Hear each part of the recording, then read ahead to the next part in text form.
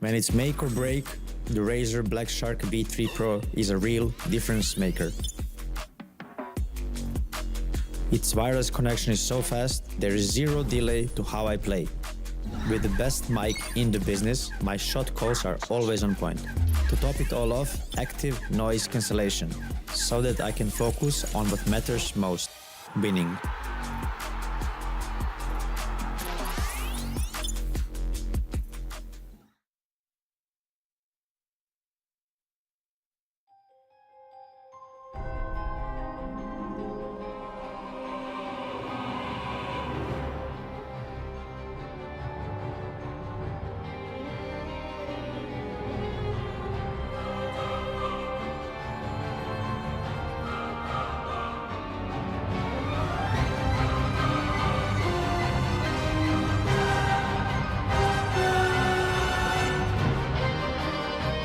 Everybody is afraid of something, but true legends rise above the nightmare. Available July 30th at 7 p.m. PT, remember who you are. The past may haunt you, but the battlefield belongs to you.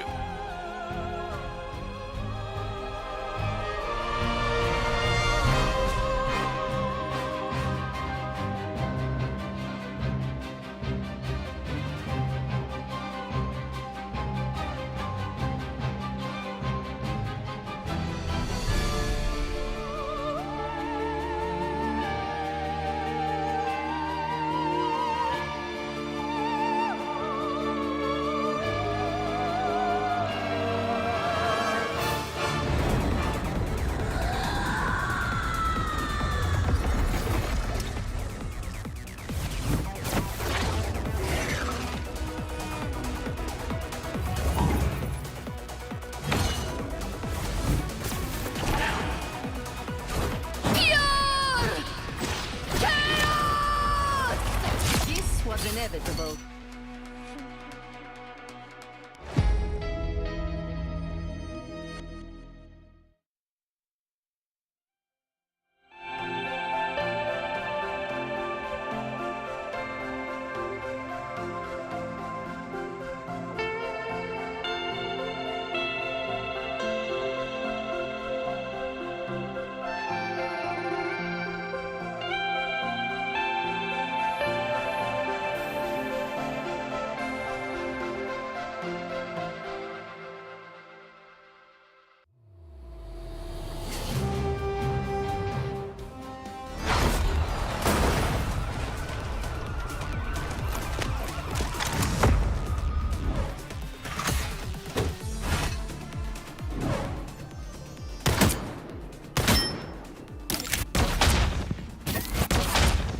Armed and dangerous! No mercy.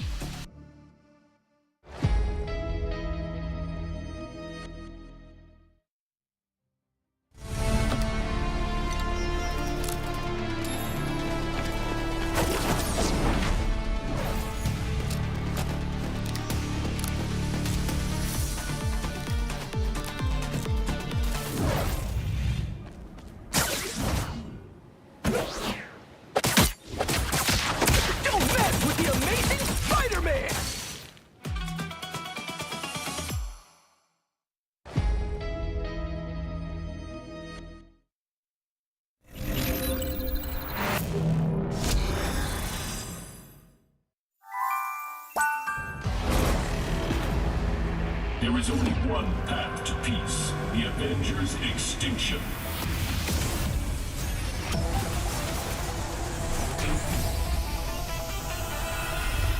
Avengers, assemble! Widow style.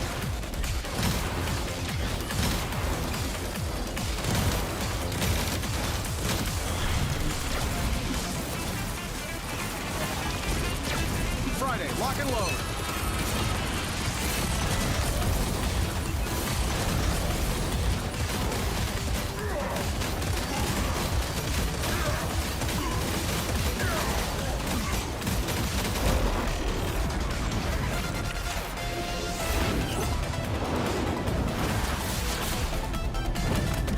This is for Pietro!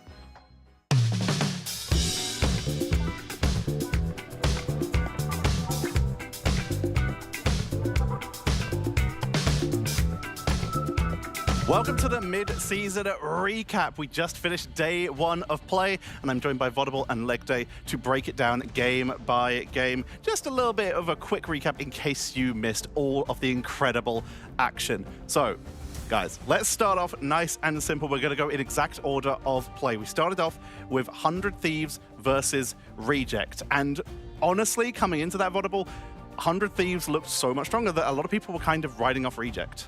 Yeah, I mean, the big thing for me is I was going into it too thinking Reject had, a fair chance. 100 Thieves were looking a bit of a struggle throughout the group stages going into the actual playoffs themselves. People were thinking, oh, they might not have even made it. FlyQuest actually got that bid instead, but they really showed up on land. They proved they have that veterancy, they have that experience, and it worked out.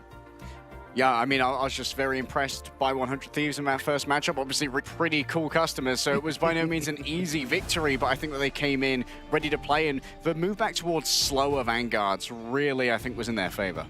And we'll be getting to, of course, like you mentioned, them being very sticky customers as time went on. But let's move on to our second series here. Iconics versus RAD. A lot of people were favoring RAD to potentially come out of this group in first place. We'll get to what happened with that, but Iconics, they started off a little bit slower, Leg Day. Yeah, Iconics, they had their troubles coming in. It's like their first time that they've been together as a team at LAN. Like, a couple of them have made it to our international events before, but this is their first time being here with this squad, and they did have their troubles that unfortunately they couldn't quite get past when faced with a juggernaut like RAD, who just pressure you so hard with Crazy Kitty.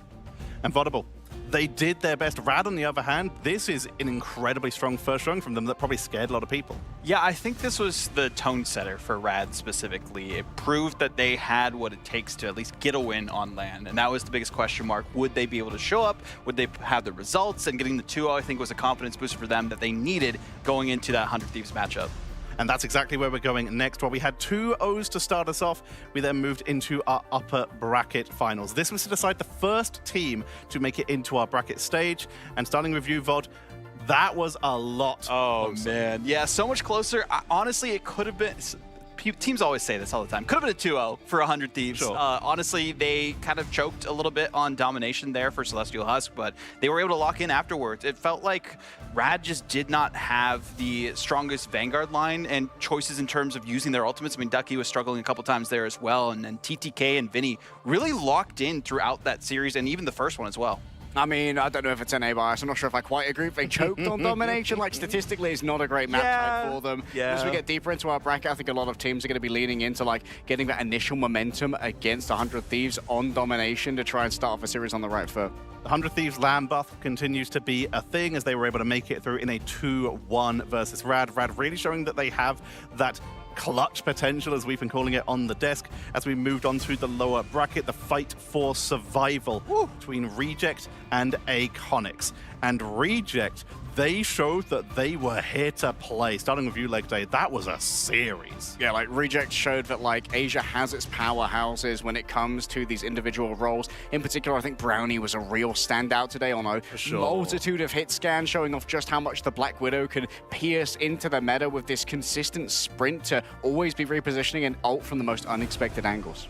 And Vodable, Iconics, a valiant effort. They did take them a little bit to the limit at the final series, but overall, this was the Reject show. It was a Reject show. I feel like Iconics, if it was lesser teams, they would have gotten, a map win. If we had the full 12 that we'll potentially have going into those grand finals, then maybe if they show up then and it's against like a 4th place team from EMEA or NA, that they have a chance. But unfortunately, it was against the best in Asia, and they showcased why they were that best team.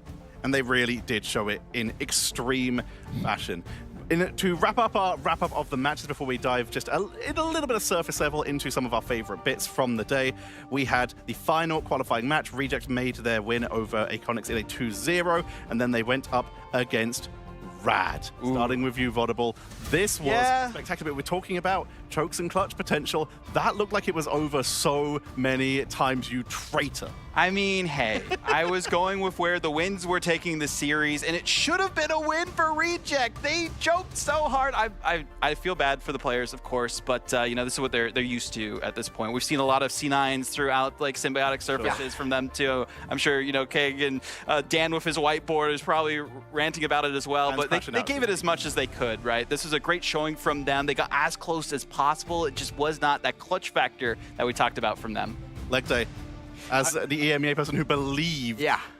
Insane. Well, I didn't believe. I wasn't being biased when I was casting. I just had a small hope within my heart that my EMEA darlings would make it through. And honestly, like, there were moments where I'm like, RAD are absolutely choking this.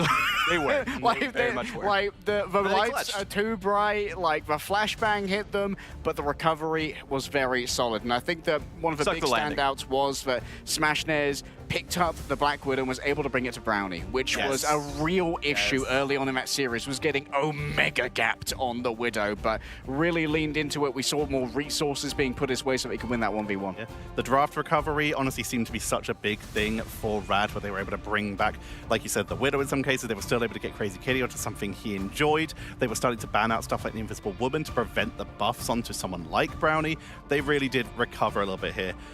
Before we wrap it up and get ready for day 2, let's have a talk about favorite moments from the day, and then I'll do a very quick bracket rundown, starting with you, Leg Day. Oh, I think it had to be the crazy clutch-up defense on Hall of Jalia from RAD. Yeah, like...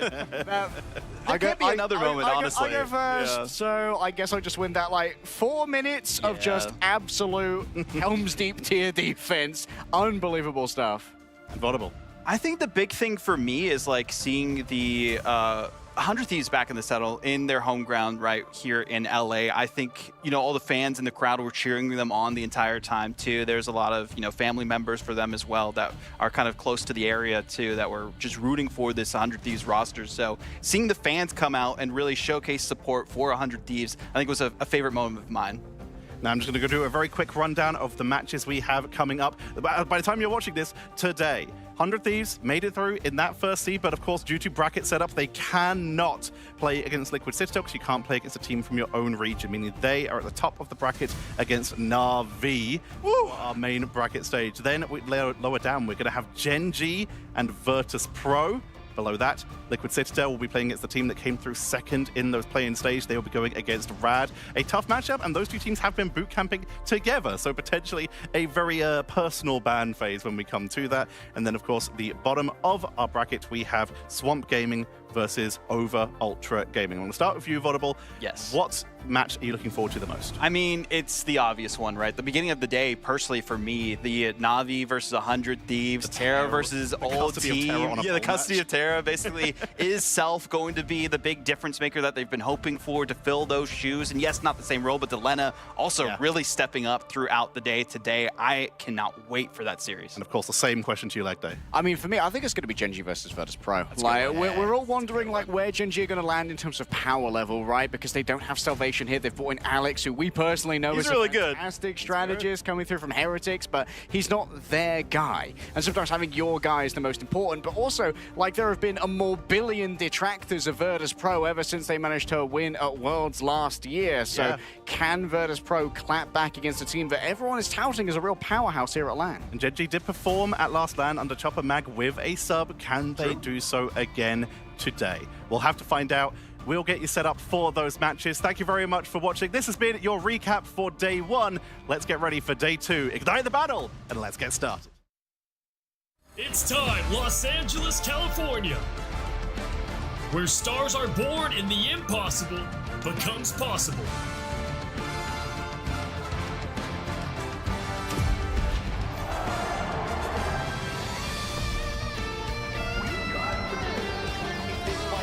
The Crook is closest on an ultimate, but still they believe it's winnable. Na'Vi say we don't need it. Because of their failure to finish the attack, it's not going to matter. We will beat you again. Gets left alone. Tracks to the room. The Citadel. The damage boost. I don't think it's going to be enough tonight. Execution. 10 teams, 4 regions. The wait is over. The world is watching. This is Ignite.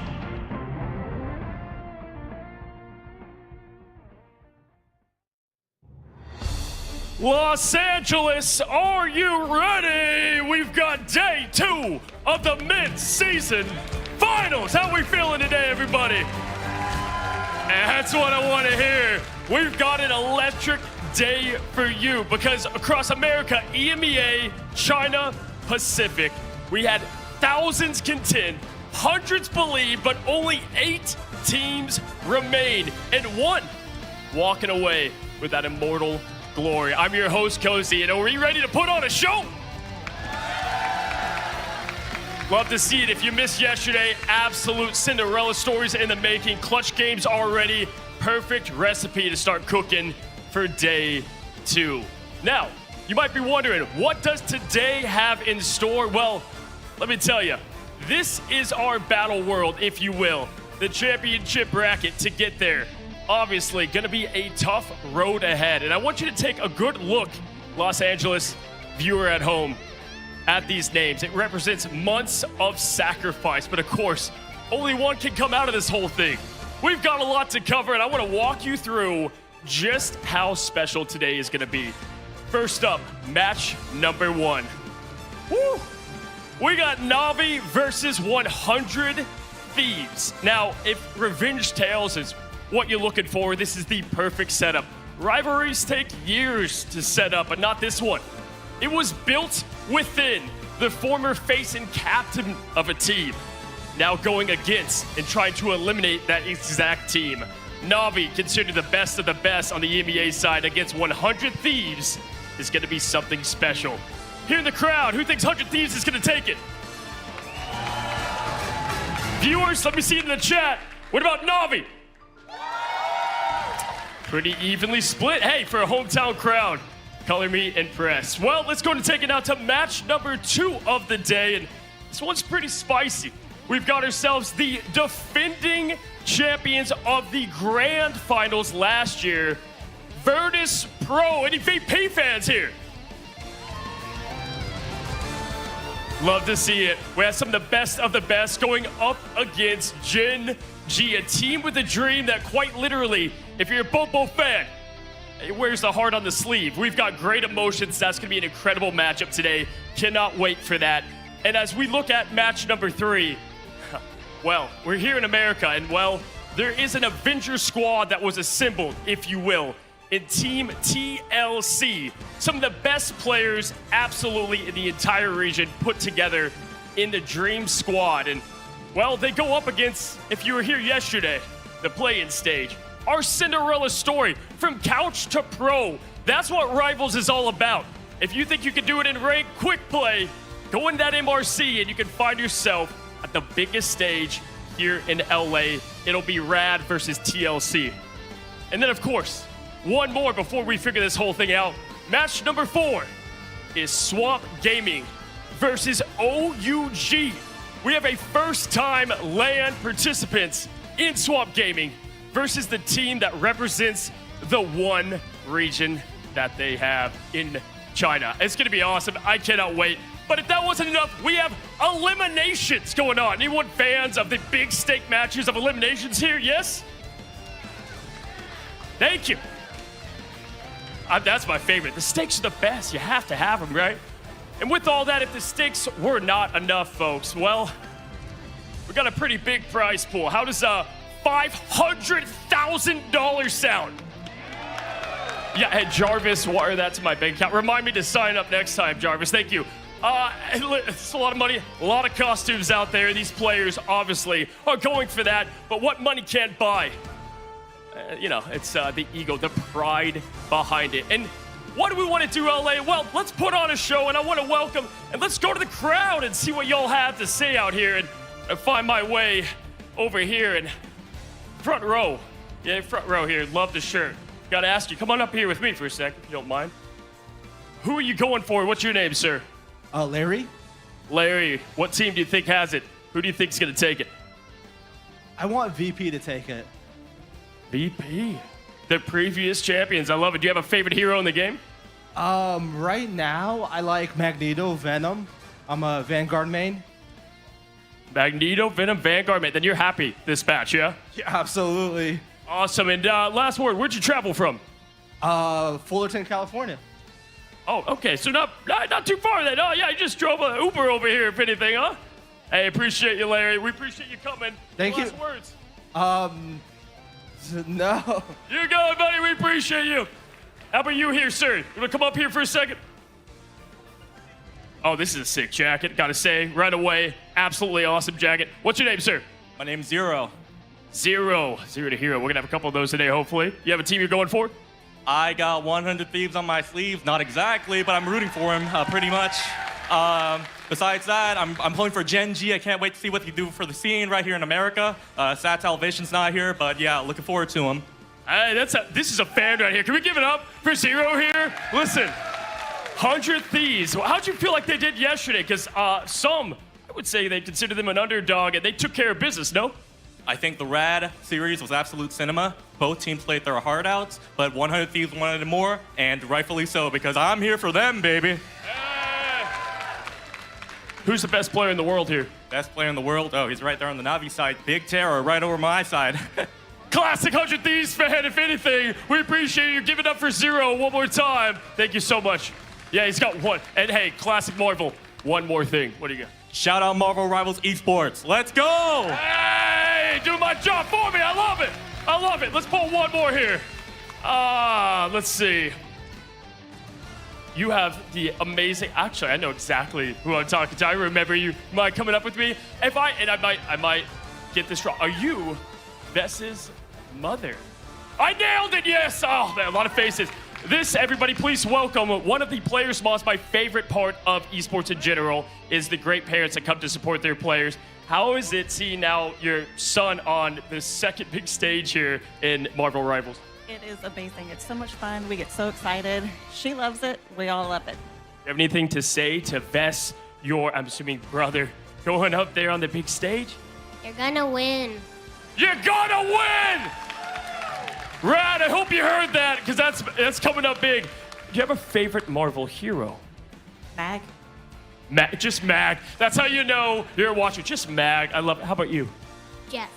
Jeff and Mag, give it up for our amazing audience coming. Thank you all so much, and best of luck once again. Well, folks, let me tell you, this is the best part of LAN, is getting all of Rivals players, fans alike together in this growing esport, and I cannot wait. I think it's time to get this thing started and introduce these teams, yeah? Come on. All right, well, ladies and gentlemen, from EMEA, if you're looking for the greatness, they are here. Please put your hands together for Navi. Now, champions don't chase expectations. They create them. The 1 seed, some say the tournament favorite. Roster filled with proven winners across the board, ready for the big stage in LA. Terra, Jerky, Trust Me, Raj, Level 1 Crook, and Fate. And we'll be talking to y'all in just a moment. But on the other side, the opposition. If momentum is what you're looking for, there's not a hotter team right now as yesterday. They blew through the play-in stage. Please welcome once again your hometown crowd favorite from LA, 100 Thieves. As you know, the hit scan man himself, the winner, Vinny TTK representing that front line. Winnie, Melina in the back, and Self by himself, the daredevil Black Cat Terror. Speaking of terror, they call him Terra, the terrifying. Terra, come on over. And where is Remix? Remix the coach. Everybody give it up for the coach of 100 Thieves. Right here, looking dapper than ever. We gotta get some words here. We have to do it. It's too much at stake. Former teams, yeah, shake it out. I love it already. Shake hands. I want to first go and give it over to you, Terra. Anything to say to Remix and 100 Thieves, first words that come to you? I mean, I want to make Remix retire. He has to finally go to McDonald's eventually. He's got to go. The grill is calling, is what he's saying. And in return to that? I think now he's terrified of what 100 Thieves is capable of doing. I like it. I like it. Finish this statement, Terra.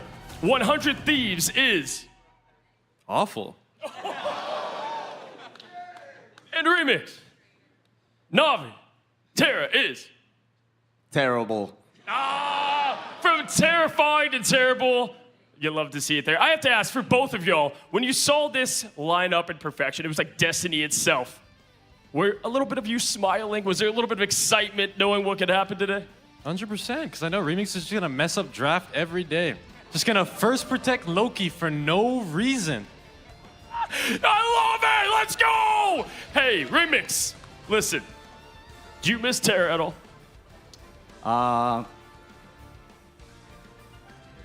I mean, I'm more peaceful now with my team. That's why Terra is terrified of.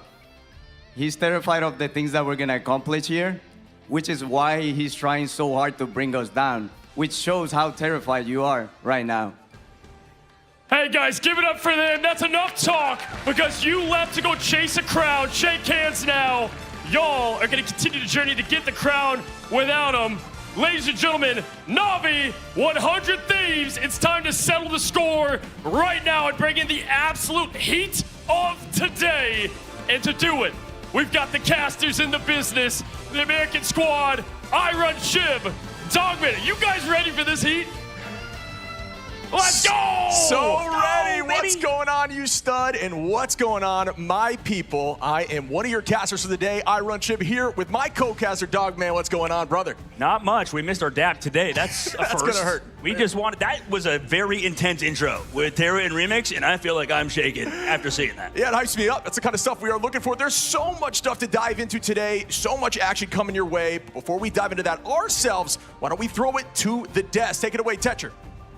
Thank you very much, Shib and Dogman. We are getting ready for a fantastic day of games. It is time for the bracket. I am your host on the desk, Tetcher, and I am joined representing EMEA and yet from Canada and America. It is the wonderful Vodable. We had so many amazing games yesterday. I was just spoiled rotten by the games that we saw, especially the ones with RAD. 100 Thieves versus RAD going the distance, and then also Reject really showing up as best as we would have liked them to throughout the competition. Maybe not so much in the first series, of course, against 100 Thieves. It's 100 Thieves. And they really showed up big at the end. And of course, I am joined by the magnificent from the UK and now also America, representing America, Gaskin. 100 Thieves going through in first place in the play-ins, but they've got a tough matchup first. Yeah, typically I'd say, do I have to represent Americas? But after the 100 Thieves performance yesterday, I'll take it. I'm excited for these matchups today. I think that we were, we love the play-ins. The play-ins are always very exciting. Who's going to make it to the main bracket? But now this is the meat of the tournament, right? We are getting to the business end, and now we're going to see the biggest and best teams quite literally in the world compete. 100 Thieves making it through, RAD making it through. Want to give a shout out to Reject and Iconics for absolutely making them sweat for the entirety of that setup. But we now have our bracket stage set up, and Gaskin, this is going to be so stressful because this match in particular we have coming up is going to be big. We're going to have a quick look at the map pool so you guys can see what is going on. As usual, we always start on domination, and that map is predetermined, so these teams will know what they're playing on ahead of time. We're starting off with our best of threes at the early stage of this bracket here, and we're moving on to best of fives later in the day. Losing team gets to pick their second map, and that will be between Convoy and Convergence. If we go to a map 3, you just pick the game mode that hasn't been played already, and if we get to best of fives, then we just loop back rounds and you can pick whatever you want after the first 3. We have so many good games coming up for you, but let's break it down a little bit, starting with you, Gaskin, here. 100 Thieves versus Na'Vi. Cozy already brought it up on stage. This is a little bit of the custody of Terra on a pole match for them. I do think that just having that as a factor is huge here for 100 Thieves. I think if that wasn't part of the experience, perhaps this is going to be a very one-sided affair. We know how good Na'Vi are. We've seen that they've dominated their competition in their region. 100 Thieves have kind of been back and forth a little bit.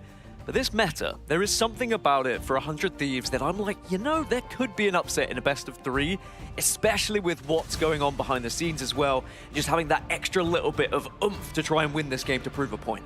Vod, these two teams have met each other before, back when Terra was on 100 Thieves, and that was at the Grand Finals last year. Yeah, I went down to the lower bracket for both these teams, of course. Na'Vi losing to VP in uppers, but now we got to see a 3-1 victory for Na'Vi versus 100 Thieves to eliminate them in 4th place. So they want revenge as a team, and the best way is to serve it up cold in this best of 3 for our first match of the day.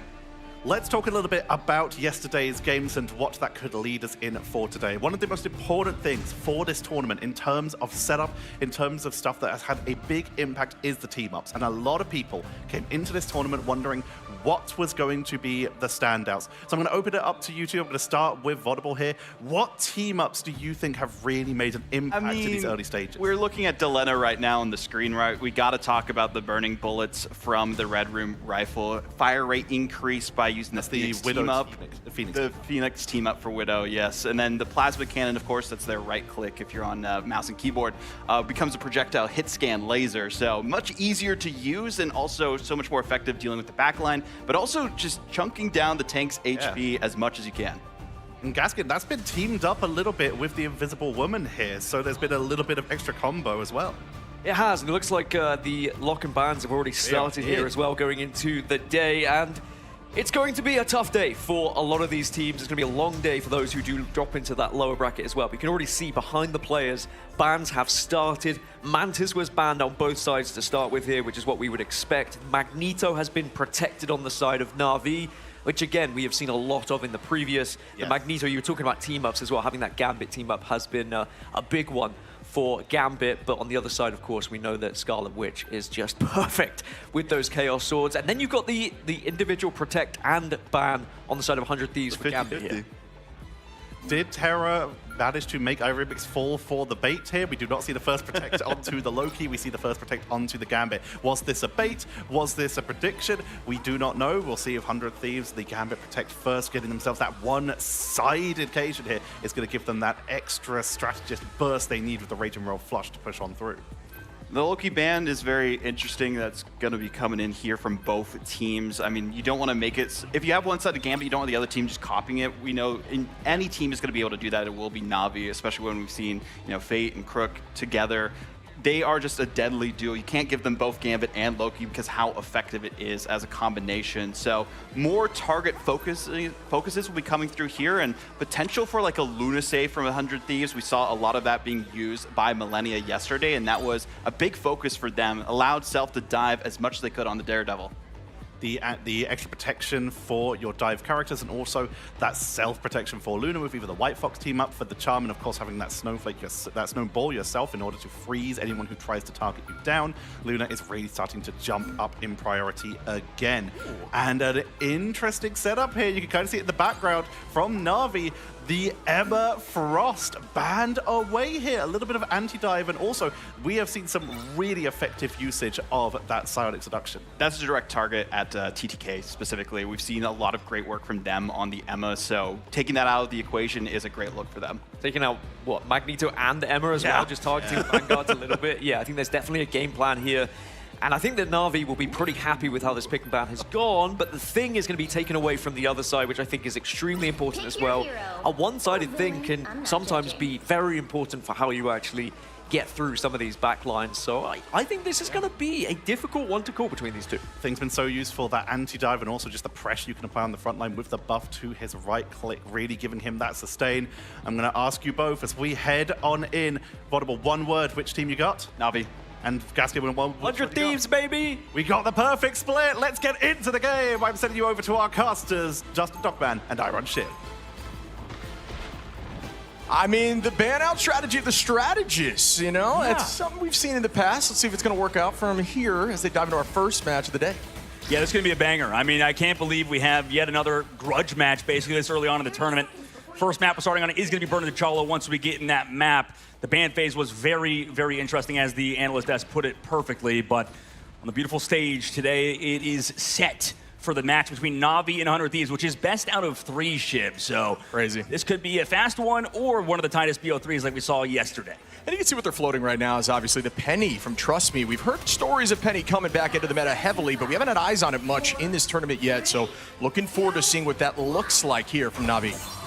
Yeah, I think if they run this portal strat real quick, we might have a potential catch out of it. But no, they're wanting straight to the point with it. So it will be that comp around Terra on Bucky, actually. A bit of an older strategy with it. But it's like you said, Trust Me playing the Penny Parker.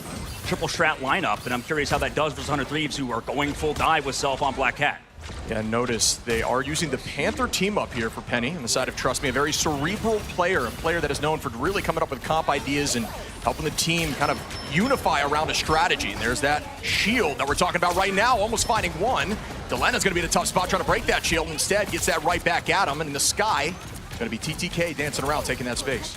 Yeah, I mean, controlling the objective right now, but touching is one of the members of Team 100 Thieves. I believe it was TTK, but he had to fly away towards the health pack side. And right now, in terms of space created, Navi's doing a good job. Wow, well done by Rajro here to find Delena early on in the fight, put them up in numbers. The point is in their favor, 12% and climbing. Self, though, matches it right back and is able to find a strategist, make it 2 as Jerky goes down. Terra finding Millennia to find a strategist back at them. But either way, numbers are still in their favor for the side of Thieves right now.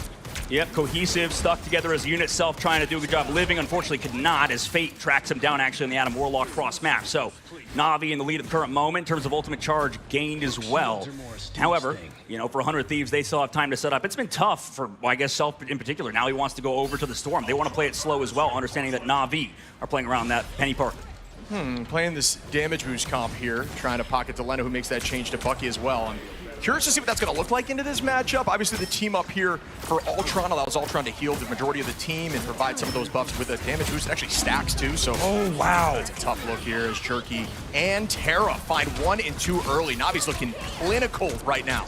Yeah, that was perfect on the engage. I mean, Vinny walks up, bit slow, bit telegraphed. The unfortunate aspect, I think, with the thing is that, I mean, obviously you can kind of fall back to your team and bounce away, but once that damage comes through from Na'Vi, and if you have an aggressive strat in terms of the Ultron on Jerky, you can make plays happen incredibly fast. Now Na'Vi are sitting in a great spot.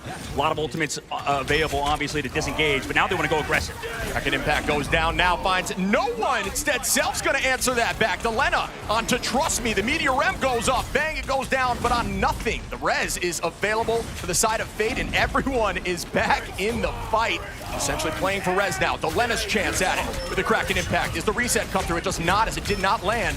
On to Rajaro in the front. Fate back in the fight. Everyone is holding on, and Na'Vi are playing this exactly the way they want to. Yeah, that was beautiful from Na'Vi and Rajaro specifically. I mean, avoiding getting that reset by Dilemma. You can tell that was their strategy. Now it's a little bit disjointed for that side of 100 Thieves. Self gets deleted in the middle of his ultimate. That Storm shut down.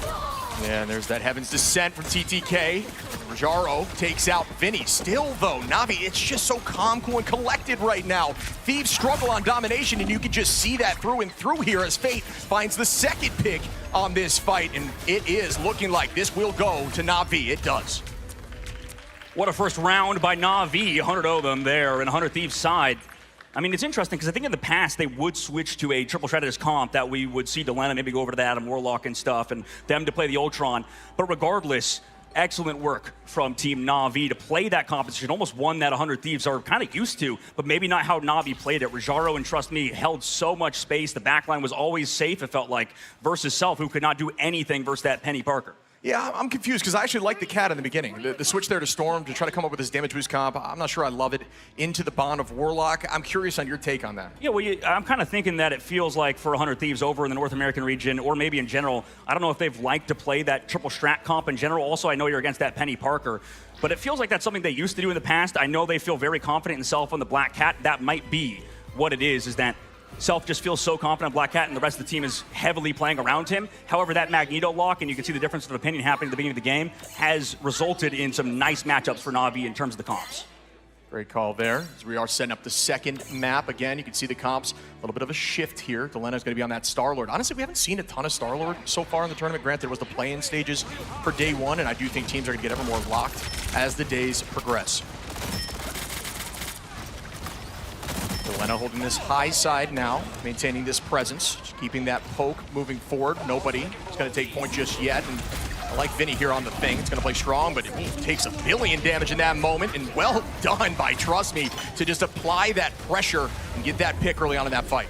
Yeah, this is tough. I mean, at this rate, I don't think the Black Cat stuff is really working for 100 Thieves. Also, the Bucky has been a problem. Something that Reject, I think, didn't even try yesterday. They played a triple Vanguard comp versus 100 Thieves comp, and it was not looking good. But the triple Strat comp with the Ultron, with this Adam Warlock and Fate just absolutely pumping in ridiculous amounts of damage, it's been so hard for TTK and anybody on 100 Thieves to do something with their very hyper-aggressive comp. It feels like Na'Vi are somehow being the aggressors with, you know, in the past, this slower composition. They're not playing it that way at all.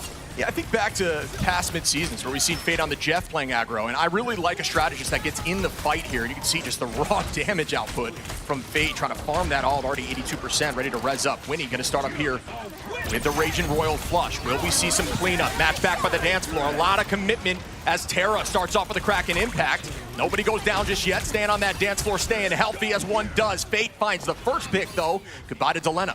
This team is so coordinated, so on point at the current moment. Millennia trying to fall back the main side, does so. But we have Rez available for this fight as well as Self gets picked off. I mean, this is so one-sided. And actually, in this case, might be a bit of a draft differential, or at least team differential at the current moment, as Na'Vi are sitting with a lot of ultimates, still disengaged perfectly, and caught Delena down in the back of the fight. Yeah, the one-sided mag looks incredibly strong. The one-sided Gambit, maybe just not as much of an answer as it was in the past few seasons here. Gambit's been a mainstay in the meta. Roger Rose holding this spot here, applying some pressure. Does have that Meteor M to answer should need be. Vinny popping bubbles, a big cooldown to pull out as Fate finds another pick inside of the Galactic Legend from Delena, and that's just more and more wins here for the side of Na'Vi. Yeah, I mean, this is just insanely one-sided at the current moment. I mean, TTK finds one, but Fate can get resurrected. He also has the Karmic Revival still available. We have only Millennia's ult, and no, he goes down with it. So they rely on the portal, have to stall it out. But regardless, Na'Vi can still all feed into this point. They have to deal with the Penny Parker coming out of the portal. That portal comes in within that 3% that is needed to start off the overtime ticker. We're going to see, trust me, has ult available. They are going to use some of this to just spread and protect some of those mine spawners, make it a tough zone to go in and fight on. Bond gets committed. Fate does have that res available. Keep eyes on that as the dance floor is committed for Millennia. Pick comes out. Na'Vi up a number as Winnie falls. The strategist pick is massive. Fate finds another onto Vinny. And there's that res from Fate in prep, but it does not matter. Na'Vi take domination. Wow, what a map one from Na'Vi. And I mean, this is the prevalence of hit scan meta at the current moment. You can see what a shutdown compared to yesterday when we saw Self just go insane. Yeah, it is really difficult on domination to go into a penny comp too, especially with that Ultron Protect. It is a disgusting composition, and it looked dominant across the board. And Fate is actually going to take home the MVP with deserved. With the Adam Warlock absolutely popping off, shut down Delena's ult as well. Fantastic work on Na'Vi, and they're showing that prowess. They are the reigning mid-season champs, right? Back when they were on RAD, rather. But regardless, this team has that experience, like you mentioned before. They've taken down top squads, and you can look today, they want to win it all, and that was a dominant map number one. Way to do it. I don't know if you saw those stats. I threw up in my mouth a little. 9.4K damage from Adam Warlock, more than some of the duelists across the board. Guy just does not miss. Well-deserved MVP there from Fate again. Na'Vi haven't missed a beat here. Thieves are definitely on their heels. Yeah, absolutely. This team is looking like a well-oiled machine, and it's all through their incredible players that I know a lot of people talk about. Fate and their backline in general is one of the best backlines that we've seen in the game. Their strategists, just in tandem of those two, so mechanically skilled and so smart and cerebral when it comes to the gameplay as well. I know Trust Me gets a lot of the credit too with that in that department as he goes for a quick bathroom break, and we look at the rest of the squad. Rajaro, that stable force as well, playing a ton of that Magneto that has been so prevalent in the meta. To get that one-sided mag seemed to have bit 100 Thieves in the butt, right? Yeah, it's funny that you mentioned the cerebral side of Trust Me. I think of it like team heart versus team smart, right? Yeah. Thieves just seem to show up in these moments, so I always give them the team heart, when they're here on the big stage, but it's just hard to go against a team that just truly innovates and creates metas. Yeah, this team right now, Na'Vi, looking incredible, especially against that, or with the Penny Parker. And you can see even, trust me, I don't know if there are a lot of players like to sort of lie, behind the scenes. I don't know if you know that. They were saying heard that, no. No, never. I mean, everybody kind of thought that Venom was going to be crazy good, insanely OP. Coming to the game, trust me, he's like, no, Venom's terrible. And so he's kind of right. He's going to Penny Parker. We've heard even, other players that are known for more Captain America. Maybe you heard of him. I'm not going to leak the name, but for TLC, you probably know. He's been playing a lot of Penny Parker as well. So everybody's picked up this hero. It's because of the new team-ups, right? That Black Panther one has been huge for Penny Parker, right? Yeah, we were talking about the strategy. You can play like an aggressive Penny where essentially you drop that Mind Spawner at your feet, pop the shield up and defend it, and then you just win trades like it's your job. It is a huge problem right now, but you got to keep in mind that the metas here that you're going to see in a live action or in like a mid-season worlds like this are going to be a little different than ranked because there's just so much coordination and the mistakes are very far few and in between. Absolutely. I mean, now we're kind of come full circle. Remember when people were talking about Penny Parker and gold? You were, dude. Yeah. Well, yeah, a couple weeks ago. Before the Black Panther buff came out too. I mean, there were so many changes that came out, 100+ team-ups it's just insane how much you've had to, relearn and figure out, and also keep the game fresh. So for sure, that's the big thing on stage. These guys have to figure out the meta so fast. The hardest part of the professional job in this scene is to figure out what to play. And there's so many bans as well that dictate and change things, one-sided bans. So, it's very, very difficult at the current stage. Yeah, so much being thrown into the game this new season. Shout out to the dev team. Museum of Contemplation is going to be our next map. Strange. We never see that, huh? Yeah, no, never see Museum of Contemplation. I'm contemplating banning that map from the grand finals because we see it so much. But I love that map, to be honest. Me too. Mainly because people really struggle at the very end with the cart. Yeah, it's tricky. It changes into a giant duck because there's a lot of C9s that can happen. Yeah, this is one of those maps that a lot of teams are screaming on. They enjoy it. And I get a lot of questions about, why is this a selection? And I think there's a lot of things, right? Teams are practicing on it, scrimming on it a ton, so they feel comfortable. And then, two, why not hold some of those more selective team-focused maps later on in the tournament when your back's against the wall? Pull it out when you think it's kind of a weapon for you. You don't necessarily need to use it now when you're not, getting removed from the tournament per se. I like that, hiding a ton of their strategy potentially as we take a look back at the stats page. And, something that was a bit hidden in that last map, specifically when we look back at the replays, Na'Vi playing, I would say, a more traditional, what I felt like 100 Thieves might try to opt into, that triple strat comp with the Ultron and maybe not playing around the Black Cat a bit much, but we take a look at it was so one-sided. I mean, everybody having a tough side on 100 Thieves, whereas Na'Vi, just pure domination. Yeah, I'm looking forward to potentially seeing the Widow back and forth from Terra and Delena. I think Delena looked really good on Widow. Terra, though, in that matchup, on the Bucky, it was just uncontested. You see Delena struggling a little bit on that stat line there. Terra looked like a raid boss the entire time, but it's really about the flow of the map, and the entire pacing was in Navi's favor the entire time. The only time it wasn't was when they're playing for res. Very surprising, too. Considering what we saw yesterday in the play-ins, it's kind of looking like the past where this team made it out of the play-ins. And, with Level Run Crook and this squad, they actually dominated the play-ins back in China, in Guangzhou, and now coming around to this side of the pond, they haven't lost a step, where you would assume maybe these play-in teams are a lot stronger just due to how things have worked in the past. It's not always the top seed that dominates that LAN, and you would assume 100 Thieves could match up well against Na'Vi based on yesterday's matches, but after that, that domination was, like you said, just all in Na'Vi's side. Yeah, it might have lit a fire under him, right? You got to hope that's going to be the case, keeping this tight, because, you and I like to see close matches for the most part. But when it comes to Na'Vi, there's so much I want to talk about. You mentioned them going through the play-in stages last time we saw them, making it all the way to the finals and taking it home. This team is so dominant. It's funny, because some of the conversations I remember back then, for example, Jerky said, I'm a Psylocke one trick. That's all I am. And now he's flexing to everything. So times have changed. This team is adapting. This team has passion, and I think that's how you win games. It's a great call-out. He had an insane pick at the beginning of the fight before it even began. 100 Thieves just did not know how to react to it, but that's why they chose this next map. We're going to see the 100 Thieves play maybe more something that is a bit more traditional for them. However, BO3s can be very fast if Na'Vi have figured out this ban phase, and I think they really did a good job. Trust me and their coach and everybody across the board did a fantastic job in this ban phase. So this is a very crucial one because it's now map point for Team Na'Vi over 100 Thieves. They could potentially send 100 Thieves into the lower bracket already. Yeah, it's funny. We heard the conversation about how they think Thieves kind of struggles in the ban phase, and I do think the ban phase was by far won by Na'Vi on that last go. We'll see if things change here. I don't expect, to see the full strat line ban out here. Yeah, it looks like they are going to go ahead and make sure they lock in that Magneto. Yeah, when we take a look back at the bans, it's, as you said, Magneto protected.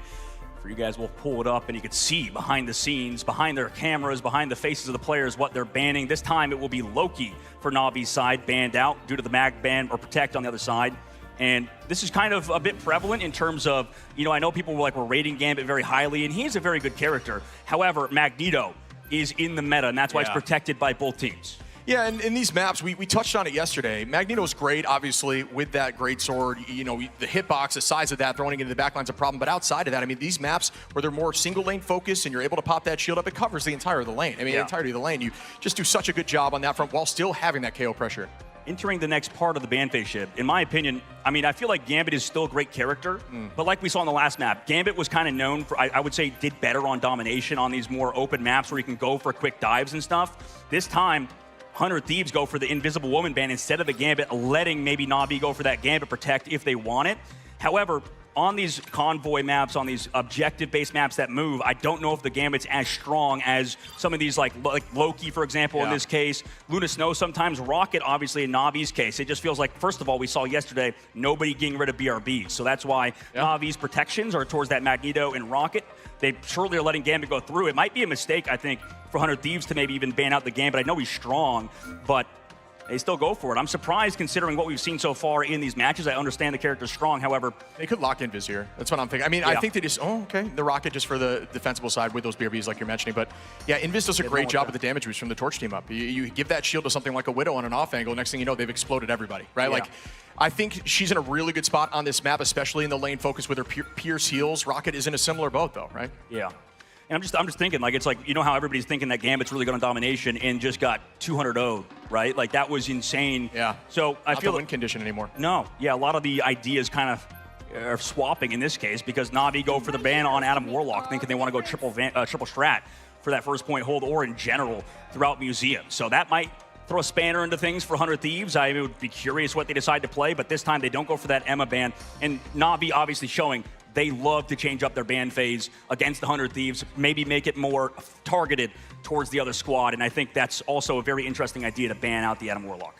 Yeah, I'm with you. I think that's just doing their homework. I think Warlock has been a mainstay for them on defense. That makes a ton of sense. Again, a very cerebral team. I do like the change up here from Thieves as well, although in the entirety, it's tricky to say who wins the ban phase, but I would say Na'Vi did a great job there.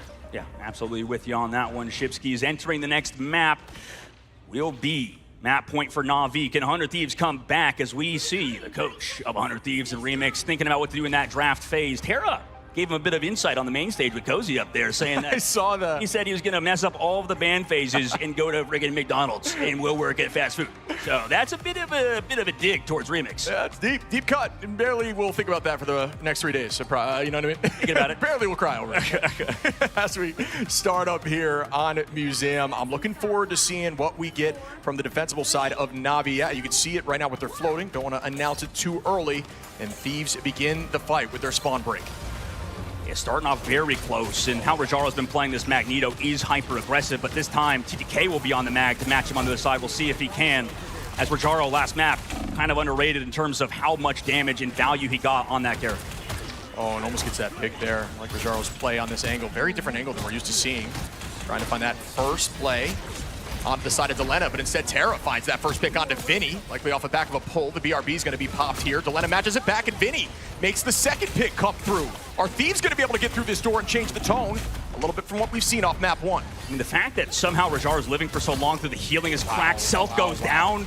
Both duelists, I think, are being removed out of this team fight even after opening picks. Na'Vi capitalize. Yeah, they're really taking advantage of these drones. I mean, Jerky on here on this Ultron, and with the team up from Trust Me, they're just able to play so aggressive. Vinny, though, finding that pick on a Fate, who just came back from Rez, will be permanent for once. Here's Fate's back at the door, playing a mean Warlock at this current moment. And Tara's going to be on that Wolverine.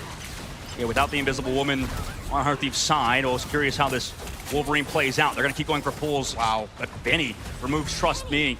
And that's an excellent job, just holding aggression, playing forward, and finding the picks. TTK with another one of the Rajaro, staggering them out too. So this portal might come late. They do find Winnie at least on an aggression play, but do they find any more after that? I like that touch of Tara just using that wall slowly. Doesn't want to burn it too quick to keep that charge at 100. Tara finds that pick onto TTK, but numbers still heavily in the favor of the Thieves, who are trying to steal this first point. Vinny again finds Tara.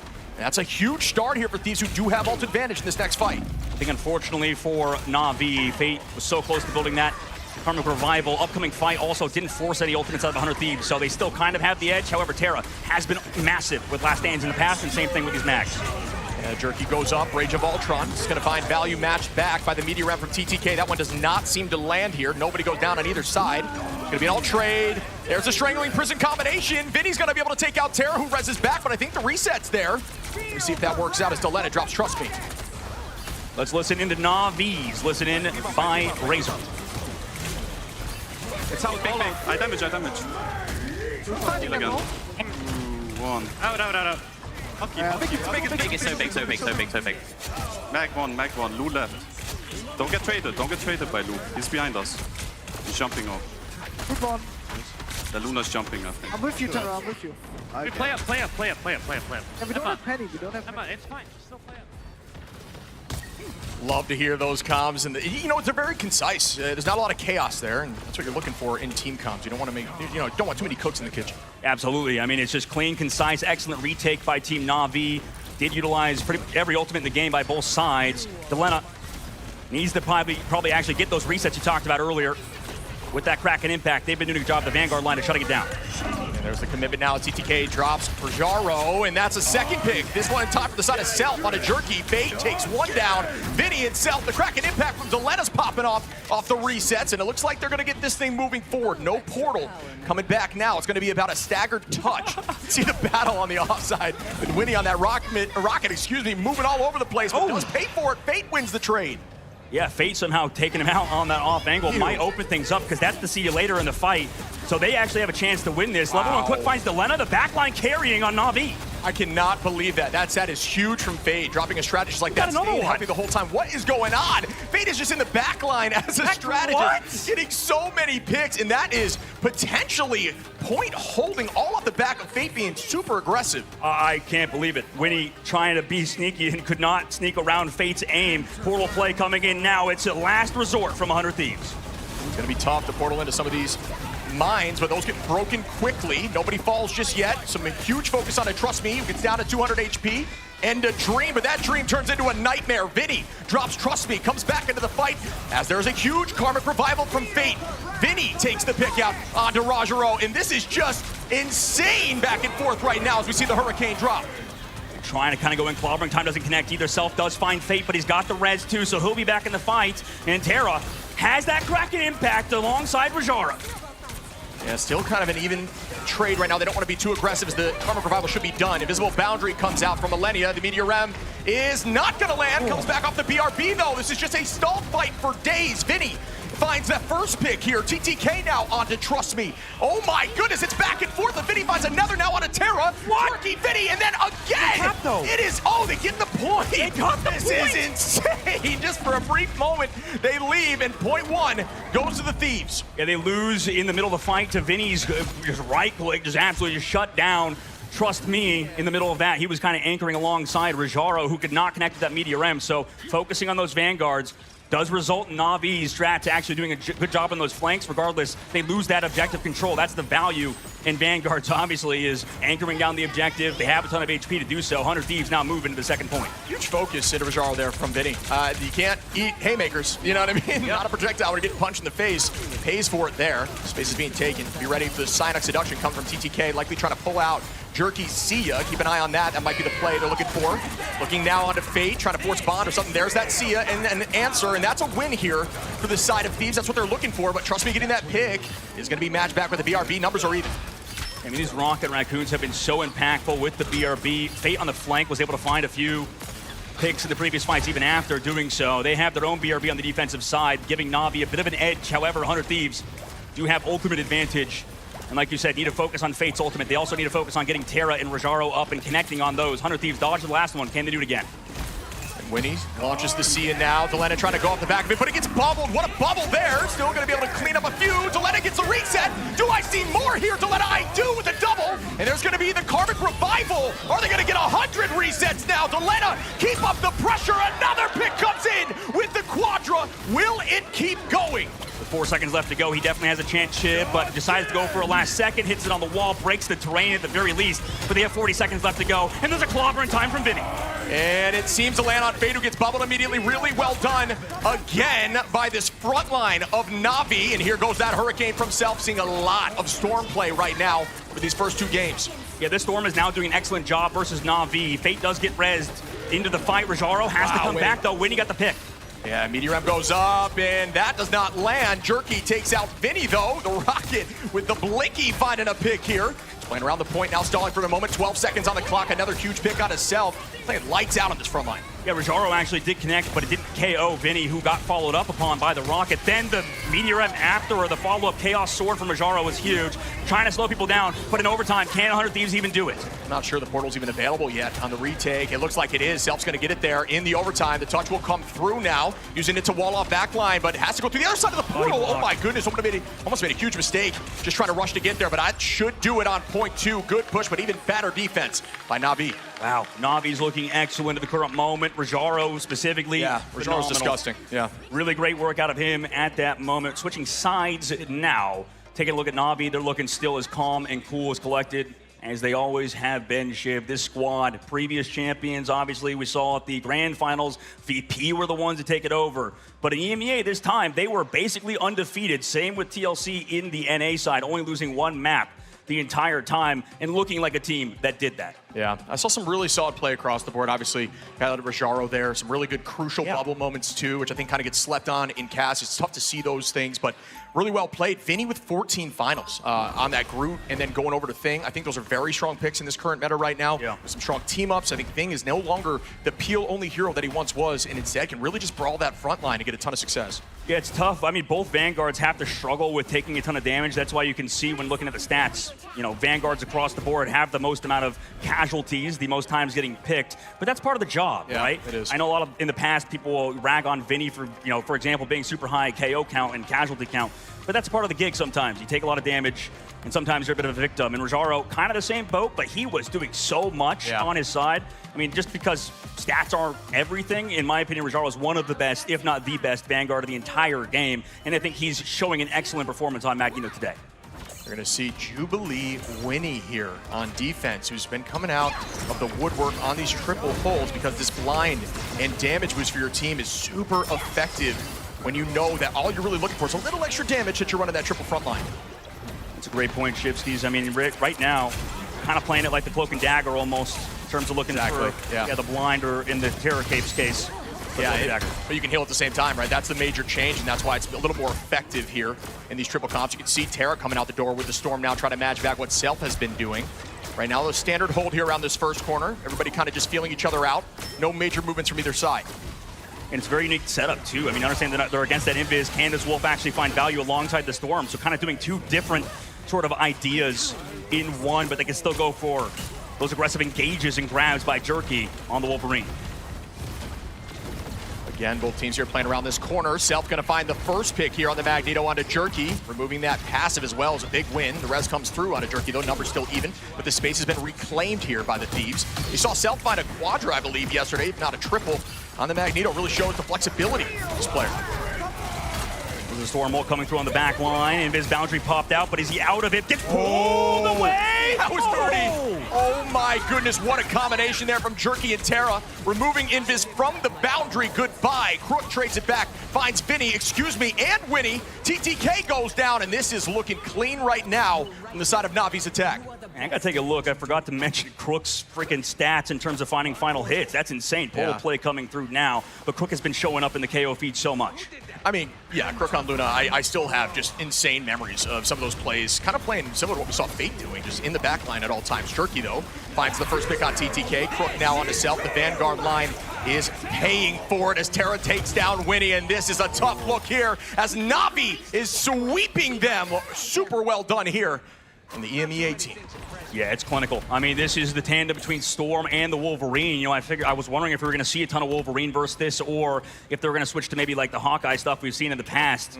But for 100 Thieves, they've just not figured out any of Navi's compositions. It just feels like Navi are reading every single play. Terra's going back to spawn to switch to now Bucky. And I wonder after Jerky's ult if he's going to switch to something else, because Self swapped over to the Black Cat and Delena is over to the Black Widow. But they have 4 minutes and they have basically only one fight to win. Yeah, this would be a really huge defensive spot, but also kind of a choke job from Navi if they struggle on this. And they're all on their comfort picks. Delena comes back into the fight as the numbers are even, but the BRB being taken down is huge. Self trying to distract here, almost escapes in that moment, looks upward. Just taking so much focus, but look at the space of the cart already. That's insane. Yeah, I mean, Crook finally, Self gets the better of him by going to the Black Cat. Needs that perma invis to have a bit of an edge. Yeah. He's got to try to stay on top of Luna there, make sure she does not dance for long. They're all looking for him. Holding on to that last stand is something to keep your eyes on now. Well, this did at least buy a little bit of presence for 100 Thieves. You can see Navi are reacting very heavily towards it. They want to play slow until they pick off Self or Delena, one of the duelist sides. Let's see if they can do so with ults. Yeah, a ton of Qs available here from Navi. Jerky with the last stand. Terra comes in at the same time. There's going to be the reset. 3 go down, 4. This might be a full sweep here to try to close this down from Navi, who commit 2. Actually make it 3 with the Sia in that fight. I mean, Navi, it's so easy for them. Delena, are you going to get picked 2 ulting? No! What a shot. Not anymore, no. Yeah, Jerky finds Zap and the rest comes back from Terra, so the trade is just too valuable. I don't even know if they can get there. They've got to get there fast. They do not, and that is going to be a win here from Na'Vi. Wow. I mean, absolutely clinical macro play, and that's the fastest I think I've seen a team adapt in that case, switching after compositions. I mean, they go for that first point, do it very flawlessly, but Na'Vi are your champions of that match in particular, not the champions of the whole tournament yet. But Fate going to take home your MVP. The backline in general was phenomenal. I'm very curious once we go to the stage in a bit who we're going to chat to in that squad, but maybe Tara was right. That was very Na'Vi coded, and like I said, they fought the off angles every time. After switching compositions, I think that's very difficult to do, to adapt that quickly in terms of composition switches. So Na'Vi are well-practiced, well-oiled machine, and I don't know what else. There's nothing bad to say about that match. They played it flawlessly. Yeah, I think they kind of played into their comp, right? They didn't have more finals necessarily than Thieves. It's just that they played this res more slow and then full commitment comp, and it just really worked out for them. They were getting value after every team fight win instead of just fighting the team again 5 seconds later. Yeah, it was beautiful stuff. As you can see, the shakes coming out. No bad blood, maybe, between Terra and Remix. Some words exchanged behind the scenes, but Na'Vi, flawless victory for them. And, I mean, they continue to probably set up their pace of play to maybe win another midseason. Yeah, I mean, when I saw those cryo go off behind us, it gave us memories. Remember for the grand finals there? Yeah. A very similar boat. But yeah, I mean, this team just looked exactly what we expected them to look like, right? Just so dominant, a composition that's different than we've seen so far, and it did what it needed to do. They did what they needed to do, and they got the job done today. Over 100 Thieves. Pretty dominant performance. I mean, like I said, on that second point on Museum, that was just clean, and that's been the tournament so far. It feels like every game, except maybe a few in those play-ins towards the very end, were incredibly tight, or not. Well, the matches, like, for example, we watched, it was just one-sided. Super one-sided. That's what that felt like, too. It's like 100 Thieves were kind of gapping Reject in that side, and then RAD later on. In this case, it was Na'Vi doing the same thing to them. They got to taste their own medicine. Yeah, you really got to see the seeding differential there, which is, you know, that's tough. You don't necessarily want that. If you're Thieves, you want to come in with confidence, and just was not able to make that work there. I saw at the end them going back towards their comfort picks as we're looking here at some of the big plays of the match. There was so many by Rajaro and Crew. Realistically, I mean, I don't know, Crook was crazy, right? Like, Crook was popping off in just getting those first picks a lot of the time. Yeah. Do you think something maybe with the nerves came through for the duelist side? Because it was hard to deal with a team that's playing just to KO you. Yeah, it's really the tournament begins today, folks. Speaking of talking to some of these players, getting their takes on what they're thinking about today, let's throw it over to Cozy.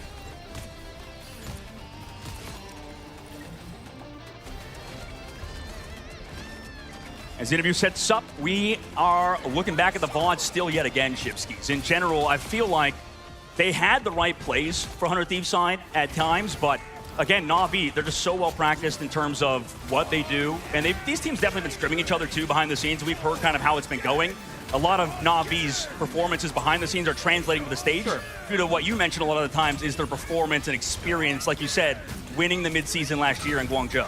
Yeah, and you hear a lot of the stuff behind the scenes about scrim bugs, right? And teams that look good in scrims. I think scrims, you get your full advantage when you're testing. I don't think you need to be winning all the time. I think you need to be thinking what is going to beat certain teams. And sometimes you're going to be testing what's going to beat a team that you're not currently playing in scrims. So that is going to result in you losing maybe some of these scrims. And you hear in the backside, maybe Na'Vi's not winning every scrim, but that's not their goal. Their goal is to find a solution, and they found Thieves' solution. Yeah, and they might find every team's solution as the tournament goes on. Obviously, BO3s are hard to adapt to. But I just, in the ban phase too, just not having to worry about Gambit earlier on, that's maybe something that Na'Vi want to opt into, is to even not ban Gambit, as crazy as that sounds, just on Convoy and Convergence. As I know, Loki, Invis Woman, like you talked about earlier, these new team-ups that have come through results in these characters being so strong on Convoy. But who is still remaining strong is Terra and Na'Vi, who 2-0 100 Thieves. Taking a look back at the stats, Shib, is it as one-sided as we thought? I mean, yeah, the tricky thing is when you look at the stats, it's like, it seems so even, but it's really just a compositional dip. That's why stats don't always tell the story. You have to watch the game and see how it flowed. Absolutely. I mean, we have to watch the game, and I'm sure a lot of you tuning in are fans of both 100 Thieves and Na'Vi. But Na'Vi have won, and Cozy's on the main stage with the winners for an interview. What's going on, guys? LA, let me hear you. All of that for a drop of blood. I think Thanos would say best. What a matchup. I've got Trust Me and Terra. Fun fact, if you don't know, going back to Grand Finals last year, y'all knocked out 100 Thieves in that lower bracket. Trust Me, at the hands of you, to Terra. Terra, you went on over to some would consider the dark side from America to the EMEA. I have to ask, first of all, I mean, next team you beat, are you taking another player, trust me, or what's going to go on there? Not that we plan for it. I think we have the best possible team we can get right now, and I think we have the best chances to win LAN this year. Let me ask this. I mean, this is an awesome two personalities in this scene. How was it combining Terra to Na'Vi, and between y'all two, hey, all love stories, all teams, all, you know, hero origin stories have up and down. I want to go to you first, Terra. Going from America to EMEA to Trust Me and the leadership there, how was it in your shoes? I mean, there's always going to be issues whenever you first come over to the team, but it's about how you get past the issues. There's always been a team to be rough at the very beginning, but we always bounce back, especially when Na'Vi said last slam when I wasn't there. They had a 33% win rate in the scrims last year. And that's kind of the same thing. It happens every year, but it's about how we bounce back and how we deal with it. We can't let everything get offense. I like to call it passion, folks. Passion, and there's one passionate individual right here, trust me. How was it on your side welcoming Terra on over to your team? I think he was one of the more missing pieces, because we need like a explosive mechanical player with our own vision that we can challenge our vision. So I think that we have the best possible team right now. So, Terra, do you feel like you made the right decision after what we just saw out there against 100 Thieves? I mean, everyone's gonna say I betrayed my country, but my whole goal is to win a LAN and basically retire. So, do you wish them luck down there in the lower bracket? I wish them best luck. They always do a good lower bracket run. We've always done that. Last year, in Guangzhou, we did a lower bracket run, and then in Atlanta, we did a beautiful lower bracket run, but we didn't get the results we want. And I know 100 Thieves, they have the passion, they have the grind that they want. So I'll hopefully see them later. I appreciate that. And lastly, I want to ask you, trust me, next up, you've got potentially going up against VP once again if they do come away with the win. We go back to grand finals last year. They were the team that knocked you down to the lowers, I believe, and then ultimately took the crown. Is the revenge there? Is the circle the name? Are you ready? I know you've had your fun in stage one, but now we're back at LAN. In stage one, we 4-0'd them in grand finals. We got 1-4 in grand finals last year, and we lost the LAN last year to them. I told them if they lose to anyone else other than us, it's not okay. They're not allowed to lose to anyone other than us. So VP will win, and we will get our revenge tomorrow. It's tomorrow. Yes, it is tomorrow. Folks, can we give it up for two of the best players that we know here in the sport? EMEA, we have Terra and Trust Me. And we're just getting started. That was match number one. We're going to have the analyst desk break it down, bring up the heat. That will be match two. Thank you, fellas. The heat has been rising because Na'Vi, a lot of people came in expecting them to be like the top team, and well, quite frankly, they are delivering. Starting with you, Gaskin, that was about what a lot of us were expecting when it comes to Na'Vi, but it seems Terra did make a pretty good move. Me too. I knew that was going to happen. That's exactly what I said was going to happen. Na'Vi were definitely going to win that one. I didn't say 100. If only it was recorded somewhere. I think that, you know, we all knew Na'Vi should have won that. I think there was always the what if with 100 Thieves, this meta, how they've been developing. Exactly. There was a lot of murmurs behind the scenes of what Na'Vi were developing in terms of a meta as well, and kind of the counters to that, and maybe 100 Thieves were able to find a way.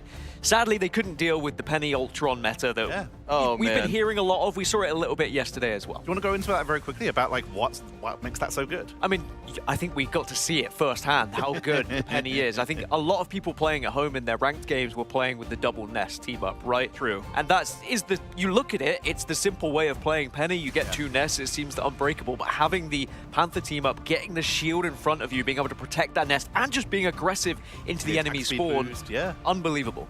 Let's have a look at our MVP here. Speaking of Ultron, as we saw a little bit earlier on, there is another character who they do boost up, and that is Adam Warlock. Fate playing a little bit of the Rocket, playing a little bit of the Adam, and just as usual, putting on a stellar performance. Vodable, we even saw a little bit of flanking Adam Warlock trying to chase down Winnie. That was very effective for them too, taking out Winnie right before the final fight that they were having on point 1 for Museum of Contemplation. I love the aggressive playstyle from Fate.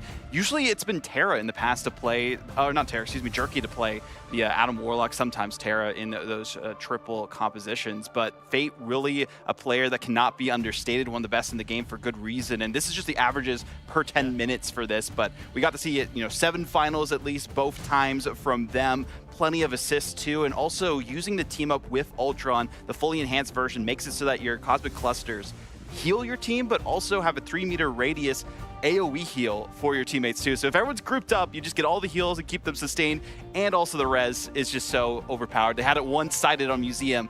Why did you let that happen? Don't ban Invis, ban the Adam Warlock against this team.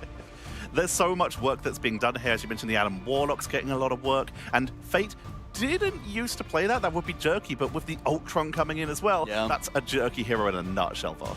Very much so. We've seen the flexibility from Jerky really come online since we saw them in the grand finals. Remember some of the other casters talking specifically to Jerky, saying, oh, they were just a Psylocke OTP, and now one of the most flexible players in the game. I know you guys have some opinions on who that is in North America, but definitely one to look out for. But Gaskin, we talk about as if this was incredibly one-sided. Thieves broke first point, and they did that. You're going into a Penny, you're going into an Adam, you're going into all these extra revives. They ran with the Storm and the Winter Soldier. Damage boost and just reset to blast through it. Delena had a spectacular series. I think having an important player on your team that can play Winter Soldier proves to be so vital in a lot of these games as well. Whether it's getting the chain and being able to pull someone out of position, or just the sheer damage output from Winter Soldier as well. You need a good Bucky, and I think everyone is learning that as this tournament goes on as well. And I think Storm, just being able to give that damage boost, you need it to get past the Penny. If you're not going to get a pull, you just need to output that much damage so you can take them down. Thing also does a good job at being able to bully them off the point as well. And I was impressed that 100 Thieves did break what was an unbreakable setup in the end. And it looked good. I think they just ran out of time a little bit, mainly because they went on a ring around of rosies trying to chase an Adam Warlock. I think a big issue too, this being a best of 3, they didn't have as much time to cook as they would like against a team like Na'Vi. They started to figure out, got the training wheels off in Museum, and we're like, this is our domain. We kind of know the comps we want to play. The problem with it was going from a 2-8 game for Delena with a single final, then eventually able to get a quad on Bucky, 10 finals, so much better, all the confidence. They had even more finals than we saw for the other team at the half. Vinny was actually popping off on, I think it was like 14 finals for Thing. The problem was all the pieces just didn't come together at the right time. It took too long for them to actually get things going. They really just showed up when they needed to, Na'Vi in this particular case, whereas, like you said, Thieves felt like they started with some good momentum, but Na'Vi were just a little too relentless. So something that you brought up in the break here, we did see that Ultron team up, and it was doing a lot of work here, but it felt like on defense, that Rocket Battle Rebirth Beacon, the BRB, could have given them a little bit of work. What is your opinion when it comes to the comparison of potentially that Ultron versus that Rocket? Yeah, I think it's good to have like the Ultron Adam Warlock enhanced effect at the start, which is great for just that full hold. But if you eventually get pushed back like they did after first point, swapping to the Rocket Raccoon was the right move. We saw Fate close out on it, the Cosmic Yarn Amplifier having that damage boost, the bonus health, and everything else that comes with it, even with the fall-off nerfs that happen. They just play so closely together, even with, trust me, playing that aggressive Penny. All the ultimates that were coming out just worked out perfectly with the Rocket ults, whereas Ultron maybe not as effective in terms of ultimates. We got to see Jubilee. We did! Jubilee was able to come in 3-3. I think it was Fox who was saying 100 Thieves are cooking something up with a 3-3 Jubilee. Yes. Sadly, we didn't really get to see it because it's against Na'Vi, but maybe something in the lower run. I do think Jubilee plus maybe the Adam Warlock. Yeah. Because when they died, right, they just didn't have that ability to bring everyone back. Instead, it was an attempt at a portal that was staggered and it was a bit lackluster. Also, we're going back to the first map here. The portal re-engage is attempted from 100 Thieves, getting a little bit zoned away by the Penny Nest there. And of course, the webs with all those mines making it a little bit more difficult to push on up. But for now, Na'Vi will be moving on to the next round. Thieves are not out yet. They are down to that lower bracket that will be played later on today. But we still have plenty of round 1 matches coming on up. So do not go anywhere. We will have Virtus Pro versus the Pride of the Pacific, Gen G, coming up next. So don't go anywhere. We'll be back after this. When it's make or break, the Razer Black Shark B3 Pro is a real difference maker. Its wireless connection is so fast, there is zero delay to how I play. With the best mic in the business, my shot calls are always on point. To top it all off, active noise cancellation, so that I can focus on what matters most, winning.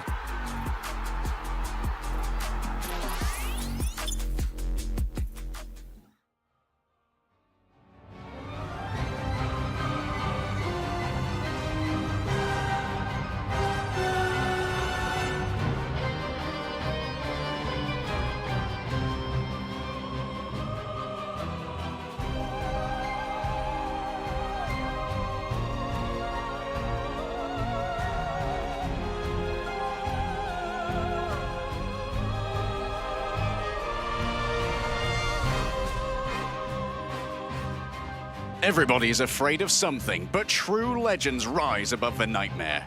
Available July 30th at 7 p.m. PT. Remember who you are. The past may haunt you, but the battlefield belongs to you.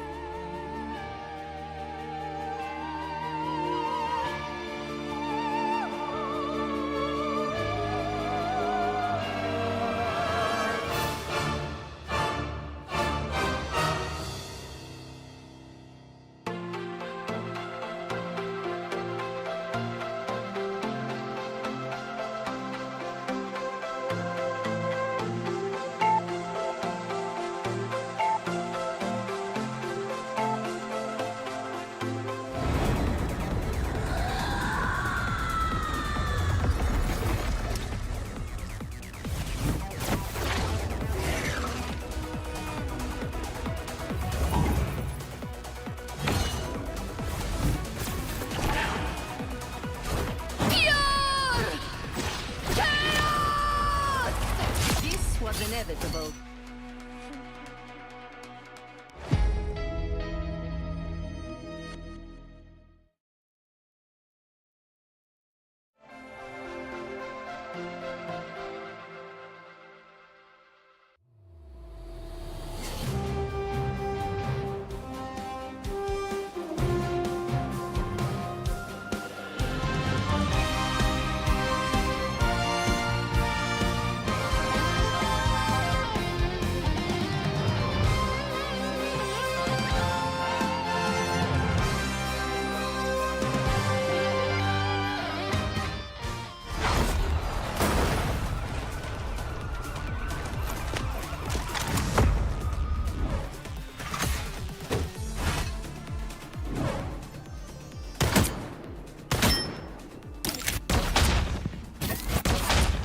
Armed and dangerous! No mercy.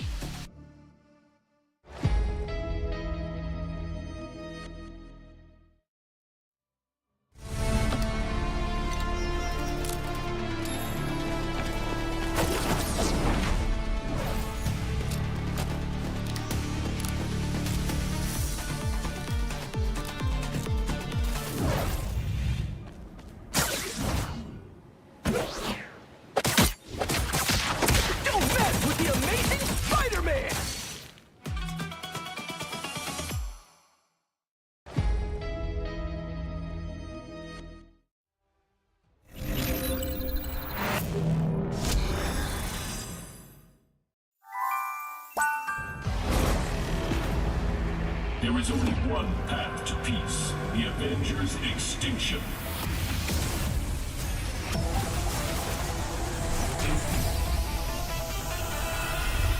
Avengers, assemble! Widow style.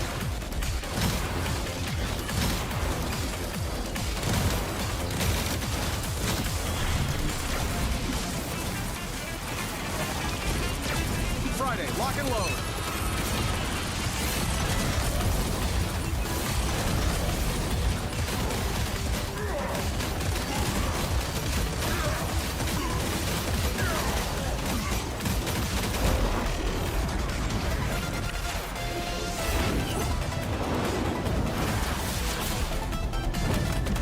This is for Pietro!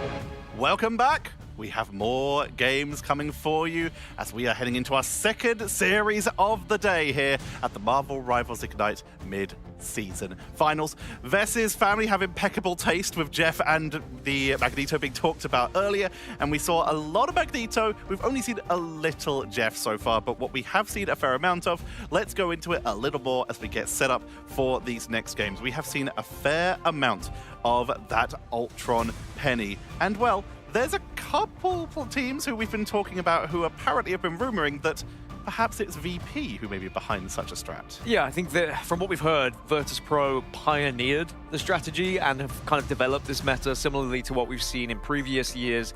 They're a team who just kind of get to land, get to these scrims, and have something that's a bit more innovative. Daredevil and everyone, yeah, the Daredevil, and everyone kind of adapts with that. And I think we're going to see a very different approach from Virtus Pro. It might even be a little bit more polished from what we just witnessed there as well. But that being said, maybe they don't even need it in this matchup. I'm curious. It depends, obviously, on what maps come out and what they want to show to us today. But Vod, if we're talking about teams that have like the Penny practice, it's going to be Na'Vi because they're the team that everyone has seen play the Penny a little bit in the groups, meaning that if VP have been cooking this, they've been cooking it since that since the new patch with the new T-buffs. Yeah, they've been playing it for quite some time, you know, trying to figure out what the best composition is going to be going into LAN. And I think Virtus Pro is one of those teams, if you give them preparation time, they will be the best in the world for good reason. They're reigning world champions, of course, and I think that was the struggle in the preseason and some of the earlier seasons here for this new year of Ignite, is that they just didn't have as much time to learn the meta. Now that they've had that preparation, they could be unbeatable. Speaking of teams that learn quickly, though, Gen G, they were a team that once that Daredevil started showing up, it was picked up so quickly at those grand finals, and that is, of course, our next matchup. You can see that playoff bracket ahead of you here with Na'Vi moving on. 100 Thieves drop down to the lower bracket. They are now fighting for survival and to try and surpass their previous finishings of 3rd place at last year's mid-season finals and 4th place at the grand finals. Later on today, we're going to have Team Liquid Citadel versus, coming in from the play-ins, we have RAD, followed up by Swamp Gaming versus the sole remaining China representative, OUG. Gaskin, you've been covering a little bit of Swamp Gaming. There's a lot of talk about them here. This is their first to land, but there's so much hype behind them. I have high hopes for Swamp Gaming. I think I fell in love with Swamp, like, commentating them throughout the season. I think the way that they approach the game is fantastic. I think they have a great team behind them, and as well as the players. The fact this is their first land does worry me a little bit. There's always going to be those jitters, but I think that their first matchup is probably the best one they could have got. If you look at some of these teams, there's no disrespect to their opponents, but I do think if they had come up against a TLC or a Na'Vi, then perhaps those early jitters might have shown a little bit more. There is something I actually want to shout out about that match in particular before we start talking about the one we have coming up next, and that is that Molan Ran, the player who a lot of people have come to know and love, is no longer playing on OUG. They have been replaced by Illicit. We were chatting to our Pacific partners here in the form of Keg and CB last night, where they were telling us a little bit about Illicit because they came from the Pirates roster in Pacific and went over to China on OUG, meaning that we do know a little bit about them in terms of just how aggressive they can be, Vod. Yeah, dive seems to be their playstyle specifically. That's their domain. We've seen a lot of good DD from Illicit specifically, and they've been known in other games to be that kind of go-getter for their team. So I'm expecting big things from them going into this matchup against Swamp Gaming, but it's Swamp Gaming, right? Sure. Out of the draw that happened before these matchups were determined for this final bracket, this was the one that they were hoping for because this gets them their feet wet in LAN. They played at DreamCon for half the team, but this is really their first foray into a LAN environment. Yes, they've been playing in a team house longer than anyone, so technically boot camping since the start of Ignite, and have a core roster that they've been together through thick and thin longer than almost anyone else other than VP, of course. Yeah, VP, of course, have basically been the exact same team since Season 0, not of Ignite, the game. Yeah. They have been around since they were Team Cats in MRC Season 0, so they have always been around. And let's start talking about that series. We have already talked about VP potentially being the innovating team. When it comes to LAN, they always seem to activate like sleeper agents. If we talk about teams with a LAN buff, it is going to be 100 Thieves and Virtus Pro. And Virtus Pro are our reigning and defending champions, Gaskin. They are, but that doesn't mean that they are guaranteed a path to victory, right? There is always the chance that because of team changes that have happened and whatnot, you've got to look at Gen G as a real threat now in this bracket. I do think that Previously, maybe there was underestimation on Gen G. People didn't really know what was going to happen on that side, but Gen G now, everyone's going to take them seriously here.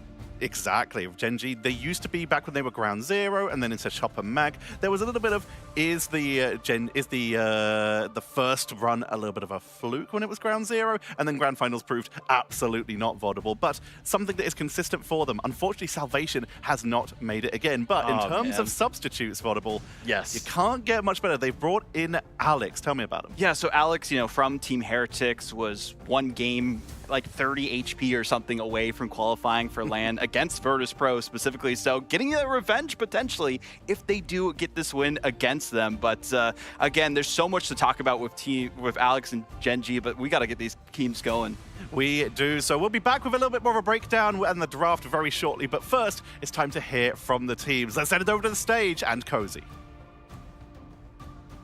Los Angeles viewers at home, lock in, watch party, Space J3, all of y'all watching. We've got an absolute heater of a matchup today, possibly the closest one that we'll have. Two incredible teams. The Des brought it in, told us what the story was. We have defending champs, the dream and mascot of a lot of lands. Get ready, y'all, to introduce these teams. Let's make some awesome noise, starting out with Gen G. We've got ourselves the sole hope of a region, coming together strong as one.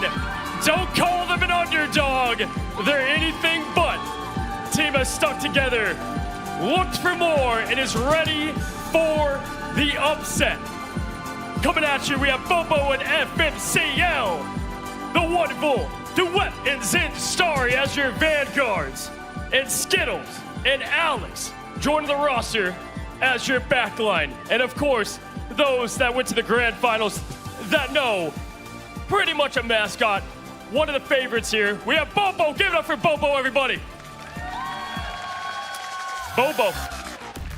It feels like yesterday we were in Atlanta and you said a lot, hard on the sleeve. We loved it. One of those things you said was, pay me my money and I will show. And hey, you got paid the money. Are you ready to show? Yeah, shout out to Gen G. Give us a home, and we can come American earlier for boot camp, for grouping.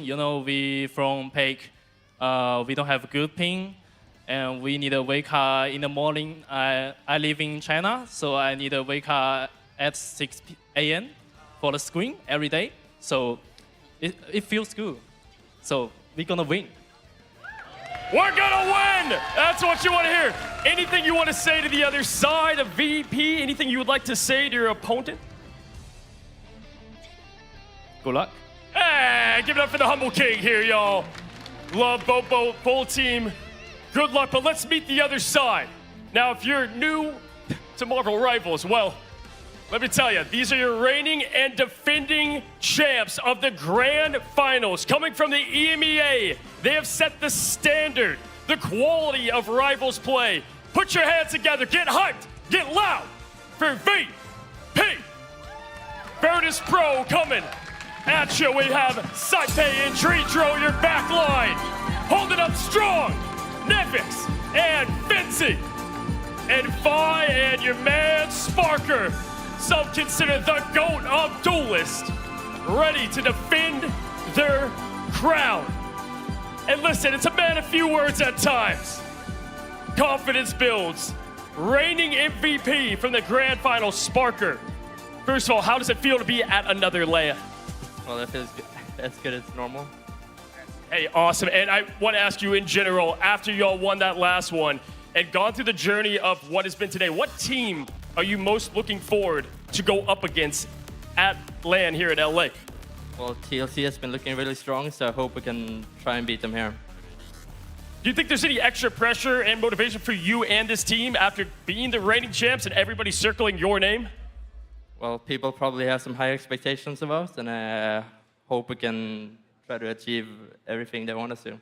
Hey, listen, lastly, Sparker, they say VP has a LAN buff. Y'all coming together, calm, cool, collected, if you can't tell.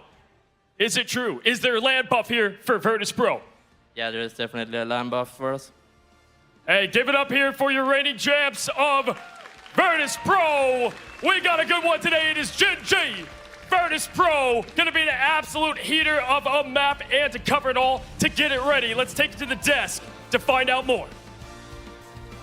Yes, yes, we have been so excited for this. We've been talking about it all day. As Cozy already mentioned, Sparker raiding MVP from those grand finals. But let's talk a little bit about Gen G.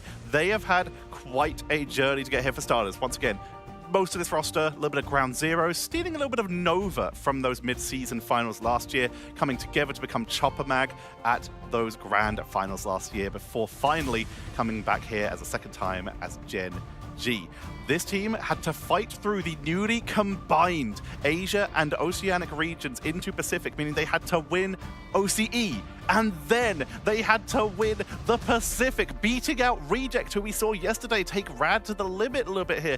This team has really worked for it, Vod.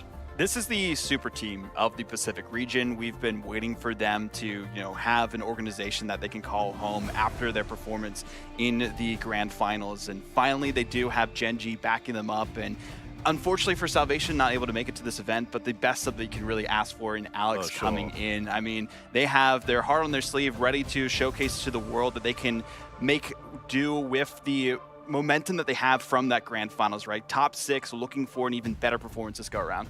I think my main concern with Gen G, and this is a concern for some EMEA teams and Eastern teams in general, is language barriers. Sometimes you have several languages on the team, and just trying to communicate in one language can often be difficult.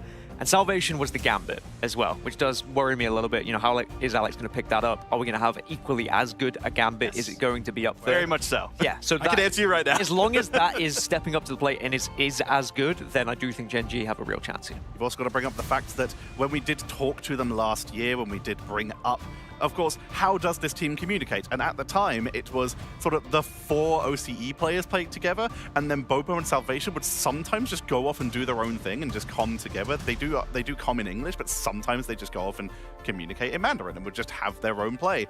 But if you have someone, and Bobo's happy to comm in English, which we already know he is, if you have someone comfortable with dive, supporting a dive player as a strategist, it's Alex. They have a lot of history because they've been to LAN multiple times, Vod. Yeah, they have been to LAN a couple times. Berber very aggressive team. Yeah, very aggressive team. This is now their 3rd appearance here. Berber Patapin first, top 4 that we saw from midseason last go around. Then we also were able to see them play specifically on Citadel, and they were the team who knocked them into the lower bracket afterwards. So they saw how good they were there. Now they have them on the same team.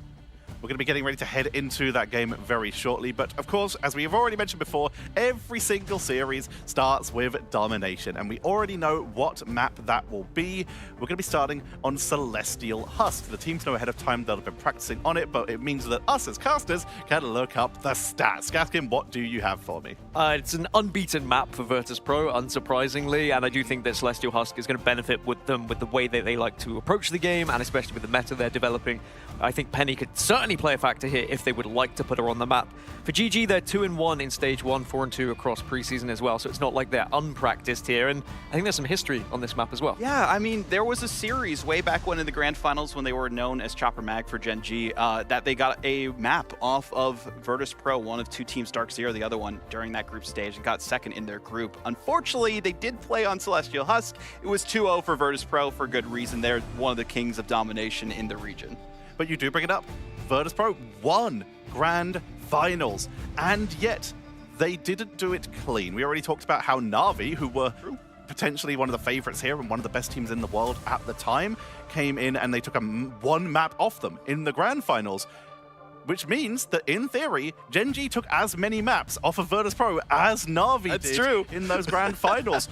And Gen G have just been getting stronger and stronger. Now, especially with the fact that those regions do mix in the playoffs, they've had a little bit of a tougher run. They've had a bit more of a wider practice pool, and they scrim some of the Western teams as well because they are all respected, Gaskin. Yeah, and I think that that's going to have helped them a lot. I think one of the main reasons we saw the elimination yesterday of the likes of Reject, I just think they haven't had enough practice against some of these Western teams and some of the kind of meta shifts we've seen develop as well over the time. You need it because you saw them slowly adjust yesterday, right? But then it was just best of threes. So they were adjusting by the end of map 2, sometimes the start of map 3, and it's just too late to adjust to some of these things. You've given far too much room and time to your opposition. So I do think that Gen G have been able to benefit from that. I think they are a real threat in this tournament. I hope Virtus.pro take them seriously here. They have to, otherwise Gen G could cause an upset here. At this point, if you're not taking Gen G seriously as a team, either you at home or any of the players, then you are actually just preparing for the game wrong. They have literally got better and better every single time. They've had great runs in mid-season finals and grand finals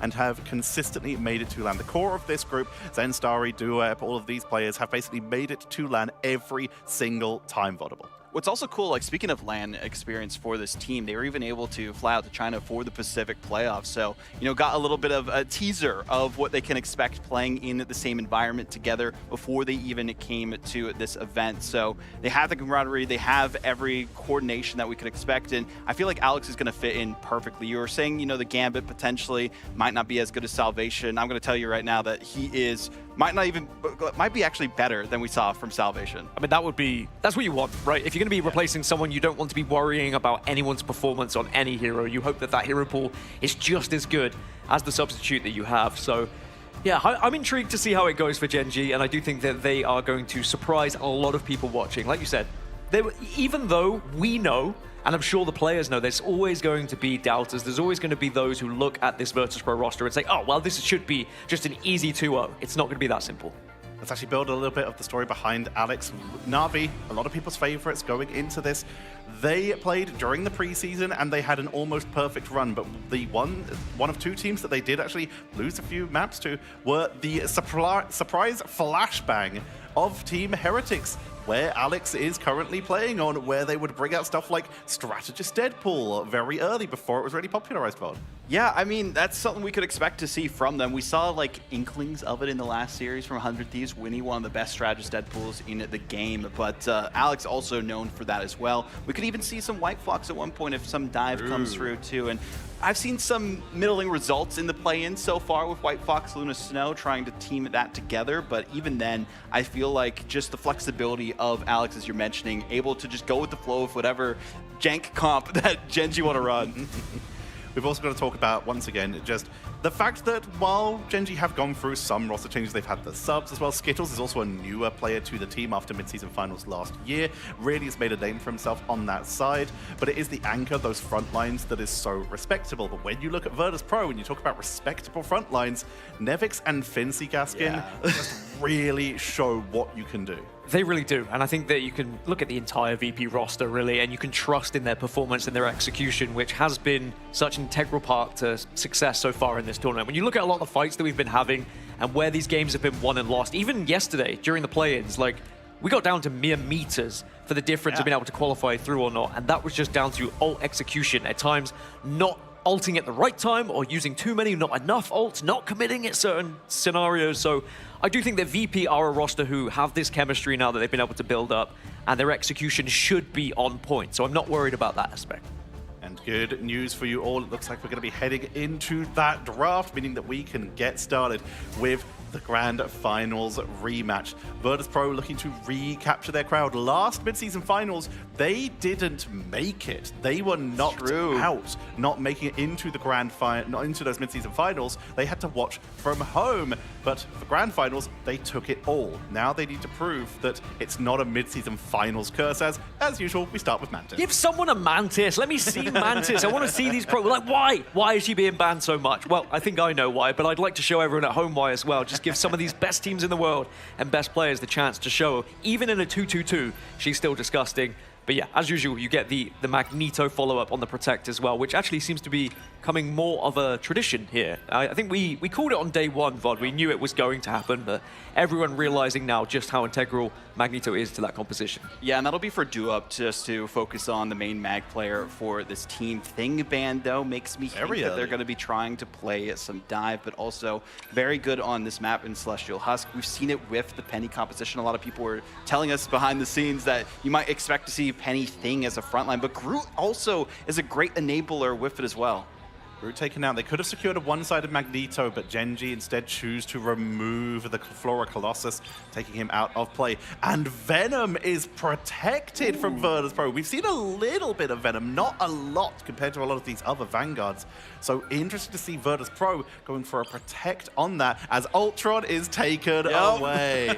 This is what we're waiting for. Someone to try and target ban this Penny Ultron Atom composition. That's the way to do it. The Groot secured one-sided for Genji. We know just how scary Zen Starry is on that Groot. It is devastating and has been the sort of saving grace, the really big boost for his team multiple times as Ultron is banned on the other side as well. Gaskin, who you got? I've got Virtus Pro here for me. And Vodable, who you going for? VP on both sides. Let's see if our casters agree as let's send it over to map number 1 of our second series. The pride of PAC versus VP. This should be a fun one, my friend. What do you think? Who takes this? I think at the current moment, I mean, obviously Virtus Pro are the former champions. Yes. You kind of have to go with the experience. So might go VP for this one, even though Gen G are looking like a great team behind the scenes. I love when teams shake things up, and I think Gen G is one of those teams that's not afraid to run some weird stuff. Even the ban phase was different, as we saw the more Vanguard focus across the board. Yeah, I mean, that's why I would go for them, I think, in this prediction, and I imagine you're going more towards VP. Yeah, I think I've got to go VP on this one. But again, I love the team of Gen G. Always very outgoing, you know, which is I think is a little more something you don't expect as much. I'll love to see that. But yeah, I just know VP as a team, super solid, looked super good in scrims so far. But scrims do not mean everything. You're right, 100%. And they're trying to continue the reign of Virtus Pro back from last year. But it's a brand new year, brand new meta. And you can see focusing on the Venom in the van phase that our analyst talked about is quite interesting. And for Gen G, they're playing around again, like they mentioned on the desk, a lot of their Vanguard line into Weapons and Starry. Well, this top-down look giving us a chess kind of vibe, which is very much the way that these games play. So you got to love a look at this right now. The setup on the high side for Gen G. A little more aggro from Virtus Pro, ready to dive onto that back line is Nevix. Nevix and Squad just hovering around like you mentioned. But again, Gen G trying to set the pace, set everybody towards the main side, look towards the back line. There they go. I'm surprised to see Skittles on the Loki instead of Alex, who's disgusting on that hero. Very interesting to see that. Bobo gonna press forward here. I do think that Alex is in a strong spot in this meta right now. It's a good rotation from Virtus Pro's back line. They knew they were being dove upon on the back. Just rotate across map, looking for the DD, though, who's used that deflect. If he goes down, that's huge. Bobo finds the first pick out of Fi. That's a good start here. Vinci dropping backwards now, trying to reset for the team to put it right back at him. Gotta find their first pick to even the odds a bit. At the moment, a little bit on their heels. Yeah, letting Loki go through as well in the ban phase was quite a big difference maker for this specific round. This is a great map for Loki to bunker up. However, they walled them off and take out 2. Yeah, great wall there, and great focus by Duep to find Finzi. Numbers heavily in their favor now as the point will be going in their favor. But notice, folks, Virtus Pro, 33% already. Not a bad early take. So that whole time, they were just stalling. Yeah, off that DD on their side. Sparker does find FMCL immediately. We're going with the Gambit as well. Very aggressive portal. Crystals get popped here. Vibrant Vitality, extra damage. Are we going to see a pick coming through from a hoop first? I guess just going to even out for the moment. Invisible boundary match back by Skittles. Up goes the Meteor M from Finzi. Will this land on the back line? Playing around that shield. And hit the top side. What a throw there from Finzi. Yeah, Finzi popping up like he did in the past in Mag Metas. Takes out 3 himself. Finds the final blow with that Meteor Ram, cross the back, like you said, on the Skittles, who probably, I don't know if he didn't have the green just yet or what, regardless, excellent pick, or was coming out of Invis, rather, out of the copy, so excellent job from Finzi. Yeah, Skittles pop Crystals, I believe, off the back of that portal play coming from Saipei's Raging Royal Flush. Kind of in a panic, not necessarily not needed, but seeing that and reading that, a huge ult from Finzi there. And well, shout out from Skittles, who last time I saw Skittles said, this is the last time you'll see me on controller. It is on in mouse and keyboard, so wasn't lying. Wasn't lying. Let's see if the Protect comes through as well for VP. Nevix has that Feast of the Abyss ready to go on the back line. Forcing out Grains first is what he wants to do. Meteor M comes out from Duep. And Duep goes up. Duep just really strong Magneto, but unable to find a pick there. Bobo again with an early pick onto 5. Bobo doing that consistently right now. Gonna star in these LAN events so far, dropping backwards, looking for a pick onto Nevix, who goes on over the Feast of the Abyss, but not able to make anything work. Trying to stall it out. I mean, VP still have control of that point, current moment. Gen G trying to find that opening through FMCL on that Wolf. Sparker also sitting above, has that large rocks. Yeah, Glartrox could be huge, waiting potentially for this boundary, looking to drop on somebody, or at least expecting it. Bobo catches that, likely makes that calm apparent. Again, though, look at that percentage on point. Virtus.pro doing a great job, not panicking. Nevix finds one. Glartrox is huge here, as Sparker's able to find Alex. Duet, though, trades that back into Sparker. The numbers are still heavily in the favor of Virtus.pro, who are trying to shut this down as the portal play will likely come through. Unfortunately, Skittles Green's a bit too late there. The lamp's not there in time to save the squad. Bobo with the portal. Can it be there in time? Doesn't like the answer is yes. Yeah, it doesn't get there in time at all. And VP win round number 1.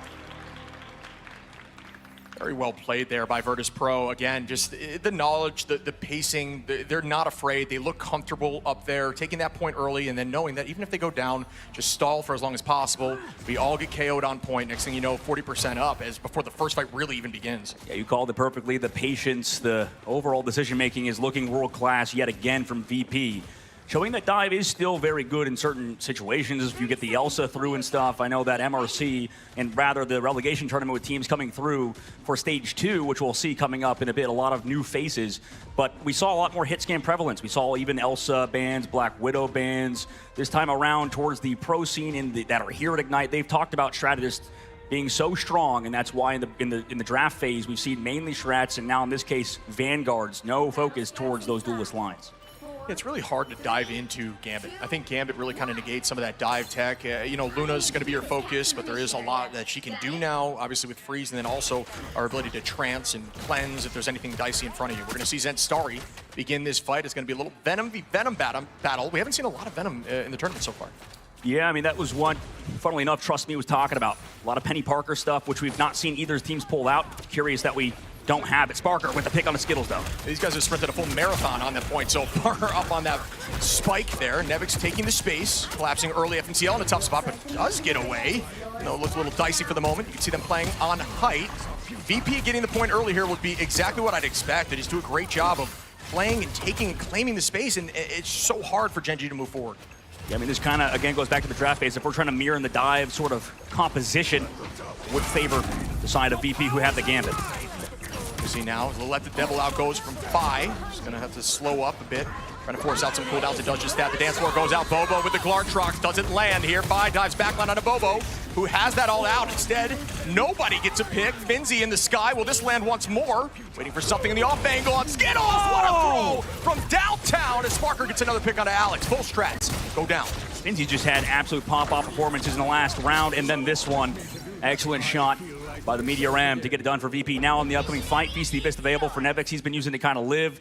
And Saipe and crew, again, playing around Sparker, who has been finding picks on the Black Widow. Bobo sees the threat in that cross-map sort of angles. Elsa maybe not doing as much as the Black Widow could in the neutral. We'll see if Bobo can match Sparker, who's been on fire. Yeah, I like this change here. I think Widow's in an incredibly strong space right now, but Bobo trying to take this height here. Ult advantage going to be roughly even across the board. Start up our next fight. And there's that Meteor M, the Raging Royal Flush. Is any of these going to find value? Instead, it's just pulling out cooldowns. Nobody goes down yet. VP with 32% and climbing his FMCL lets the Devil out. But does the Devil find a pick? It does. Bobo gets one. FMCL and Duep clean up 3 more, and that should be a fight win here for Gen G as they get their map, the point. Yeah, I think for Gen G, this composition favors them a little bit more in terms of playing it slow if Bobo is going to play like that. Like you mentioned, pick by him early on in the fight. VP still sitting with their ultimate on their own side with the Black Widow alongside Nevix as well. So they slowly collapse. We'll see if Bobo could do it yet again. Play around their Loki once more. No Stratus ults on VP's side, so it's going to really matter if we get picked in this neutral. Yeah, a lot of commitment in that fight, though. We could see a huge ult from Sparker or Bobo on the off angle. Typically with Widow, if you can find that off angle, get a pick on the back line, it's fight winning. It's going to force them to reset. We'll see if that happens on either side. Keep eyes open for that. Nevix with the feast as well. And there's Sparker. Instead, takes out Zen Starry just in the neutral. Doesn't even need to commit here. But the point is 37% in climbing. See Bobo can equalize it, looking for Sparker. Cannot find him. Forces out the Luna Snow. Ultimate the dance floor there. Phi doesn't look behind him, and he's down. Nice shots there from Bobo. Be able to clean that up quickly. Again, more patient. Sparker tries to match back. Gonna cleave the team. Goodbye to the back line of Alex. What a shot there from Sparker. Just deals so much damage in that moment. Duet in a dangerous spot. Out goes the Raging Royal Flush. Is there gonna be a combination play? Skittles matches it back now. Likely gonna see the same. There it is. but still they're holding on to this point. Will they be able to take map 2 and even the odds? A ton of commitment from Virtus Pro here. Meteor Rem looking at the backline once more, but the hide is enough, and still nobody falls. Took a lot of damage, though. Do they get healed up? Duep does not, and VP still on that point. Have to deal with some stall out of Gen G, which you see that Venom running across the tree. Can't run anymore as he goes down to Finzi. Yeah, Nevik, Finzi, and Dreedro gonna get their picks now. 80% for Gen G. They're trying to commit with a portal play. They stopped the take from happening, and it's not gonna matter for long. Wasn't enough of a hold. A decent idea, but not enough percent to justify it. And we take back a look at the metas in the neutrals, rather. This is the problem for a lot of these teams that maybe aren't as used to these Black Widows just popping off in the neutral fight, finding picks early on, seeing characters actually go down to so much healing. Doesn't matter when Black Widow can one-shot you with that ultimate. And somehow Bobo's already at 90% of that ult again. You can see Sparker trying to do the same. It's just at 40%, but just that raw damage gets that ult back so fast. We're ready for that play. Ult advantage going to be in favor of Gen G. We're looking for the retake, but we're roughly even up percentage here, folks. There's that commitment now from Bobo. Not able to get that pick. Pulls back, though. Is that going to be enough to get the first pick? It is. Goodbye to Nevix now. The retake is very real. The commitment now. Dreedro goes down. Alex finding Finzi, and that's a double. Do we see more here? Sparker drops back. And we'll see likely a potential portal play or stagger here. And waiting to play and take him out on the side of Bobo. Excellent stagger KO. This is getting down to the wire. VP do have the first round, so can close out, but they have to use the portal now. Gen G's portal also not up if they win the fight. Playing around the portal very safe. Great portal placement as there's not a lot of chaos in front of them at that moment. It will slow up here. Commitment of the Let the Devil Out. The Meteor M goes up. Duep looking for something, but he's blinded. Bang, it goes down. It does not land, though. Looking at Sparker, who does fall. Skittles able to find that cleanup. FMC Yell on a side pay, and they're trying to make this a 1-1 series. Up numbers. Can they do it? It's looking like they can so far, Shiv, as overtime slowly dwindles. No portal available for VP. They committed to that last fight. Nevix gets stunned out. Can't use the Abyss, or the Feast of the Abyss in that fight, and VP are going to lose this round unless something crazy were to happen. It's all tied up, 1-1. Gen G learning from map 1 and finding a way through. The early portal commitment, didn't mind the idea. Typically you want to have your Loki up for those crystals to stall, but got another couple percent, and even so, able to bounce back to the next fight, take it over, and actually end this with ult advantage. I think it was a lot better round of Gen G. This is the thing with Dive right now, is that in the neutral, like we talked about, as maybe if you're new to the scene and new to esports in general, the neutral is the fight kind of before the fight, or like I guess it happens before a lot of the ultimates. Yeah. And you could see Sparker and Bobo having massive impact. Fi, I think, went down a lot more than he did on the first round because of the space created. It's so much more open, I think, on that round. When we go to this next one, I think it might still favor Gen G in that department. We'll see if VP play a little bit differently. They rely heavily on Sparker like we saw. But for Fi and the backline, they do have ultimates to match regardless. Skittles doesn't even matter they don't have Gambit Band, right? Because they can still copy their guy like we saw. Very smart play. Yeah, that's the idea. You're going to stay invis if you need to, find that Raging Royal Flush and use it as your own. Smart idea here from Gen G. And you may be saying these DDs aren't getting a ton of value, but that's their goal isn't to find finals because it's very tough to dive into a Loki or a Gambit. Instead, it's for distraction and allow your hit scan of Bobo and Sparker to just rain on that backline and find those picks. Set him right now, Bobo. Playing back to the main. Skittles goes for the copy. With the commitment now. There it is. It's going to be matched right back. It is. FMCL with a Let the Devil Out. Who's going to be the first to fall? It's going to be Dreedro. Fi goes down as well. And Gen G now we're going to start off with the point, which gives a huge advantage in domination. Yes, as you said, Skittles found Saipe on the other side, gets the copy off. They play first onto Virtus Pro, who get walked upon. And now, with the Gru, with all the frontline damage that they have, and not being able to find picks onto either Alex or Skittles, VP are on the back foot. It's going to be tough to land a big ult here for Zenstari, though. 2 backlines that can cleanse.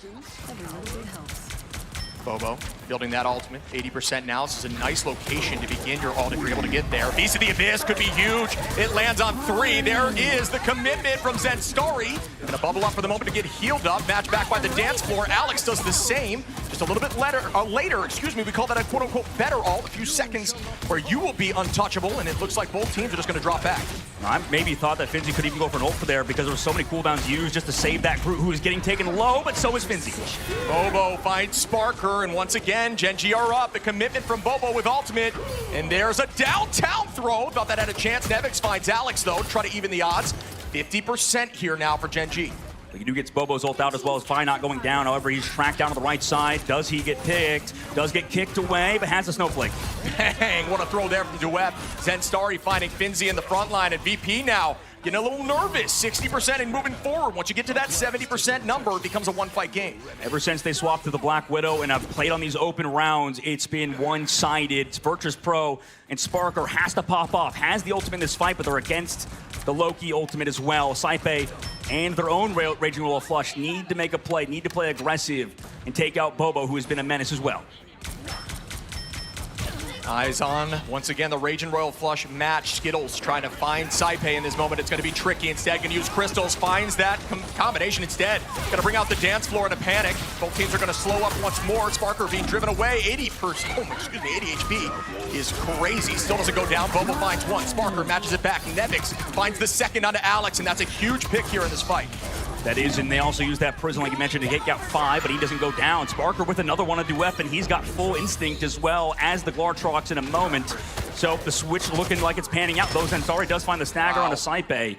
Excellent work from the side of VP to come back into this. 99% for Gen G now, though, so VP cannot make any mistakes. Also, both teams still have their Doctor Strange portal to read touch. Duelist ultimates for Gen G going to be available. Glartrox or Sparker, Dredro at that number as well in a moment to have an answer. This could be a fight in favor of VP, but the question is for Gen G. Do you just wait for your ultimate fight or do you commit early?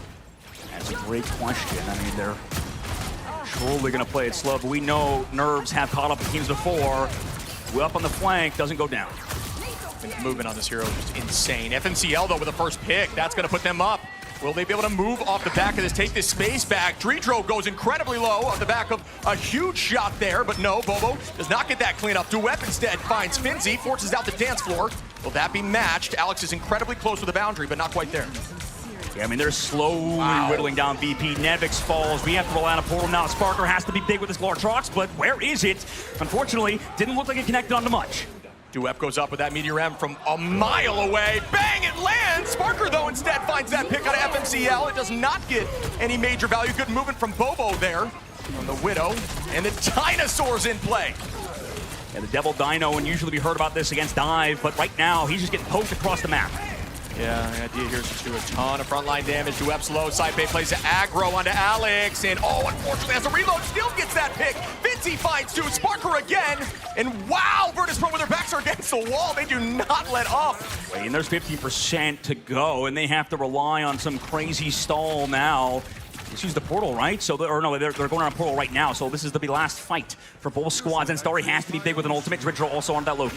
Yeah, I was questioning the triple Vanguard into the Dino like this. I think that's a smart change from Bobo to go back to that duelist role. There's the damage onto that front line, trying to extinct the Dinosaur once again. There's the play, but nobody falls as Starry just kind of plays slow on point. Skittles gets the first pick. Duep finds Dredro. Will Gen G be able to do this? The pride of the PAC are clutching right now as FMCL and Bobo find two more, and it looks like they will take this OT down. I don't believe the touch will come into fruition. That's going to be it here, folks. Wow. Gen G have just won map number 1 over the reigning champions, the Grand Finals winners, Virtus Pro in a BO3. What a win for Gen G, but can they keep it up after this map? We have to look back at everything that has happened, Shib. What a map for them. This is going to be a very different story as we head into Convoy and Convergence. Domination is, it can be very back and forth, but now we're going to start to see the map selection from VP, right? This is going to be odds in their favor at the current moment. Yeah, I'm with you there. I mean, who knows? We may go to Museum of something or another. That was an insane map for Gen G, and I feel like both teams were, I'm not going to say not running meta, but I feel like when we saw on the last map with Na'Vi, they had a flawless ban phase and stuff, and then played the perfect characters to go against it. We saw that people were talking about like how Gambit has become almost like a counter dive character now, and you saw Gen G, they weren't trying to play counter dive. They played Groot and Magneto. Very front to back. Wall off those Vanguards in the front line and commit that way, and then allow Bobo just to off angle and get picks, and that was happening consistently. So really smart play, and like you're saying, it's not necessarily meta, it's more unique. And I really like the way Skittles was playing that Loki, really able to find the Gambit, which can be tricky in dicey situations, to match back that Royal Flush. Great point. We take back to the highlights, so completely glossed over in my brain the fact that Dredro's walls onto that Luna Snow instead of the Loki, which was available for them into the double Gambit. But they're kind of, I don't know, at least what we've seen so far, people have rated Gambit very highly, but it just seems like it's kind of falling off. It feels like because Dive is not as good, the Gambit doesn't really get as much value, and it's kind of pointless. Yeah, I think it may be off the back of the fact that Widow's such a good poke character now. Yeah, you know, you play great into dive like you're mentioning, but you have another poke character that is so threatening at range, and especially at this level of play. You're right, and that kind of goes back down to what we're talking about of watching the relegation tournament. A lot of the hit scan was prioritized. We saw Black Widow ban, we saw Elsa ban. Not really happening here at LAN because there's so many nerfs, so many teams don't want to make mistakes. Some of them have been grinding for weeks, but you know, when the meta changes that drastically, we only have a certain pool of teams. You don't get to see the variety of heroes that is happening in MRC and in those relegation tournaments, which, I mean, obviously you could talk about maybe the skill level not being there, but there's so many players that aren't here at LAN that are very talented as well, and I'm sure we're waiting for their chance in Stage 2. Yeah, as the scene develops, we're going to see new talent, new names come out of the MRC and just be stars. Yeah, and speaking of stars, I mean, that's what we saw last year with Gen G. They were the Cinderella story, and they were the one everybody's talking about. Didn't happen at Grand Finals. We saw on stage Cozy talking about Bobo, laying his heart on the line for all of us in the crowd. But today, maybe they have finally shown up. Maybe after Bobo got paid, he really is going to get that W. Yeah, I'm loving seeing these back and forth plays. Both teams played lights out, bringing it to 99 at the end here. I mean, you couldn't ask for a better match. Could not.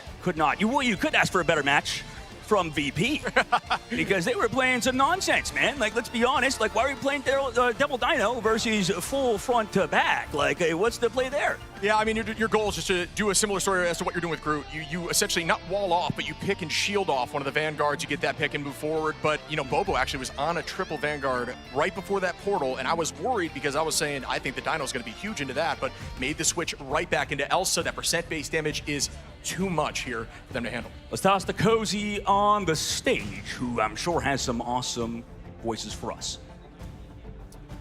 What's going on, y'all, and welcome. One of the great parts of LAN is the noise in the crowd, and I have to say right now the loudest are these four individuals I have with me for the LAN Down Under, Australia and New Zealand. We have the mothers, the parents of the players of Gen G. Yes, let's go. Let's see it in the chat as well. Let me go ahead and ask first, what's your name and who's your son? Claudine and Duep's mum. Duep's mom. How about yourself? I'm Susie and I'm Skittles' mum. Susie and Skittles' mom. I'm Beck and I'm Zenstari's mum. Beck, thank you. I'm Katrina and I'm FMCL's mum. First of all, I have to say, if my mom was watching, she's like, what the hell's going on half the time? They're cheering, they're loud. I want to say, I mean, hours of gaming growing up, right? You're grounded if you don't do your chores. Now, is it you're grounded if you don't hit your Magneto ult? I mean, how does it work? And did you think it would lead to this? Absolutely not. I had no idea that Jet even played this game, so to be here now is just mind-blowing. Amazing. And yourself? Yeah, I just want to go to sleep at night and it's going on all next door. That's amazing. I want to ask as well, I mean, really, I'm sure it's just the emotions for even players and fans is up to 11, but as their mothers, it's got to be through the roof. Do you have anything to say to Gen G, their fans, your son, up there on the biggest stage for Rivals?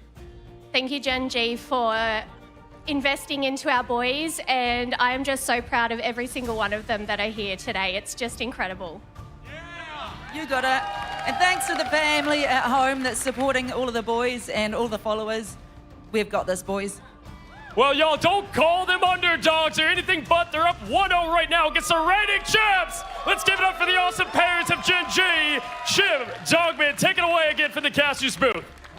Moms on LAN? That's dangerous because we've already heard about FOMO. But, I mean, people will be talking about this LAN for quite some time due to the fact that those guys have been around forever. It's not like this is the first time they get to show up on stage with Cozy, but the moms of Gen G when they were, you know, previously, the freaking other team doesn't land. My brain is not working right now because of what we just saw with Cozy on stage. The point is, when you gotta get those moms some Gen G shirts, you know, like it's a merch out for them, okay? This has been a banger series out of Gen G, and they might close out on VP. I'm very surprised to see it. I love the match back of talent. We knew this team had the ability to run some unique stuff and make things work, but even in this more meta compositions where they're running this Groot, running this off-angle Widow, it is clearly working here. But where are we going, buddy, but Museum of Contemplation? You said it before. We do not have to contemplate the next map. We know where it's going. Yeah, we know. We know it's going to be Museum of Contemplation. And I'm sure the viewers are contemplating why the pros like that map so much. But I mean, you've played a ton of that map in ranked and in general. I mean, why is this map so popular? You know, it's very front to back forced. It allows for, which is surprising to me because I think Gen G should play into this map pretty well too, unless they remove the Groot, as we see the Mantis being taken out here first. But, you know, things like Groot, Emma, you know, work very well here. It's very brawly, very snowbally, and you know, you always just got to look forward for the most part. And we take a look at the draft so far. You see the players on stage, but the draft is kind of happening as it goes on. Mantis banned, Magneto got banned, and then protected for Gen G, focusing towards that, whereas VP wanted to focus around that Loki early on. We talked about with other teams how strong Loki can be on Convoy Convergence. You just saw the power of Loki in the last map. You talked about Skittles, and it looks like VP want that one-sided Loki as they go for that counter ban. But with how good Magneto is, that feels a bit interesting. That's definitely relying on that front to back very heavy. Yeah, that's a smart ban. I think I'm loving what I'm seeing here from Gen G. I think Magneto's super strong in this map. Duep's been disgusting on that hero. It was matched back very well, but to remove it on this map, which has been kind of a priority for teams, is definitely different than what we've seen in the past. Yeah, absolutely, you're right. And I think that it kind of solves the same sort of issue, right? Like both teams going for that front-to-back style, at least with the Loki. I know you want to play potentially Gambit, but it looks like Gen G have adapted. They don't really care about playing Gambit on this map. They're more focused on that one-sided Invisible Woman, which happens. I feel like that's more up-to-date with the meta than what VP is currently doing. Yeah, I think this is just deemed her map at this point. I'm seeing the major bans, the major locks here because you can off-angle well with Widow with that damage boost. And Invis just plays great here. Obviously, the boundary takes up a huge majority of the space. There's not a lot of off-angles that you really have to deal with. And you can play aggro with it, jumping forward, throwing that boundary on top of their head and just collapsing on them. Yeah, absolutely, and they go for that thing, one-sided thing. Meanwhile, the Groot gets banned on the side of VP, which means we might see some potential Penny Parker gameplay that we've seen previously, but we haven't seen it of Gen G. They didn't want to focus on it on domination, maybe a bit more worried about it. The last ban, does Gen G go for the one-sided Penny Parker? They're hovering it. Yes! Oh my goodness, Penny Parker gets banned against VP. And to me, what this reads like is a very good ban phase out of Gen G. Yeah, I agree. I mean, the removal of Groot and forcing the Groot ban early is you know, a testament to Zensari playing very well. VP, I'll have to see what the comp they want to run here. It looks like it's going to be very brawly with potentially Sparker over there. Actually changing up at the moment. We'll see what they run out the door with. But I'm excited to see this matchup as we are seeing that new quote-unquote meta comp from the side of Gen G. Yeah, absolutely, as that meta comp will come through, as you guys now finally get to see. We do have the Mag banned for VP, but they get a bunch of different heroes banned as well. Maybe they're right into this certain situation. They have a few different characters that they definitely can play. Regardless, we'll have VP starting out on the attacking side. And for Gen G, they will be on defense, more than likely running that triple composition, taking a look at the former champions, the reigning champions, looking to capitalize again by the end of the year. We're still at that mid-season point, but $500,000 on the line is no small amount. I believe that's Monstro from Fantastic Four 1 early on. Yeah, absolutely. Gen G up 1 in the series right now, and Monstro, as you mentioned, looking angry. Looking forward to seeing the comps here. Obviously, the attacking team has the ability to change right prior, but I believe that's what we're going to see out the door. And you see what Gen G is running here. This is the new mainstay of defense.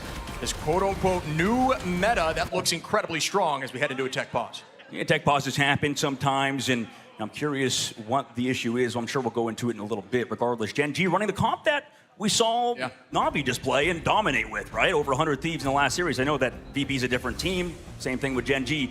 Regardless, that is a very dominant comp that we saw out of Na'Vi last game.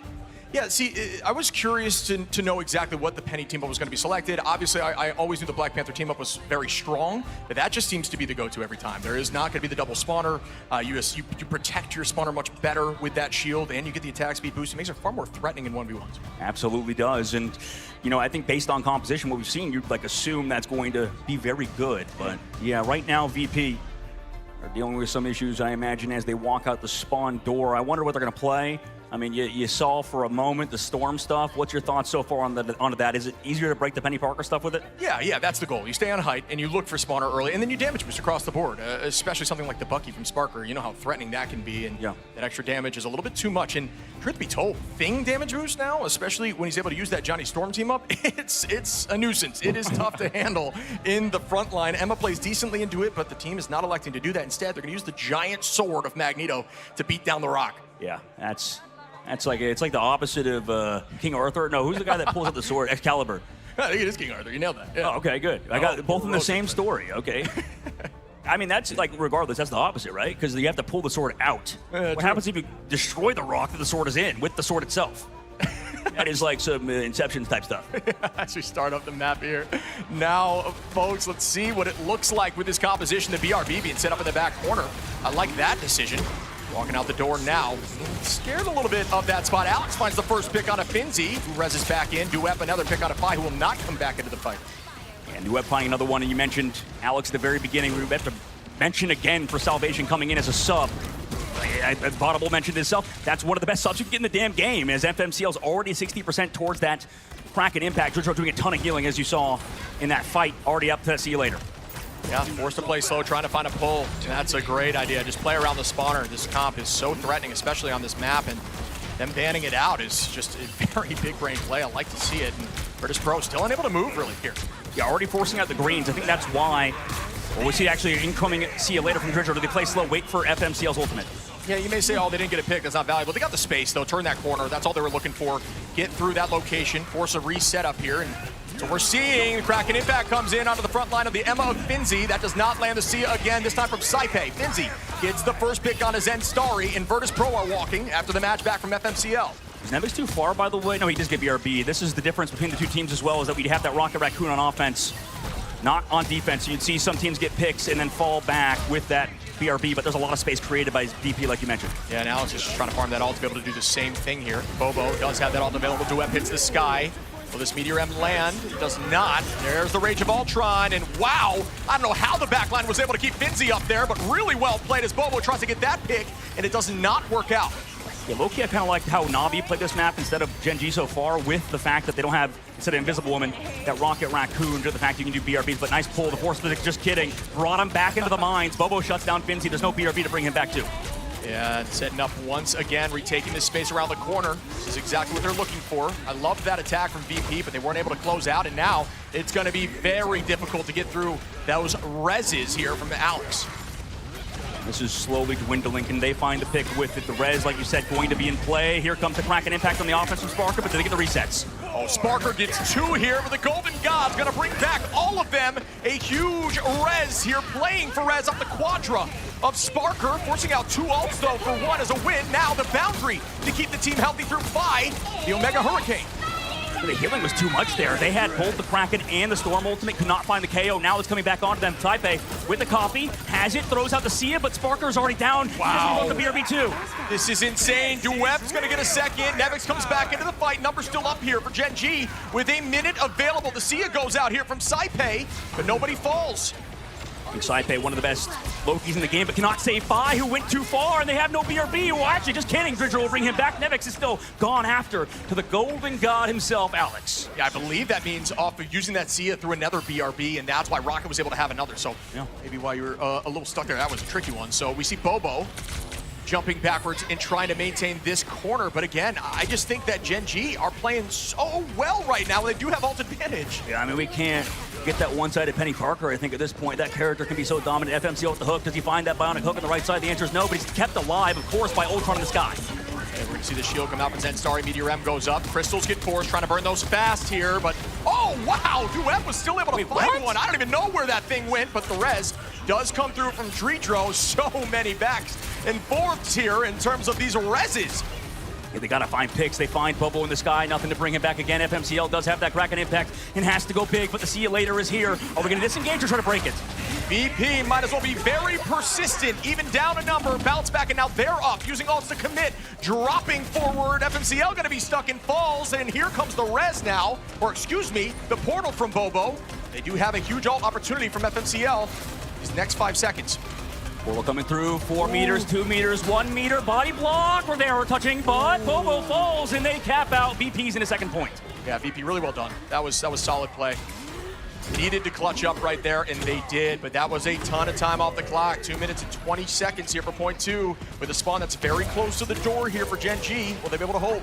I still kind of like what VP are doing now. They moved Fi off of Storm over to Psylocke, which is interesting, so losing a little bit of that damage boost for Sparker, only relying on that See You Later from Saipe and others. FMCL looking to switch over to the Ultron, so it's Bobo going off of it over to the Black Widow. Yeah, gonna be able to try to farm some of that front line with no shield. That's the idea here. Bond gets committed. Now Bobo using some of that invisible shield Try to deal a little extra damage at the moment with the Johnny team up, but still both teams kind of stalling. Well, there's going to be less cover, too, in this sort of main side, so I kind of like the idea of going to Black Widow instead. Invis boundary forced early by Skittles. They waited out in terms of VP side, but is going to get picked. Zen Starry on the flank on Penny Parker. We never would have heard that until this season. Oh, the Psionic, and that is a huge ult from Sparker with the Glartrox, and Mine's almost get a pick there, but well played here by Virtus Pro, who are just using this momentum. They still have a minute 20. This is getting messy. You have to up towards the car. Alex goes for the Karmic Revival. Will bring back actually the Penny Parker. Oh, they're playing for Rez. Yep, that makes a lot more sense here. No, but the Penny didn't get rezzed, I believe. She was too far away, so Zen Starry's not brought back. Has to walk back from spawn. Does have ult available. Not the strongest of ults, but you can set up early. Gives you that overhealth. Now you're just going to play around it. Bang! Duet's going to find Nevix with a huge Meteor Rem. It's a massive Meteor M like he did hit before. You called it out before. See you later, Hughes in the main side. FMCL trying to disengage it. They never want to try to break it. They just want a full high. FMCL hits the height here. Rage of Ultron, and that's still going to find Sparker with some help from Duep, and the retake is very real with 40 seconds on. Yeah, at this rate, I mean, we talked about how good Duep can be on Magneto. He's living it up on the hero at the moment. Nice job to bring him back with the BRB, though, from Dridro. Just see some commitment. There goes that dance. Been a minute since we've seen the dance of the butterfly. Fi making that shift now, trying to find and track likely Alex. Make sure those reses don't get as valuable.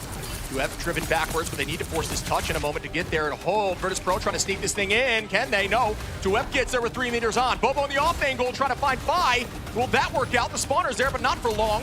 Very visible, and it falls. It's Finzi.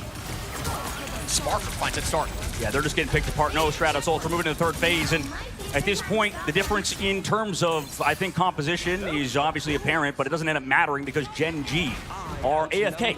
Dude, they're literally not doing anything right now compared to what we saw in the last series. Again, not to bring it up once more, but Gen G are not playing aggressive like we saw at Na'Vi. They're making plays. Gen G are trying to full disengage, and it's not working out. Yeah, I mean, this is what we've seen in the past here. Teams that look so strong on point 1 with this composition try to run it on point 2 and 3 and just kind of fall over. And I think Virtus Pro are just taking advantage of that. They've got heavy momentum, and they have ult advantage. Playing so well together, looking like the team that we know and love. Bobo now trying to farm up that ultimate at 50%. On the off angle, the Sia and the Boundary are out, as well as the Bond. Might be a little bit too much there from the side here of Gen G. Starting to maybe panic a moment. So get a 1-for-1, but now Dridro with the See You Later going to go aggressive again for Alex. If he still has the Karmic Revival in a moment, or the passive to come back and use it, needs to be big. Oh, that was almost a nice shot. Sia really well timed there from Dridro to keep the team up as FMCL tries to match back with the Rage of Ultron, but still, that just wasn't that valuable. Well, they keep giving up space. That's the worry right now, is that VP have their pedal to the metal, and he's looking for one. Sparker does find FMCL. Duet trades it. Dridro going to bring Nevix back in, so even more numbers up as Alex now commits with the Karmic Revival. Everybody's back in. Skittles and Duet fall instantly, though. Back in with the res here from that Golden God, who's likely going to bond them up and move them forward. Again, we had to play aggressive with the Penny Parker, though these mines aren't doing anything on the inside. Bobo on the left flank. Can he find a KO? The answer is no. Yeah, forcing out crystals, though, is a cooldown they're definitely going to be happy about, but that was not the ult that Bobo was looking for. I might have lied there as FMCL cleans up Nevix. Trying to look at that front line from downtown once more. Duet, but that time does not land Alex instead. Both front line from Virtus Pro are going to fall, and that could be it for the OT. They do not get point 3. Excellent hold towards the very end for Gen G. They sort of stabilized with that ultimate from Bobo, like you said. For the side of VP, though, that's still quite far. I mean, that looked a lot better. Yeah. Looked so much better than Domination. And, you know, we've always heard VP is a very good Domination team, but with the, I guess, not reduction in dive, but necessarily how you play it, this is a team that's very good against Penny Parker and stuff. If you're going to AFK, you have to be proactive if you play this composition, which maybe Zen Starry's just picking it up recently in the past couple weeks. Could have played it, you know, in ranked or whatever, but obviously you can see he's not as comfortable on it as, trust me, and that crew of Na'Vi. Yeah, and Sparker is just on another level right now. 15 finals here, 24-3 on these off angles. Saipe hasn't gone down a single time, and neither has Dridro. That is insane. Really great positioning, and also a testament to not only great positioning, but it just seems like there's not a lot of threat in that backline at all. Maybe the lack of dive here, the less pressure is allowing them to just keep that front line up. Well, I mean, there's a famous saying in the VGC community, I believe, from a guy named Wolfie. It's World Champ buff. And right now, VP look like they have it because Gen G are getting a little bit nervous. You know, they get that first round. It's on a map. It's on Domination. You could get upsets on Domination like we saw. So can Gen G stabilize on their attack? We're getting a look at what they want to run out the door for now. Keep that to ourselves at this moment as Virtus Pro is setting up. You can see their decision making, and we're seeing a lot of that Jubilee coming to fruition. We talked about the damage boost in the blind, and I really do think that is when we're going to see Jubilee. Yeah, she really seems like a better cloak and dagger right now at the moment. And like you said, forward, hold, even without the penny, you still want to hold here. Yeah, it's really all about this ability right here. Play inside and stay healthy. Turn it on the enemy if you need to. And they're playing right at the door here. Bond goes out early. There's going to be that healing buff. Redro's doing a great job just keeping everyone full in terms of HP. Yeah, and Gen G need to get some off angles or something to find this back line to get rid of them. They don't have to worry about penny mines either, so they could play, you know, something a bit different, like, you know, something a bit diver, maybe a Black Cat or whatever we've seen out of FMCL. Instead, they're going for that triple strat comp, which you don't, I mean, usually see on offense. Bolo going to be using the attack speed boost here, the unlimited ammo as the decision. We've seen a lot of the DD team up, so. Yeah, because, well, I mean, like, you have to walk away from it. You see the DD team up because they can pierce through these Vanguards, so, I mean, I guess from what we've seen, it's the better team up in terms of the Daredevil team up with Punisher instead of the Rocket Raccoon. I don't mind it with no shields on the field, though. Curious to see if it's going to work out. We'll keep our eyes on, and it took Virtus Pro a Sia in order to move forward. Will it be the same story here for Gen G, who now commit with the Sia? And there's that judgment now. The Sia's backwards, and Starry finds Sparker. And that's going to be a second pick, likely here. Good movement, able to use that crystal, and finally falls. Not understanding if they're actually down just yet, Bobo. Looking at the Born again. Once more, that Karmic Revival. Yeah, we're going to enter a long team fight if Sparker builds his. Duet trying to find two, and he does. I don't love it, though. I mean, you heard the Born again, right? Like, they're right back in the fight now. It was a huge ult, but now they just reset as a unit, and you force another ult out here. Finzi going to be using that Ironwood and gets drawn by Fi, and Zenstari does the same. Sparker's got the ultimate too for the upcoming fight, and they could rotate ultimates to a nasty degree. Clobbering time, we lose one. Here we go, FMCL. Oh man, he gets caught in it. What a huge play here from Finzi. The strangling prison. Sparker has that ult available too as Saipe brings him back from, oh man, this comp is too much. Yeah, this is getting nasty. Gen G on the back foot to an extreme degree. They just lost also Alex ultimate from the previous fight. We've seen how strong Adam Warlock is on these off angles too, so VP looking alive here and today with this composition. Only 2 minutes left on the clock for Gen G, though. You talked about the time bank mattering a ton. But again, this Gambit stuff is just not working versus this triple alongside the Loki that we let through. Yeah, this is just too much reset. I mean, you win so much if they force a bunch of ults out with Karmic Revival, and you have one available again, and they have nothing to use here for Gen G. Virtus Pro on this defense are just so smart. It just makes so much sense here. They still haven't even turned that first corner here around this bend. And they're feeling cocky. They're feeling confident for sure. Sparker didn't even use the Karmic Revival to bring back Navix, who's coming back from spawn. So I think it's brought back. Same thing with Dridro in a moment. Yeah, they're just playing for res now. Get on that point, stall it, reset as a unit as everyone's back in the fight once again. Skittles with the Sia is what they're looking for, but Redro and Saipe ready with ults, and there you go, moving forward off the back of that, even through Skittles Sia, but Duep comes back for the BRB. Bobo and FMCL, it's all about the duelists here. Saipe can match back with an answer. He's not feeling like he can go for MCL, goes for the reset. Soul Bond used though. Here comes that Meteor Ram, he's down! Wow, what a shot! But he's gonna be thrown back by his own passive because Saipe went for the comp. Wait, no, he doesn't, never mind, just kidding. Wow, good follow-up. No, that was a great call. There it is, the cover run, can they stop it? No, they can't! Oh. They're all back! Saipe gonna bring the entire team back, using that natural cover for the moment, and the fight is reset once again. Oh my god, Nevix has the clobbering time too, but he goes down! He's not gonna be in the fight! Finzi, Bobo's able to find two here. Zenstari now onto 5. Bobo once more, and point 1 will be theirs unless this portal is enough. No, it's canceled. Canceled like me after this tournament ship. Insane take by Gen G. And finally, they can breathe a sigh of relief, but they have so far to go. That's what we talked about with VP, why we're talking them up on their attack. It's so hard to get as far as they did in the map. 125 meters is no joke. Full comp switch here from VP2. I love to see that. I think that makes a lot of sense. I think teams are kind of getting locked into a comp on this map, and it really is a different map on point 2 and 3. It plays totally different. Far less single lane focus here, but Bobo trying to find that first pick. Alex does have Raging Royal Flush available, and I do believe it would be in their best interest to use this early and try to find an early pick. Nemesis getting poked out by the Delsa. Doesn't have also Snowflake, because you usually see the Angela alongside the Luna. He finds the right one. Finzi goes down. Yeah, Bobo now able to clean that up. But yeah, off that Raging Royal Flush early, like we talked about, Alex is able to find Nevix, and they are walking, taking this space. A minute 48 on, and they might get up on the top of this ramp.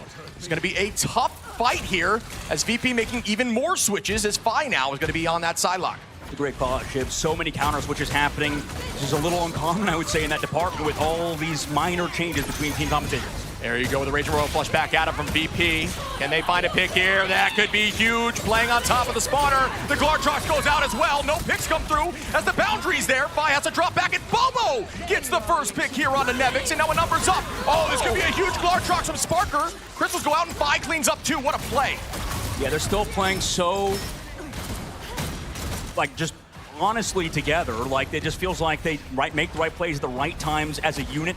You're still doing the things we saw out of the Grand Finals last year, combining ultimates together on VP's side. But I'm wondering if they can close out over Gen G now, who have a minute left to go. Basically 2 fights minimum for that squad, unless they take too long. Finzi with the Sonic Seduction, Meteor M, and the Rage of Ultron are what we're keeping eyes out for now. Saipei, the Raging Royal flush. Okay, there's a commitment now to take space here with the Sonic Seduction. Meteor M trying to match that back. Duet finds Fi after Fi gets the pick on the backline of Skittles. I'll still say that trade is in VP's favor. FMCL walks forward. Bobo now on the Nevix. Now numbers up for them. Can they use this to their advantage and take point 2? Oh, what a Royal flush back, but it's a little too late as Finzi goes down. Yeah, this is... Oh, wow. I mean, they're swapping to a comp that I thought before looked... Oh, my goodness, Bobo! Somebody stop him! I mean, he's full impact, full target focus on Fi. That's 4 in the fight for Bobo. Have to deal with the Venom now, who gets trapped, but he goes down to Duep in this tandem between the two. Bobo's seeing the net code right now. 1s and 0s. The guy is just not missing. What a play there to gain point 2, but it is still a very far push for a minute 25. VP absolutely can still hold this here. It's a great point, Shib. I mean, this bear is just an absolute mountain to climb. It's that they have the momentum, like you said, but do they have the mental resilience to keep this up as the early portal? Yeah, there it is. Here goes the fight now. Finzi playing off that portal. They're going to take this spot, try to buy even more time, but it goes down quickly. Bobo finds that pick, and I like the idea of this play to stall. And now you're going to lose a little alt charge there. Zenstari try to spread some of these mines. Raging Royal flush now from Alex. Will that be enough to move them forward? And they drop back into the portal. Really well played by VP. That was funny, but you're right. Forced out ultimates, Zenstari, Alex committing theirs. You can see the last second portal that felt like something out of a Marvel movie, literally. Yeah. Just quickly showing up for a moment, a giant rock. It's back into the portal as it disappears. 30 seconds left to go, Shiv. Last fight territory now, basically, as both teams have their Glartrox and Vanguard ults. Look at the Glartrox. Who is hungrier here? Who is ready to feast? Sparker or Bobo? This could be game-winning, but now by Nevix, Dreedro. There are so many ults to be committed here from VP, the copy from Dreedro now, walking them forward with a Royal flush. Will there be an answer back? Glartrox gets launched, but I don't believe he gets much. Bobo gets one. Fi trades it with FMCL. It's gonna be a Vanguard for a strategist, though, and holy moly. How did he live? I don't know. Oh my goodness. It's huge on the front line. Tries to somehow shut it down, but it doesn't matter. Saipei and Sparker clean those up. Numbers are ahead now, and they are following up here. Can the portal get there for the retake? It's going to put them in a dicey spot, though. It will. I mean, this is getting nerve-wracking. Overtime slowly dwindles. VP have control of the cart, too. They have to keep touching. Luckily, this cart is going to give you a bit of space to move around. But if they get off for a second, if you get out of that water fountain in the middle, it's all over. Yeah, and it's very tough here. FMCL falls. They're trying to stall. They got to get on the point as they almost forget, but no, that should do it here. VP hold them before point 3. It's the world champ diff coming back to bite Gen G in the bum skis, as right now it's tied up 1-1. We enter that third crucial map that could decide if either of these teams move on in the upper brackets. Going the distance, my friend. This has been beautiful Marvel Rivals back and forth. It really has, and it will continue to be so, as the very first game is living up to expectations, I would say, in the upper bracket. However, for Gen G, they're maybe not even expected to be here, right? It feels like maybe people were underestimating how Gen G looked behind the scenes and in the scrims. The fact they won the first map was huge, but should we always know Confluent and Convergence feel very similar in terms of how they play. I mean, there's so much to look at. 21 finals from Bobo, and then Sparker with 19, right up there with him. Just so much back and forth, and it's a very smart play, and we We talked about that defensive side from the side of Gen G. I liked their composition, but again, I think it just took them too long to make that rotation. Yes, and that's why you still have to play the games, right? Because no matter if you theoretically have a better composition, it doesn't matter if you don't have the coordination that VP does. You saw them making plays with the Psylocke. That was like, I feel like old VP with Fi and Sparker working together. Yeah, I mean, it was a huge problem, I'll tell you that. Some huge ultimates, but we're going to dive more into this information with our analyst desk. How about you take it away, Tetra? Thank you very much, Shib and Dogman. Whoa. Whoa. We have a series. What? We really, really do. We were talking about it. Teams that have taken maps off of Virtus Pro are few and far between, our reigning champions. And that looks like, for a bit, Gaskin, that could have been a 2-0. And potentially should have been a 2-0 if we look at it in a different eyeline as well, because realistically, Gen G had all the pieces they would have wanted to win that game. Virtus Pro, you have to give them the credit for clutching up. Maybe Gen G kind of threw it a little bit at the end, and perhaps the pressure got on side of them. But I think their ban phase was fantastic. I think they were really able to take it to VP. Maybe VP learned a lesson in that first map as well and had to adapt, knowing they weren't going to be able to play the strategy that they've been employing for so long. I really want to dive into Gen G's bans a little bit there. You said that they came out a little bit ahead. In particular, Ultron getting removed in that first map. It was kind of big. I think that's what happens when you are succeeding in scrims, right? Virtus Pro, all the talk has been about the Penny Ultron meta and how they're the ones pioneering it and how they've been dominating scrims. Well, suddenly you are going to be the focus point. You are going to be studied. And Gen G did exactly that. They were able to find the bans, and then they played it themselves and showed us how to do it as well. And even though we did see Virtus Pro answer back in this second map, I do think Gen G, they are really putting on a show for us here, Vaughn. I completely agree, but I also have to talk about the bans a little bit for this map specifically. Invis, second time in a row we've seen a team prioritize a one-sided ban the other team instead of the Adam Warlock. What are we doing? The res is so crucial for the full hold strategy, and it worked really well for Virtus Pro. It gave them so many revives. Like, yes, Gen G were able to break it, but Saipe with the clones on the Adam Warlock was instrumental to the amount of hold that Virtus Pro could do. But something we do want to talk about, we're talking about like players who have been instrumental, but the versatility of Bobo. That's it. It's been, yeah, exactly. Like the versatility of Bobo is insane. We saw them even swap to the White Fox at the end there as well. We saw some Punisher from their side too. We saw Ultron as well. We saw so much from Bobo, even getting a Penta on the Elsa towards the end. But the big thing here I got to talk about is it felt like when they were going for the attacking side themselves. Bobo is their Storm player, FMCL playing the Bucky towards the end. It might have been better if FMCL could have pulled out the Storm so they had the extra damage boost to get them past the hurdle of Virtus Pro. It felt like that was the difference maker between these teams, at least in the first point. We've got to see Psylocke as well. Psylocke coming into the fray. I'm sure there's a lot of Psylocke mains at home saying, finally, she's back on my screen. But it showed. I mean, the dance of the butterfly actually at the end there, being able to just stagger that one single hero really made the difference to try and win that one. I want to bring up something you said earlier and sort of dance off of what you just said here. We saw a lot of people, and we were talking about it earlier, there's been a lot of hype from a lot of the players around Virtus Pro potentially bringing in this Ultron Penny setup here. The impact of scrims here, it seemed when Virtus Pro were forced off it, they struggled, but in the second round, they did fine. There's a lot of impact coming in on scrims. Tell me about it. Yeah, winning scrims doesn't always mean you're going to find success going into the tournament. As I had mentioned, you get studied by everyone, you become the focus point. Alternatively, you can just do terribly in scrims, but you are learning a lot. Scrims don't always tell you exactly what you need. It's a chance to practice things. People also don't play the best in scrims. They play a little bit differently because there's less on the line.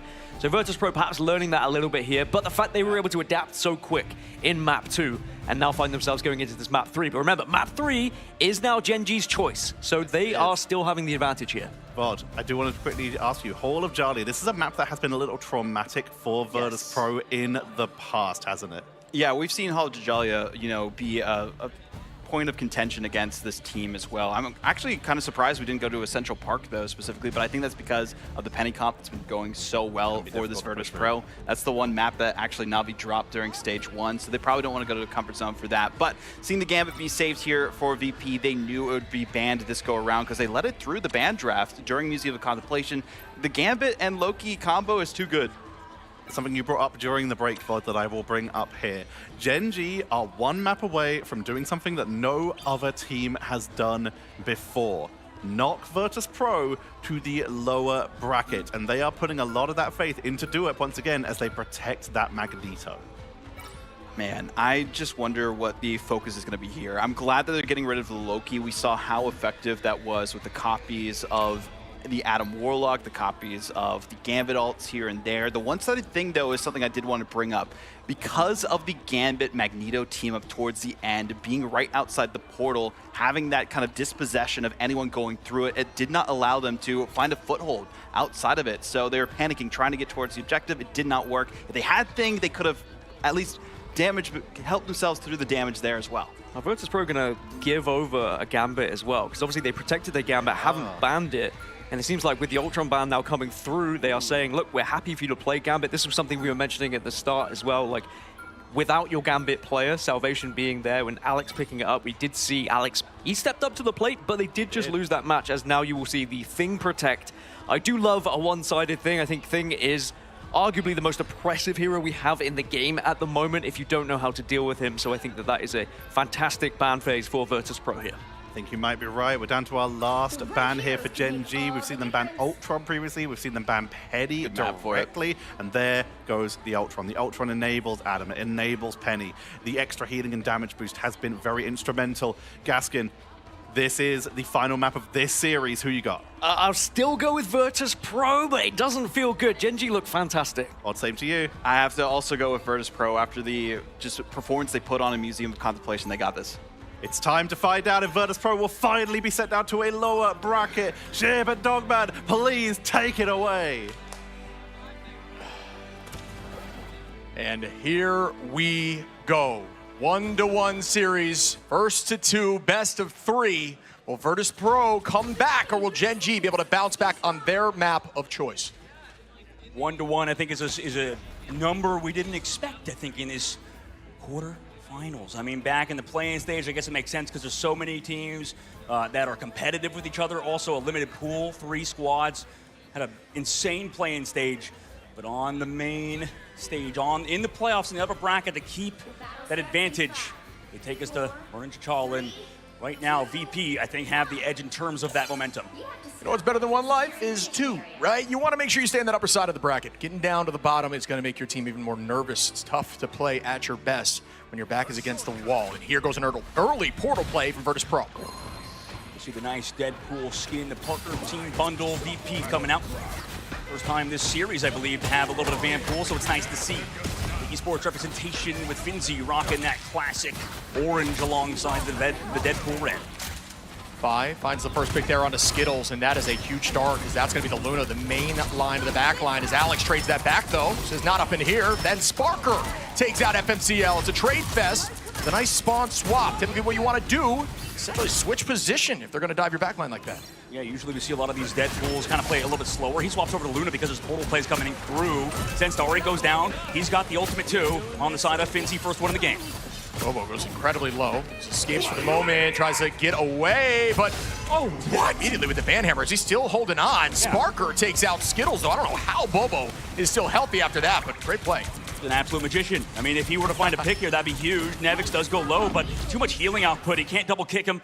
Unfortunately, that means we're headed to the second phase as Virtus Pro cap out 5 minutes. Excellent time bank for VP to work with. Incredibly fast. That early pick was pretty much everything there onto Skittles in the back line. So Virtus Pro on that portal play, bringing us back to Season 1, did exactly what they needed to. See if they can keep it up, too. I mean, they've got ultimates in a moment, and Gen G maybe feeling a bit of the pressure on the last series. Alex does have the Raging Royal Flush first, but it might be answered unless they go fast. Sparker stays full HP here. They're both just trying to build ultimates, trying to find a solution, but Gen G, you know, right now they're going to have that Royal Flush first. Are they able to get some momentum back in their favor? Yes, they are. DoUp drops by. That's going to be 1 here. And yeah, they're just going to walk back and reset as a unit. They're slowly finding picks. I mean, if they stagger Nevix too, they wanted to disengage. You saw Sparker, so that's a little bit brutal to find even more staggers. But regardless, VP still have the time bank to work with. And We know that they're former champions and they're the reigning champions. So I imagine maybe they get past this choke point, but we've seen teams get held here for 4 minutes. Reject RAD, yeah. Literally in the playing stage, yeah.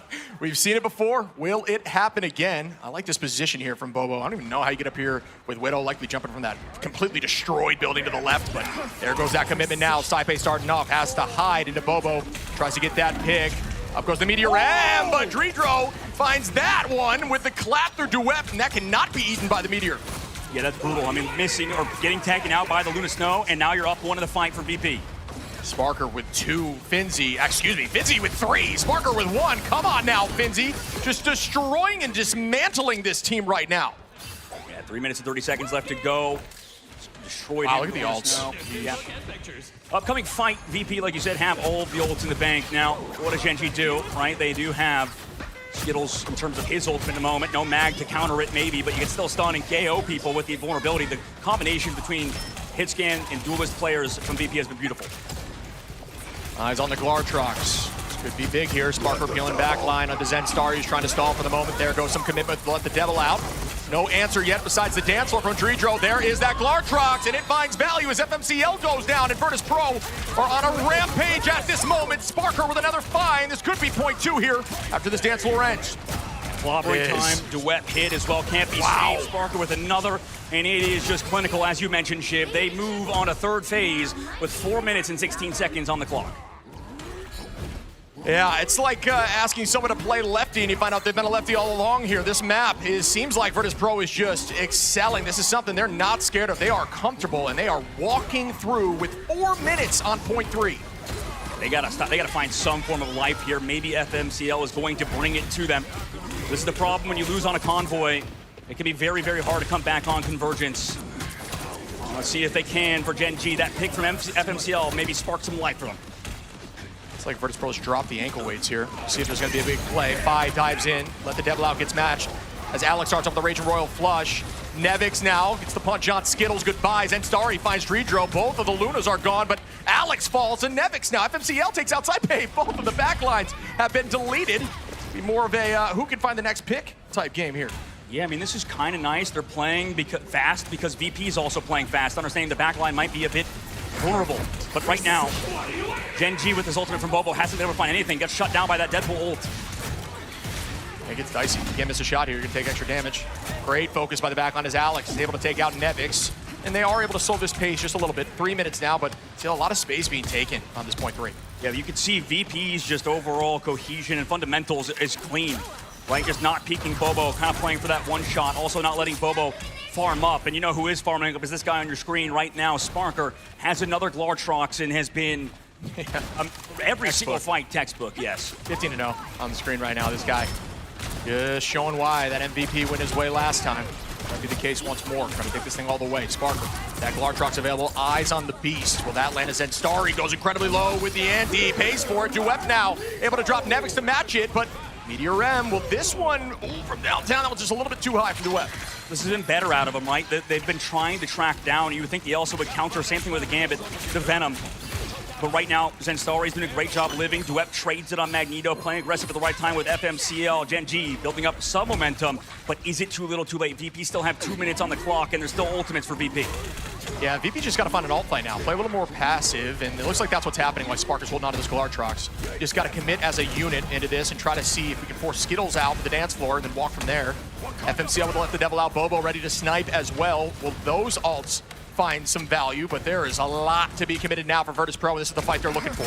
Oh! The Bobo says, nope, not right now, and that's going to be 2 with FMCL's help, make it 3 with Duet. Beautiful off angle here. That Black Widow again coming online. This is how they capitalized on domination, was through Bobo on the Black Widow. Has a bit more space to work with, but that was just one in the fight. You see VP fully reset again with ultimates, banking him up. It's just Finzi that's popping him off cooldown to how Deadpool gets him up so fast no matter what role you're on.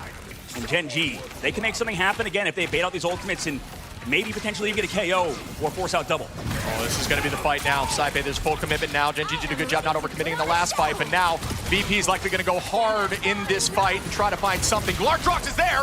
but it gets burned instantly. The dance floor to match it, walks forward to stay with him. Finzi, though, finds Alex. That's a big pick onto the back line.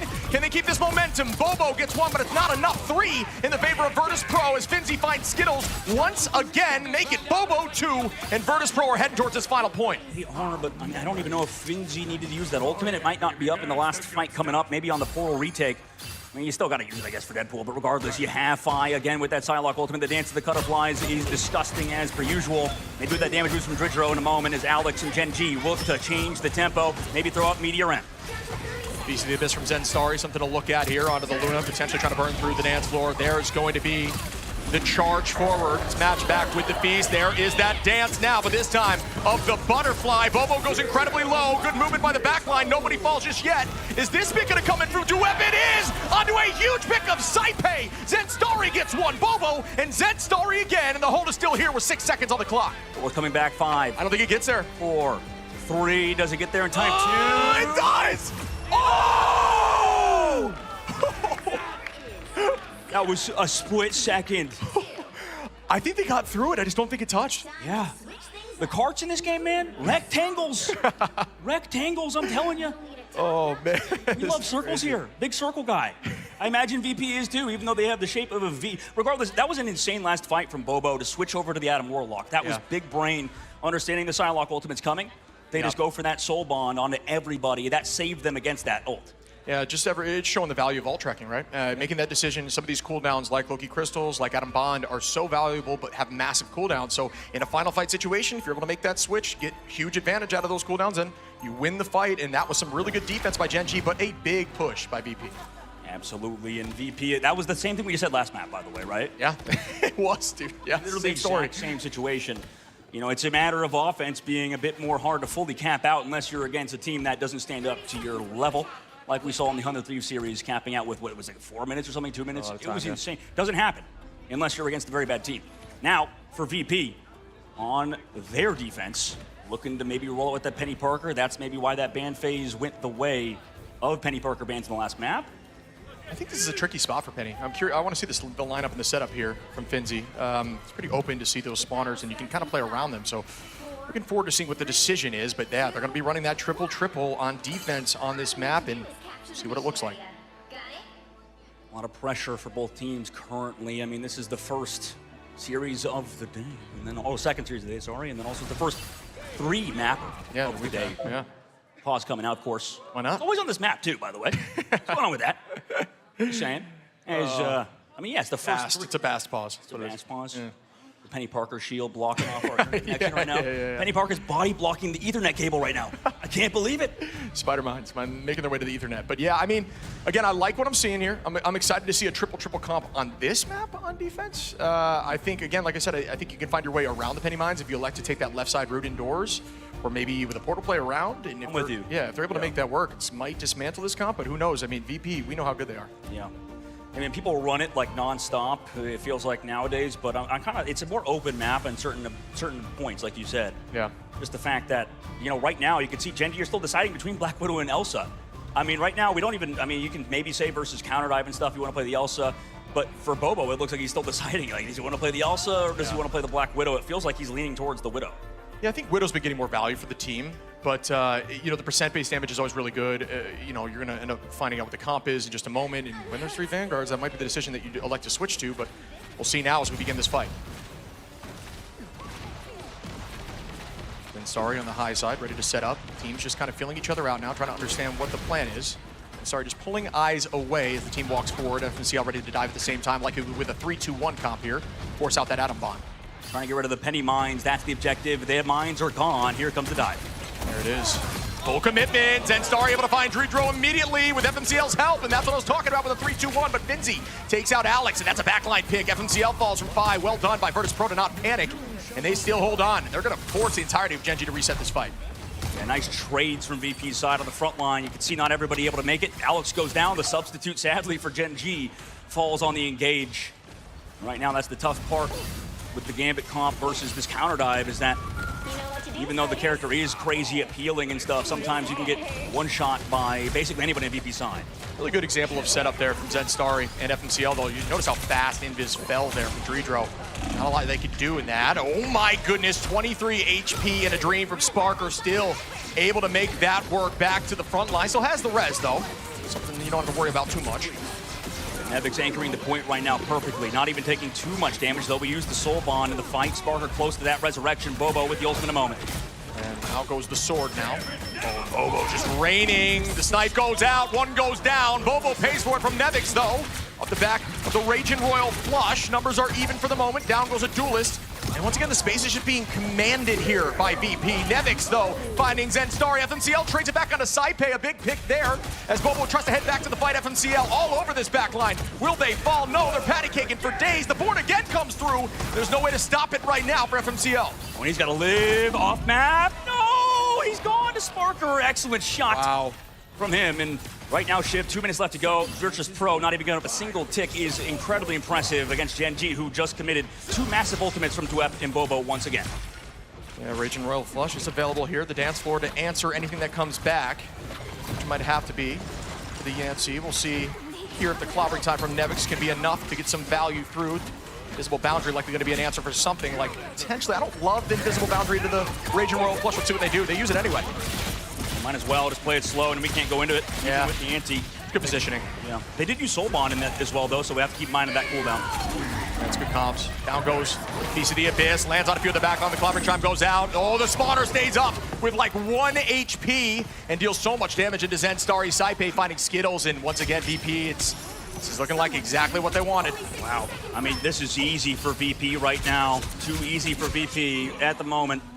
I was talking to Trust Me on the way to the outside of the room, and he was saying that Gen G's kind of collapsing. It feels like a mental lapse, maybe due to inexperience, or rather, first time able to compete against a team like VP could be a bit much for this new squad. And we call this the lights too bright moment. I mean, this team is looking so good early on. This is just a very tough situation for him right now as he sets up on the height here. The spawner and does have ult available. And I love how Finzy's been playing this Penny Parker as well. Looked great. You can see why they got banned out against it in the last maps. Playing around the spawner. Out goes the Ironwood wall. FMCL with the dive down. Out goes Bond, too. A lot of cooldowns are committed. Let the Devil out, forcing out a bunch, but it doesn't matter. Look at their HP bars untouched for this moment with that triple backline. And now goes Saipei with the Raging Royal Flush.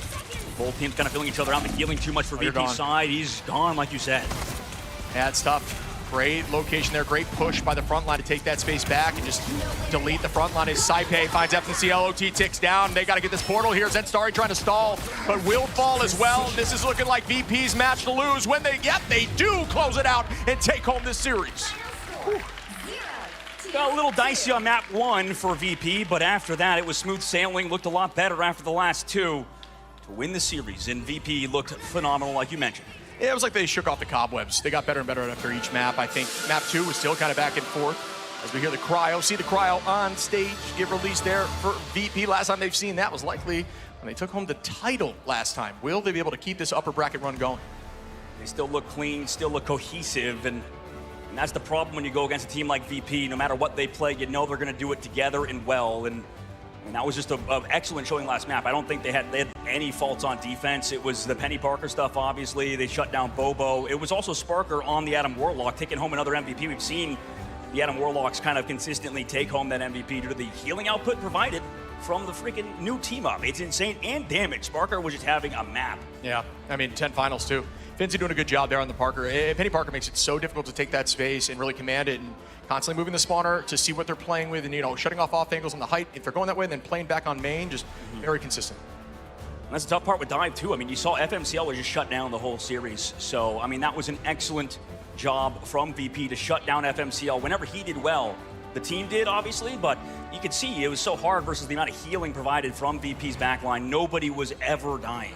Yeah, I mean, there's an argument to be made that maybe Elsa would have been worth to try to Glartrox off map in that corridor, but either way, it's so tough. I mean, it's a tough comp to find a solution for. Maybe Black Cat or something like that too to up the tempo if you're trying to go for that. It's just FMCL was alive in the back line. He's drawing aggro, but it almost doesn't matter versus the comp that VP's running. Yeah, I like the Groot to do it too. So again, there's a lot of correct decision making I just think they kind of fumbled a little bit in that moment against a team as storied as VP. Yeah, I mean, I'm curious to hear what they have to say, because the fact they lost map number 1, I mean, like, what are they thinking about that? You know, that was a bit of an insane comeback from Gen G, and they looked really good map number 1 on domination, which is something we have to keep in mind, because VP historically has been a great domination team, which I'm sure our desk will break down, and they actually came back on the Convoy Convergence maps and figured it out there. Yeah.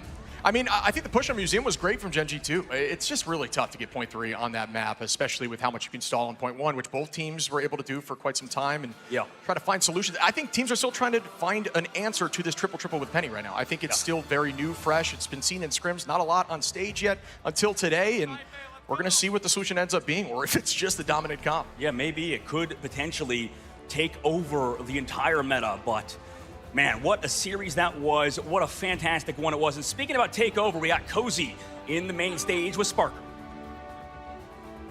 Thank you, my friend. Well, of course, guys, give it up for VP getting your win here in an electric match 3. Again, I'm joined by Sparker, former MVP from that grand finals, and y'all showed championship DNA. You know, being calm, cool, collected. As a team, how do you do that? How do you walk through the steps after losing something like map 1?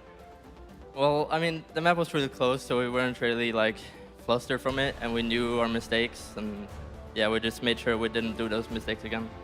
And what was it that Gen G, because electrifying crowd was going wild for them, what was it that they threw at you that you had to adapt to, and again, show why you guys are, you know, the former champions? I mean, they're good players, so I'm not surprised that they got a map of us, but yeah, I mean, they just played the normal comps, and we played worse, I think, that map. We have a big matchup coming up next, going through the uppers, and I believe you're going up a huge rematch that we've had before. Anything to say to the opposing team? Which team I am against? I believe it's Na'Vi. Oh, well, I think that's an easy 2-0. An easy 2-0. You know what? I love Spark. It's quiet confidence, but then when it's Na'Vi, it's a little bit louder. Love to hear it. Anything else you want to say to the fans of VP? Thank you for supporting us. Awesome. Give it up again for Sparker. And again, to break down all the action of what you just saw, Tetra and crew, take it away over there on the desk to break it down.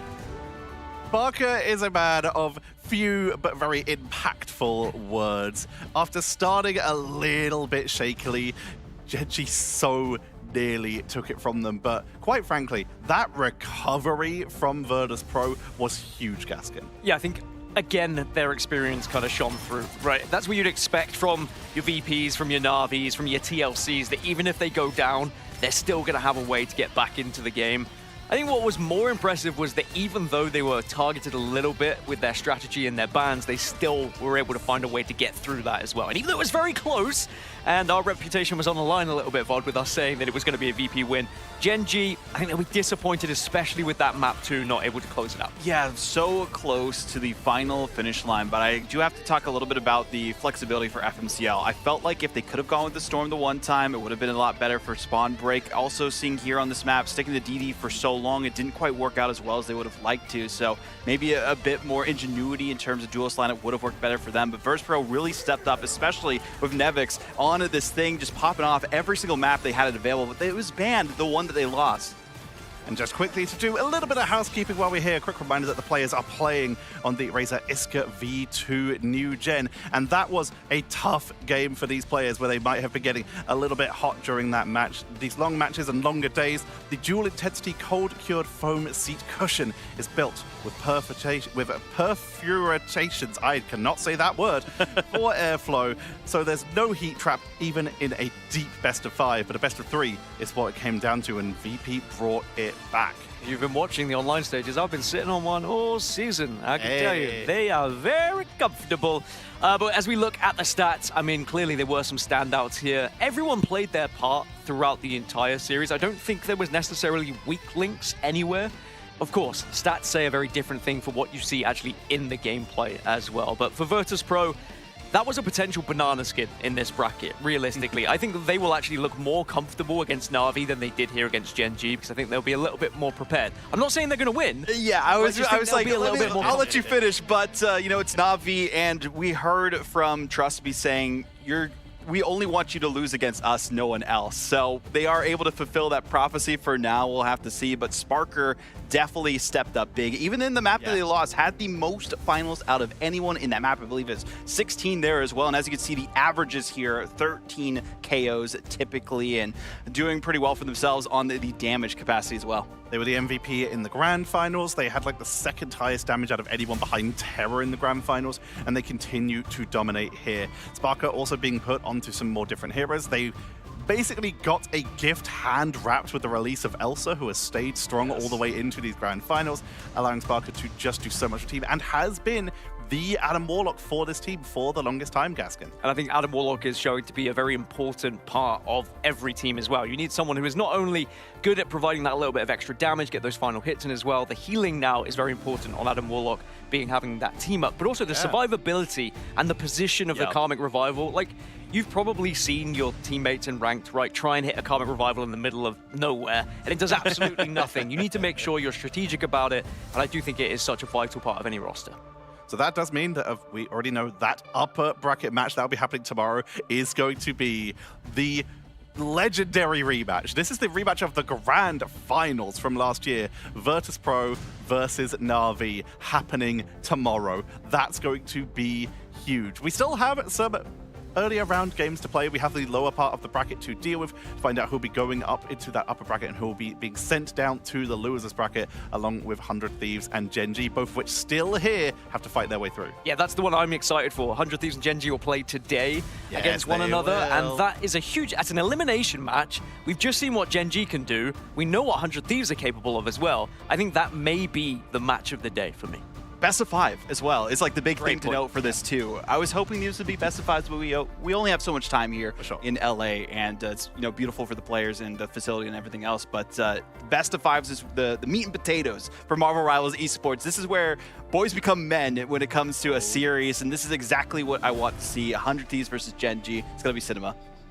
We have so many good series coming up for you, but we're going to be heading into our next first round game coming up after this. It is going to be from the Americas, Team Liquid Citadel versus the third team from EMEA, fighting their way through MRC Stage 1, the play-in stage, only to face the top team from the Americas. RAD will be the second team there, and they'll be playing after this.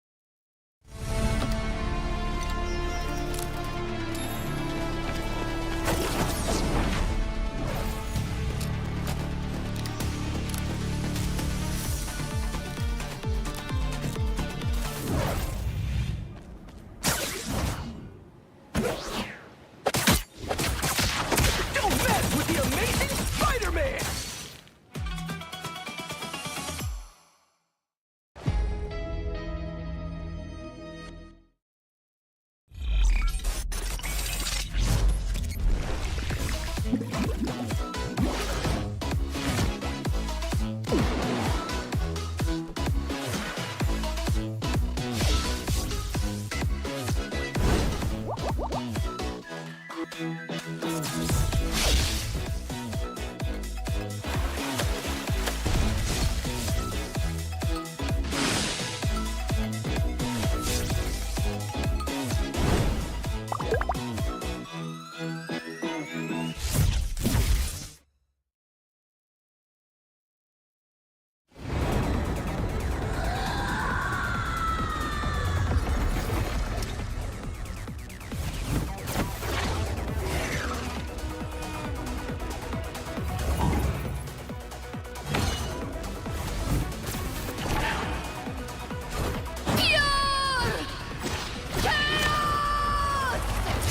was inevitable.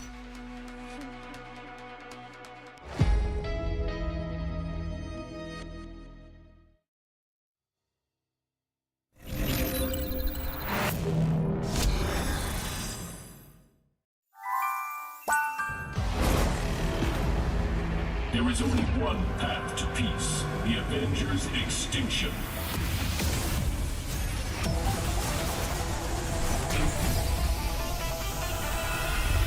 Avengers, assemble!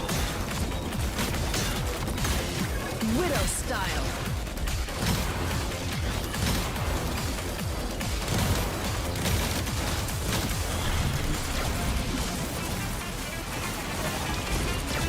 Friday, lock and load.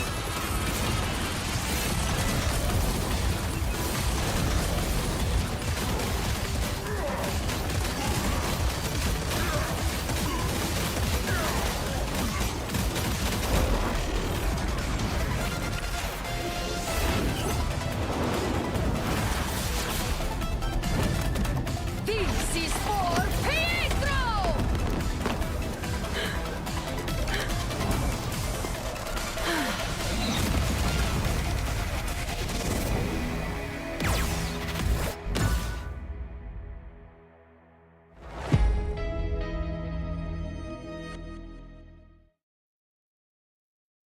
More matches, more rewards. Earn exclusive rewards throughout the mid-season finals via Twitch drops, in-game missions, and in-game predictions.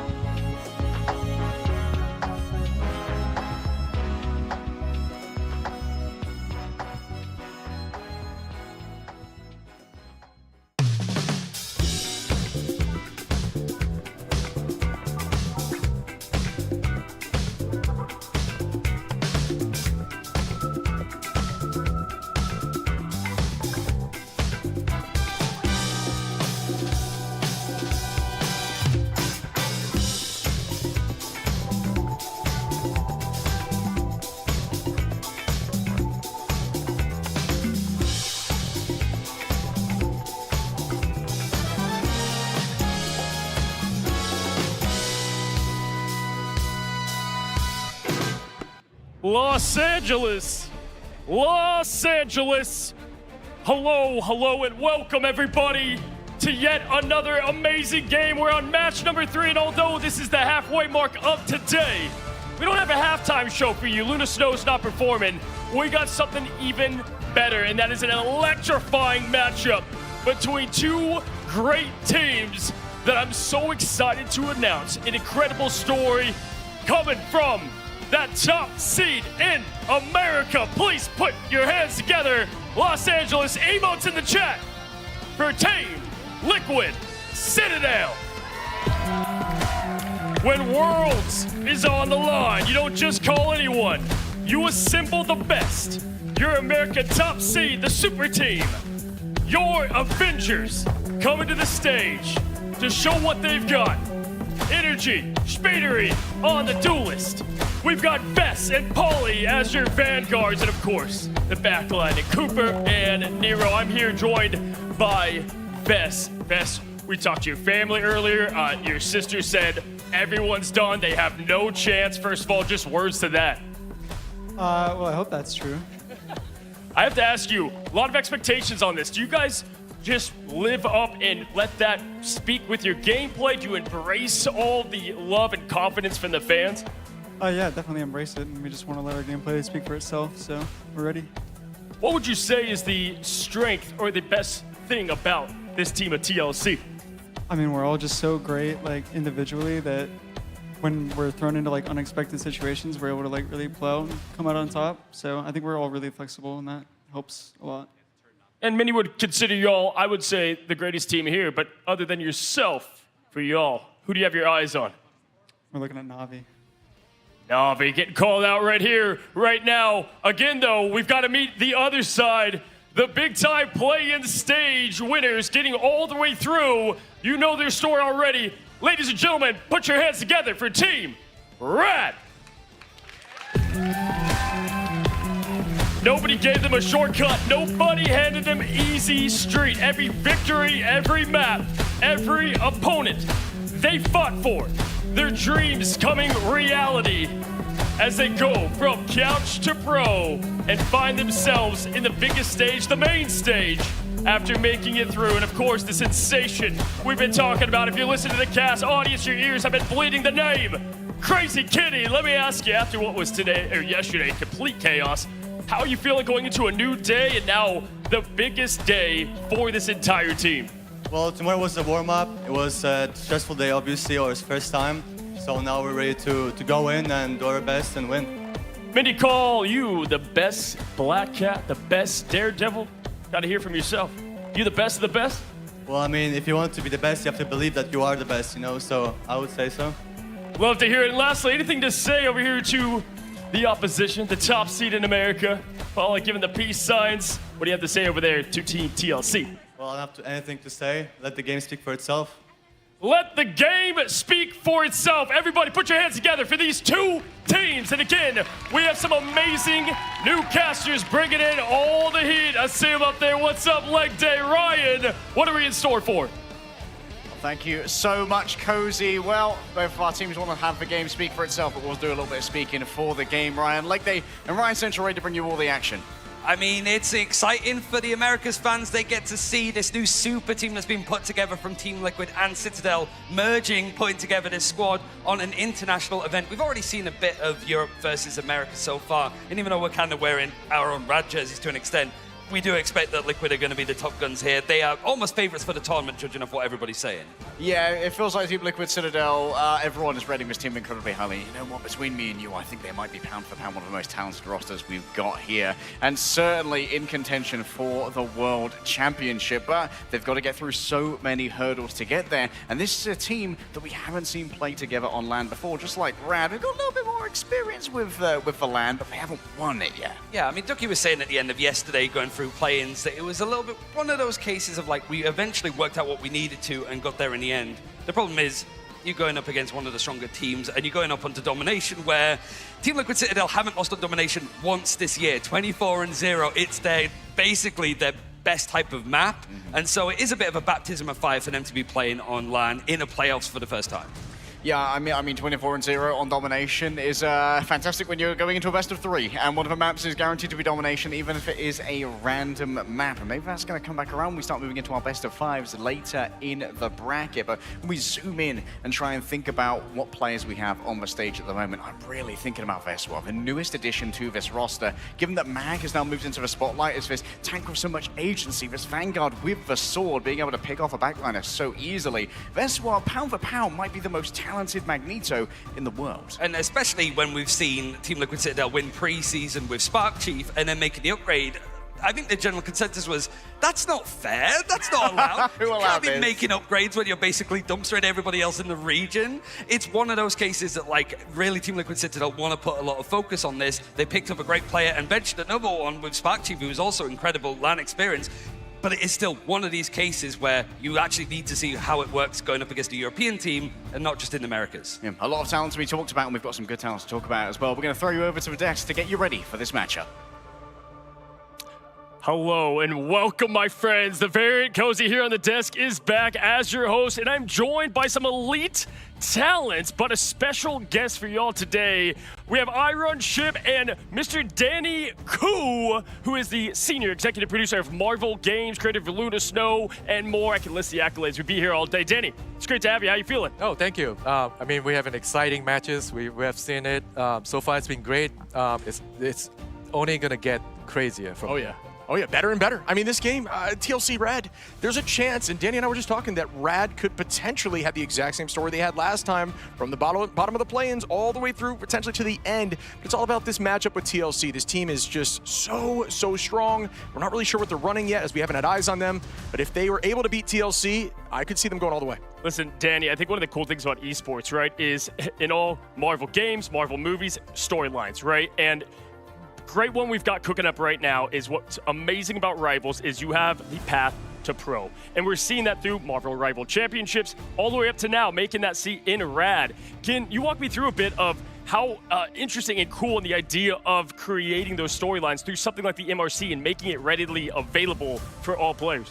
I mean, from the get-go, you're playing as Marvel heroes, and that's a battlefield right there, and then instant drama when two teams go at it as either rivals or friends, right?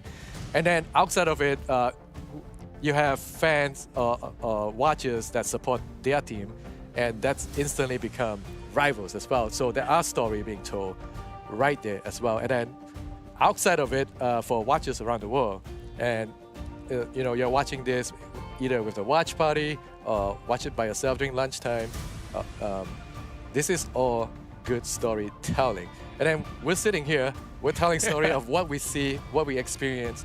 The LAN event is just a very unique way of Marvel Rivals telling story outside of the game. And this is very exciting for us. Marvel Friendships doesn't land as hard as Marvel Rivals. I feel like, Marvel Friends would not sell too many copies over there. Yeah, I agree, man. It's like a celebration, right, Lan, of like all things that is this game in Rivalship. Yeah, it just feels like a different experience when you're here. I mean, I'm curious on your take on this as you're coming to some of these lands. Like, the environment, just being here in person, seeing these people play these different heroes to the fullest of their extent, it's another experience you can't really describe. How are you feeling being here? No, I mean, I was talking with, you know, players that was watching this, and they all came from different background. And what unite everybody is the event right here. All the heroes that they love, the teams that they follow, and we have great conversation about what's happening in game, what they would like to see. I'm sure you get a lot of that. In the future, what they don't like to see in the future, etc. Hey, well, actually, what is it? Is it right here? Yeah. So, Danny, I heard you have a road ahead for us here about what's coming to Rivals out there. You mind sharing with our audience there on what is coming to this game? So, you know, we should show the Black Hood trailer next week. Oh, I like that date. So, new season coming next week. We should be providing an exciting new hero. Introduce this, the Hood. For those who are not familiar with the Hood, he's going to play very different. Cool. We have an Infinity comic on the site with Marvel Rivals Infinity comic. You can read about them with Marvel Unlimited app to catch up on who the Hood is before the season starts. I mean, first of all, I thought what he was going to say, ladies and gentlemen, is, hold on, 17 more legendary Luna skins. Hold on, 7 more buffs. Ji-Young, take note, and we should buff Luna more. More of those, yeah, buff more of those. More all colors, buff Luna more. You're hearing it. We should give Hook a lot of legendaries, by the way.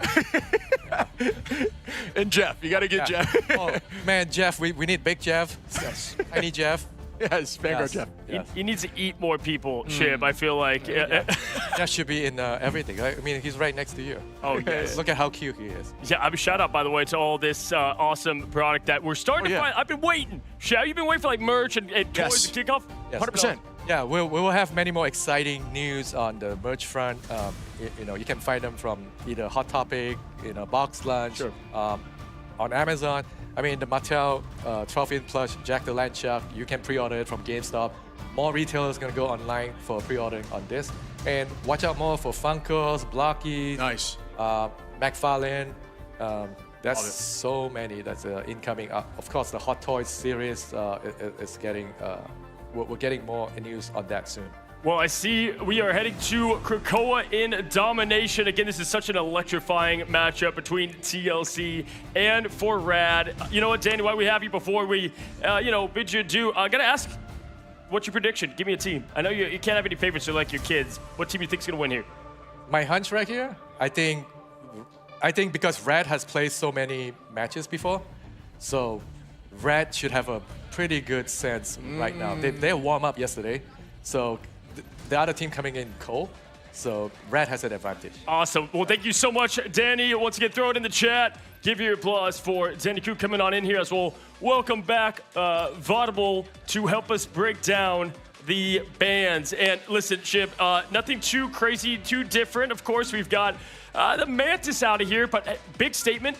We thought potentially Crazy Kitty was going to get shut down with the Daredevil Black Hat. No, it's the respect to Speedery. Yeah, right back at him. Return to sender. Uno reverse, if you will. But yeah, there's going to be the lock-in of the Gambit on both sides. Not going to have that mismatch. I mean, we've kind of been seeing Gambit fall down in the meta in terms of these bands and drafts, but no, it's not. Yeah, and Vaudable, I mean, listen, right after that, it's the Black Cat, right? So, I mean, I'm telling you, people might think it's the other side, but truly, no. Speedery, we often say, doesn't get enough respect for being that flex duelist role, and I think that is every bit of the tip of the cap. I think they know what the potential weakness, if there was one, would be for Team Liquid Citadel here, Cozy, and that would be it. They felt it themselves. They got targeted for Crazy Kitty last time. Now it's just taste of their own medicine. Yeah, I like this Luna lock. I think Luna is slept on in this meta completely, enables so much of the dive, so shout out RAD on that, seriously. Yeah, it looks like TLC did a little homework too. Getting rid of that Venom is kind of maybe showing a bit of their game plan, because that's what we saw yesterday from Thieves. And why was that? Because they want to open up Delina in the Widow game a bit, also on the Cat, which now is going to be a little bit different because they won't have it. But I think that's going to be a strategic play there because Lugia Goat was doing a great job there. I'm not judging. The penny. Oh, man. I mean, we have to talk about that. That's just doing their homework. There's rumors that TLC is not afraid of that penny composition with Ultron. The Ultron lock means you've got to get rid of that penny, and that's the new wave. It's the team up. It's also just complete chaos to go against. And of course, if you don't know, Paulie, just one of the most dangerous pennies out there. Hey, there's always a first time for everything here, gentlemen. And any last notes? I want to give it to each of you. One word. Who's going to win TLC? RAD. Ship. Liquid. I gotta go Liquid on this one too. And listen, y'all, 3 makes a pair, or whatever I'm gonna say. I'm going TLC. Caster's taken away as we find ourselves in this electric matchup number 3. Thanks, guys. Looking to go into some pretty exciting stuff for RAD, seeing how they're going to go up against some of the best players in the world, some of the more experienced ones, and maybe scrim partners minus 100 ping as we're not going over the Atlantic. We're playing right here in Los Angeles. Yeah, being right here face to face. Like, we know that RAD also boot camped with TLC at the Liquid facility before this matchup as well, which is they've had a lot of time to get to know each other, and of course both these coaches know each other really well. We saw Legit RC and Dennis behind their respective teams during our ban phase as we head into our first map of Krakoa.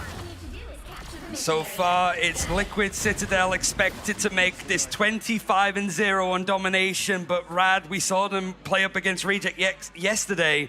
Backs to the wall, managed to find scrappy wins, and already a pause so we can ruminate over what is... I just get into the game, please! Yeah. I'm scared. I mean, I'm really scared for RAD. Yeah, I mean, we had Danny on the desk, so we could all ask for our favorite costumes. I'm personally hoping that Danny's going to bring out green energy. I think that's going to be a big pickup potentially for Team Liquid Citadel as we get straight back into our matchup here after green energy has been subbed in. Triple strategist ran in for Liquid Citadel, similar to what we saw from Navi a little bit earlier on today with the Ultron and the Adam together, but it's Energy that finds that first pick onto Smash. There's trying to go for these sort of like flanks, off angles, immediately finds more than he bargained for. Mean Green Machine, this one now going to be able to really bully Ducky off of this angle. The Chaos Blade unsheathed from the scabbard, and it does dig deeply into the flesh of Rad. The Wolfpack is scattered to the four winds, and Team Liquid Citadel will once again start to build a defensive bastion. And you know what? They're going to be reinforced with some extra chronovium as time starts to dilate here. Looking at Rad's, the one-sided things are the main things to really highlight in the bans. You can sort of see them top screen when you get actually back into game, because the Mantis has been banned out first every single time by every single team so far. Yep. And it's nice to see the sort of like potential like Gambit lean, potential Mag lean. Somebody on Reddit pointed out that it's the first time that we went for a draft earlier with Virtus Pro without seeing Gambit at all.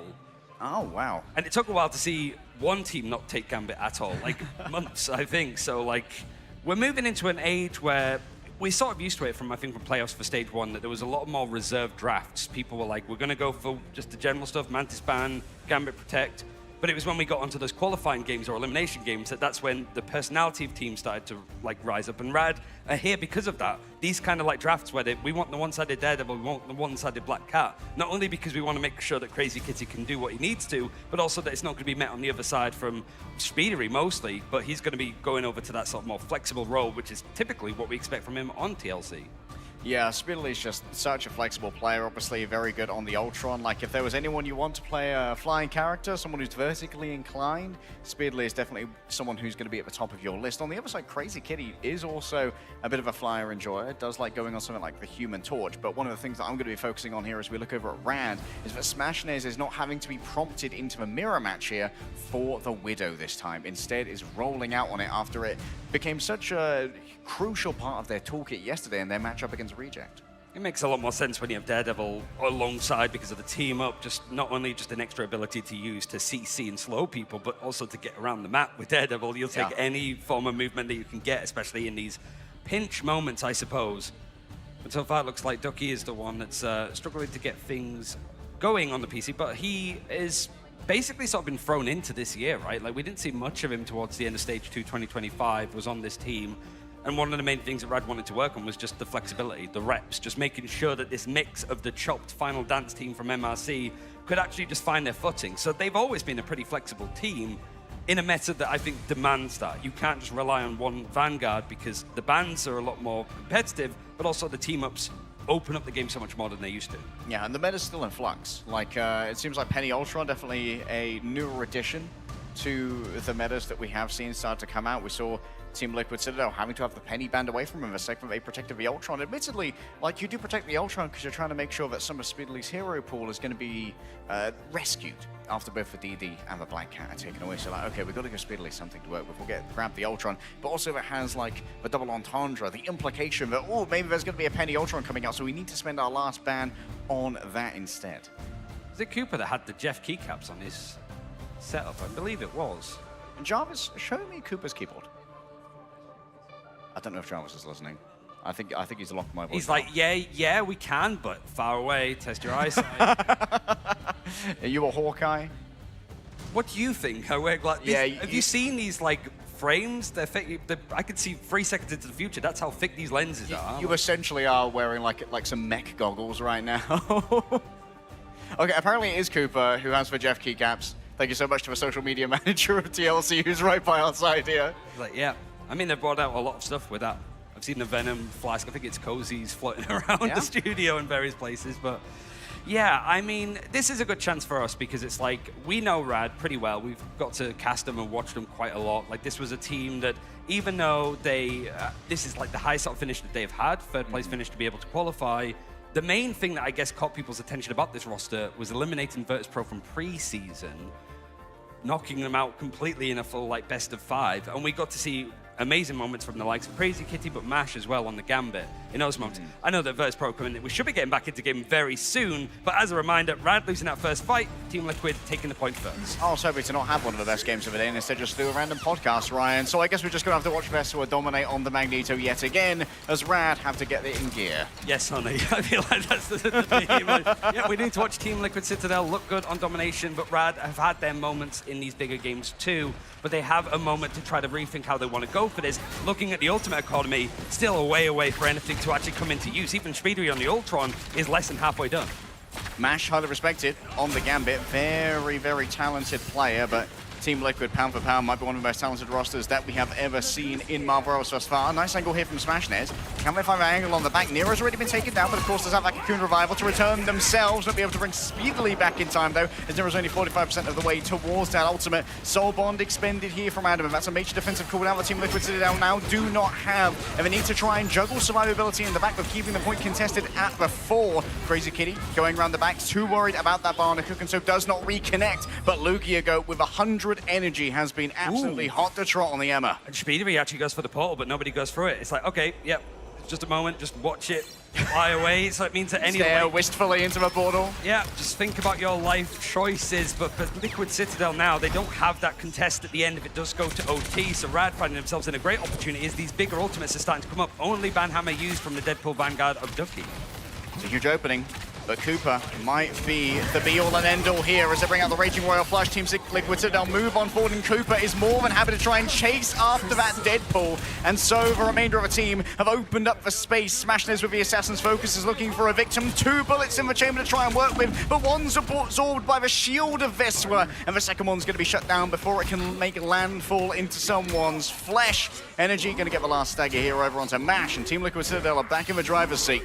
It was just a Black Widow ultimate that got used from RAD in the end as I'm still building up stuff, but Cooper is the Mbappe meme of like he brings out the Royal Flush, instantly turns to actually take out Crazy Kitty and just scares him away, just locking eyes.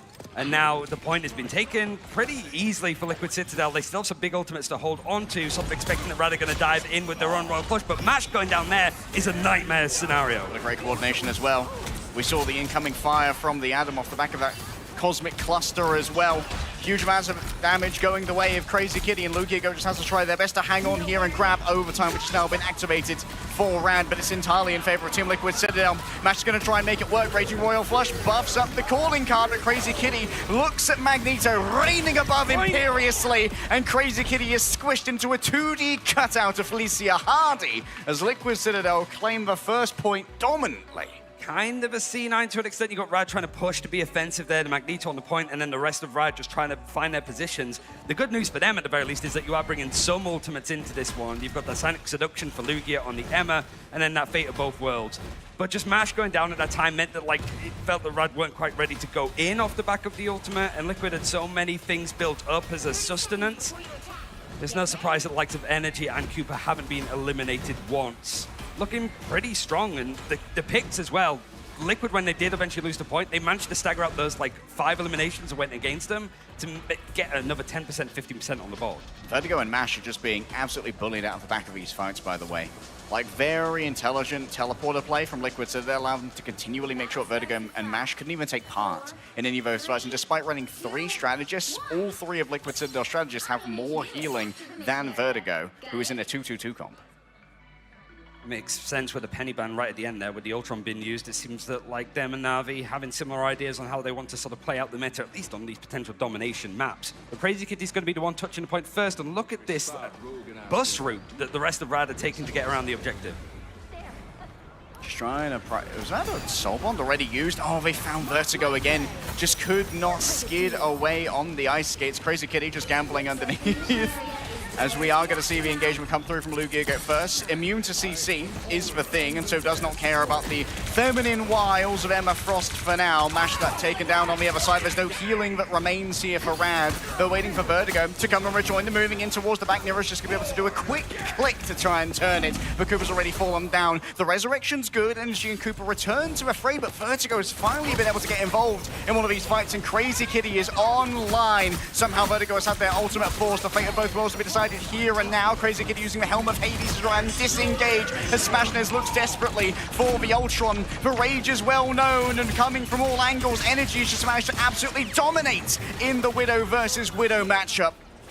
And 3 Strategist Ultimates used in very close proximity. Rage of Ultron and the Royal Flush at the same time, but to get that first point, to get in control of the point first, at least on second, you'll take that every day. You've got a chance to build things up, and RAD, they went for these kind of like split dives, and immediately Liquid Citadel are like, okay, we're just gonna dive the backline that is separated. With front to back, even though we've got flying targets, we can still keep relatively close together, and RAD now need to try and penetrate that. Oh, they want Ducky so bad. He's trying his best to run away, puts down the Unicorn Shield in the way. A quick scope in with the Assassin's Focus is all the energy needs to try and find themselves a victim before hiding away elsewhere and waiting for one of their healing-enabled strategists to find them in this dark corner. Vertigo yet again found on the outside. Vespa just runs them down here on the Magneto. It's the perfect meta for the boy from Atlanta and RAD. They've just been scattered once again. They're in such disparate positions that no one can help each other. There's just struggles for Peel. Mash almost goes down too, and it going down there for Smash Days just delays this like retake, this refight for RAD a little bit later on. Ducky's going to switch over to the Groot and then the Lugia onto Angela, which is usually this kind of like break glass in case of emergency moments. They feel that the composition is struggling against what Citadel has set up, and it's already at 60% on this second point. Vespa not quite bounced in there by the Gambit team up. Unlikely to be what Mash was hoping for, but energy going down to Crazy Kitty is a fantastic opening here for RAD, and maybe they can find themselves something to work with. Odin's unacknowledged is going to bring Speedly potentially into a more dangerous position. Crazy Kitty towards the back, eyes on to Adam. There are 3 strategists, there's so many to pick from, but the healing is so all over the place right now. Crazy Kitty needs to commit, it needs to be a big play, but unfortunately it's not going to be the case as Liquid Citadel, they hold the fortress, they batten down the hatches, and they weather the storm. They can't hold on at all with it being at 90% now. You have to imagine that the portal's going to come in for Vertigo, so it means that those backline strategists, there's only going to be one available, which is Match. He has the Royal Flush, but you have to imagine he's target number 1 for Citadel when this attempt comes in. All right, Tom falling directly here onto the Adam, even with the flight, still not fast enough to get away from Felicia. Hardy still moving forward, Polly just blasting on through this zone. Vespa wants to take down Mash, who says, oh, go on, end it then, we'll meet you on map 2. Cooper dominant here when it comes to the Raging Royal Flush as Polly just abuses time and space both to clobber through the 3rd seed of EMEA. Team Liquid Citadel hold the door and look dominant on domination. As is expected, this is their best game mode, and it's a blessing for them that they get to start with it every single time, but you get to see why. Even with some of those key targets being taken out, stuff like the Black Cat, the Daredevil, one-sided for RAD, and even the Penny right at the end, doesn't matter when the Thing is still available, when they can still go for the Ultron like Triple Strategist. Whatever the composition, it feels like Liquid are very comfortable on it. It's almost like it's their main one. We do get to see a little bit of energy over on the Black Widow, and much like Delana and the other like America's teams that we've seen, those hitscan players can certainly make what feels like a new character work very well in their favor. And she has the intelligence as well for really making the most of the off angles and the timings that you need in order to try and have these aggressive pushes, and like having the team to go with you as well. Like we saw that push onto Ducky, which rarely you're going to be the one pushing a Vanguard Deadpool when you're on that Black Widow, because sometimes that's not an easy fight for you to take. When you got the Assassin's Focus and Vespa's there to give you a bubble, you can try and outpace that, and that actually split up RAD entirely, so they couldn't peel for each other when going up against the Widow. For sure. It feels like we've complemented RAD's thinking on the fly, the coordination, even without mentioning it. They have some good cerebral plays, but they're up against the team that is so good at this. And when people talk about front to back, even though it's like a little bit more freedom, you got the Ultron in disguise, so it's more like front to back and a little bit up. It's probably the best way to describe it. It's still so succinct. Even the eliminations that Crazy Kitty was getting, and he was getting a fair few final hits to clear up, it was always traded out in numbers. It was always the backline going down or smash theirs. He's trying to go wide away from his team to open up so many angles and separate people, but it means that he's a prone target. Reject did that against him yesterday, and Liquid also did it and didn't really break a sweat doing so. And critically here, I don't think Team Liquid Citadel have given away too much in terms of their overall plans for this meta. Like we knew that Vespa was going to be playing on the Magneto with how powerful he is at the moment. We know that Speedly is a fantastic player on the Ultron. So Team Liquid Citadel haven't had to dig very deep into their pocketbook of strats in order to really trounce RAD here on Krakoa. So looking through the stats more than anything, but it is mostly just the lack of eliminations that came in. You could sort of like point out nobody in particular for RAD for going down too much because everybody went down 6 times total, which shows how like clean it was for Team Liquid Citadel. We're going to make sure that everybody gets taken out and embarrassed in some cases, but it's the fact that these picks against RAD happened one after the other, one at a time. But looking going into the next like map in particular, when it comes to choices, RAD have been very keen on trying to play Jali as much as possible. Like they tried it yesterday against 100 Thieves and didn't quite work out. The first point and the second point were really good, but they just needed to push a little bit further on that third area of the map. And it is going to be Jali again. You have to imagine, it's Team Liquid Citadel, you were expecting this. Yeah, I think Team Liquid Citadel, they've got a pretty smart staff back there between Legit, Gator, and the remainder of TLC. So they likely know that after RAD probably lost the first map, Hall of Jalia was going to be their port of call. And Liquid Citadel, like, are they going to have a better first point defense? We have seen that Penny banned out, and we just saw a fantastic defense from a European team in Virtus Pro against Gen G. And rather just jumping straight into this, usually there's a bit of like, you know, rumination, what can we do? They're just like, no, we know what we're playing up against. We know that we're not expected to do amazingly here, but we want to just be able to bounce back. We sort of know how this draft is going to go. We know what we need to maybe fix, but we also know that this opponent is going to have some gaps to potentially exploit. The thing about Jalia as a map, though, is like, it's one of the few that Team Liquid Citadel actually have like a lower win rate on. Yeah. Like they've won it once, lost it twice, all against Swamp Gaming. So that feels like it's just its own anomaly, but it's also the map choice of RAD, and they're 1-4 on it. Like, it's not something that is like very keen for them working. Obviously, like I mentioned, they lost against 100 Thieves yesterday, but also losing to Shikigami, Na'Vi, and Virtus Pro, the majority of which were in stage 1 as well. So a little bit of a different meta. Bans are starting to come in. Well, surprise, Mantis is banned first from both sides. Yeah, well, we talked about clarity of purpose here from Hall of Jalia, and one thing that I'm going to be looking at in particular when it comes to clarity of purpose from RAD is what Lugia is going to be playing, because yesterday on Hall of Jalia, it felt like Lugia was going on a bit of a walking tour of all of the Vanguards that they had available. They played a little bit of Hulk without the Wolverine, they played some Angelo, played a little bit of Deadpool, I believe, and finally settling on the Thing in some cases. But with the Magneto protected here for the side of RAD, they are going to have that stopgap, pretty low mobility Vanguard to be that very persistent frontline, like, attritional force. It's probably the main, like, difference that we've seen in that first phase of a draft is Magneto or Gambit. Making sure that Vest doesn't have access to Magneto is handy. And yeah, Cooper will have access to the Gambit, but I think you also need to put some onus on actually protecting the likes of Luna Snow, just so Mash has something to actually have agency on, because he is that kind of strategist that can make it work. Yeah, Ultron's banned out, so we're not going to see the same kind of composition for Liquid this time, but it's also a one-sided Loki in favor of them too. Well, here's one of the most dangerous things about Team Liquid Citadel. Not only do they have fantastic Gambit players, but they also have the rare shiny pick of the very solid Loki player. Cooper, I imagine, is going to be the one picking that up, allowing Nero to take up the duties of the Gambit. And Gambit Loki, double Raging Royal Flush. When you're putting those two decks together, it often comes up aces. Seeing if you can find those moments. And there has been that last ban of Venom. Looking at Lugia, and like you mentioned, it just feels like it throws off the hero pool a little bit more because he tries to go in for dives alongside Crazy Kitty. Hulk is a decent option for that, and I mean, certainly for like going up against America's team, you don't need to argue with them too much that, yeah, Hulk is very good. As we've sort of seen from teams like Swamp Gaming, for example, it's most certainly an option. All right, Brady gets stuck in here on Hall of Jalia. This is only a best of 3. And so Team Liquid Citadel, they are already looking to try and stamp their ticket into our winners' semis here at the mid-season finals. For RAD, you're sort of showing your hand very cleanly. If you have a map choice, you go map down, you're going for Jalia. And if this map doesn't go their way, they will be playing again later up against, well, the loser of OUG or Swamp Gaming. And both of them are going to see exactly, yeah. In that case, RAD will probably get pushed.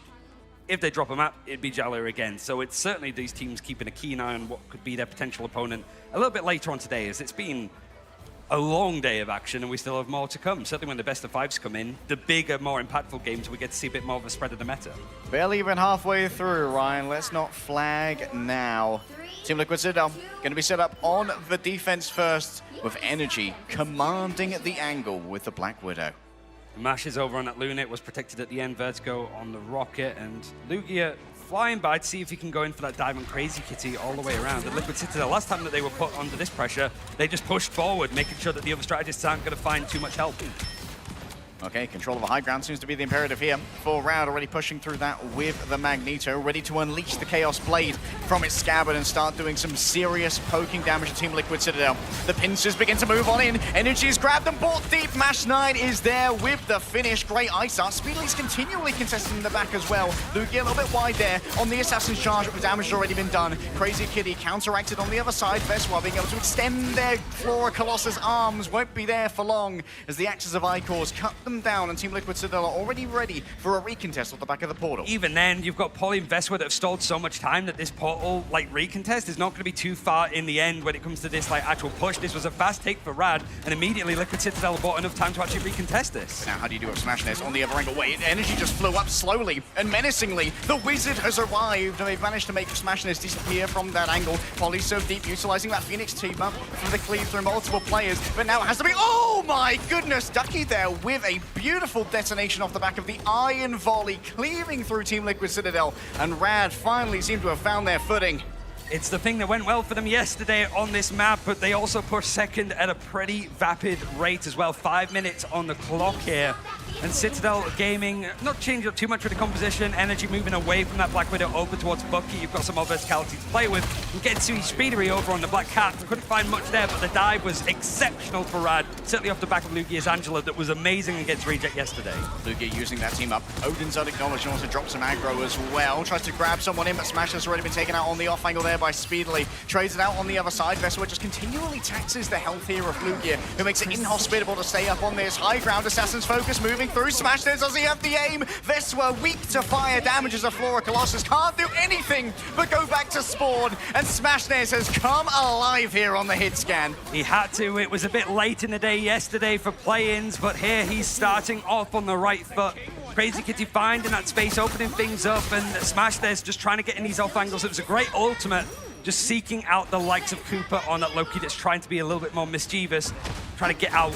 Poly moving over towards the thing as this gets a little bit more bottlenecked. It's a good choice to just try to hold on to this objective and hold on to second. Speeder was noted, but managed to shake the tail there from the side of Crazy Kitty. Out comes the Raging Royal Flush going up against the Cosmic Yarn Amplifier. Calling card going to be brought on out as Ducky looks for a victim. Unable to find someone thus far, it has to settle for the lamps of the Loki, but Speedly's already done so much in the back. The Black Cat has found her prey, and she's not just getting her funny up, she's getting her money up as well. As the Yarn Amplifier used Meteor, Airman, and Fate of Both Worlds just to make things stall out for RAD. Liquid keeping their head above water. Two ultimates combined in very quick fashion. Sat on 3 with Poly almost building up that clobbering time. Means that RAD need to see if they can consolidate stuff, certainly when they don't have anything in the backline to get these fights to go on a little bit longer in their name.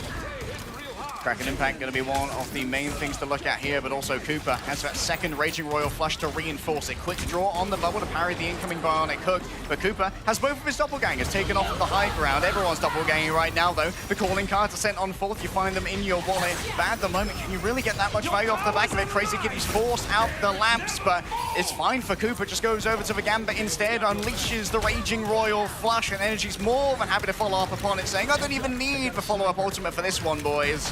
Just a copy, and it's straightforward. But I like Rad's idea there with just having the Angela knock the Loki clones off the high ground. It meant that when that calling card comes in, they have to get off of the high ground and play around the lamps, that rejuvenated domain, to actually be able to sort of survive.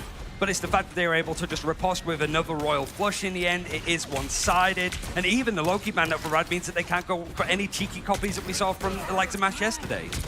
Kraken Impact could put a lot of pressure on Smashness when they go for Assassin's Focus, as well as Speedly being able to really trit on these angles, going straight in after Vertigo here. Got one looking for a Phantom Pursuit into the stealth towards the back. Out comes the attempt at the reset. It's shut down by Ducky, unleashing the Chaos Great Sword, and Smashness makes sure that Speedly's going to be punished for playing on those backlines as well, but still Liquid Citadel have both of their vanguards and both of their strategists. So there's plenty of meat to try and keep this one going. Crazy Kitty's found their prey towards the back. Knocked up players are easy pickings for Smashness as Poly makes his way towards the cart to shut this one down. It just makes it look so easy for Smashness to just be at the end of it a gun dog, not quite a Crazy Kitty, to actually find off these picks.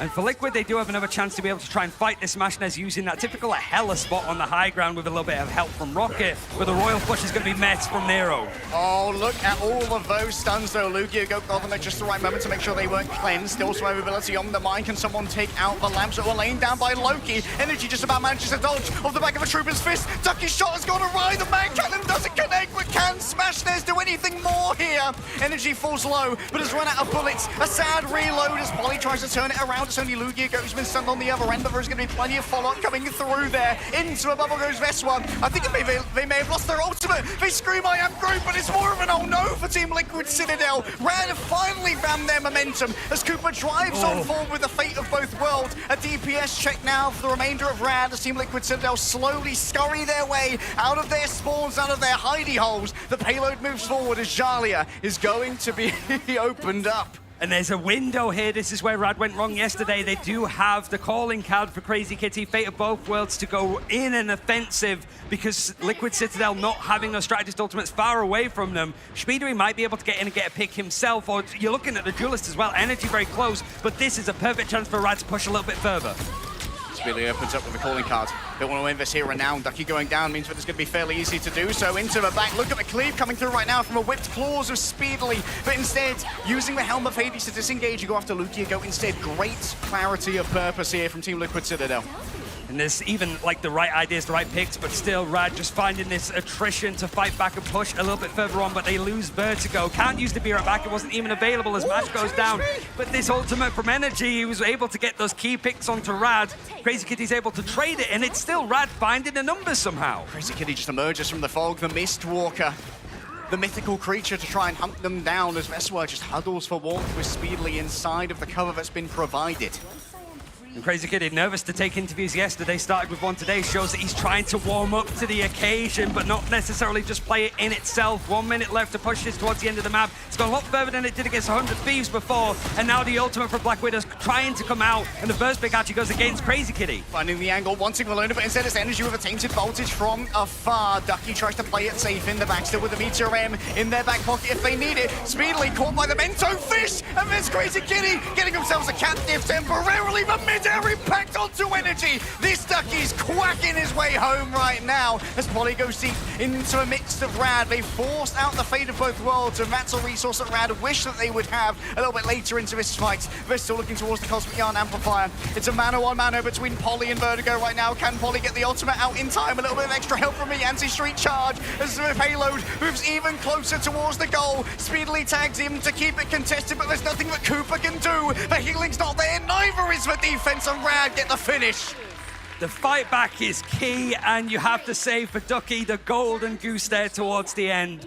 We saw some like shaky moments from him playing a group, but over on the Magneto, the focus is usually on Vess and what he's been able to do on it. That head-to-head is matching up nicely, but the game is opening up for Crazy Kitty, and the ban onto Daredevil that was earlier on in the draft means that he was typically a bouncer. If the Black Cat wanted to try and go for these flanks, you just put a Daredevil there to basically go, not today, Sunshine, but they have to basically go into this head-to-head if they want to keep going up against Black Cat and Black Cat.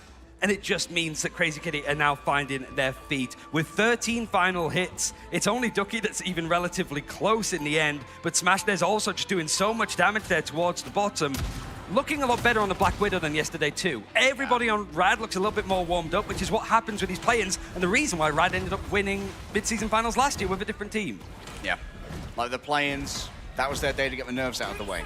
There weren't going to be any second chances, that much is for sure, but it has allowed them to find their feet on the stage, to realize what it's like to play under the brightest lights that the world of Marvel Rivals can offer right now. And the key, we said it yesterday briefly, but for Crazy Kitty, like all of those final hits, but like very low on the damage, even compared to some of the other Vanguards, right? He's just so good at like, okay, he's low, I know which target to go in and get. And Liquid with the verticality, losing that point very quickly first, going for the portal play. And Speedery, wonder if we will see this a little bit of the name, or considering that this was pretty much the home ground for him and Hella with that Deep Wrath team up, which obviously still there, but in a different vein. Having access to the Gamma Squid as well, without needing the Hulk on the team, does mean you can just kind of squid bomb someone, drop 2 Monstro spawns and the Gamma Monstro, try and right-click a backliner and just evaporate them. It's always very good for dive, but he's not going up against the Black Cat this time. Crazy Kitty over on the Daredevil to just play around the information and his cerebral like game sense to coordinate for the rest of his team. Vanguard's walled in. There needs to be some triage coming towards the back of RAD right now, but Smashness found himself a nice angle towards the back. A quick burst with the right click could waylay them, but Flugia just took too much damage, and it's so difficult to get rid of those squids when you've got so much melee on your team. No one with a gun to try and shoot them away when they're placed up on these vertical perches. Team Liquid Citadel with an absolute clinical taking of the space, and Mash is desperately pumping out the heals to try and make something work, but they're down to only 56 HP. Vesmo just needs to hit the one shot, a little self-heal coming through, forces out the bubble, but Team Liquid Citadel have already taken the first tick here. That was stressful to watch from Mash's POV as he's just trying to dodge these roots that have been thrown down for Vesra. Clobbering time is going to be used from Lugia, who's the first to be eliminated, but the beer back means it is into the fray, but the eliminations aren't following it quite as such. Instead, Team Liquid are still finding these eliminations. Maybe a portal is going to be required, but they're losing one after the other. There's not even a chance to actually keep stalling this one out in the end, and Liquid have managed to beat the time that RAD set on this first point. Push on with 5 minutes. Nero just got up their ultimate incredibly quickly right there. A Raging Royal Flush before either a Cosmic Yarn Amplifier or Mash's ultimate, and we have ourselves yet another pause. They're subbing out Green Energy. Gives us a moment, bit of respite, because it has been high-octane stuff, as is expected, you know. Like, it's weird for us, like, you don't want to just come in across the Atlantic as the EMEA team and be like, oh yeah, I'm sure that these American teams are certainly not as good as the EMEA ones. How many, like, international events have these American teams won so far in Marvel Rivals' history? Ooh, that's a big zero. But it's still exciting to see, first of all, the likes of Poly move across. He stayed with Citadel, built around him to an extent, and built some of the best players that we saw from FlyQuest last year, and certainly the likes of Envy as well. It really does feel like, especially with a big organization like Liquid finally getting involved too, that it's like, okay, what can you guys actually do and put together? And if Liquid Citadel look that good, where does it leave Swamp, who are just shy, just behind them, building up from the success that they had last year? Getting back into the game very soon gives us a bit more time and insight, as RAD still have a chance to sort of set up. Meanwhile, Liquid Citadel already built up that God of Mischief, so you'd have to imagine another Royal Flush coming up very soon. Another Raging Royal Flush could be an easily claimed fight. There's a reason that Gambit was always in our ban draft phases for like the last 8 months, Ryan. An unbelievably powerful ultimate. Smashness has a great angle over here, though, and it might be very difficult to try and deal with this one. Cooper moving forward, and you can see the energy is directly on top of them with the extra damage that comes on through. Oh, that was a bit ambitious from Ducky. Doesn't quite connect it. A disengage might be on the cards, but Smashness wants to fight it out. Says, nah, I just whiff here, as the Assassin's Focus can't quite find the value. And Vertigo has to use the Cosmic Yarn Amplifier just for a little bit of stability. And they can't fight Poly. What a sad reload. I mean, the small little thing there from Poly that's now going to bring up their Sign of Seduction was the wall of block the damage boosted Black Widow ultimate, so Smashday's got very little with it. So Crazy Kitty now been picked off now that the offensive capabilities are coming out, and potentially if there's more of these RAD players trying to jump onto the objective and Apex Predator, we'll just clean them all out, strike them down. Well, because we get on the objective at this point, it seems that Ducky's going to be the last one there, but won't be staying for long, and Smashness gets unfortunately resurrected in the midst of a hostage negotiation. And RAD, if they want to go to map number 3, are going to have to hold this for 5 minutes. Hoping for the best.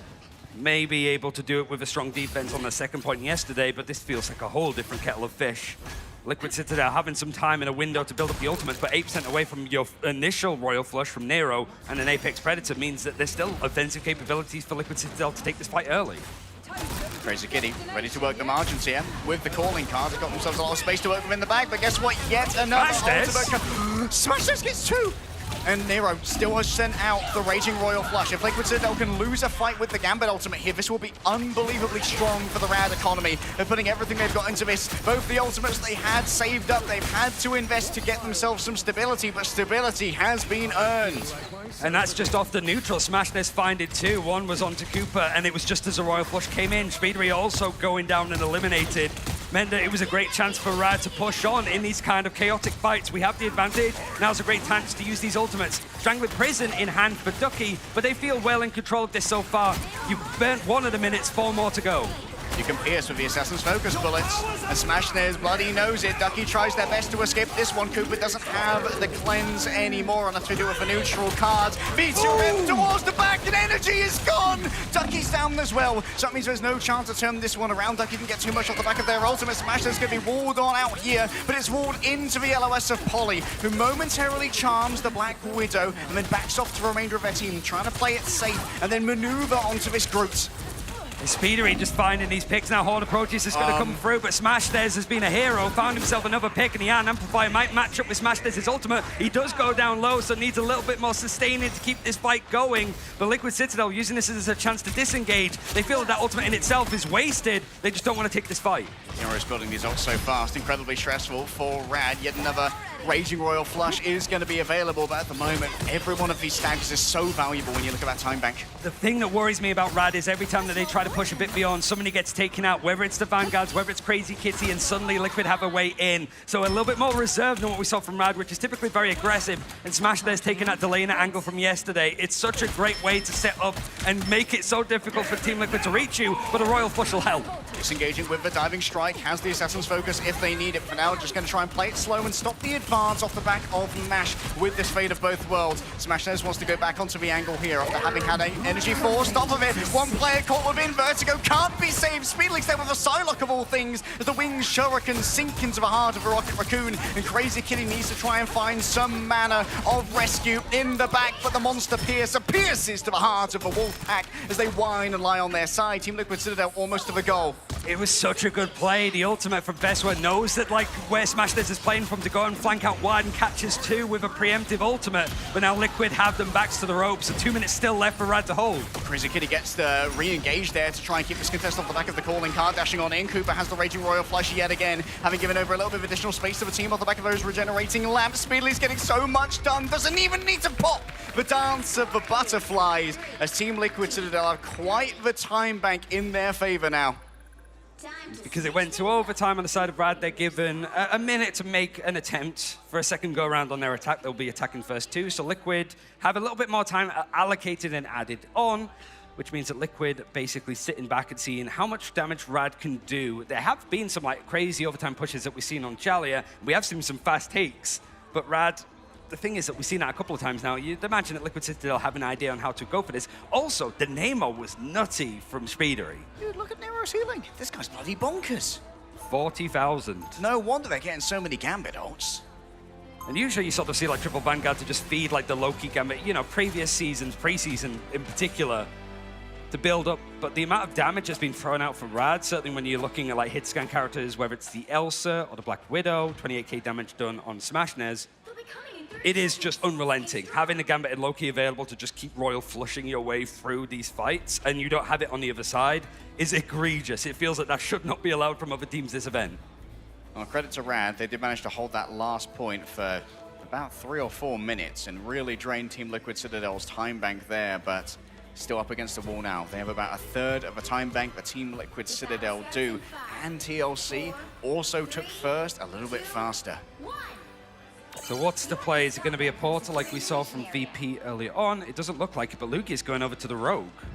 Rogue, there's going to be a lot more bashing power, and Speedly seems to have found a comfortable home here on the Psylocke, is willing to stick with this. Usually we see the Rogue with the Gambit team up, even in the olden days, but here it's not even going to be enhanced because it is one-sided for Liquid. Instead, they've opted for their mag team up, so people have to be very careful near the walls, otherwise they will be taking a bunch of burst damage from that enhanced team up. Speedily forced to disengage, and Crazy Kitty's gone too far. This was there, extending the arms of a Flora Colossus, but the trade out is solid. Cooper's down, and Crazy Kitty's been resurrected on the other side, but look at this team bisected, bifurcated by the team up of the Gambit. Still, they have all the gumption that they need to make this one work. Crazy Kitty hunted down by the living bullets, but Lugia goes a scary customer, tries to pull in energy, a perfectly timed bubble, and Ducky's there as well. The Vanguards work in tandem for RAD to get themselves a little bit of space. And it's more stall for Liquid, which means that a portal is possible. They're going to try and contest this right on the objective and only going to meet 2 players here. Instant knockback coming through from Lugia Go, but there's a safety barking available off the back of Nero's team up, given over by the Gambit. You can see Speedler moving up towards the high ground to keep Smashnez off of it. Cooper's already ran out of the lamps right here, but Smashnez and Mash have already fallen down in their own right. Only Ducky's really going to remain. Can't draw the sword from the scabbard, can't draw the sword from the stone. He's not the king that was promised to the lands of the MEA,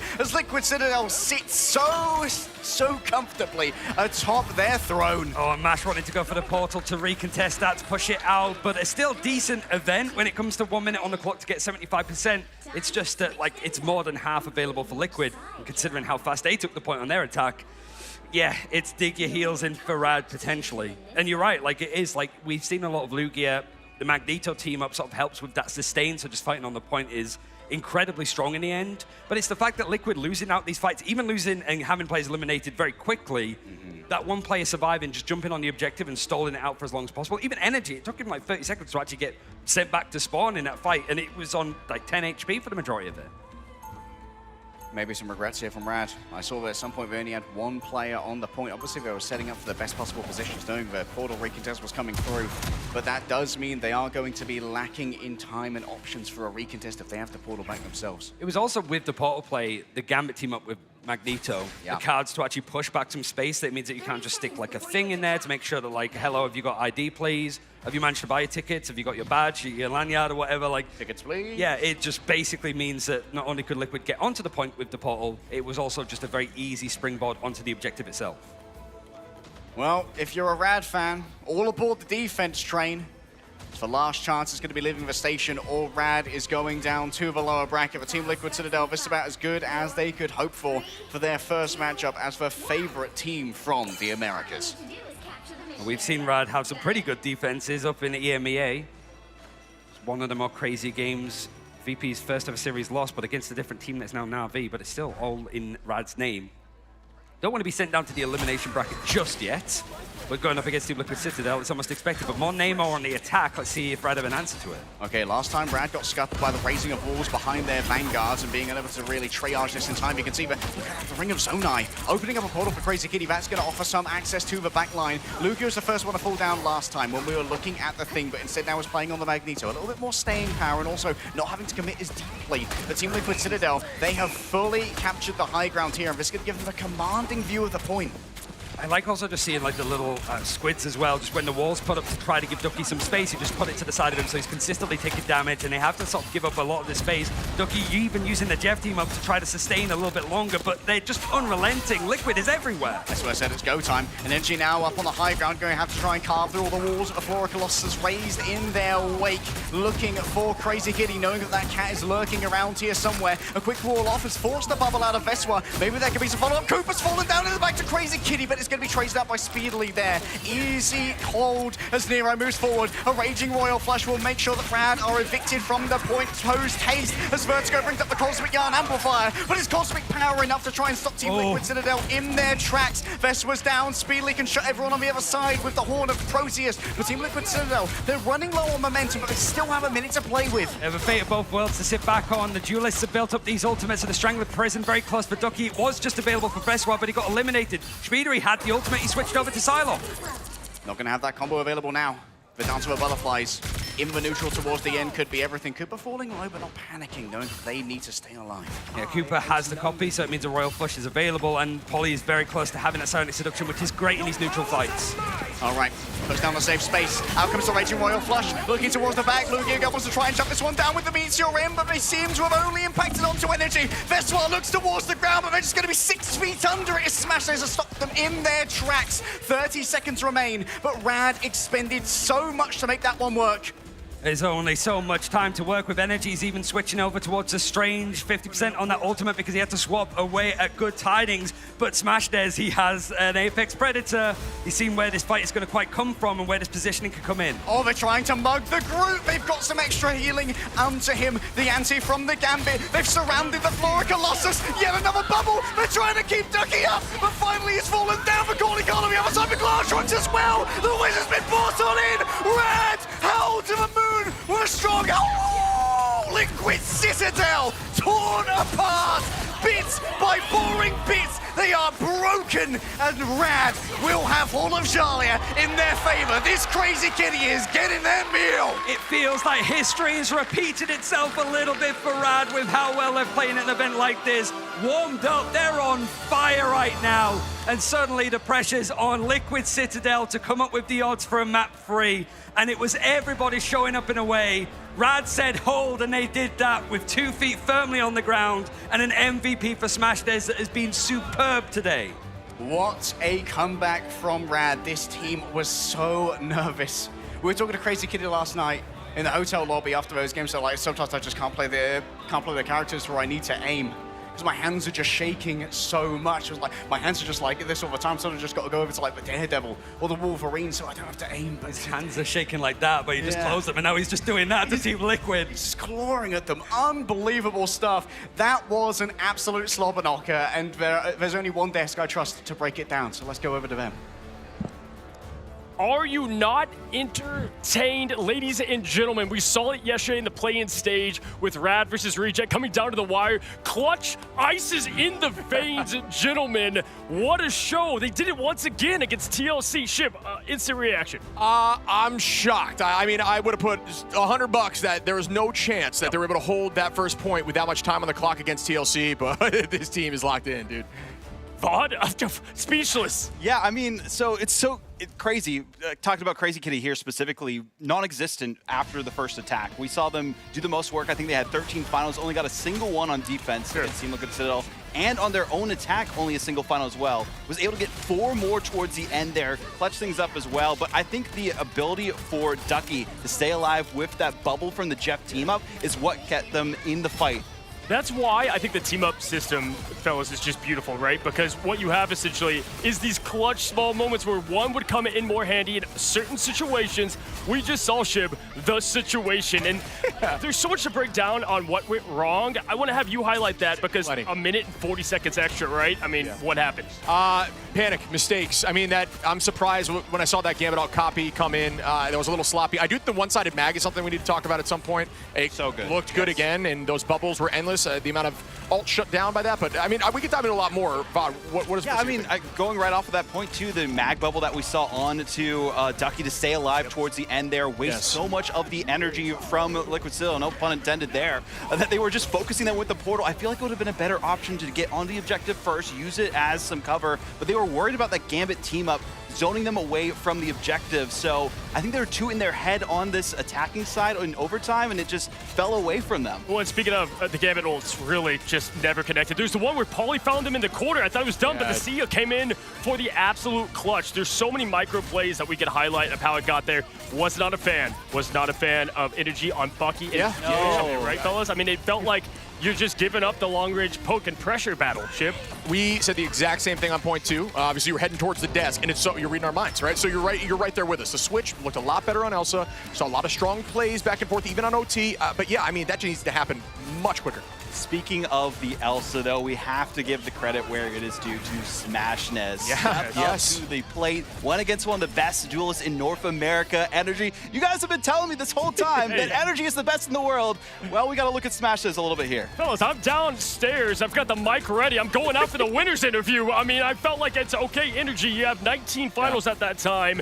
Yes, the shining star there was Smash, who did what we needed to see from yesterday. Yesterday was the damage fest. Today was securing those final hits, Shib, and it's all about it. Obviously, you need bodies down to get the objective, and 74% off the time they had was insane. Yeah, I mean, the priority was just strong. That's what we're talking about, those finals. I don't think Smash looked as good yesterday, nearly as good in this matchup today, but this shows the confidence for sure, Vaughn. You know why he looked so good, though? Focusing on Cooper, especially on the Black Widow, taking him down the back line. They had no support, no strategists alive in a lot of these team fights, and Cooper is kind of the glue that keeps this Team Liquid Citadel team together. Excellent point, right? Even gods can bleed, and that's how you're going to beat a team like this. It's hard to find flaws. Heck, we talk about it all as casters. It's like, where is that weak link in TLC? They don't really have much, but if there is one, the team in the backline that's so good at survivability, yeah, take a look at the stats. If I say 13, that's all of what Cooper had in stage 1. I think when it comes to deaths on his side, absolutely insane. I mean, Shib, jaw to the floor. I literally jaw to the floor. If you look over at MASH, the Luna there, I mean, it's 6, right? Like half. I mean, that's just great priority, great focus. KOs against MASH and Vertigo than the entire KOs that we saw for Cooper. That's nutty. I mean, you know, you do have a cat on your face, which is a little scary, but that was matched back too, so like, I guess that's not even an excuse now that I think about it. The damage numbers are insane as well on the other side, but you know, as hyped as we are here, Convoy, we got Yggdrasil. Hey, listen, the amount of times Shib and I have been on desk and we're like, what happened to our baby Yggdrasil? This used to be the Museum of Contemplation. This was the map everyone wanted to take it to. I love this choice. Back when some of these members on FlyQuest or on TLC were on FlyQuest, they would take it here often. Hey, call it back to the roots a little bit, huh? 100%, and this is no doubt going to be another one of those triple holds. They are known for holding here with triple right at the gate. So maybe going to be playing right on the cart. And I think this is where they're going to potentially get an advantage. We'll see what it looks like, though, because RAD's surprising me. You know what this is, though? It can be a pretty good penny hold map. There's a couple of case scenarios you could get away with that, but we've been seeing a lot of that be shut down on that end of things. Either way, I think where I will give the advantage to TLC is we would expect the Bucky change not to be there this time around, not to give that much of the pressure and poke battle over to the side of RAD. I think the idea of the Bucky, just truthfully, was to stop the Cat. I mean, Cat is just so annoying. Yeah, and Angie as well. But it's to make Cat's invisibility less impactful. You're slowing her 24/7 with that orb, and you're trying to chase. So, you know, but when you're playing defensively, you're not making big plays. Right? Yeah, you need something to stop the Cat. We're seeing teams try a bunch of different tactics, whether it's the Venom, you know, you go around, and I think, yeah, to your point, Bucky was that.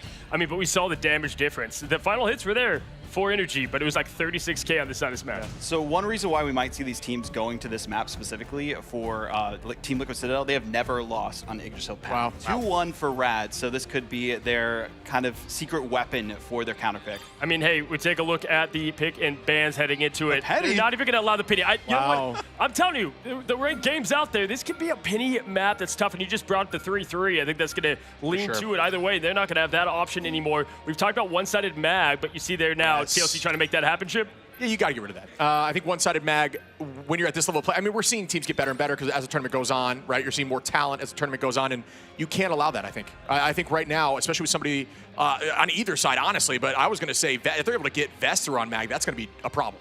Are we surprised at all that the Ultron ban is falling? Obviously, that's been a ticket to success. Just shut down anti-dive. I mean, they're just trying to allow what RAD does best. I think they feel confident in the Crazy Kitty versus Speedery matchup, and they're saying, oh, you're not going to fall back onto Ultron as another option. Yeah, and I mean, hey, you see the confidence right there. But, I mean, listen, they opened up the day with them trying to attack TLC and get rid of what has been their flex duelist. Now, there's that tip of the cap to Crazy Kitty, and the one-sided mag ban comes through on the last save. You see the wolf on the side. Yeah, I'm held up here, and I'm curious on y'all's takes on this, but I think this is a huge win for TLC at the end. I don't know. Crazy Kitty is the best Wolverine in EMEA. Days, of course, we see from Swamp Gaming, but for EMEA, that is what their namesake was before Black Cat came out, before we got to see the Daredevil. We saw some of that. We did, and I think they anticipated the mag save, so maybe they go with more of that Wolverine. I wonder if we get a bit of a kidnap comp. The old Angela, the Wolverine. Either way, we've got the last ban going to Daredevil to try to match the ban on the Cat. Ladies and gentlemen, if you were not entertaining the last matchup, TLC versus RAD. Take it away up there in the caster's booth. Thanks, guys. The Wolverine, best in EMEA, perhaps best in the world, you might have to say, when it comes to Crazy Kitty. And we saw a good amount of fastball in EMEA. Haven't seen so much this. Obviously, the team-ups are a little bit different, but we know that Lugia can pull out the hole. Yeah, Lugia has pulled out the unprompted hole. Nobody asked for it. We did get to see it, but he is those kind of characters. And even though, like, Thing would be something that you typically would be used to playing, it's shining right now in some of those moments. And we've sort of highlighted some of these individual moments from RAD. Much like the end of that reject game, everybody needs to be on fire here. It cannot just be a hero story. All 6 players need to lock in because they're going up against the preseason and Stage 1 champions of America's Team Liquid Citadel. This is my debut of Start, never mind. Well, we're going to see a classic spawn break come through, likely here from the side of Team Liquid Citadel. Damage boost for all off the back of the Storm. And on the defense, it's actually not like a triple setup at all for RAD. It's 2-2-2 with Crazy Kitty on the Wolverine, and Smashner's also playing a bit of a disruptor role with the Bucky. Crazy Kitty, the Kinetic Canuck, is going to use almost all their cooldowns to get Nero to turn around for 2 seconds. And this is going to potentially open up the back. They grab Cooper. What a pull coming through from Nero. That's what we've come to expect. The excellence of Team Liquid Citadel. That's a huge purple coming through. Vulnerability applied to so many members of Team Liquid Citadel off the back of the battling blitz of Lugia Goats. I guess one of the losers, I suppose, of the team-up is the Thing, because you don't get to take part in the fastball anymore. It has to be rescinded. It's only available for Hulk and Wolverine as their best pals, unfriended potentially. But Polly is also taking good chunks and swings out as the Moon Knight makes his debut for the mid-season finals and finds that pick onto 2 of the duelists, clearing up this defense on RAD. Damage-boosted Moon Knight like he never left. I don't think we've seen anyone else pull out the Moon Knight in 9.0. Energy does have a Cloak and Dagger dash to play with as well. Might just be one of those kind of moments where you have to sort of pull in, but RAD just trying to make their way in on foot, so I don't even think they're going to have the chance to contest this one. They look so far away. Yeah, This is quite the commute. It's going to be very difficult. No Cosmic Fastball to work with. RAD lose their first point in one fight. That is bad for the time bank. Yeah, they just want to make sure that this is set up for a very quick one on second, but if they end up losing this, and certainly with Ultimate starting to build up, you do have the Royal Flush, so it means that if RAD end up this going against them, that could be catastrophic in the end. Raging Royal Flush, Cooper doesn't have theirs yet, and so the bridge is broken, as too is Polly. A smack towards the ground with the stick for Mash, and RAD are going to be able to control the choke. I mean, this is a good position. You know, we've had the most experience with Yggdrasil. It's the oldest map in the game that we're still seeing consistently in the esports scene. And this second point, if you lose control of it on the attacking side, it's so hard to retake it. It's pretty much right at the attacker's spawn, and they're going to go in for the counter-attack. Invisible Boundary going to be used against this Royal Flush. But the hand of Khonshu is slamming down on these players from RAD, and they can't quite hold on and sustain as Energy finds himself 2 on Moon Knight. The combo is nasty, but it's a huge investment there from the side of Team Liquid Citadel, using both of their duelist ultimates. I don't know if Ducky got anything in their Strangling Prison, though. No, I mean, there's so many chances to sort of clear it on the side of, like, Cooper, who went down a lot in those fights over on Jolly. He was picked off aggressively, and Crazy Kitty only has one target in mind, that is consistently him. But Nero being able to be on the Invisible Woman means that you have a little bit more peel to work with, certainly with the physics. Oh, Crazy Kitty can't afford to fall this early. Still has a regenerative healing factor if they do need it. But Crazy Kitty finding it hard to really make anything happen. Nice counterplay coming through from Nero, answering the clobbering time with their own, but now Nero is taken from the bounds that they thought so safe there by Crazy Kitty, and this could be the opening that's necessary. Yet another reset. You can look towards the Moon Knight. Can Khonshu protect them? They can't protect Lugiago, and maybe Khonshu has no big plans for RAD and the great cosmic scales over onto the extra bounce on the Onk as well, coming through from the Elsa team that made Energy so difficult to escape from, and Team Liquid Citadel are looking so fast here on Yggdrasil Path. 4 minutes and 40 seconds now. Lugia switching over to Deadpool Vanguard. Crazy Kitty over on the Daredevil, and Smash Dare's going on to Psylocke. Not really going for like these stalwart compositions because there's so much damage boosting, and Energy moving away from the Moon Knight made it work so well. And like you said, it's like he never left. Well, once again, we have a one-sided Gambit ult to try and play with. Cooper is almost catching up on this one, though. RAD have a very narrow window in which to use their Raging Royal Flush where it cannot be answered. Cooper's already taken so much damage, and likely this is going to their team up in terms of self-peel. Okay. Is Smashness using the Cloak and Dagger team up? Only 4 players are going to be able to receive a Raging Royal Flush now. It needs to be instant value, and they still think they can turn it around. Polly's going to stun Lugia, go up using the clobbering time, and there's going to be so much healing heading their way. Now towards the back, Energy is going to be able to try and get Lugia, but Cooper's been peeled away, and Team Liquid Citadel are going to be lacking in healing. RAD aren't willing to press, though. They can't fight on the objective. They're pushed back so much from Polly, who's able to just disengage. This Storm is consistently putting out the damage for Citadel, and the Hurricane is going to sweep on through again. Speedly just playing it safe now. Having traded cooldowns with the strategist, they're happy with what has been wrought right here. And now the damage-boosted Mag Sword is unleashed from the scabbard. In comes the backline assault. Energy shut down by Smashness. The Sonic Crossbow finally finds the head that it was looking for. And a re-entry comes through from Ducky. Sonic Seduction to try and stop Polly in their tracks, but Benjamin Grimm doesn't care for the White Queen's demands and instead stands on business. A clobber after clobber, a haymaker into the midst. A little bit of HP remaining, but it's just fed over into additional ult charge for the Gambit. A Feats of the Abyss from Lugia. They haven't found too much. What they have done is bifurcated Team Liquid Citadel and left their Vanguards without the heals that were needed. Yeah, Lugia over on that Venomous had been consistently banned out against it. Feast of the Abyss to just sustain, fight that a little bit more. And Crazy Kitty now moving over to that Bucky is just taking these fights head on. And Speedery now starting to see some of the Star-Lord. The aerial threat is consistent, even showing that Storm is competitive in this meta, going up against one of the kings of the meta in Stage 1. Both trapping spores as well to put behind these Vanguards if they try and disengage. You've got to worry about Smashness on the lurk here, though. Has the Dance of the Butterflies moving towards the back with Lugia. They've already forced out Nero's ultimate. It's not close to the objective, but it did slow down Smashness enough. And Crazy Kitty doesn't really have anywhere to go. It's going to be forced to try and fight in here. Oh, it's a big smash coming through from the Kraken impact. But the follow-through from this was so strong. He heard what his sister said. You're going to win. And he does believe in it. He said, all right, bet. And with that Meteor M, it's a very close proximity area, so the Kraken's impact not finding too much. It's a murmur, and nobody from RAD is able to really get on and touch this. The Roiling Flush is actually trying to go in and touch with this front line. Ducky's in position, and now you've got the Dance of the Butterflies trying to carve their way through Speedery. He goes down first,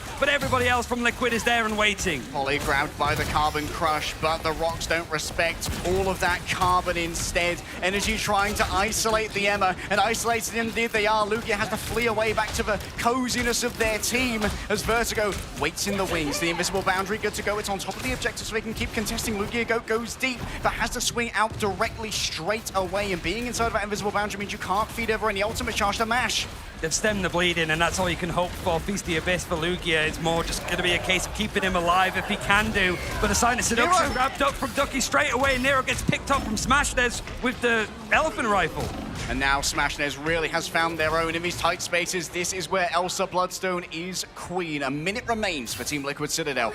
It's how are RAD consistently able to do this. Backs to the wall in all of the chaos. They manage to keep themselves contained as much as possible. But now you have got the Galactic Legend for Speedery. Most are going to be waiting, I think, for the Royal Flush in tandem. But Energy has been so good at finding picks in the neutral. RAD can't afford to have anybody overstep.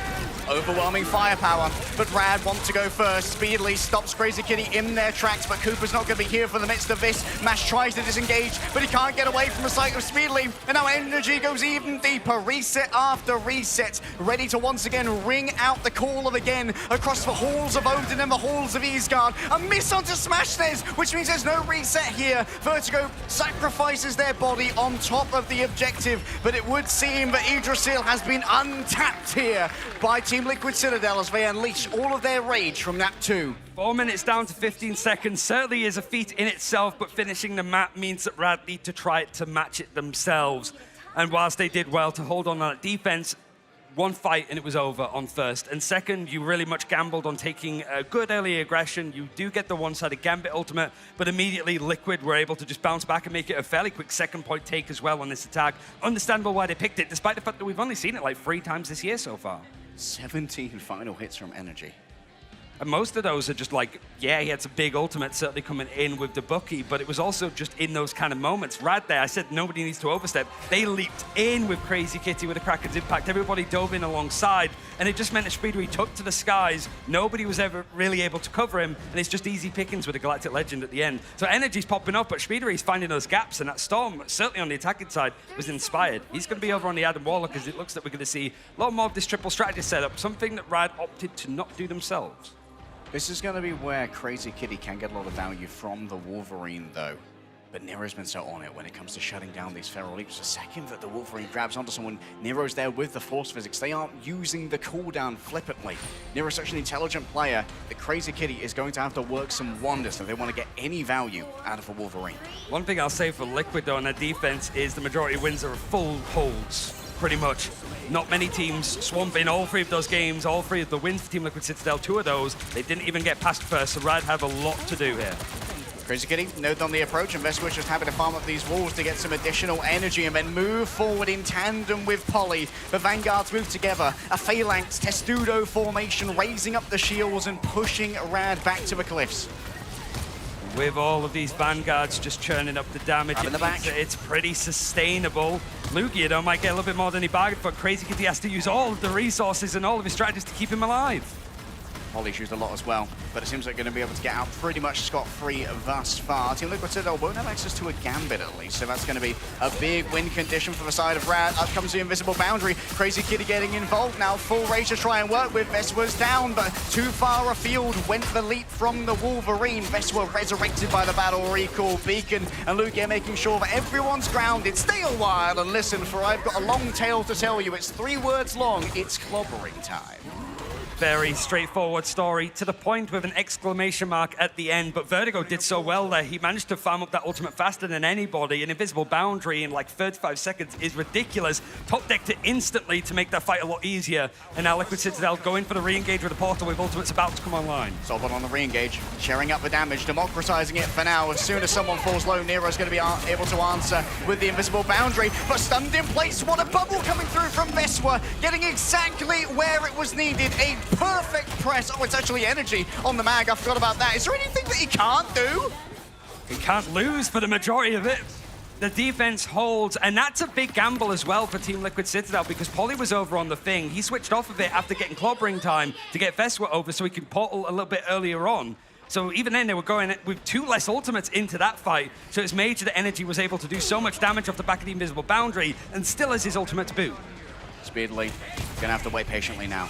Hoping for a Karmic Revival with a lot of value, but Cooper's making sure that Citadel are going to move first. The Cosmic Yarn Amplifier, Vespa stuns only one. It's going to be Ducky's laying down in the sky. Crazy Kitty, who do they get off the back of the last stand? 3 players have fallen down, but 3 players will be drawn right back up by Speedily, and even more to be done off the back of a Karmic Revival. Full value gain, 5 resurrections are now emerging from their catacombs, linked by the Soul Bond.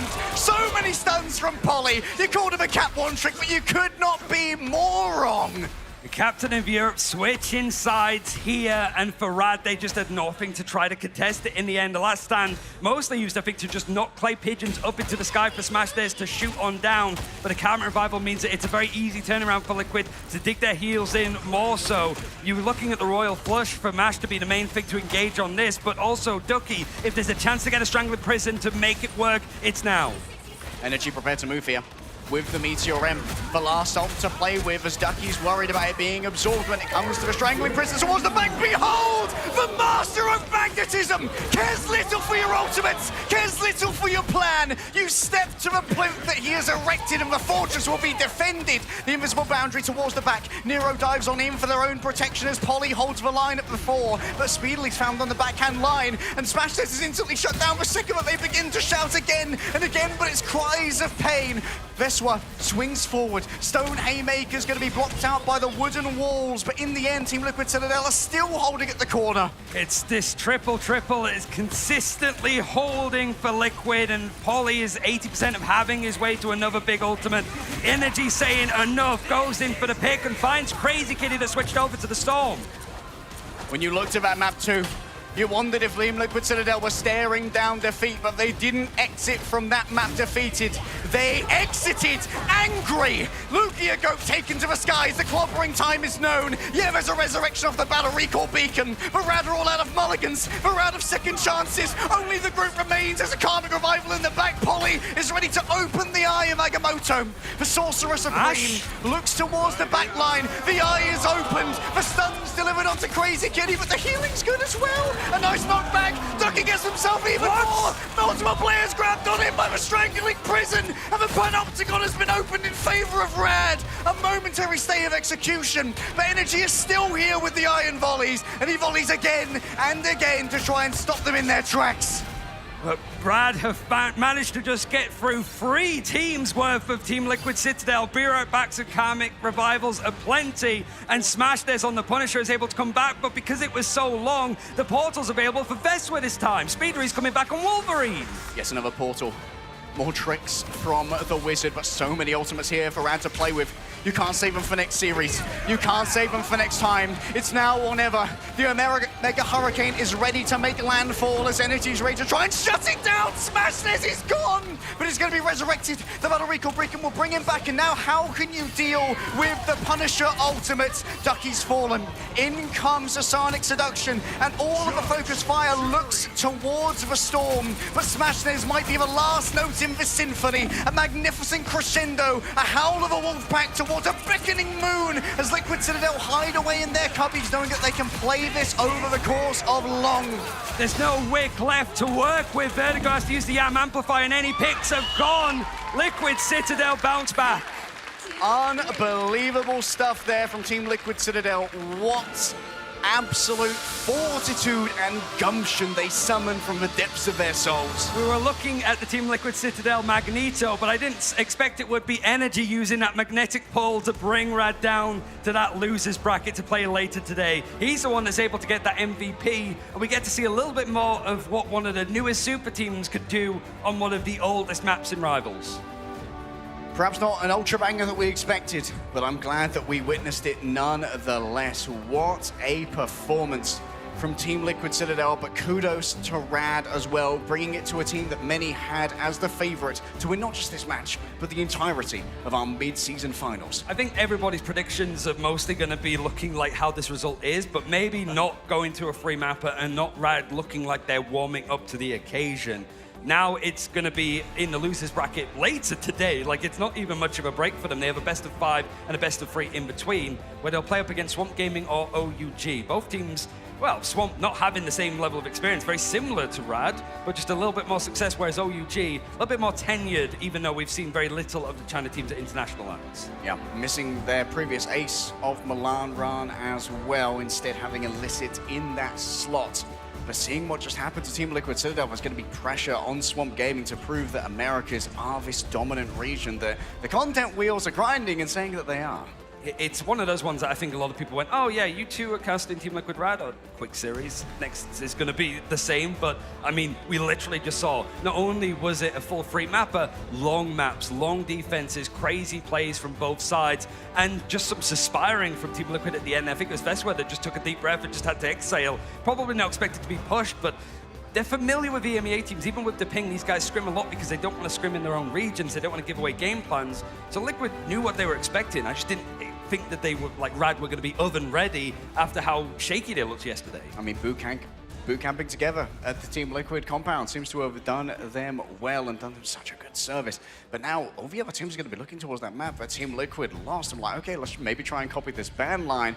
But there's no one who can copy the one and only Cozy, who's on the stage with an interview. Let's head over. Oh my goodness. Ladies and gentlemen, can I introduce you to Energy? Can we get some round of applause here in LA? If you don't know this young king, we've had the pleasure of watching him go through LAN before. The greatness is showing more and more. Energy, I have to say, you've been a part of teams that have been close to greatness, but you know that LAN is different. You can't underestimate anybody. What makes this time different, and how are you feeling? Feeling good. I'm feeling confident. Definitely unrusted on stage before, but feeling good this time. Confident in everyone on our team. I love it. You won't like them when they're angry when it comes to TLC. Let me tell you, we just saw the result right there. Listen, we saw Na'Vi take care of business. Y'all have gone back and forth as the team that they would like to face, you would like to face. What makes y'all better than them? To be honest, I think we just got more climate changers, honestly. Like, everyone on our team I'm confident in. I think they might have a weak link or two, so I think that'll be the difference. Love to hear it, love to hear it. And lastly, I mean, we look ahead, we potentially will have the matchup against what is the team in Swamp, our second seed in America versus y'all. You all been against each other a ton. Any words there against Swamp and just first thoughts of that potential matchup? I mean, we beat them in preseason, we beat them in stage 1, so it's gonna be a repeat. Love to hear it, and oh yeah, that's what I want to hear. And hey, listen, I know your parents were there in the crowd in Atlanta, not here now. Anything you want to say to your parents and all your fans? Grateful for everyone, especially my parents. That's why we're here. Oh dear, guys, give it up once again for Energy and TLC. Taking the W. Ship.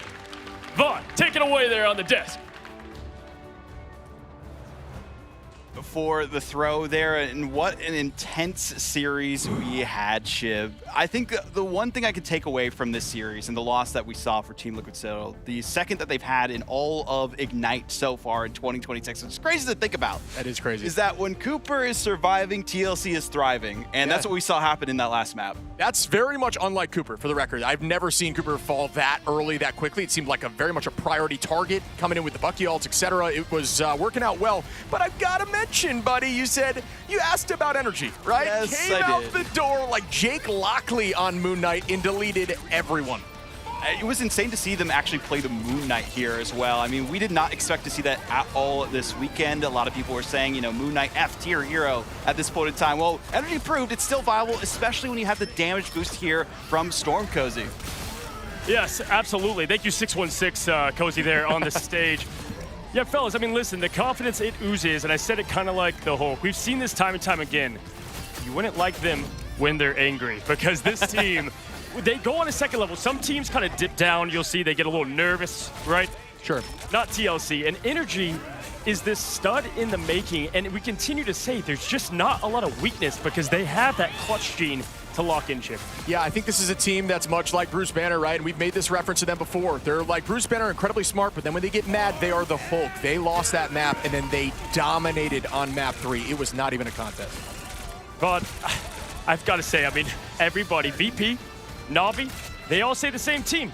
it's TLC, and you heard what he said, what makes them different. I mean, is it what people are going to expect? Do we expect the expected of Na'Vi and TLC? I think so at this point. I mean, they've proven themselves time and time again. The questions were remaining, you know, is Team Liquid Citadel able to have those performances on land? Because it's a whole new team, right? Sure. They played together in different environments for different rosters out there, but this is the first time as this full amalgamation of Team Liquid Citadel, they are actually at the midseason finals, and the questions remaining, okay, can they have a clutch factor? Can they actually perform like they did in stage 1? Well, I think that's been answered here. I want to say that too. I feel like, Shib, if you're looking at them, this was the match I needed them to win, right? If you're looking at the nerves, what we've seen from some of these players in the past, kind of taking L's early. I know you go back to, what was it, MSF last year, Paulie and the team of Citadel Gaming kind of fell early back when we had that team. So they've been in these positions. All of these players on TLC, what makes them special is almost greatness, right? That's what makes them hungry and want it, Shib. They need something. I mean, we got to talk about, gentlemen, the ban phase, because I think there is some discourse there, right? I think that there was a little overstepping. You mentioned you liked the Ultron ban. I think it was a little too much after the Penny ban. I think there's too many solutions for Speedery that if you do that, it's kind of a wasted throw. I mean, looking at the stats here as well, Speedery really proved that they're not a one-trick pony, right? Very flexible, one of the most flexible players in the game, especially in Americas, and proving it on the big stage once again. Yeah, can we shout out that 30 healing by Energy, by the way? Crazy. No, listen, I mean, it's like, hey, we were sitting together as casters last night, and it's like, who does Energy play? We're like, well, everybody. I'm pretty sure that showed it, because even on that mag, just the comfortability, the clutch, what you want from a mag, right? The neutral hits. You know, it's one thing flexing to a duelist, even Adam Warlock as that flex pick, but to be able to rise up and play that triple Vanguard's insane. And that shows why the one-sided mag was so important too. It wasn't just Vest, the best mag in the game, but Energy actually able to pull it out at the end here. Yeah, and of course, getting our MVP Shib here. I mean, just the stats. We always say it. Now, the accuracy 35, don't usually take that into consideration. Usually well above the cut across the board. Sure. I mean, when you're throwing that many onks all around, I mean, there's just stuff all over the place. The accuracy can be lower. But yeah, this team is so versatile. We talked about the one-sided mag and Vest on attack looked disgusting. Obviously, Vest said, all right, if you need to play mag as your Vanguard in this triple comp, that's fine. I'll play whatever. This team is just feeling each other. They are a puzzle piece that works together. They fit together, and they find the solution. I mean, what did we say? Was it Jake that was gone in a way as Moon Knight, or maybe Mark? No, it's Moon Knight's still here, completely fine, and that's what you love to see from this team. They bring back that confidence. Fellas, what I want to highlight is if you go to sports, you look at someone like Brady and the Patriots of old, even when they won, they focus on what they did wrong. Small celebration, focus on what they did wrong, fix it to get it right, and I can already tell you right now, we brought up someone like Cooper. There's nerves, there's things there. They're going to get this thing right. That's why they get more dangerous as this thing goes on. Oh, yeah. It gets scarier, VOD.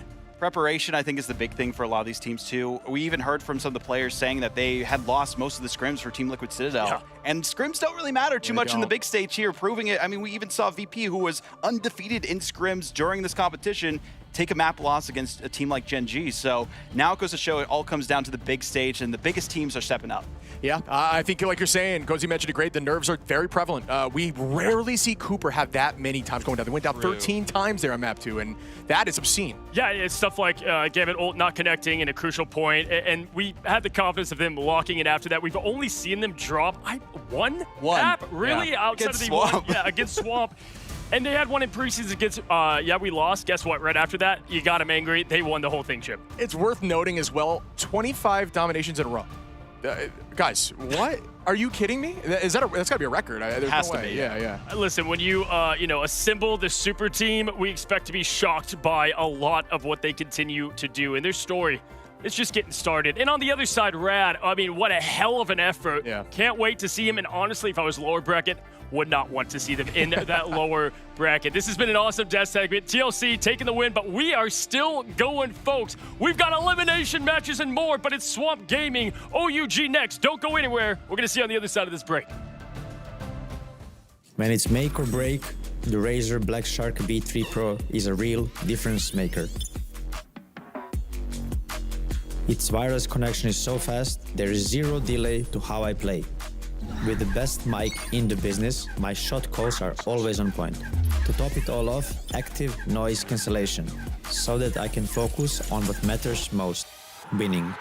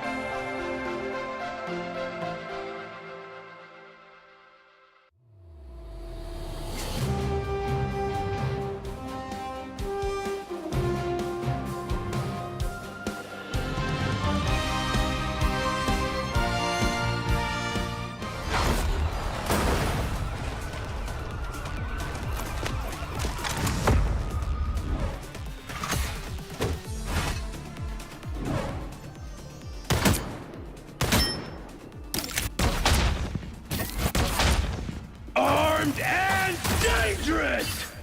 No mercy.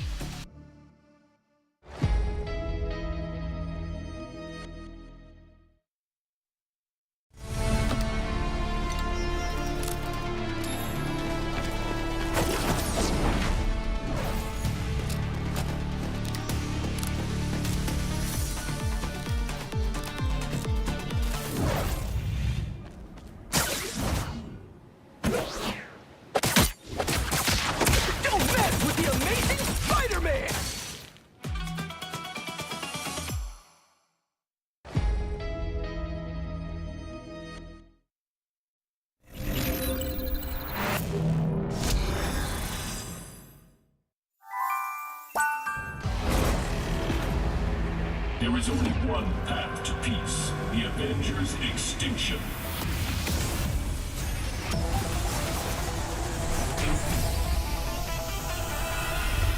Avengers, assemble! Widow style.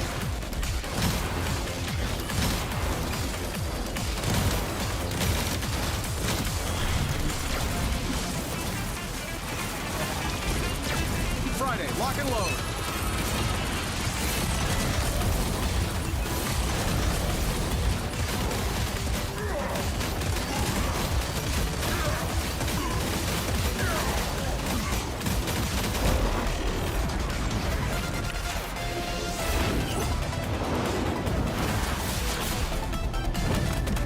This is for Pietro!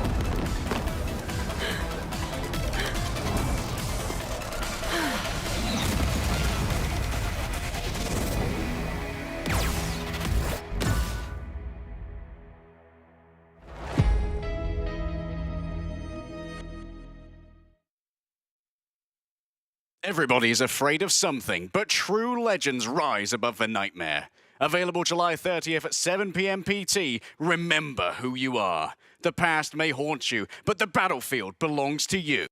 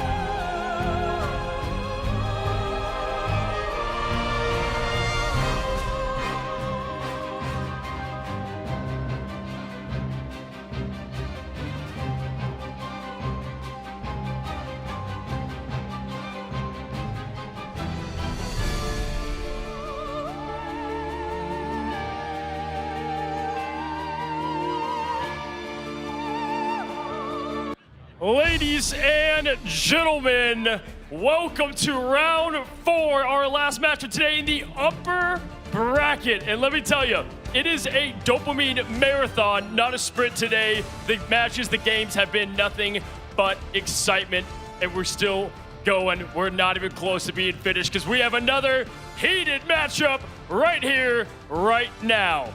Let's go ahead, LA viewers. Let's meet our contestants in our first team. Now, you wouldn't know it, but this is their first time at LAN with how dominant they were through stage 1. Your second seed from America, it's Swap Gaming. Be ready to get dirty no matter how clean your gameplay is. They'll drag you through the mud. From Scatter and Craftsman and the Vanguards to Melophobia and Daze taking on the Duelists. Valentina and Forky Dog representing Swap Gaming. And can I say, it's great to finally see y'all on LAN. How y'all doing? Great, how are you? I mean, I'm electric. I'm ready to go. Let me tell you, you've been through so many trials and tribulations to get to this moment. And again, not a lot of people would even know with how good your gameplay is as a team that this is your first LAN. How does it feel as a unit to finally be here? It feels so exciting. I think we're ready to prove what we can do, and I'm here to have a great time. Now, if there's one thing we know, you can never underestimate any opponent that you go up against here, especially on the biggest stage with bros. OUG, unfamiliar territory. At all any worry? What's your emotions? I'm just ready to come. I think we just got to play our game, and if we do that, I think we'll win. Love it, everybody. Can I hear it for Scatter in the crowd? Best of luck to y'all, but let's meet the other side. We've got ourselves a great team. The Beast from the East representing China. We have Team OUG.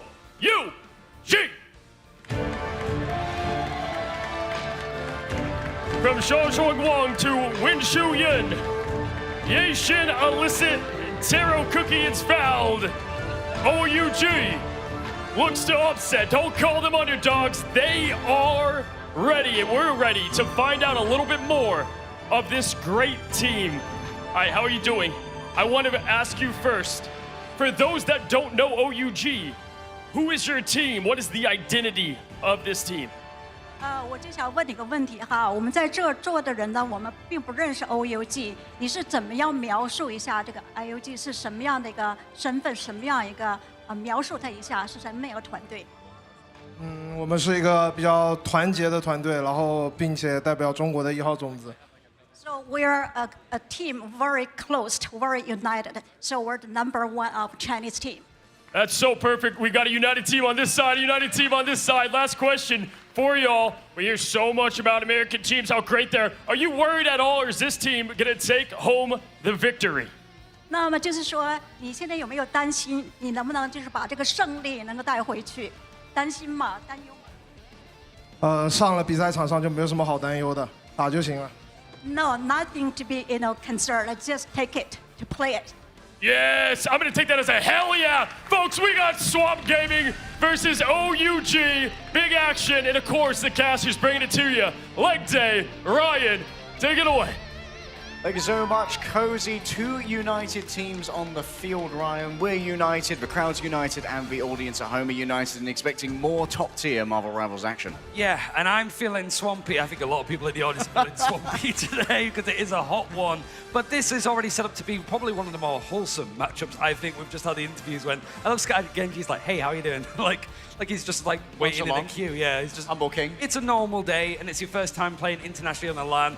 Talking to people like Dace and stuff, it's like, have you ever played on LAN before? And it's like, yeah, but it was like this very small tournament in comparison. First time on an international stage. We expect a lot because this has been a tremendous 2026 for them so far in the Americas region, right? Yeah, they really have been the breakout team of the Americas. Obviously, there have been these dynasties in America that we've seen from like Sentinels, 100 Thieves, Envy for a while. And of course, everyone on Team Liquid Citadel who came from those disparate teams and were combined into a mega team. Swamp Gaming have always been, in 2026, rising up as that real threat to Team Liquid Citadel. And it's nice to see that whilst we've highlighted one of the major teams from the Americas region being a super team put together, this Nemesis squad basically stayed together at the end of 2025, made a couple of roster moves, brought in Fox as like the head coach, and built up to that point. So this is a team that's really put in the time and effort. Yeah, well, if we want to dig deeper into the history and all of the stats, we have a couple of experts who can get you there. We're going to pop over to the desk. We'll see you in a little bit. And the desk it shall be, with a slight implosion of the multiverse as Cozy's managed to teleport up here, and now we have dueling hosts on the desk. 616 Cozy's going through it down there, but I'm doing great up here, folks. I mean, what an absolute awesome matchup. There's nothing more I love, Tetcher, than a team that we don't know an absolute ton about, right? I mean, seeing what we know from Swamp, I think this is going to be insane. We know so much about Swamp. OUG, we have managed to see them at these international events. You guys are, of course, covering the Americas. I've been covering EMEA.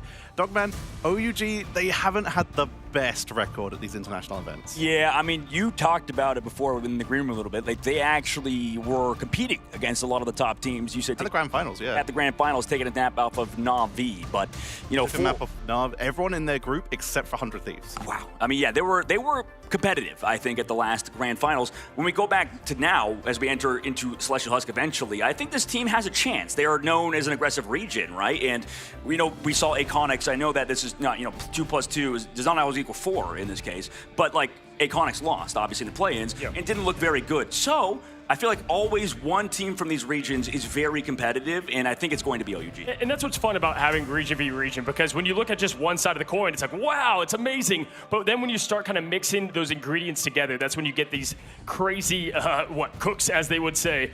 I want to say what I love is I said, describe your team. They said united. If I was going to pick one team in America that I would say is the most united and plays as one, is Swamp Gaming, Tetcher.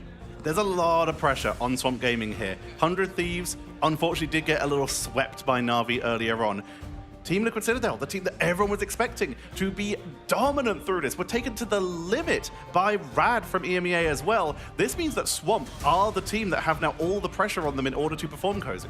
Yeah, and for your first LAN, I mean, that's a lot to kind of cook in. And with RAD, kind of settling, now not as gentle as you might have wanted, but, going through their first LAN nerves, this team, they never really seem shaken, and they don't have a ton of weak points. They're great on the back line, plenty of confidence on the duelist front, some of the most flexibility. The pick and bans will tell a bit of the story, but expect Coach Fox to have this team prepared. This man knows his knowledge.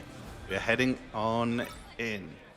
We're heading on in very quickly. You can immediately see the players focusing on the Mantis, one of our favorite green characters. And speaking of green, the headsets for these players, they are all playing on the Black Shark V3 Pro from Razer. Cozy, you've been talking about this all day, but this is a hybrid ANC using 4 microphone system to block out ambient noise, which is exactly what the players need in this loud arena so they can lock into the game and their comms, Cozy. All the green characters getting banned here, dog. I mean, Loki's out of here too. Razer, Loki would go pretty hard for his skin. No one-sided mag, dog, as we open things up. Both tanks believe in there. Just slide that in there, Gozy.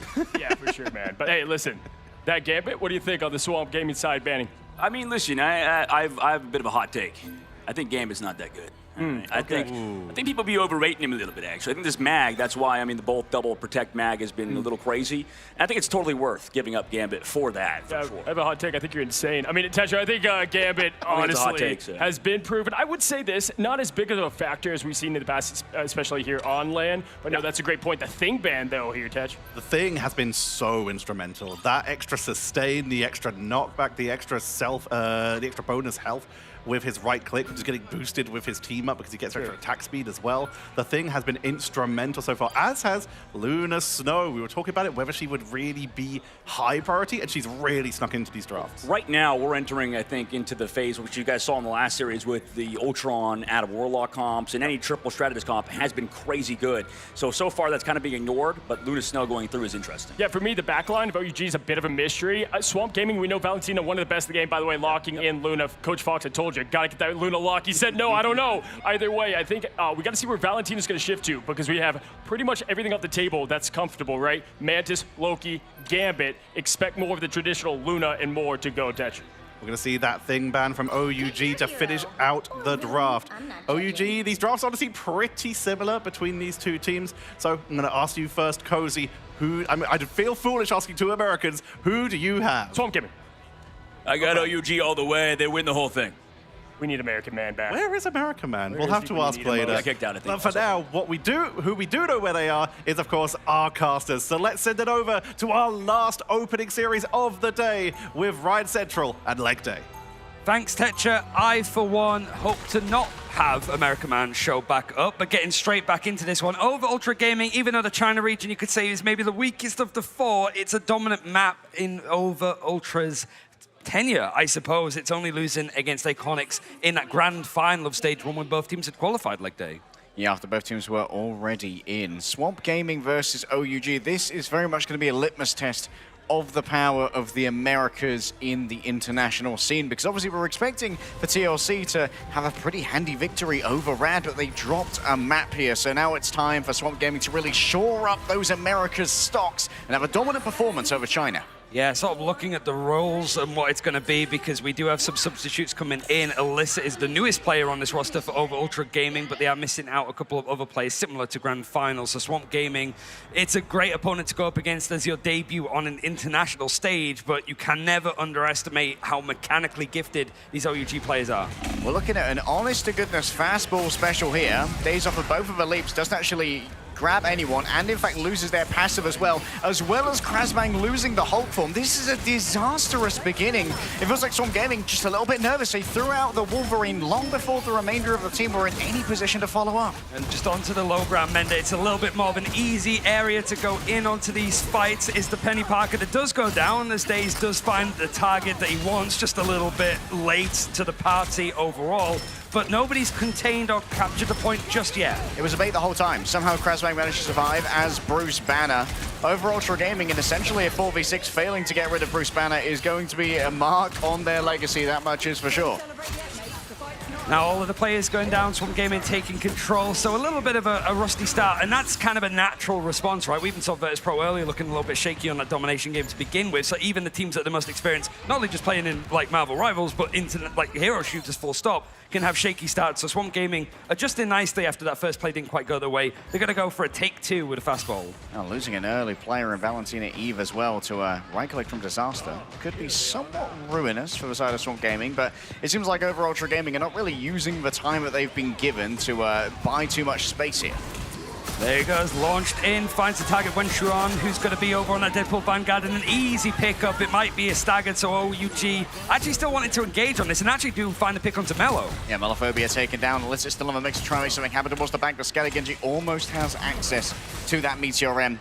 Days forced to disengage as Krasbang starts to work the back. We'll be able to get a little bit of space taken away from Taro Cookie, who via the Symbiotic Bridge gives a little bit of additional room over. Still, Meteor M now floats imperiously above them, and Scatter Genji not going to be missing out on that one. Goodbye to Svald, and goodbye to Over Ultra Gaming, because they do not have the personnel to push this one.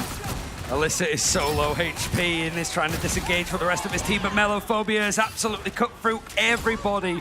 Multiple picks and 3/4 progression already on the point. Both strategists having these ultimates, not really being in any need or rush to actually go and use them. And Krasmang is very close to getting the Hulk ultimate ready and waiting. Question is now, Swamp Gaming just so good at playing from behind, or Over Ultra Gaming like generationally choking here? Because it feels like they've got opening picks 2 fights in a row and proceeded to lose them in the second phase of the fight. Well, you do have some, like, I think role swaps as well, just because of like it coming in. But for like a general lore lesson for OUG, they played at the grand finals. We saw them a little bit there, but they had 2 players unavailable to come. So Mash and DRP came in. And like the desk was saying, it was a good run. It seemed that the vibes are really good for this team. A couple of substitutes having to jump in and save the day, similar to what we saw with Salvation not being here and having Alex on the side of Gen G. Yeah. Those kind of cases, but OUG looking strong there, having a lot stronger team together. But I think the player to highlight is Illicit, who I think is the center right on like your screen when it comes to, he played in the Pacific region, he played on the Pirate squad. That team imploded, which was really sad because those guys were like obscenely aggressive. Yeah. So Illicit goes across to the China region, fills in for OUG after a pretty rough preseason. They're typically the team that is the best in the region, but preseason, Iconics were able to actually take that title, upset a lot of pick'ems, as I'm sure a lot of you guys realized as well. So bringing in Illicit did change up stuff. You lose the likes of Molanran, who was certainly one of the players to be watching on OUG, but you're sort of replacing one generational player to keep an eye on for another.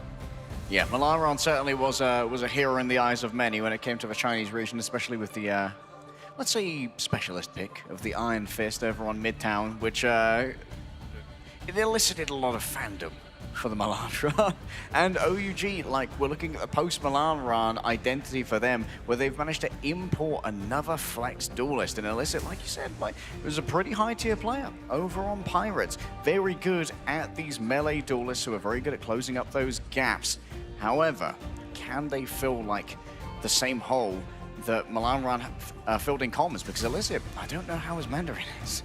Yeah, it's whether it's also like how much of a communication thing it's going to be, because Illicit is Korean as well. So it's like you're jumping into a team that is most likely speaking like full Mandarin. But then again, like I mentioned, OUG playing with 2 Europeans before. Yeah.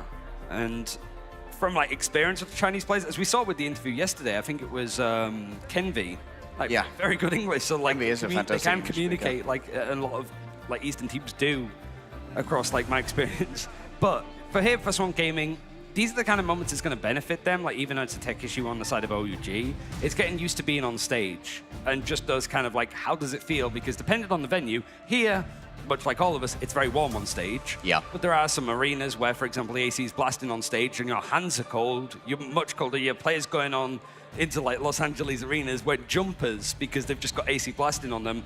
You get used to the audience, you just get like looking down at your monitor and seeing somebody else stare back at you. You're not used to that if you're Swamp Gaming that you've mostly been playing online so far. It's such a surreal environment to be playing in, and you just end up talking super fast. You know, when you're doing like a presentation for like school or whatever, you tend to just talk really fast, you panic a little bit.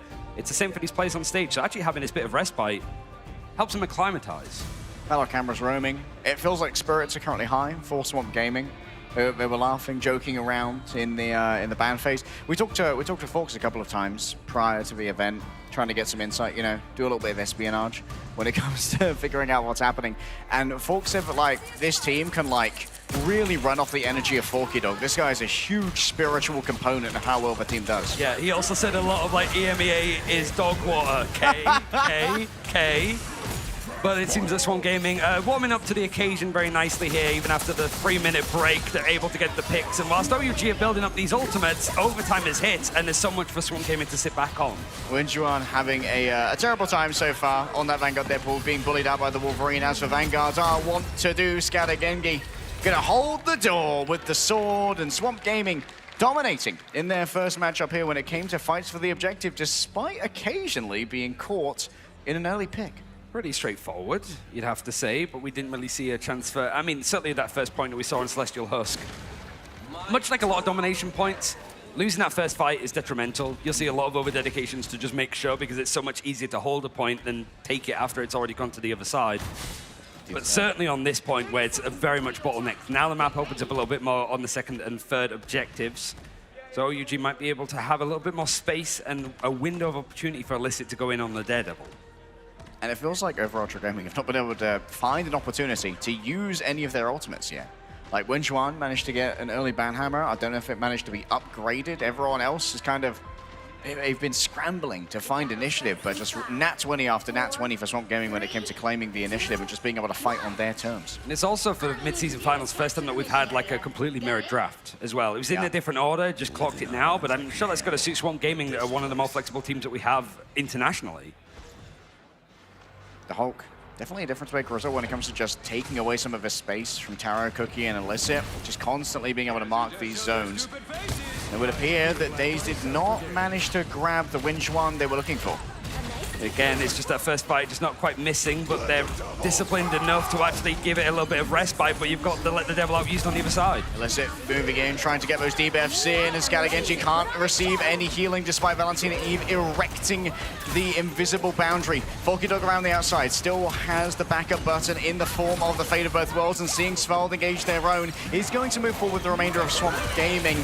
Krasbak, instantly grabbed by the Glass Rocks, but the burst damage is not there, and knocking people outside of the radius of the invisible boundary means that it's easy pickups for Melophobia in the aftermath. Opened up is the portal coming through from Scatter Gengi, and that's going to mean reinforcements for Swamp Gaming are going to be coming through rapidly. A quick assault onto the Magneto and into the Elsa trap as well. Still, the fear is placed into the hearts of overall Ultra Gaming, and it's a dominant performance for the Swamp. Like I said, Swamp Gaming even dedicating the portal to just make sure that that fight that was going away from them actually goes into their favor. Melophobia just getting a lot of picks just off of the left and right clicks alone means that the Apex Predator is the only ultimate in hand, but maybe the only ultimate they need, because OUG have struggled to actually set up for these engagements onto the point after they've lost it. Illicit having moved away now from the Daredevil onto the Sarlacc for that mid-range supremacy when it comes to potentially quick assassinations, but Daze still has their passive and so still has a license to be a touch more aggressive. Might want to grab the Magni too early. You see Ninja got temporarily stunned. I think they may have been pulled free via Disaster, but they have lost so much in the way of space. Melophobia grabs two. Both the Vanguards have fallen at the hands of developing a new phobia here. Not of Melo, but of a Swamp.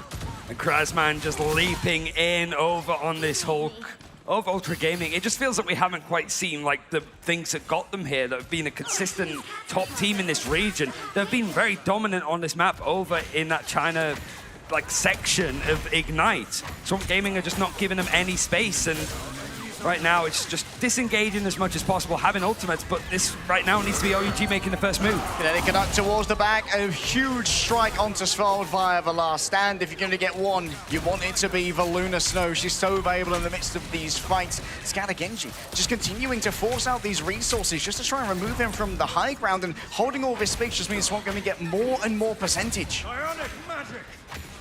Really, it's just a case of timing. Genji saying in the interview is just playing our game, but Wenchuan actually coming out with the Banhammer to try and go for the pick, but Illicit goes down, so it's already a 5 versus 6. Don't even know who was debuffed there, but it seems like everyone's been able to survive the onslaught, but overall Ultra Gaming were willing to dispense in. The bullying of the Venom right now is over the top. Tries to swing away, dragged back in by the Psionic Vortex, cast fall from the hands of the Wizard. Wenjuan's going to be equally unlucky as the Eye of Agamotto is opened. Taro Cookie stunned, soul separated from body, and the dark energies wreck the nerves of Natasha Romanoff. She wasn't trained for this in the Red Room, and you weren't trained to deal with the Swamp, as Swamp Gaming dominate on our first map. The first time that we've seen them on the international stage, and the perfect way to start. Some moments it looked a little bit rocky, but it really is just nitpicking. They were very much in full control there.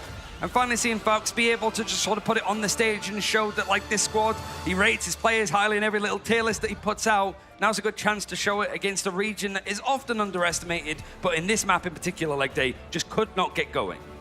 Forky Dog managed to walk away with our MVP there on the Lunar Snow. Certainly was being very strategic when it came to the use of those ultimates, being able to outpace Svald significantly, as well as call for Swamp Gaming to continually make good disengages happen from these strategist ultimate fights, and then be able to re-aggress with their own when there was no choice but for overall Ultra Gaming to fight in the capacity, like in the zone that they had, because they need to keep the point contested. And I think from like speaking to people, either the other talent that does the Americas region or even the players themselves, when it comes to a player that's like whether they're feeling good or not and how that impacts the team, Forky is that player. It seems like if he's feeling it and getting an MVP like this, it shows that things are going to be good for them. But looking onto this like second map, choice of OUG, it has been Midtown over in China. I think they're 6-0 on it so far. But Swamp are 4-0. And I think if there's a chance, you need to sort of throw a couple of curveballs, hope for the best, which makes me think it's just going to be Museum of Contemplation, because why not? It's always Museum of Contemplation. We'll dive into our replays here, and I imagine there's going to be a lot of melophobia within these hallowed halls. Wenchuan just had such a bad time. Your means of mitigating the Wolverine off the back of that double leap gifted over by the fastball special are so few and far between. You only get a singular leap of your own to try and disengage, and, well, the distance you get is nerfed if you go off someone's head, and Wolverine's often going to be close enough to grab that bounce. It was just a good test of the fundamentals, I think, for Swamp Gaming here. Like, just making sure that things were, like, comfortable. Not quite a warm-up, not really a rehearsal, but it's just playing these kind of games, focusing on it, and just the way that this team have actually been able to just, like, focus on what we need to do. It's a different environment, sure, but it's a game that we've played thousands of times. This map we've played hundreds of times. These characters we've played dozens of times, potentially. Even though it's a new meta and a new look for Swamp Gaming, so little eliminations going against them show that, like, they're very much set to this climate. They know how they can play. Forky is 21-0. My goodness, this Luna is contributing to a lot of frags. And honestly, a lot of it is in the damage blocks. 2.4k from a Luna? Like, barely touched. I don't know if Taro Cookie and Alyssa even registered the existence of Forky on the map until he was taking them down with her light and dark ice. Well, he's mostly known for like rocket and stuff, so he's elusive to say the very least. So I imagine that even though it's a Luna, she's probably just up on the ceiling, just skating across the railings here in the arena. But as you see behind me, Midtown is going to be the choice. Like I said, undefeated for OUG across this year in the China region. But now that we're going internationally, you're going up against another team that's undefeated here, probably feeling and expecting this was the map going to come up.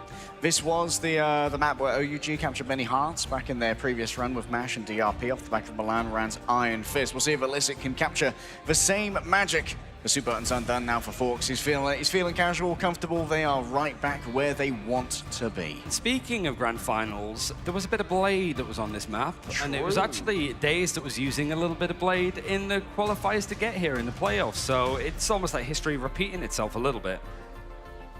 Maybe another technical issue on the side of OUG as the coach overlooks a potential technical issue.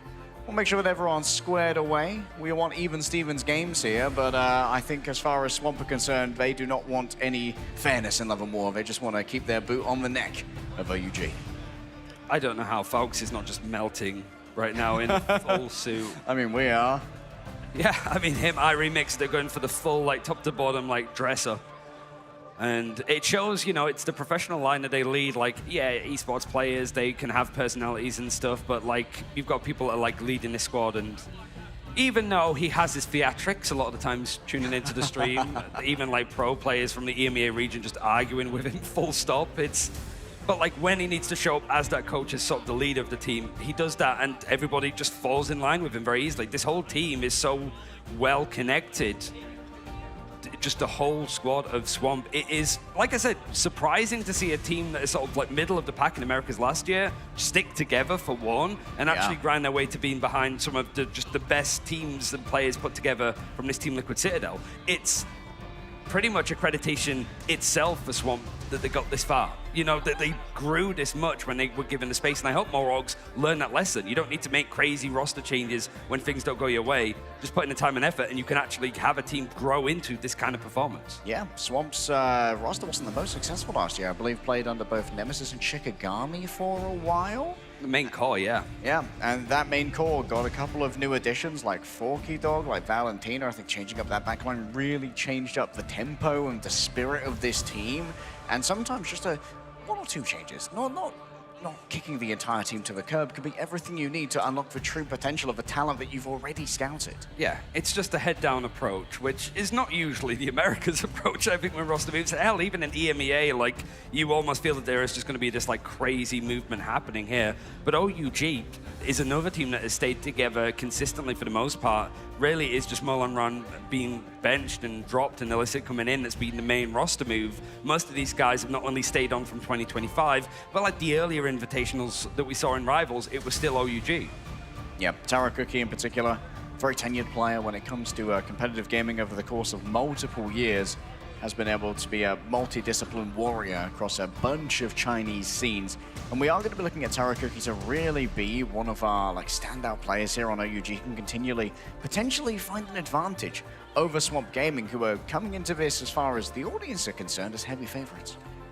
And I think we've heard a lot of teams in interviews sort of say that, like, scrimming, you have seen the likes of like Gingy scrim up against like across the globe in Europe or Americas on 200 ping, just to get that experience and not show stuff in your own region. But it's a bit of a harder story for the likes of like China's region, because you tend to be on a completely like separate client, right? So it can be a little bit more difficult to have these like international scrims, and even then you're playing on ping, and if you're like an EMEA or Americas region and you're seeing how well China performs at these international events, you're going, we'd rather not. You know, it's one of those ones that it's like you almost get isolated in there. But like I was saying before, when we saw with like Aconics, mechanically, some of these players are god tier, and a lot of the higher ups in these, they're like, it's all mechanics. Hero shooters is all just mechanics. So get into the aim trainers, make sure that you're like firing. And we have seen some of those players from yesterday, for example, with Karisu, show up in that fashion, but it's just the meta, the whole like game sense, what you want to do in draft, those kind of areas that they can be left behind from a team like Swamp that have been very good at trying to lead with stuff like Triple Vanguard. Yeah, like as you said, it can be quite an isolated region. It means you don't have quite as much cross-pollination of things like meta picks, ban lines, or even just like generalized game fundamental theories like space control, the exchange of resources for others. Like a lot of this comes naturally when you're playing a hero shooter, but there are certain like nuances and like little small details which maybe aren't as internalized when you don't get to interact as much with the teams that are outside of your localized region, which can create these kind of feedback loops when, hey, we're winning while doing this team's also winning while doing this, we'll just continue working on that. I think whilst we have some time to fill, I do want to do a bit of a thought experiment, get everybody's opinion on this, to be fair. Boy. We just had the 2 Brits as well. Yeah. 2 English, 3rd place, World Cup, football. Everybody likes football. Americas, just as Canada, US, and Mexico did a great job hosting it. Who's your, 11 from Marvel Rivals characters? Who's going in goal? By 11? Yeah. Who's going in goal? Oh, man. I want to see who, just people, just at Marvel Rivals on, social media, just put together your best. Okay, hear me out here, Reed Richards. If Bro just stretches into a rectangle in front of the goal and, gets some thickness on him so that it can't pass the line, I feel like Reed Richards has everything he needs to be a top-tier goalkeeper. And by everything he needs, I mean incredible superpowers. Because you're a 4 player, you'd no doubt put him in the team. Would you put him as, centre-back, or would you put him as, a Harry Kane forward? I mean, his ability to go high with Mjolnir and catch a very deep pass and then put some real force on it. I think I put him in the striker role. You could get into the whole tiki-taka false 9, just all sorts of stuff. I don't know where I'd put, I think Black Panther would be a good left wing. Really? I feel I'm feeling midfielder. He's got some pace on him. And obviously Black Panther, very good at moving silently. Is able to sneak up on those marks pretty easily, maybe find a 2v1. Hopefully we should be back into game soon. I think all of the audience want us to continue this conversation. That other game, well, it's just the sport that isn't really our sport. The masses have been yearning for this, Ryan. But let's have more Brits talking about things that don't matter, please. Yep. And we've had to acclimatize to that. The only way that this could be more difficult is just if America's man shows up. You know what I mean? Just be you can't escape. I mean, I feel like America man is he's gestating, you know? Yeah. Like with every victory, he grows stronger. It's like a full moon, but it starts to pass faster and faster as things start to heat up here at mid-season finals. He is my sleep paralysis demon as of right now, but we are igniting the time stream and getting into the game very soon, so it seems that everybody is set up and ready to go. And as a reminder, it is Midtown for OUG. It's their choice to take us into the streets of New York, which is on the East Coast. We're on the West Coast in Los Angeles, and Swamp Gaming have never lost here so far this year. Mostly because I don't think they've ran into Team Liquid all that much. You no longer have to listen to Ryan and I talk about football, which is proof definitive that there is a god. Yes. Look at our cosplayer here. That's a fantastic Loki cosplay. We're going to get stuck into our bands real soon, and I'll give you 2 guesses what the first band was from both of our teams, Ryan. It's Mantis, who has not had an opportunity to be played at all so far. But OUG picking the map starting on attack, which is typically the go-to, going to protect the Magneto, which both teams did. Usually it's like one or the other, but the Gambit was a little bit later in the day. And a mirrored ban, so we'll see if there's any divergences so far. Well, Mag is incredibly powerful in his like ground and pound compositions, you know, where you're just trying to kind of sit in the way of the mission with 3 Vanguards, 3 strategists, and just say, hey, if you want to get past this, you've got to come up with some real innovative maneuvers to break the amount of biomass and healing that we've got standing in the road. Rocket has sort of climbed up the ranks. Like, Loki being banned out this early, it was the same over on Domination, but like certainly more when you get to these convoy maps that it's a little bit more in place, but this is a ban that happens at the same time, and both teams decided that the thing doesn't deserve to be in the server, potentially for the whole of this series, if we see Swamp Gaming win here. I mean, the thing with the Johnny Storm team up, like the additional area of effect on those Stone Haymakers is absolutely ruinous towards these triple compositions, because you can hit multiple players at once, which really strains the overall like accounting of healing that you want. Our fans here are so enthusiastic. We're so glad that you've come to join us, Los Angeles. Thank you for sticking around for Swamp Gaming versus OUG. Coming up after this, we're going to have elimination games, Ryan. So if one of these teams loses, they are immediately in the danger zone with very little chance of respite. We see the home team of 100 Thieves playing up against Gen G after this as well. Boy. One of them's going home. It feels like we've only just got here. But obviously OUG fighting for their lives here to stay in the upper bracket. Otherwise, it's going to be RAD, who I can see in the corner of my eye, just sitting and just enjoying a little bit of peace. Not the warm-up scrims, just making sure that they have a little bit of time to regroup, feeling like they want to just get an eye on what their opponent's running. Yeah, having a chat with Finns and maybe getting a little bit of additional meta insight as to what to do with some of their Vanguards after a successful series from them. Over Ultra Gaming, they will complete their phase here. Seems like Groot and Mag are going to be available for both teams, so we might just want to slow it on down, Ryan. Yeah, so the main difference is one team of Swamp gets Gambit, and OUG gets Invisible Woman, so it feels a little bit... This is the worst trade deal in the history of trade deals. It feels like, hold on a second, we're better than this. Left it out in the day, but I am interested to see what Swamp Gaming are running here. We've seen a lot of the Penny Ultron, both are available, and I'm already seeing Krasmang hovering over it on this defense. Everybody's going to be setting out and going, but I don't quite see the Ultron on this team just yet. And maybe just preferring the continuous cycle of the Mortal Coil that is given over by the Battle Recall Beacon and the Cocooned Revival, as well as the Karmic Revival of Days. Of course, this is one of the reasons why Loki was such a high priority ban in this phase, to avoid that triple res composition where Loki can be like, oh, you know what, I fancy yet another phase to this fight. The attack is the 2-2-2 setup with Illicit going over to the Wolverine. Has the other melee options available. Seeing if he could just leap out and pull somebody out of position. But Swamp Gaming haven't lost here neither of OUG across the year. That's going to change for one of these teams. All right, who goes close to the bumper and gets bumped? It's already been laden up with mines by Krasmang, but it would appear that the Magneto is going to be the one who's the primary victim of that, and he has the health bar to absorb all the incoming damage. Just churning up these ultimates, but already Days and Sky Genji taking a lot of damage. Soulbond having to be used to just make sure that it's divvied out a little bit more, but Melophobia in the high ground means that he's pretty comfortable. Even though OUG are making good headway, you have to be able to contest this, otherwise it's free damage, certainly with that team up with Scarlet Witch. Okay, so this is where you can really get value off of having that one-sided Invisible Woman, being able to pull someone off the high ground who does not have the mobility to get back up like Melophobia. And that's one of the reasons why Melophobia self-bubbled when going for that wide peak. And Illicit going over to the Storm, deciding to go for something that is just putting out that damage. We've seen how much success earlier teams got. Melophobia finds that pick onto Illicit, though, so the attackers maybe have to reset. There's the team of Black Panther that we sort of expect to be seen consistently, and that's exactly why. When Shion gets absolutely decimated and sent back to spawn. Large pull in and then the body block on the other side. It was curtains before it even began. Now a chance to maybe rethink some of these options. You haven't really had a good chance to sort of build up the ultimates or really do much of anything for OUG. This high ground has been in pretty good company with Melophobia up there. Now it's going to be Daze that has the mobility to actually get out of dodge if he does get pushed a little bit longer. But Kraken's Impact, a lot more ultimates for OUG ready to go.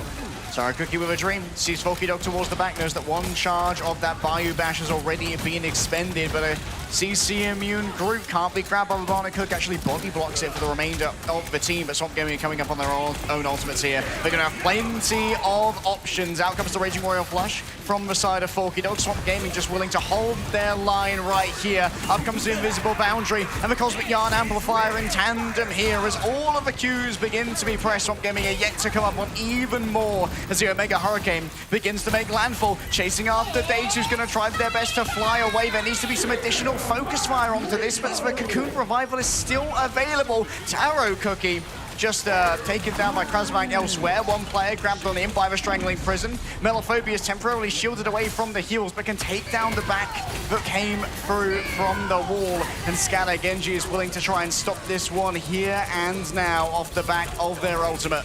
It's just that OUG lost their duelists in the middle of that fight, so they didn't quite have the damage off the back of that Strangled Prison. Means that even though Daze was sent back to spawn, he didn't have the Life Cocoon to bring him back. He's able to just walk into the fight with the Counter Revival left alive for Swamp Gaming.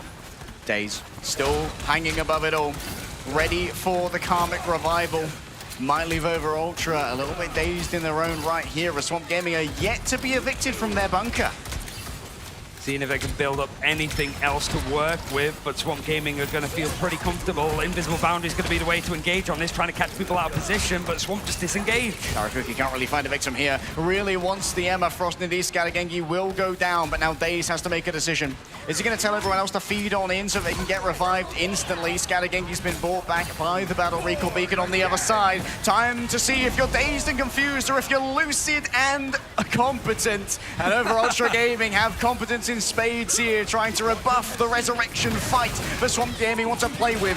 Out comes the extra damage from the Gambit movement speed too. They need to break down the Cosmic Yarn Amplifier in short order as Krasmax found himself a play around the back. Almost has their team up available again to have maximum fragging power from those spider cannons. Taro Cookie wondering, do I want to try and invest into this? It's too dangerous a prospect to dive in on the Cosmic Yarn Amplifier, so you wait for the other side instead. But the stuns and the suppression of the ultimates could spell doom.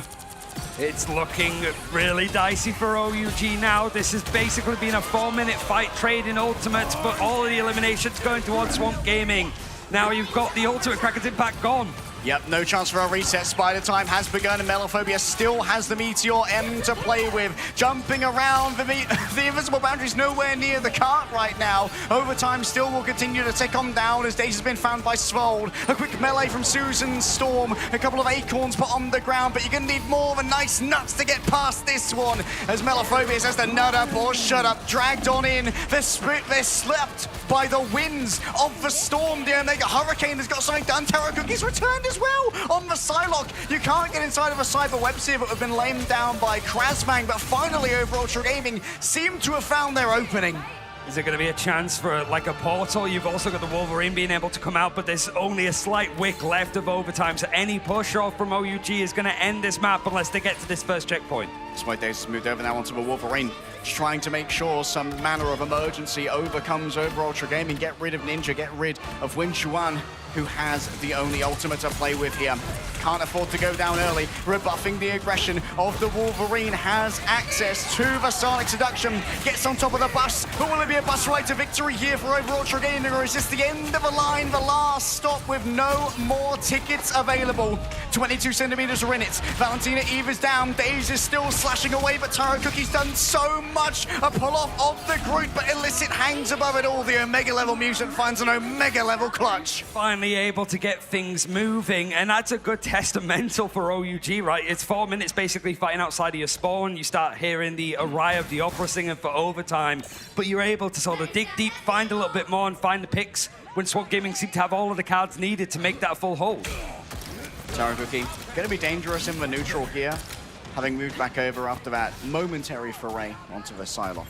Maybe feeling a little bit more comfortable with a double hit scan. You got some high ground to work with, but this is a point where things could get held. The last stand is going to come in from Daze to find exactly what they needed for Swamp to regain control of the payload. Poor Ninja just gave over a backboard for Daze to slam their team into there with the Ironwood wall. That's going to come up in VOD review. Yeah. I didn't mean to, guys. I'm sorry. He's just looking, expecting Daze to just jump in for that fight. You'd expect this one game, it might just give it a little bit more of a window. But similar to what I was saying about Yggdrasil, I think it's worse on Midtown. Once you lose control of the payload here, it is incredibly hard to get control of this horseshoe, especially if Swamp Gaming gets set up on the high ground. Daze bubble used for team up 2, still has a regenerative healing factor if they need it. And when Zhuan can't get value off the fully charged mag cannon, that's going to be the triage given over. Goodbye to Svald. Svadagengi says, absolutely not. Your aggressive invisible boundary is rejected. I just like that when Xion is just like stood in the hallway, sees the Wolverine, it's very much the I'm in danger, just gets instantly like just bottled down. And it's usually in New York when it comes to always, it's Daredevil being the strong one, but Apex Predator means that this is a nice counterattack, and that is the most climactic pause I've seen in my history. Dude, look at Forky Dog and Valentina Eve. Both of them popping out their ultimates here. We're seeing the Raging Royal Flush come out to cleanse the CC on the Magneto and free them from the Glartrox, but there may have been a slight hiccup in comms here because not only are they using the Gambit ultimate, but they're using the Luna ult. Fate of both worlds in tandem. That should have been the triage that was needed to save Skadagengi. And this might be something that has some long-term consequences for Swamp. I know Falks was saying like he expected this to be a fast series, but I think the technical pauses have ruined that at the very least.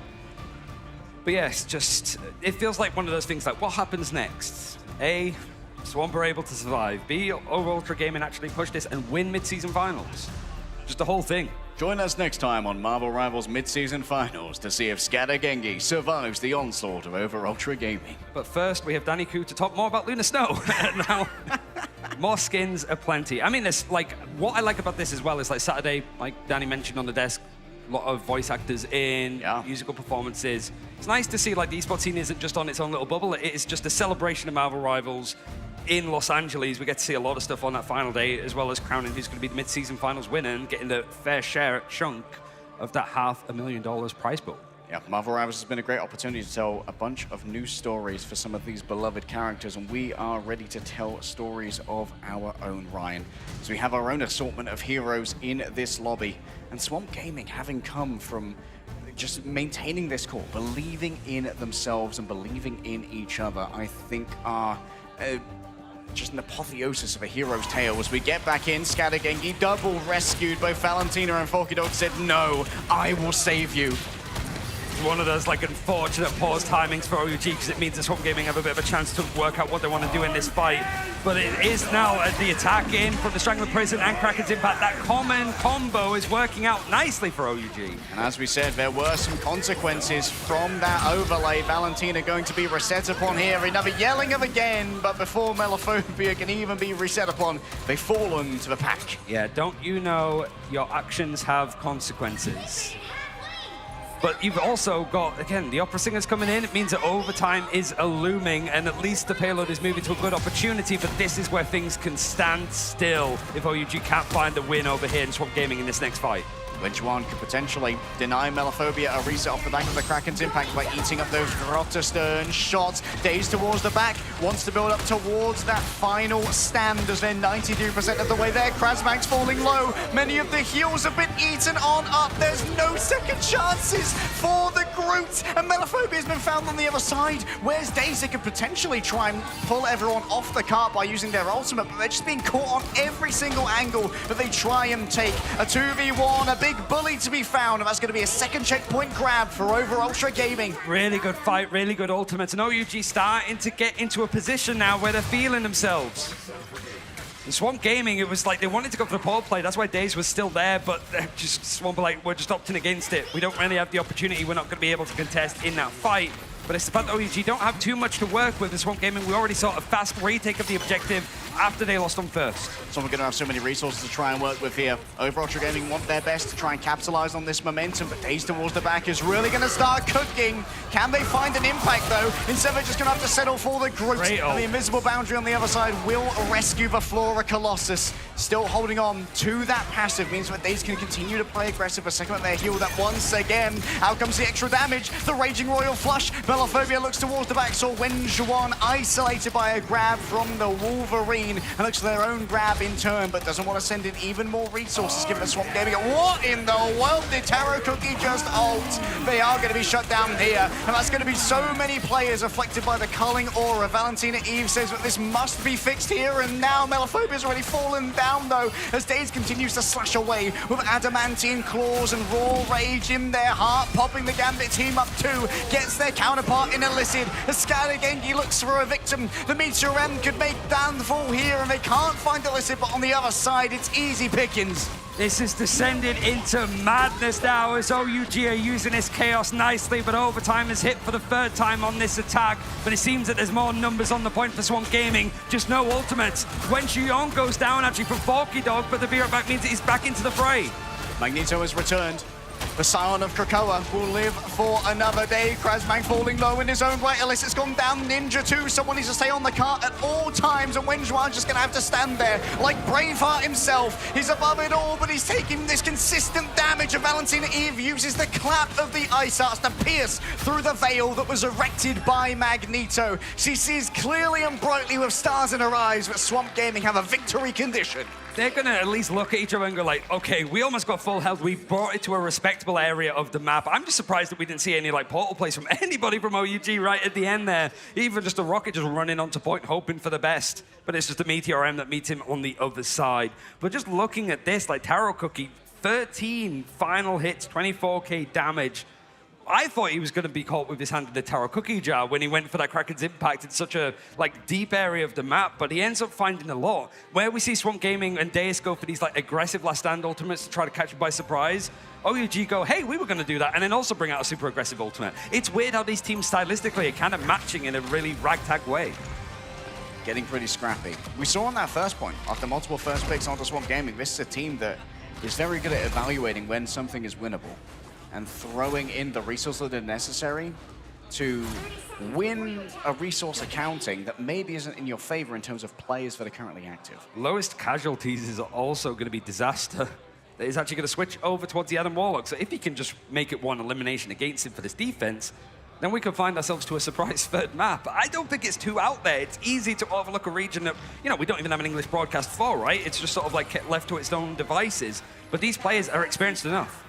We have ourselves a Penny Ultron team up, and that means team-wide damage boost every 20 seconds, Ryan, and that is very dangerous. I imagine that Swamp have been scrimming against this and have certainly seen it earlier on today with the likes of Team Liquid Citadel and now V. I want to see what their answer to it might be against the team that you maybe weren't expected to come out with the same meta ideas. Question is for Melophobia here. Are they running the rocket team up for unlimited ammo? Seems like that's going to be the case. Here comes the big turn. The shotgun is absolutely pouring out the damage. They switch over to Deliverance. Svold needs to be careful not to overpeak into this, as the damage coming from Melophobia is going to be supreme. But you can see that Melophobia continually has to be very cowed into submission on this angle as to not be taken in by the spider nest, and the AoEs of Days will eventually overwhelm Ninja. It's just seeing the Punisher also play, just stood on top of the trash bag. Just like the floor is lava, which is fine for the likes of Storm that's just got to hover over it. And it's also always been a good map for Storm to play on. Swamp Gaming didn't really have to invest anything in terms of ultimates there. They're going to have the Cosmic Yarn Amplifier combined with Valentina Eve playing on the Cloak and Dagger and having constant access to these Terror Capes for extra vulnerability. And again, it's no portal. They're just going to go on, use their legs and try to contest this. They might be able to, but it's going to be a little bit more uncomfortable as Ninja has to jump over to try and make this a crossfire. Well, I, for one, am a fan of using the legs. Farewell to Ninja. This is such a good position for the Cosmic Yarn Amplifier, by the way. You've got to make such a wide swing if you're over Ultra Gaming to try and get any purchase onto that, and Melophobia smells blood in the water and circles like a shark. It's a very quick first point, and I'm a little bit scared that we're just not going to see OUG go for these portal plays. You know, like at the end of Endgame with all of those portals showing up, it's not like Dr. Strange said, get the bus for this final fight. That's how OUG seem to be playing. Like, they have access to it. It's just, you know, some of these teams are very used to doing it in chaotic moments on who's going to switch and in what situation. But Swamp Gaming, they're just running riot. They don't got that DLC yet. They'll get him eventually. Scattergengi slowly building up towards maximum energy here. The Venom is an interesting pickup here. It feels like Ninja and Illicit are going to have a lot of trouble getting in towards this backline. They still have to deal with the infinite ammo of the Punisher, and easy tracking onto Taro Cookie is very nicely punished. Melophobia, oh my goodness! Wenjuan, what in the world was that? I didn't know he had such ball knowledge. I mean, Melophobia just trying to make himself hard to hit. He's done so much for Taro, who's found himself 4. Oh my goodness, unbelievable coup coming through from the side of Over Ultra Gaming. What a flick of the wrist from Wenjuan. He's finding himself hero plays right now. The Magneto does well, and Taro Cookie is just the one that's like, I'm going to take this outplay and turn it into a flip of the objective. Great point to hold, but it's less than 4 minutes to hold it in this position. And you've got so many areas of the map to play with, you just can't overextend. And I'm worried about Illicit's position. Illicit wants to play the margins. Valentina Eve already down. Melophobia falling low in their own right. And Daze just giving over this speed boost to make sure that, hey, if we're under-resourced, we're just not going to commit. We now get to see a little bit more like openness for the game for Illicit. We want to see exactly what he's done for this OUG team. A second place finish in preseason before he joined the squad, and then champions over in China in stage 1 itself. Has a lot to do, and he Mega Hurricane might just blow him away. Oh, has actually found themselves down on the low ground. Is going to try and find the entry. That's going to be the invisible boundary right in the nick of time to make sure that Daze is not going to be able to grab too much. But Scalagenji and Krasbang are there. The Phalanx has surrounded Over Ultra Gaming. And Illicit's been noticed in the back as well. Just moves onto the cart to keep it from moving too far forward. You've at least forced like an early fight, so you're able to sort of contest this one again. Just force as many fights as possible, but you've only bought yourself an extra minute of time. Now you've got a damage boost ultimate coming in for Melophobia, and in a very close proximity of the map. He's not going for the Daredevil like team up to go for the penetrating fire when everybody lines up, but it's a very early ult. All right, already been given so many resources here to try and work with Over Ultra Gaming. They've got themselves one on the point. Daze has fallen down to the Dance of the Butterflies. A 1-for-1 trade and a quick dodge away from the Rocket Raccoon should be good enough to keep things resurrected. Scalagengi looking for a victim, goes after the Venom. A perfectly timed symbolic resilience to manage to deal with the aggression of the Magneto. You've got a touch though, it's so close to the end, and they're just having to do it again. The Feast of the Abyss was available for Ninja, but he gets eliminated beforehand. That second point. And now they don't have much breathing room to work with. Over Ultra Gaming, they could have their winner's bracket run already finished here and now by Swamp Gaming. There's one fight worth of give. And so much time to waste and fight here in the day. We sort of said it before, like one-sided Gambit versus Invis. It's not a good trade, but Svalda's found some major moments, and he's 2/3 of the way of having another invisible boundary. These force physics pulling people out of position is key, but Daze on the Wolverine again, the Strangling Prison, and the Royal Flush from Valentina, that's a lot to bargain up. The Gambit ult here could be everything. Valentina sees the opening when Juan wants to shut it down. Can they find the ball knowledge once again? Looking towards the back. What a jump from Scalagengi! Using the extra momentum from the Gambit to take to the skies and get the blocking shot. And Foggy Dog wants to be the last note in this one. The Cosmic Yarn Amplifier means there's so much damage to try and deal with. Over Ultra Gaming dreamed of draining the swamp, but instead they will drown before the swamp tsunami that flows over them. And Americas claims yet another win. And it just means in the upper bracket now, it's Americas and Europe. Head-to-heads from each of the regions. Swamp Gaming will be playing Team Liquid Citadel tomorrow, whereas OUG facing off against RAD, who sat and watched all the way through this one. Maybe have a couple of ideas on how to go in their opponent. We at least saw OUG warm up a bit, but you have to say, Swamp Gaming's first debut on stage, they look like they're made for it. Yeah, this team couldn't tell there were many nerves to play with here. Seemed very solid to the core. They knew the plan, and they were happy to execute upon it. And even when the plan went wrong, when they lost their first pick, they still had their backups. They had their composure and their competence unchallenged.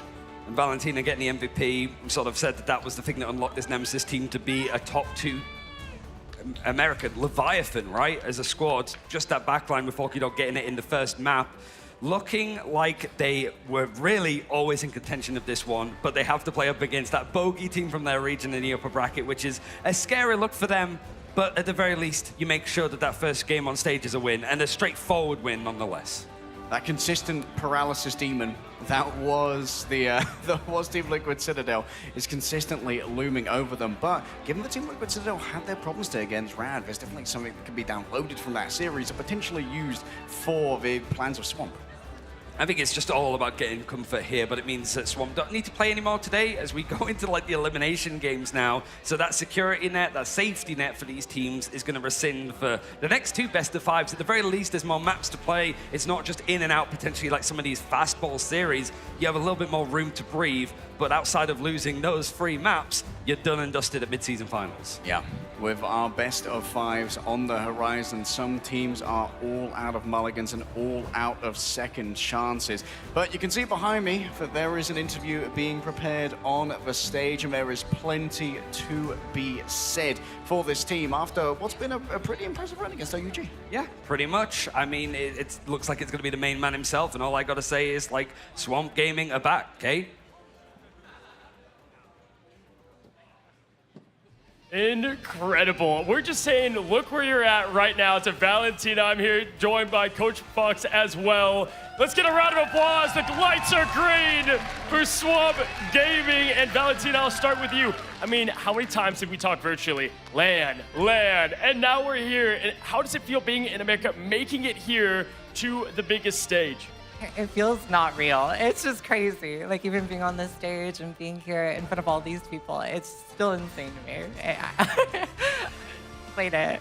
Listen, it's my favorite part, having everybody join together as one. And speaking of it, you joined a Core 4 back as your backline, the new backline to what was Swamp Gaming now. Coach Fox, you're a big personality for sure, but also reason for this team coming together. Will you walk me through the journey for those that don't know on how this team came here to now get a first win in LAN live in LA?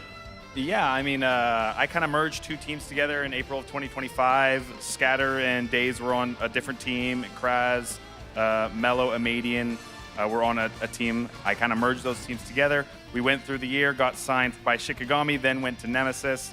I took a stint at FlyQuest, came back for Nemesis in Stage 2.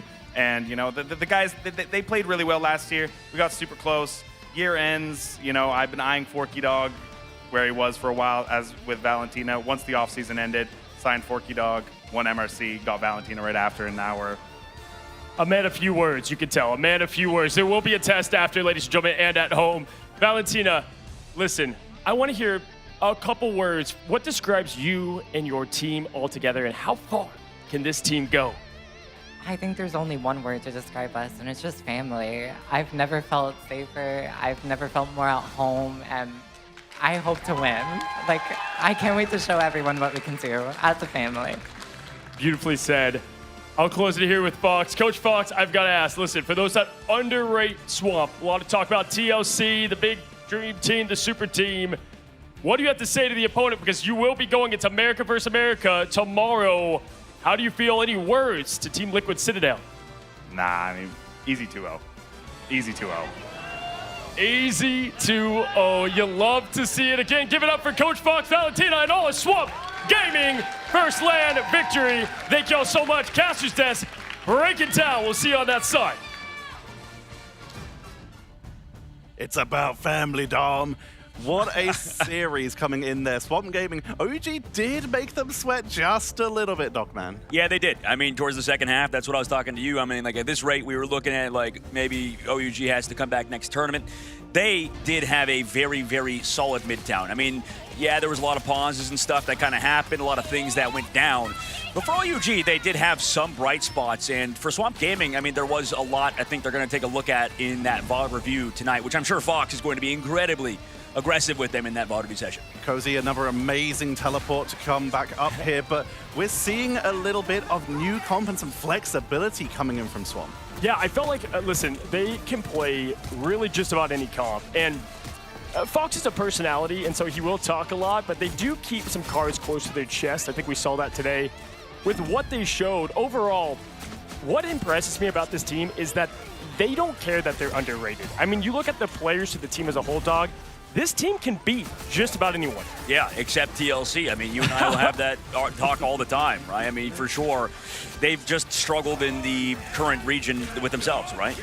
Yeah, listen, I mean, we, going back all the way to the preseason, got as close as they possibly have. It was a 4-3 final grand finals there. That has been their big brother, so I think a lot of people use that as a way to kind of push this team down in what would be like total region rankings. But Tetra, this team has got elite talent. It's all the things you're looking for from a great team. For sure, and we got to talk about the fact of experience. It's not showing that they are not a team that's been to LAN before. They're not showing nerves, they're not showing worries. They are only showing up with everything they need to do. And especially with TLC struggling a little bit earlier, Swamp Gaming coming through, even though they had a slight worry, they came through in a much more convincing fashion, which is going to give them huge momentum going on. I mean, we say a slight worry, we say VOD review. They play pretty damn clean. I mean, I will say this. Some of the best, especially from OUG, can we give some love to, I believe it was the mid-air Melio grapple up, shoot back from the grenade, Magneto hit mid-air, meter him to a 5-piece from Taro Cookie. What the hell was that, gentlemen? That was insane. That was crazy, and then you just go right to that Storm POV of AFKing in the sky. Excellent performance. I think the only problem I had with Swamp, and like you said, there were some moments, I think, for all of OUG, especially Illicit and some of their Vanguard line. Taro was going crazy at points, but I don't know. There were some things I want to see a little bit more out of Scatter and Kraz, and it was a tough game to really do a lot, but I did feel like we've seen other, I mean, it's tough because Magneto's so broken and strong and one of the best characters in the game. I felt like we could have maybe seen more out of Scatter. Quick update on something I said earlier. A quick correction that the players are not using the Black Shark V3 Pro. They are using a special Razer headset that is tuned for the tournament in this case. Tuned for performance so the players can lock in. But if you were to bring that level of sophistication and innovation to your home setup, you can jump on in with the Black Shark V3 Pro. This headset is the consumer version and is available on their website or Amazon Cozy. But OUG, Dogman, this is another lower bracket run for them. They're familiar with this now. They are at this point, and I'm curious to see how they do. Yeah, no, for sure. I mean, listen, we are obviously going to see more of OUG in just a moment here pretty soon today. This is the end of Swamp of what is today. Obviously, TLC, the big brother, is who they'll be going against tomorrow. I'll say this, gentlemen. I think you brought up a good point. Vanguard line has some things to clean up.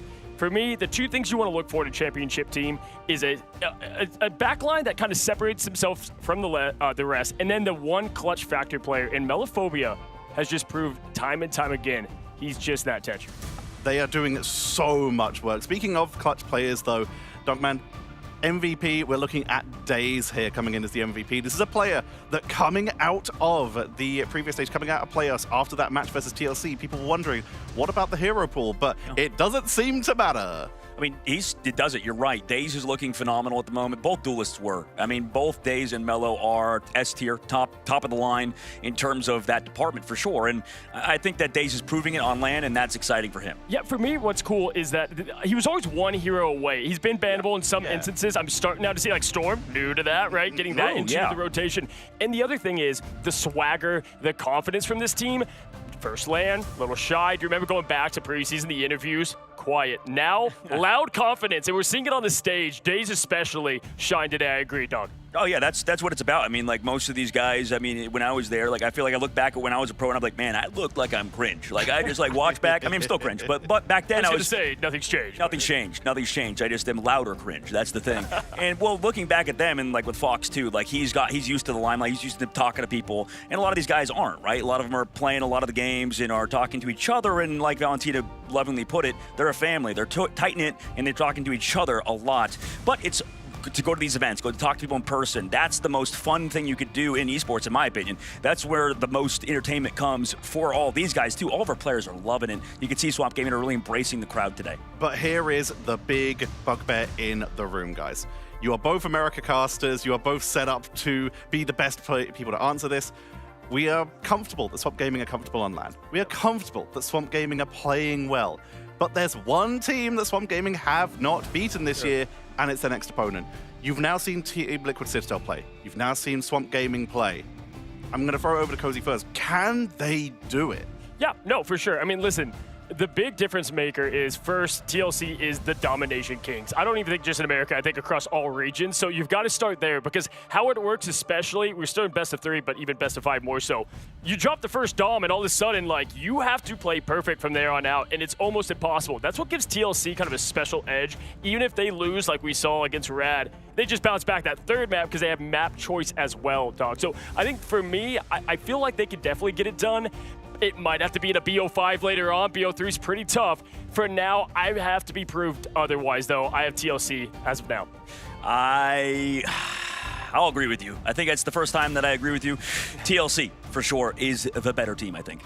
We'll have to find that out. We have a bracket, so we can have a look at where we are sitting for these games. We have lower bracket games coming up today. These are the elimination games, and they are best of 5. Coming up next, the third America team sent down to that lower bracket, 100 Thieves versus the last remaining Pacific team, Gen G, are waiting to try for their survival. Then we have the third EMEA team, RAD, in that lower bracket versus the last remaining China team over Ultra Gaming. Tomorrow, we have those epic matchups as the EMEA versus EMEA, Na'Vi versus Virtus Pro, and the Americas versus Americas, Swamp Gaming versus TLC. But quite frankly, those elimination games, there's a lot of pressure on these teams, especially for the two regions who are the two teams that are the survivors for their regions, Cozy. Can I say those are some banker lower finals? Because if you look at both of them, first of all, 100 Thieves and Gen G, I'm sad to see either of them go. It's tough to say goodbye to one. And best of 5, we've seen in the past, Dogman, 100 Thieves plays different. They have a much better record in best of 5 than in the best of 3. And then on top of that, don't sleep on OUG on RAD. I think they actually match up pretty well to what we might see there, Tetch. I mean, like, listen, man, I gotta be honest about 100 Thieves, too. Like, every time I talk to Delena, he's like, we're losing this. That's literally what he says.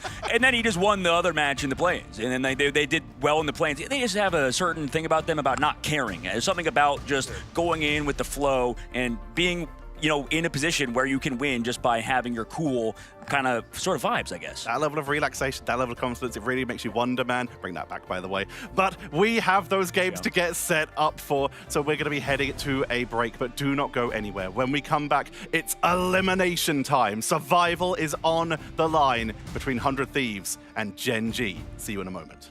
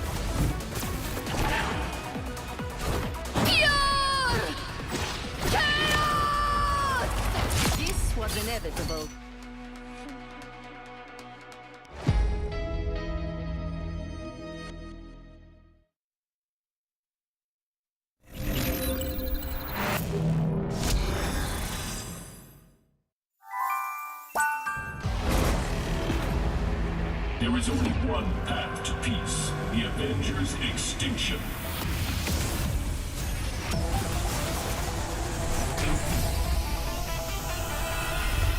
Avengers, assemble! Widow style.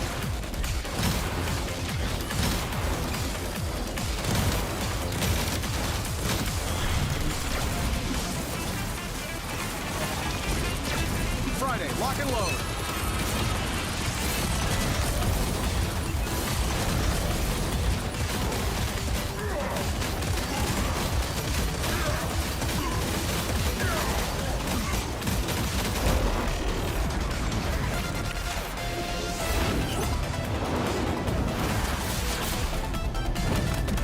This is for Pietro!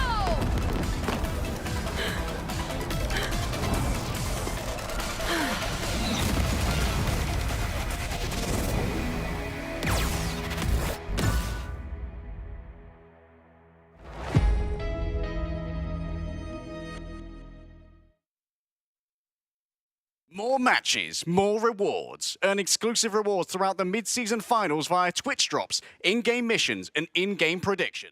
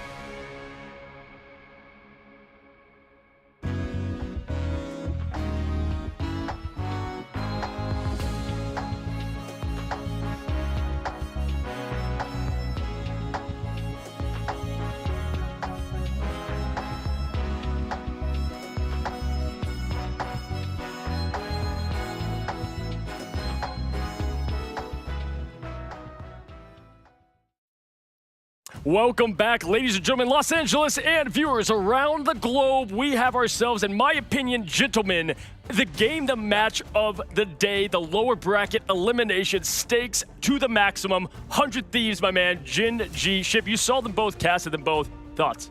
First off, fan favorite teams. A lot of folks are here to watch them today, so this is going to be an upset, something sad either way. I will say Thieves today, not the best performance. Not worth really diving into that specific game. It just did not look like themselves there at all. Gen G, though, actually surprised me today. I was excited to see their composition. I think this is going to be, and maybe I call it or ruin it, the best game of the day. Yeah, Vaughn, I mean, listen, it's tough to look at 100 Thieves and how that win against Na'Vi. We know Na'Vi being great. Yeah. There's plenty of things that factor there. But what I want to look at is I feel like RAD measures up well to Gen G. And so I feel like that is a matchup we can look at in the play-in stage, how they played them, and somewhat of a similar matchup. But the one big difference is, I mean, I feel like Gen G, there's so much about this like it factor that they have. They were this close. If you missed it today, they were right there to keep VP on the ropes. One like meter almost, it felt like at that point. One breath of air or hair length that they could have gone to make it all the way to it. But Hell's Heaven, I want to talk a little bit about this real quick before we get more into the matchup. 6-0 for Gen G. They have never lost on Hell's Heaven. 100 Thieves 2-3. Domination not the strong suit, of course. And Domination, the first time we saw a map drop by VP, Gen G took that earlier, so they gotta feel confident. I'm just telling you, Ship, right away. I mean, if we don't see an Angela ban here, this is the TTK Angela One Wing Angel off the map. Yeah, and it's also pretty brawly too, so we could see things like Thing taking some serious prevalence. Groot's not bad here. There's a lot of option. So I'm looking forward to seeing some of this more brawly stuff. It's a meta that favors Thieves a lot right now. And I think with Gen G, I mean, we got our first eyes on just how they play. They are aggressive the way they play. So I think, funny enough, they match up very interesting and well. I think this is going to be some fast games in the best way possible, but I don't think we're going to see anything close to a sweep. Remember best of 5, Audible. Yeah. That's true. I mean, this is also the first time we're seeing Hell's Heaven. We've had every other map in the rotation for Domination, so we haven't seen the strategies that these teams have been hiding for this one specifically. Anything can happen. Yeah, and listen, Chip, we say calm, cool, collected as Thieves. We've talked to these players in the hotel. I mean, they want this thing bad because, yes, this could be the lowest that they finish, and they don't want to go out against a team they think they are much higher than in the tier list. Yeah, I mean, historically, actually, they're doing worse each land, so they need to break that chain right now. This is going to be, you know, we talked about this in the green room. These teams are very similar in play style, very similar across the board. You know, they have the TTK Duet, both going to be able to run that mag should there be there. Vinny's going to be up there on the thing, he can match right back. So I do think duelist line similar. Bobo, I am excited to see the Widow. Bobo versus Delena could be insane. I mean, there's so much back and forth. Look forward to see who comes out on top. Yeah, and if they win this, right, and things go how we think they're going to go, the rest of that lower bracket's looking a bit more doable for 100 Thieves. But speaking of, you know, listen, as we will hear pretty shortly, iRemix locked in, by the way. And man, let me tell you, this man, I feel like Remix doesn't get enough love as well for what he's done for this Thieves team. Taking a team with Terra and the craziness that was there, right, and having all those personalities and kind of reinventing their identity, Vaughn. I think there was a big question for a lot of people. I mean, we even joked about it on stage during the interviews, talking about, you know, the ban draft for 100 Thieves. Terra was talking about that as well, saying, oh, they're going to ban Loki or something like that. But I think the big thing is that they have taken their time. They've figured out and analyzed their opponents pretty well, especially YWO when they qualified off of that. So I think they know the key to victory, make sure you have one-sided thing against this Gen G team and you'll be a lot more confident. I also think that there's some conversation to say that the Groots could come out. I think Vinny's not a bad Groot, and Starry's a very good Groot.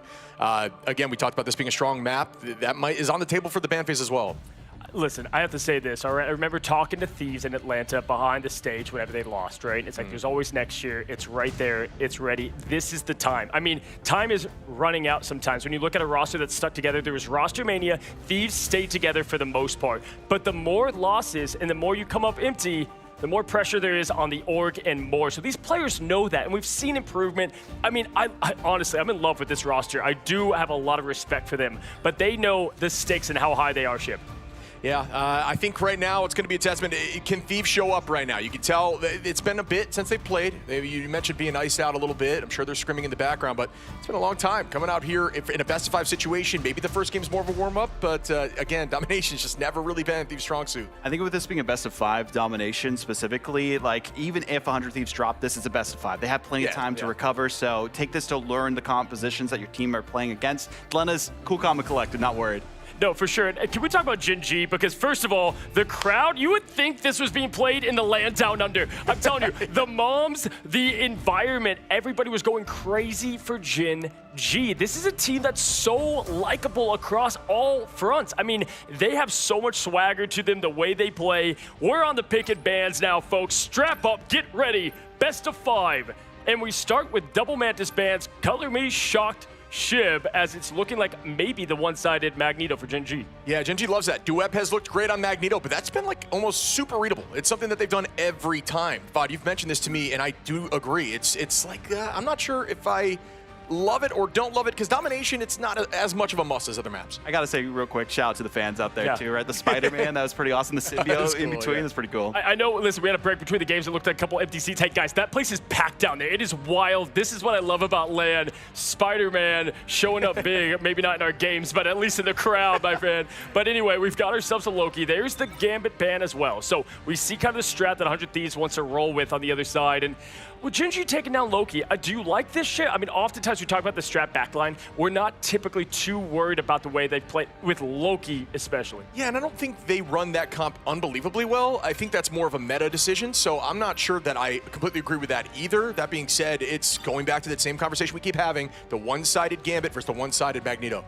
The things say Vaudible? I mean, yes, that's huge. Yes. That it just leans to the gameplay. Yes, so I would say the thing, it was one-sided for Virtus Pro in the 2 maps that they won against Gen G. They are shell-shocked from that. They do not want that to happen again, and that's why they secured it this time. I mean, fellas, as it wraps up here in that last stage going to go, they've used this on Luna Snow in the past. They've liked that backline support, and they kind of let the other gifted just kind of roll their course from there. Chip, who do you like in the pick ban phase better here as it wraps up? I've been thinking Magneto's been moving up and up for me, so I think I like Gen G's Magneto play. I don't love the Loki ban, so one thing I'm not sure of. And Vod, we get that Luna Snow protect. Again, listen, 100 Thieves, if you look at their whole team, I would say slightly disadvantaged with their backline against some of the other teams out there. So, hey, make them comfortable. Give them what they want, Vod, and they'll go from there. The Luna Snow for Millennia, we see it every time. That is a TTK ban if I've ever seen one. Yeah, and it's not an Angela, so I guess we can guarantee some off maps with Emma Snow off the board. Emma Snow, I can't even. This is crazy, guys. Emma Frost, we've got ourselves a show. It's 100 Thieves, Gen G, take it away, Gasket and Tetcher. Thank you very much, Cozy. It is time for eliminations. Who is going to come out on top between the last remaining Pacific team and the Hope of America and the hometown favorites, Gaskin? Yeah, there's a lot of stuff on the line for these guys, right? Elimination, of course, is a huge prospect, but the fact it's a best of 5, you have that elongated amount of time here. There is a little bit more leeway for failing in a couple of these maps, but that being said, how many times have we had best of 5s and see them go 3-0s and just get completely wiped? It's true, we have had sweeps in the past, and we could very feasibly have them here. Both these teams, though, are fighting for that survival. We're going to be heading into our first map, Hell's Heaven. We already had our wonderful desk talking about the draft, but this is the highest pressure you can have outside of those grand finals. Every single game that your life is on the line. We're starting a little bit with the Rockets packed lunch on the side, on the other side here, so they can get a little bit of that bonus health coming in. Gen G, really trying to min-max this. I do like the setup. So Gen G, they are 6-0 in their last matches on Hell's Heaven. 100 Thieves have kind of faltered a little bit. They're 1-3, so it definitely favors Gen G just in terms of statistics. I love getting to see this map overhead about how people are starting this one off.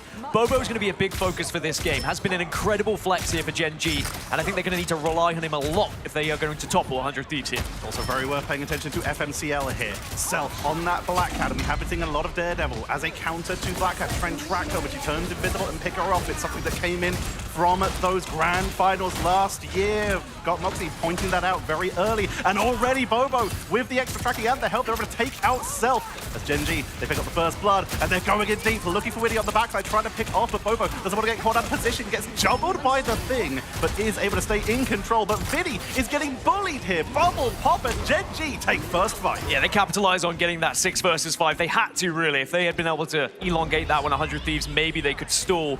But I like that the desk were pointing out the group could come out here for Vinny, which it has. I do agree with them that I feel like it's a wasted lock on the fact that you have to protect this Lunar Snow over and over again for 100 Thieves. Millennia, you've got to make it count now and prove to us why it's so important to this team. So much pressure onto the board here. Skittles has set up the Battle Rebirth Beacon, so they have the Heal of Need. You can see the traps set by Bobo, looking for Self or Delena or Vinny, anyone who steps up to try and get into position. The Gambit card bubble for a little bit of extra healing with that mag team up. But right now, Gen G, they have all the positioning they need, using that extra damage bonus on the shield with the Invisible Woman Torch team up. Invisible Woman is an interesting one because they don't have the Gambit. Of course, it's a one-sided Gambit game as Bobo, under a little bit of pressure, does have the help, but TTK in the KO feed is able to get one onto Duet. And it looks like now they're going to have to use ult here to try and stay alive, Gen G. Zenstarry went down as well, but came back at the Battle Rebirth Beacon, so they only have a single Vanguard on the board, but they're making the most of it as Zenstarry puts the pressure onto the assaulting members of Thieves. But in the meantime, Delena on the high ground takes out FMCL. The Rebirth Beacon comes out, but Skittles is eliminated from the board, and suddenly Thieves, with the Strangling Prism setup, are piling onto the point for the flip. Yeah, it's an ult fest now, isn't it? Millennia had to pop Fate to both words as well to keep people alive, as Delena, again, is just tearing through these back lines, as maybe Meteor M can and will connect here as Vinny and Self go down. Gen G, despite being staggered, they use the portal to come back, bringing back FMCL to set up for the team. But Gen G, they never even let it get flipped. They delayed just long enough, and Thieves are forced back to the choke point. But with portal down, FMCL just letting his team come through and then potentially planning on swapping off by the looks of it, just making sure they reinforce. But with Bobo down, Battle Rebirth Beacon brings them back, and FMCL's coming back on the Daredevil. But TTK taking the most of the opportunity to try and make a move. It's a huge fight. It's a must-win fight here for 100 Thieves. You feel if they lose this one, they'll probably lose this round, but they are fighting tooth and nail at the moment. But FMCL on the Daredevil can absolutely bully the Black Cat, and at the moment is a chase, and he's been able to force him away. The portal to escape, that's one way that the Daredevil cannot follow you. Winnie coming on in with the Rage of Royal Flush for the extra damage output to try and push onto the point, but the Invisible Boundary from Alex is delaying. He's here as the substitute, but is really trying to make his name as he's been to every single LAN before, as Gen G are wiping Thieves off the board, and round one goes to Gen G. Well, that's one way to settle the nerves from Gen G after dropping down into this lower bracket, taking this first round. Of course, it's not job done yet, but they looked excellent. I did like their lock and ban phase. I agree with Shib. I prefer the one-sided Magneto over the one-sided Gambit. I do think Gambit is losing a little bit of his stock value at this LAN at the moment as well. That ult is so much easier to counter than I think people realized when he first came out. The fact you've got the Invisible Boundary as a counter here for them. And then with the, like I was talking about, the lock being used on that Luna, and now even the switch off of the Luna, you have to ask the question, why are we using the lock on a hero that you're not even going to be used going into it if they do see the swap? It's a good question. They're going to get set up here. Self is going to stick with this Black Cat, despite the fact that FMCL will be marking him here. Does have the ultimate charged up already, so they do have their own setup at the go. Zenstarry also almost there to a clobbering time. Could get ready for a dive early. Delena very nearly with that new Black Widow ult, which could be huge, especially on this point where there's some great opportunities for some nice flanking pickups here, as Winnie is going to stick with the Gambit. Delena has been the saving grace for 100 Thieves often. When they are struggling, just manages to find a pick and completely turn the tide in their favor, and they will be relying a lot on him to be able to do so in this one. But early pressure has been applied already by Gen G here to try and take this point, and keep an eye on FMCL. If you can flank around, get an early pick on that Daredevil, it could be huge to get this first point.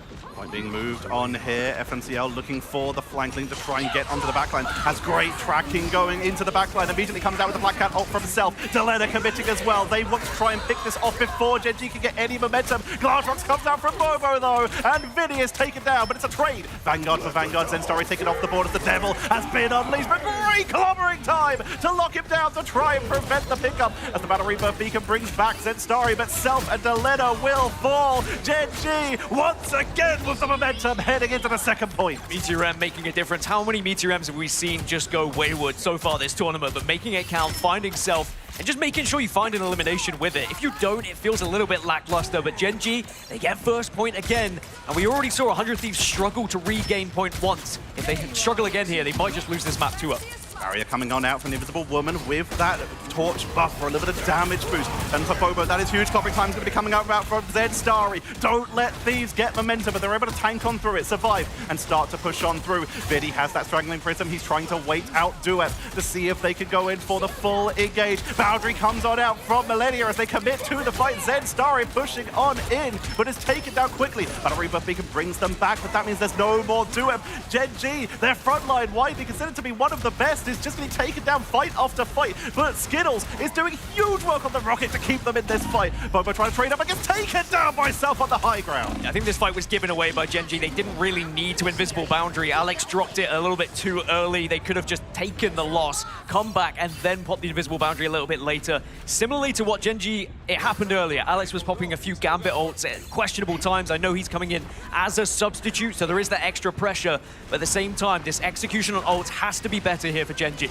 Bobo's onto the Punisher, FMCL onto the Storm. They're going just for maximum damage output with Battle Rebirth Beacon, Cosmic Yarn Amplifier for damage, and of course that Storm damage boost with that Thor to team up and the movement speed boost if need be, but Bobo's already taken down. Battle Rebirth Beacon brings them back into the fight as the Yarn Amplifier allows the possession to come on through, but Glatrox to try and split the team in two. FMCL is taken off the board again on the Storm, removing that damage output, and Thieves are dealing with this beautifully, but Delena is taken down a second time after that Glatrox. Yeah, we'll see. Alex makes up for the ult earlier, as now you will see Strangling Prison does come out here. Doesn't really connect with anything, and now Meteor M, a chance to turn the tide in your favor if you can hit something here, anything, but no damage done. Maybe a little tickle onto Vidi, but it evens things up as Zenstari's gone down, and suddenly 100 Thieves are going to get the wipe.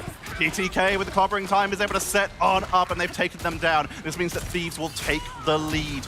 Gen G forced to reset. They're very staggered on those takedowns, meaning that they are forced to wait this out and give Thieves even more charge. Thieves have Kraken Impact, Invisible Boundary, and they're getting set up to try and prevent Gen G from moving in. But Gen G, Omega Hurricane, Final Judgment, and the clobbering time, Invisible Boundary, they are about to have a huge ult economy advantage. They want to make the most of it. Charge coming on in from Zenstari. Omega Hurricane to try and force out the defensive tools, and they do so, but they lose FMCL for it. How do you go down there? TTK able to get a big KO, but of course it is going to be brought back from the BRB, as now again and again we go from Self here. This is a huge fight for the chances of 100 Thieves, but can you avoid the Final Judgment? That's the real question. Bubbles coming out left, right, and center. He's able to avoid it, using the terrain for the protection, but Vidi will finally fall, but they burnt so much for that. Delena falls. They're pushed off the point, but they're not giving it up. They still delay. They're still holding as Thieves take us to the overtime. Gen G trying to push on in. They have both their strategist ultimates for the sustain, and that is going to be Thieves backing up, realizing they can't force it. They're only going to put themselves in danger of being staggered. They're just going to back up and let it reset. Good decision from Thieves, though. You want to be able to give yourself at least 2 attempts at trying to take this point. Yes, you will get 1 natural walk up here, and you do have the Raging Royal Flush to use, which could give you a significant advantage, but there is the Seer on the other side and the Invisible Boundary. And this is what I was talking about earlier, Tej. You have counters for that Raging Royal Flush, depending on when 100 Thieves pop this one. They are at the ready. They just need to be prepared for it. Here comes that Raging Royal Flush. Boundary is going to be the first counter, which means they have Cosmic Yarn Amplifier for the turnaround with the damage boost. Duet about to have Meteor M as well, because they force the Boundary out, and then immediately the Cosmic Yarn Amplifier a little bit before the Boundary expires, meaning that Gen G kind of have to make the move now and need to be careful of Vidi. A Straggling Prism is at the ready for now. Duet is just keeping them zoned in the choke point, burning a lot of time as we're at 95, 96. Gen G just need to clean out Thieves here and do it before a portal comes back in as Boundary for Thieves to try and commit to the point, waiting for the bubble to pop to try and snipe. Good dash, Straggling Prison for the turnaround with the Invisible Woman shield, but it's the backline of Gen G that's getting targeted down as Self is popping off. Strange portals can definitely make a difference here on both sides, and now you can see Clobbering Time just try and generate a little bit of space here. Vinny's fallen, Millennia goes down, and Winnie as well. The portal comes on in from Delena to reinforce, because overtime ticks down. They stun him out and block him! Gen G! What a performance! They are able to take map number 1. That is a statement performance from Gen G. If you ever doubted them, if you had any sort of worries about how they were going to be into this series against 100 Thieves, it is answered immediately. Great ult usage, chemistry was perfect throughout. And I love the execution on some of those pushes as well. They thought completely how they wanted to approach them. They always had the answer to some of the ults on the other side. Great counters all around. And Gen G will take the first map relatively comfortably if you look at it as a 2-0. The biggest threat to them was 100% Self, just being able to put pressure on the backlines, but sticking to the Black Cat, even when he was being tracked in the first round. And then when we started to see the extra protection on the backline from Gen G in the second round, they were still sticking it to it. It was 9 pickups for Bobo, 8 for Self. They really competed with each other there. And seeing the solo mag against the solo Gambit, yet again, it is the one-sided mag that is able to take advantage of that one and actually do up getting 9 final hits as well. And some of them being Meteor M. We've seen some pretty bad Meteor M so far this tournament, but now finally people are finding those final hits. Zoning ultimates, as we shall call we'll them. take that. Yeah. What a show so far. Remember, this is a best of 5. We're not in that same hyper danger situation where every single loss is a full elimination, but whoa. Gen G, 100 Thieves, they were bringing it back for a little bit there, but Gen G just seemed to have control every single time. And a lot of that, I feel, comes down to Zen Starry. His clobbering times were extremely impactful. Just really well timed, right? There was a couple of times they were down a player or two, and that clobbering time just elongated the fight quick enough to allow the rest of the team to catch up, knock those players up in the air, and also, I mean, the fact that Bobo was able to do what Bobo was doing. Some of the damage he was outputting, some of the KOs he was able to find really did change things in their favor. And Gen G, I'm sure they're going to be full of confidence going into the second, which I wouldn't be surprised if we end up at Museum of Contemplation, as we so often do, and 100 Thieves often are very good at Museum of Contemplation, but we'll wait for that decision to be made. Quick history on Bobo. He has also been to every single LAN so far we have had for Marvel Rivals Ignite, qualifying for mid-season finals last year with Team Nova from China. Got knocked out by a team called Gen G, different team, an Asian roster this time, came back for the grand final on Chopper Mag, an OCE team, joining a very strong selection of Aussie players. And then finally, for this event, Gen G, the team that knocked him out last time, picked up Chopper Mag and are bringing it in here with the substitute Alex from Heretics, really putting on a show. And now on the other side for 100 Thieves, this is where it starts to get a little bit worrying, right? You look at their history of LANs, 3rd place, then 4th place. Now they're at the risk of a top 8 finish if they were to lose this series. I mean, even trying to get into the top 4 from here, they would likely have to beat someone of Swamp Gaming or TLC. So again, this is a very difficult route in this lower bracket, especially if you look at the other side and what other teams may have to face. But they might fall at the first hurdle if Gen G are playing this way. And looking at the stats again, Bobo is a huge standout, not only with the amount of eliminations, but also, of course, those final hits were hugely influential. 23,000 damage, putting on such a show for the audience here live in Los Angeles, whereas Self was just trying to burst people down. You got a good comparison, it's going to be Delena. 18,000 damage, was keeping up, it was just trying to stick on that Widow for a while, just trying to snipe him from a distance, but the mobility of Bobo when he was on that Elsa was proving too hard to deal with. I do like the Punisher over the Black Widow at times. I think the final judgment can be so much more impactful if timed correctly, because you can just delete those Vanguards in such a speed that they don't really have a chance to answer back. Sure, on the other side with the Black Widow, it's about trying to target those strategists at time, see if you can catch some of those backliners, and then you will naturally win the fight from front to back. But I do think that Momo was the difference maker here. Bobo, excuse me. That Storm team up as well, it does have an effect. It's something that we did see a little bit last year, almost at mid-season finals time. It was just a little bit out of phase with that, but we did see Storm and Punisher rolling together, usually with Mag, to make sure that when Punisher ults, you just shield them. And we're not going to Museum, Central Park. When in Los Angeles, not New York, but an American-themed map for an American-themed team. Yeah, perhaps learning the lesson of how so many have fallen on Museum when you take them there, and it doesn't seem to be the best practice, especially against Gen G when we know what they can do at Museum as well. So I like this. It's something that's a little bit different at Central Park, and of course it opens up the floodgates for the potential trip as well that we've seen so much of from 100 Thieves. But on the other side, we saw earlier, Gen G was successful at breaking out of the trip defense they went up against. So I do think they still have a fantastic opportunity here, depending on how these lock-in bans go. Now, this is where, you know, do you try and get rid of a Penny, for example? Do you just get rid of the Ultron so that you don't have to worry about it as well? I'm so glad you brought that up, because, of course, this map has one main entrance point, one very small wraparound route, and one aerial wraparound route. It makes it incredibly difficult to frontline push, and someone who's great at dealing with frontline pushes is the Penny. So if they can keep those side lanes covered, that front entrance could be completely zoned off by a good Penny Parker player as, wow, what a surprise. Shocking news! Mantis gets banned first. Someone, please. Let me just see it. I want to see it once. Magneto is going to be the protect on the other side. 100 Thieves have learned their lesson. By the looks of it, they said, okay, yeah, we can't let that one go through. Cannot get our Magneto banned away. And it will open things up for Gen G to take away Thing. And there we see Thing gets banned. This gives FMCL a little bit more freedom if he wants to stick with that Daredevil, removing that grounded ability from the Thing. Means he can dive in, or even opens him up for a Black Cat, if that's something that Gen G do wish to play. And they will, of course, have secured themselves a Magneto as well. We've been talking about it. Mag is just, the stocks are high in Magneto Inc. right now. I mean, especially even with Trip coming into effect, you put one of your flex DPS onto that Vanguard, and suddenly they turn into a beast as well. The Chaos Sword just outputs far too much damage to deal with.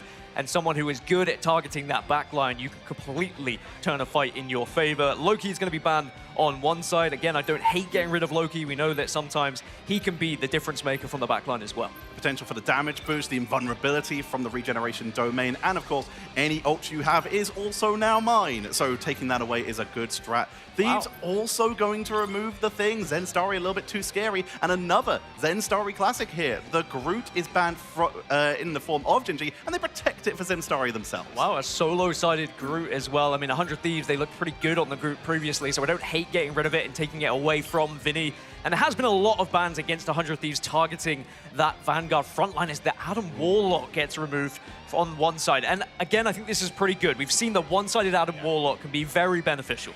We've been talking about this Ultron team up with the Penny and with the Adam. We've been looking at teams banning out the Ultron as the anchor for it because it nerfs Adam a little bit, but the best part about Adam isn't the Ultron team up, it's the res. Karmic Revival is so impactful for these big defenses. Gen G have to go for an Adam Warlock ban and try and counter this one, I think, and they will. Because again, yeah, one-sided, it just would have been unfair. It will be, however, a one-sided Loki, so that is something that 100 Thieves can work on, but is it going to be better than the one-sided Groot? I guess only time will tell. Something has to be played by 100T, though, to answer these Groot walls. They can be such a nuisance to try and deal with, especially when you're trying to push into this first point as well. When you see that, traditionally, we've seen a couple heroes who have been good counters to it. We've actually seen Ultron used very effectively, because if you can't shoot through a wall, you might as well shoot over it. But the main ones we've seen are people who can either benefit from the walls or take them down quickly. This has been Punisher, who has been very popular these days, and of course, the Moon Knight, who we did see earlier coming in from TLC as a potential way to deal with the group walls. Otherwise, your main objective is just to damage through as quickly as possible and take him out. It used to be Winter Soldier until Ironwood Wall was added for the group, which gave him the invulnerability aspect to it. This map sometimes does traumatize me a little bit as well. I think back to the online season, we had our first draw of the season on Central Park as well, with neither team able to take the first point, not even a notch on it. But I'm sure these teams now are a little bit more well-drilled and well-practiced, well-versed, as Gen G will be on the defense to start things off here, and it looks like they're going to go for something that's a little bit more traditional. They're not going for a trip or anything silly. Instead, they're going to try and utilize that Daredevil that you had mentioned earlier. About as standard as you can get. Daredevil, well, he did get a little bit of a nerf to his scouting capabilities in a patch recently. He does still offer a lot of scouting potential, especially if anyone wants to go on the flank, and he is great at tracking down people like even the Storm. Daredevil's able to get up to that high ground very easily. But overall, JG just sticking about as standard as you could possibly get. 2 Vanguards, 2 Duelists, and 2 Strategists. Self realizing that the Storm isn't doing a lot of work here. Looks like they're going to swap up. Yeah, an instant swap over to Elsaf. You see what the composition is on the other side. I think there was a little bit of a speed boost just to get them closer, see what was going to happen on the flip side. Of Gen G now will just be holding this natural point that everyone seems to hold, and at the moment a lot of damage going over towards Duet, who was incredible on Mag last time. But you can see what happens when you do get caught. Winnie brings back Vinny. How many times have we seen that so far, as FMCL again taking down Delena, who has not had a great time when having to go over to that Bucky. Gen G take a little bit of space. They push back up to trap them in that main entrance archway, but they're not going to overcommit. They're just staying near the wall, ready to back up with Skittles, with a great setup for them here. You can see them holding on to that damage boosting shield with that signing projection for a little bit of extra burst, and of course that survivability in case anyone gets picked off. Self looking for a hook here, but for now just pinging in with the Tainted Voltage. One bonus for 100 Thieves, they do have the Emma Frost. I think TTK not having that in the previous did hurt them. We know how good TTK can be on this Emma. If you can get a good grab, it can make the difference. You could actually get the push onto the point with one successful grab here. Another hero who's very good into the Groot as well. You can just keep your charge up, and right now already at 100%, committed to the Psionic Seduction, and the high ground is dove onto by Valence to try and set up here. They're not going to find a pickup. Skittles' boundary keeps the team topped up, but Thieves have taken space, trying to push them off the point here, and they're getting a little bit of charge onto the ball. Good lockdown. Delena looking for the flank, trying to force them into that choke point to keep the pressure on, but with the Cosmic Yarn Amplifier, Gen G looking for the turnaround. Zen Starry trying to just lock them in. You can't leave! You can't leave! Pushing them off the point as the Meteor M to try and get a turnaround. Fights nothing.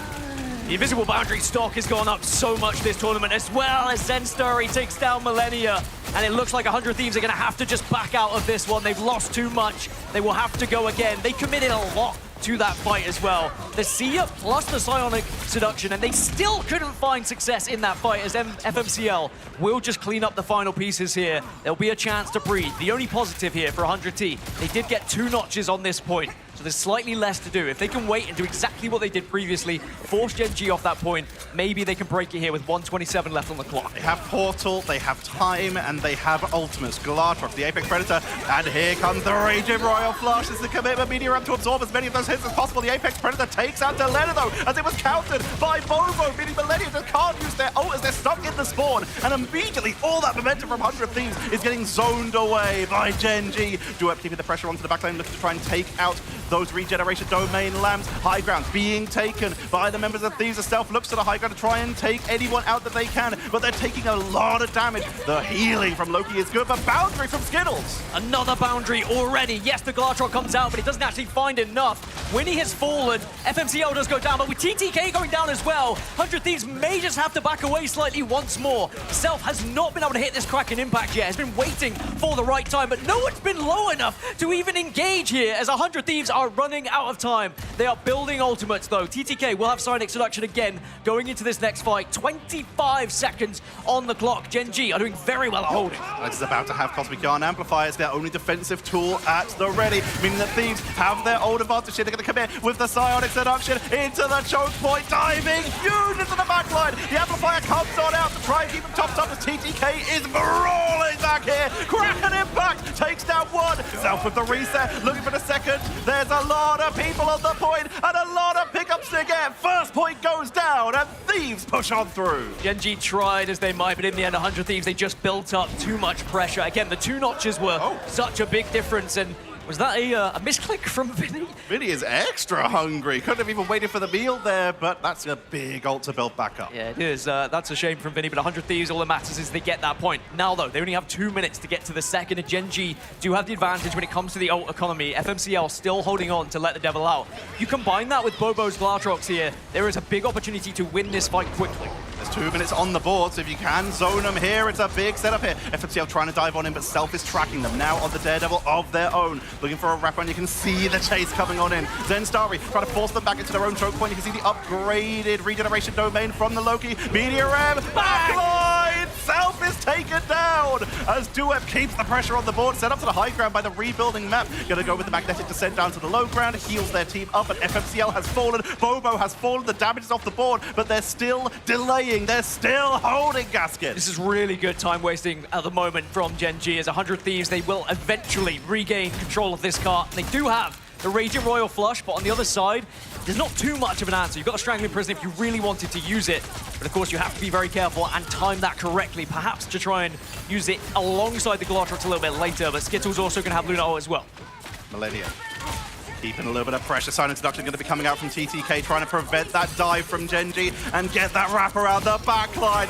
Is eviscerated, Gaskin. The defense of Gen G is non-existent. And now it's a question of if you try and burn the portal, but I don't even think there's time for that as 100 Thieves push on in and Dracula's castle lies ahead. This is where TTK and the Sonic Seductions are so important for 100 Thieves, by the way, because they've just been able to wipe Gen G so successfully in one fell swoop. So there's been no option of a stagger into a portal from the Gen G side, which has allowed 100 Thieves now to get into that second point. 2 minutes left to try and get up these stairs. We know this is the most difficult part of this map after you get past the initial. Starry moving over to the Angela, wants to try and take advantage of the environmentals here and keep some pressure onto that backline. Here comes the Fate of Both Worlds mirrored against that Raging Royal Flush for the extra pressure onto the board as Thieves taking it slow and steady, just trying to keep the pressure on and wait out the ult of Skittles here. And with Alex at 90%, if they can take him down early, that could be huge. 97, 98. Raging Royal Flush at the ready as Gen G pull back, but they've lost 2. They might as well just reset at this point, but that allows Thieves to take a huge position. This is one reason why you don't allow Gambit plus Loki. The back-to-back Raging Royal Flushes are just too difficult to deal with. 100 Thieves taking full advantage of their lock-in ban phase here as now Gen G have to reset. They do have the Gambit of their own now, though. Alex can pop that on their side with 1 minute 10 left on the clock. A good chance for Gen G to win this fight, but there's still going to be time for 100 Thieves to re-engage. Room lies ahead. Raging Royal Flush. The flush comes on out. Gen G pushing off the point to try and zone them away. They have this protected for the moment, and once again, Regeneration Domain says absolutely not. A Raging Royal Flush finds only positioning. That being said, Meteor M is still there as Kraken Impact as well for Gen G, so they still have an advantage when it does come to these ults, and there is the Kraken Impact. Doesn't connect as much. You do a little bit of damage with the Meteor M, but Gen G, they've forced 100 Thieves away, but at what cost? They've lost 2, make it 3 now. Duet's going to be taken down. FMCL is on the point, delaying as much time with that bonus health on the Winter Soldier as they can, but there's only so much they can do when so outnumbered. Zenstari comes on in. Angela, Heaven's Descent, but they are hell-bent as they are taken off the board. And 100 Thieves push on in and get the triple. 100 Thieves set the pace here at Central Park, hitting the 3 with 19 seconds remaining. It looked a little bit dicey at point 1, Tetra. I have to be honest, Gen G were doing so well at being able to retaliate correctly. Getting the invisible boundary down was huge. But ever since 100 Thieves got it moving, Gen G, they just looked a little bit out of sorts, a little bit sporadic with their movements and their placements. And now 100 Thieves, they capitalize, they take a 3-0 lead here, and they set the pace for Gen G. 10 finals for Delena. 10 and 3 total, with 21 of those being eliminations. The pressure they are doing is huge. And here it comes, Gaskin. The penny is being hovered. It is time for 100 Thieves. While Gen G go for standard, 100 Thieves now know that all they have to do is to stop Gen G at any single point. If they can delay, if they burn through time, throwing bodies at the point, every single sacrifice is worth it now if they can just stop Gen G. Well, this is where 100 Thieves are well versed. This is where they're well practiced, right? This trip is, it screams 100 Thieves. I know that we're starting to see a lot of these other teams using this style of composition as well, but 100 Thieves always look at their very best when they have this structure of the triple Vanguard into the triple Strategist. And again, that penny is going to be such a nuisance to try and deal with for Gen G. That's where we look over towards Bobo. Your job, delete those nests if you can, or single nest, depending on what upgrade we have. And of course, we do have the Panther team up, which is going to allow the shield to come through. So Vinny's job, protect the nest and make sure you don't go down. Love this spot as a penny player myself. It's a little bit hard to place the nest, but it's so good for Of course you are. You get a huge line. I knew you were a penny man. You can tell. FMCL is going to be sticking it with the Storm here to give that damage boost to Bobo. And with that hit scan Thor team up, they can put a lot of pressure on. You can also see the webs spread out. They have a 2-meter leash range for those extra points from the Bionic Spider nest to get a little bit of extra leap forward and cover more area. FMCL piling onto the board. They've already got them zoned all the way off to that right-hand side as Thieves look for an opportunity to try and punish Gen G as they step forward, but Alex is able to stay up and keep the team pushing forward. Look at this positioning for 100 Thieves though. Self staying on the high ground, noticing the Storm is going to be there, trying to counteract it. Those Chaos Swords, you could delete a Storm very quickly from high ground if you find the right spot, but they are having to back away. TTK just holding that front line right now on the Emma, as Duet maybe seeing if you can do something with those Chaos Swords. It's straight to the nest, and the nest is down. Nest is down, which means a lot of ground just opens up for Gen G as they push on forward. Bobo taking a lot of damage, but the healing is good as the Cosmic Guard Amplifier is dropped and immediately destroyed. Thieves on the board there with that quick reaction time, but now we have the choke point with the infinite ammo as Bobo unleashes a shotgun into the choke point as the point ticks on higher and higher. Thieves have to step up. The walls are splitting them in two. The health bar's dropping down, but the web is keeping them topped up. Finally, we see an ultimate. Millennia is able to build one up just about quick enough. They were bullied into the back, similarly to what we saw previously. But 2 minutes and 25, that is a good amount of time still here for Gen G. And they're able to get those first 2 notches, with a lot of it being in neutral in the end. 71% for Winnie on that God of Mischief. And Delena is charged up with the Rage of Ultron. A lot of damage, a lot of healing. Great protection onto the point. If they could just track onto Bobo, burst through that Magneto shield, that's going to be a huge amount of damage removed from the board. Right now, though, just don't get caught by Zenstari. Well, we see the same commitment from Gen G as well to try and eliminate that nest. It gives you so much more freedom breaking into this point. But TTK having Psionic Seduction, Rage is going to be there. The Rage of Ultron from Delena as well just applies that extra pressure. Vinny now pops the ult as well. It's all come out, but Millennia's gone down. The struggling Prison catches them off on the side. Minion takes them out the air. Vinny is in the spider time to try and delay. They've just got as many webs on the point as possible. It's going to be TTK, Winnie, everyone is falling. They try and delay exactly as we said. Every second counts. They swap to Strange. They don't get the portal. But the question is, did they burn the cooldown? Yeah, if they burn the cooldown, this will be very difficult for them now in this second point. But Gen G, they have arguably more time here than 100 Thieves did previously. They break it a little bit faster than 100 Thieves did. But 100 Thieves have a lot of resources to work with going into this next engagement. That can be said, though, for Gen G as well. because they still have so much to play with. Sia's going to be the first thing to go down. Final judgment for the extra setup, but there's just a big old choke point. They can't find the angle onto the members of Thieves, so that's just going to be 2 ults, and they're going to find very little of it. That's the best possible case scenario for Thieves. Now they just need to get themselves set up. They still have that Omega Hurricane, so they can try and force out a defensive tool, or just try and go for the burst. TPK with that side introduction as the backline are about to meet the goddess of the storm, but immediately Regen Domain shuts it down, and FMCL flees to the backline. Genji continue to march forward here. 100 Thieves have lost 2. Genji keep going, and it doesn't matter. By the way, they popped the Sia and the Final Judgment before to counter the ults that had come out on the other side from 100 Thieves. This second point looks like it's surely going to be grabbed unless you have enough delay here from Vinny. But Vinny gets wiped off the face of the earth. Second point gathered. 4 minutes 20 still left for Genji. The pace was set by 100 Thieves, and Genji are answering. Self is back on the Black Cat. They know that they just need to do what Delena is on the Widow. They're just going to try and use this long sight range from the throne room down the stairs to just try and put the pressure onto Genji. Ultimate-wise, 64%, 65% for Alex on that Raging Royal Flush. 62% for Millennia. They're almost exactly in sync for those ultimates, but Alex has an ever so slight lead. FMCL was taken down and forced onto the Daredevil, so he's going to make himself useful to track Self, removing himself from the fight and coming back with that vision advantage. Delenia has a great angle here. What have you got for us, Delena? Almost gets plucked out. But it's just going to be able to survive. Has ult available. Could be the big influence moment. They need 100 Thieves just to try and shut down this aggression from Genji right now. But similarly, on the other side, Rage and Royal Flush, they can get aggressive whenever they want to at the moment, but the neutral is going in their favor. Finally, we get our Q-Fest. Zenstari gets the opener onto Vinny, though. They're going to try and duel it out as best as they can, but with 2 down, FMCL on the flank once again is a menace. Self cannot find the finishing blows, tries to escape with the invisibility with the helmet of Hades, but cannot get the finish. Is able to escape and will not get taken down. As Thieves, they respawn and will be able to run to the point, but Genji have all the space right now, trying to keep them zoned off. The bubble coming out from Zenstari with the Jeff team up to keep them off the board, but Thieves are basically down to a single fight. TTK needs to hit something with his Meteor M, or Self needs to go off on the Black Cat. Vinny starts to get involved as well, but it's Duet who hits TTK out of the sky.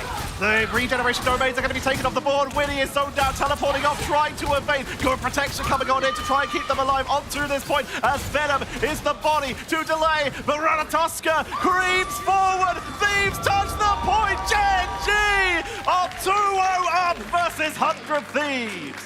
Not quite yet. Yeah, I apologize. Not it's overtime. Yet. Whoopsies. It does go to OT, but boy, do they have a time lead here. 3:15 in favor of the 1 minute that is going to be on the side of 100 Thieves. Genji have done everything to give themselves the best chance to go 2-0 up here on this map. But we have seen crazy things happen on this map before. We really have. Can 100 Thieves hold a little bit more successfully going into this one? Did they learn the lessons from the previous? The way that they weren't necessarily responding to some of the ults from Genji. I think the Nest was taken down a little bit too easily as well, so they need to be better at protecting that.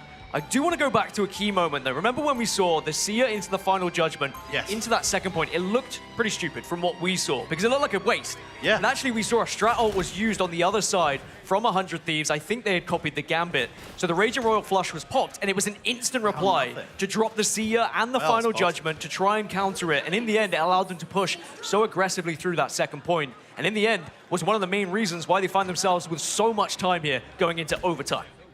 Pressure is on the board, and look at that amount of time left. 3 minutes and 15 seconds versus a minute. No pressure at all. As Thieves set themselves up for the attack, they're running with that Storm for that damage boost. Delena is sticking with the Elsa Bloodstone to try and just get that damage output. Actually, they're going for a little bit of rotation. I think that might just be in spawn hovering. No, they're rolling out with 3 Vanguards. Self is committing to the Magneto. I mean, the Vanguards are just so good to have on the map at the moment. The health pool is insane. Vinny, can you distract enough with the initial push from the Venom and allow the rest of the team to push up? But have they been able to find a way to break through quicker than they did previously? Because last time it just took them way too long. Genji could definitely hold here. Seen triple Vanguard in the past, sometimes with pennies, sometimes with a Vanguard Deadpool, but they're committing to it with the Emma Frost and the Venom here. Pressure onto the board as Emma is already charged up. TTK keeping the pressure on with that Mantis team up as well. They're getting a lot of extra bonus health as Delena has the high ground, trying to keep track of that Daredevil, but not going to be found yet. Skittles is building up his ult the fastest out of anyone in the game at the moment, by the way, so the Sia is going to be available for Genji first here in this fight, but the neutral is going well for 100 Thieves, but they are forcing them back. bullying them back into this corner at the moment. If they could just get a notch, it would be very good for them. FMCL is taken down. Battle Rebirth Beacon is available, so we'll return to the fight as it comes. The Cosmic Yard Amplifier is going to be focused down with that Chaotic Sword, but it's taken down before they can reach it. Self and Delena off the board. Self will return, but that means Delena will not. Vinny's just going to try and delay a little bit before swinging out, but gets caught by Bobo on the retreat. Windy keeps the pressure on. Overtime ticks down. No one's touching, and that is huge for Gen G.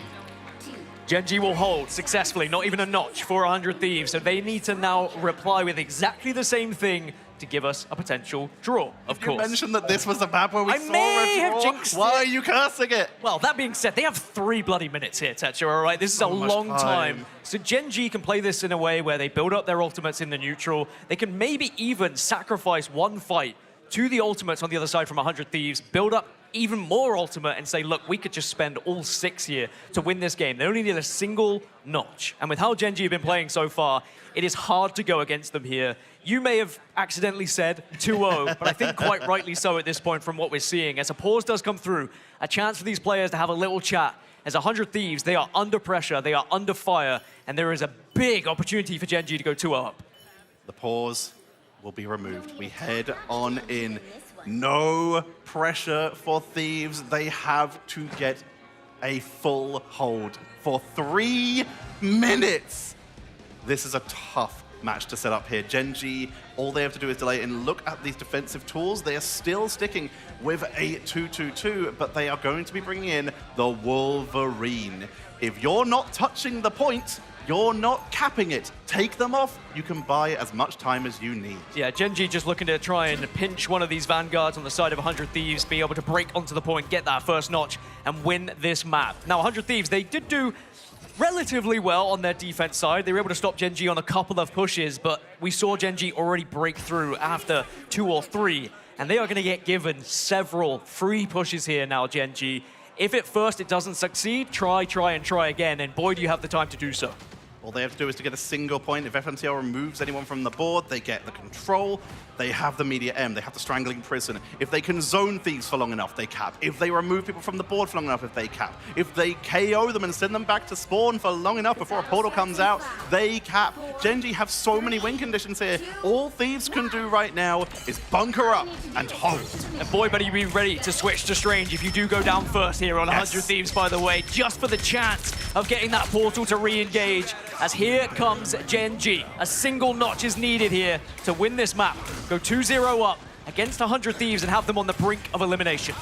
They've managed to get the good split. They've got an angle on both sides, climbing up to the high ground to make sure that they can get something down to that choke point. Battle Rebirth Beacon placed just outside of the main gate, and immediately we start to push into that choke point. Wolverine looks for Magneto, but Vinny is able to back away. Regent Domain keeps them up, and immediately the retreat from Gen G. They don't have to hyper commit here. They have the time. It's just build up these ults, play it safe in the neutral, see if you can force something out on the side of 100 Thieves. Let them make the mistake first. You don't have to take risks just yet. You do have time on your side.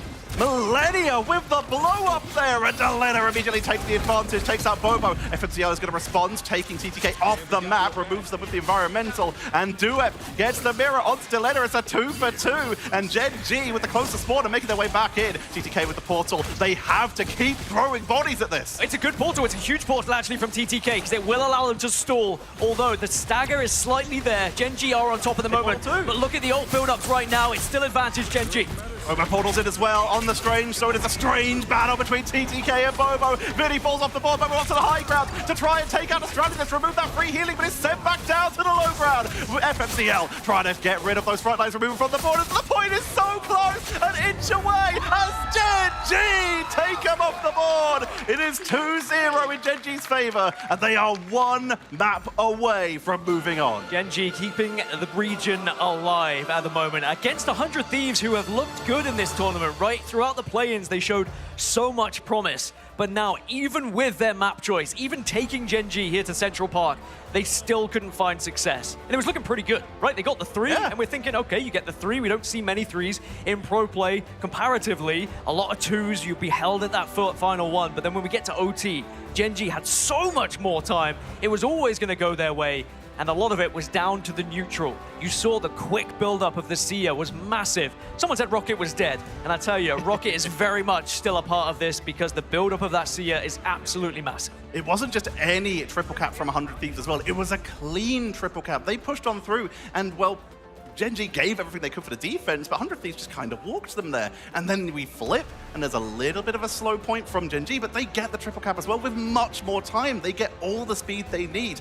And then on that final point, it's just a matter of time, literally. Just a minute and a bit versus 3 minutes and 15 seconds.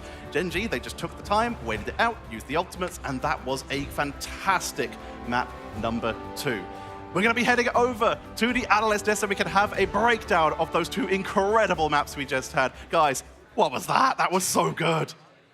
Yeah, thank you so much, Tetcher. I mean, it looked like some thieves that got caught stealing because we go with what you know is what we always say. That did not feel anything like Thieves' identity. Gen G looked cool, confident.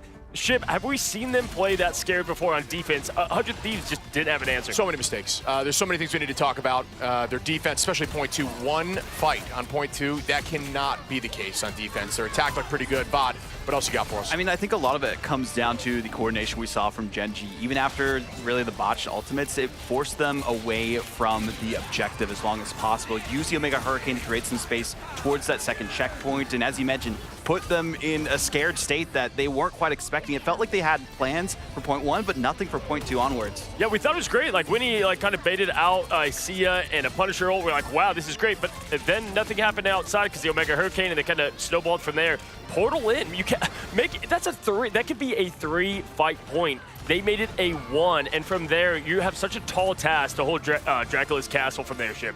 Yeah, we've been seeing that a lot. I think it's worth reiterating. I mean, Portal on point 2. As soon as you lose 1, if you don't use Portal, and you know that you want to make it a multi-fight, try to force ults from them by portaling right on the point at point 2. It needs to be an immediate fight. And like we were talking about, using that Gambit ult to pull out the Sia with the final judgment was awesome, but then you just never walked forward. Yeah, 100%. And honestly, if we're just highlighting and keeping it a buck, I think Gen G in their band game has been impeccable. And the one thing that they've highlighted over and over, especially on that map, they said, Vinny, what do you have? What are you going to play? They banned out what Vinny's been comfortable on. They looked at the thing. They looked at group, gone. And at that point, TTK had some nice Imma plays. But overall, fellas, Duet, Zinstari outplayed the front line by a mile. I like that Vanguard line far more, but yeah, I mean, seeing how the maps have been going so far, I've been kind of surprised that 100 Thieves didn't fully bounce back, especially how strong they looked on the attack side. They just fell apart afterwards. So going into this next one, they have all eyes on them. Lowest placement out of the LAN if they go out here. Yeah, for either one of them. And again, guys, players are competing today from the Razor Iscore V2 New Gen, the official chair partner for Marvel Rivals Ignite mid-season finals, as we take a look at the pick ban. Again, best of 5, and Gen G has been winning this battle every single time. Now, 100 Thieves prioritizing out the gate that mag save. Gen G, on the other hand, go right to the, hey, if you shut down Vinny once, do it again. I think a big thing too, this is a learning experience for Gen G. The reason they lost against VP was because they did not have Thing. We saw the mag team up from Gambit right on the portal. If they were able to get through that with Thing, because he has the unstoppable feature, can't be pushed off, that's why they lost.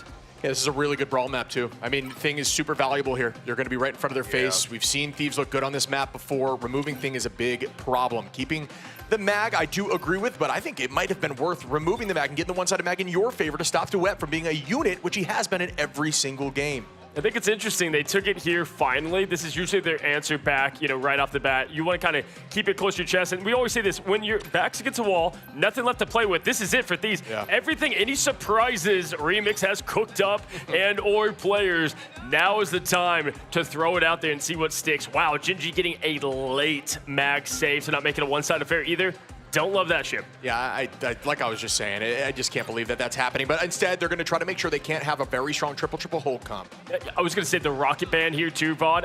I mean, Skittles always had that first on most fights. They lost because of it. Looks so good. I mean, the Cosmic Yarn Amplifier, the most damage boost that we've seen, also having that whiff of Gambit as well is underrated if you have like 2 different usages of damage boost in these fights. Yeah, Skittles was at ult whenever they were trying to get that last overtime push, and both of the strat backlines for Thieves were at 50%. I mean, you can't even get close to it. Sia is still keeping a lot of that value. Hey, but guess what? That Res Golden God is going to be in the hands, and Delena and Self can play it. Yeah, I think this is actually not, like, you know, on paper it looks like a weird ban, but I think for this map, this makes a ton of sense. I think that Thieves can run this comp very well, and they know that Gen G is not a stranger to it either, so why not remove it, allow yourself to be comfortable, and try to take this map? What do you think, Vod? Loki ban is massive. You do not want double res, especially on Museum. If you don't have Adam, don't let them have it twice. Yeah, and Winnie, I would say one of the more underrated Lokis throughout this, has had great play with it, but Vinny shut down. We're going to have to see what he can come up with. Casters, take it away, as this could be it for 100 Thieves. Tetra and Gaskin at Museum of Contemplation.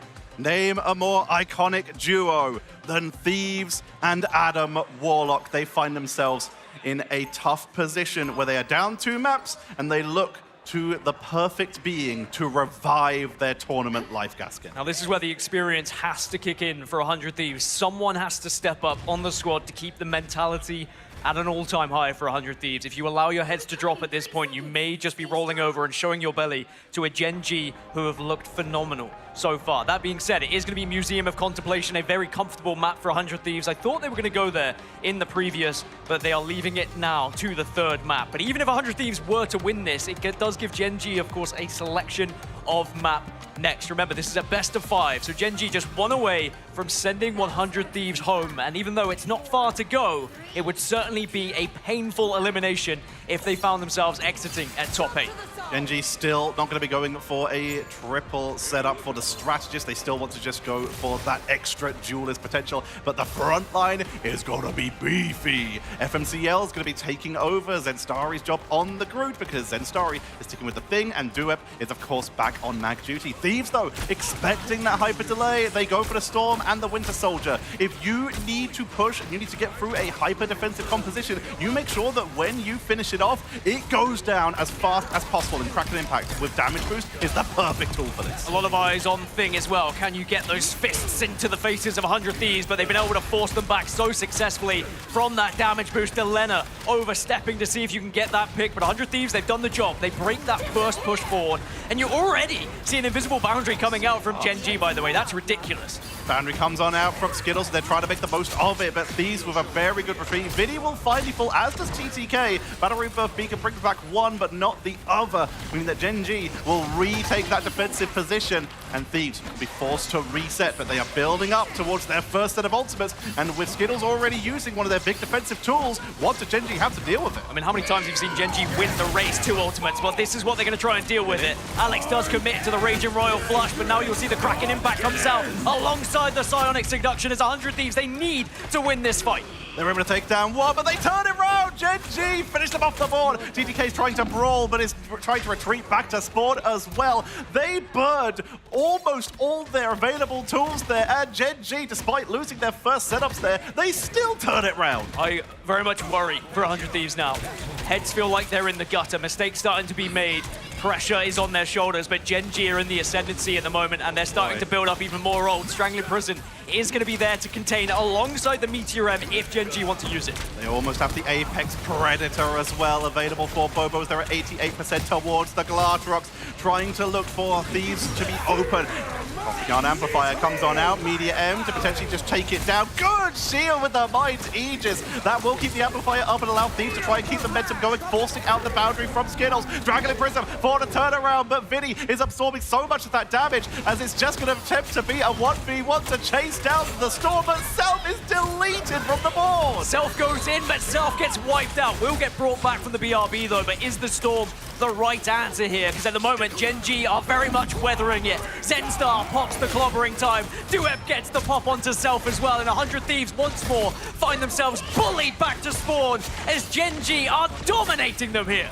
But they do have another push coming with 1 minute left on the board. We have Raging Royal Flush. Kraken Impact is just around the corner. Psionic Seduction for the setup. That is more than enough to wipe Gen G off the board. But the last time they tried it, Alex had his own Raging Royal Flush, and he's close to it again. He has the potential to just wipe them and turn this again. But it's all up to Gen G to make sure that they don't get caught in the initial onslaught. Who steps up for 100 Thieves? Who makes that big moment to keep them in this series? Will it be Delena Delena with the Kraken impact. Initial damage is done, but it's flipped around. Winnie's going to be the one who gets that first pick. FMCL goes down as well as 100 Thieves finally break through. There's a little bit of fight back from Gen G, but it looks like 100 Thieves will do enough to get around this corner. It took far too long, Tetra, but at least it's job one done, but there is still more to do.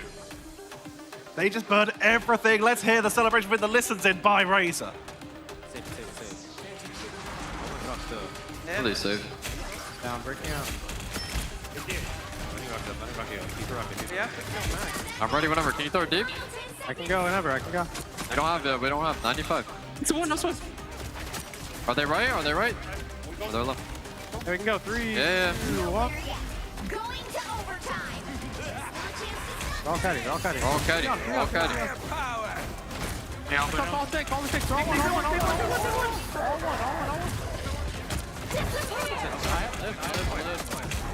I'm res. I have one.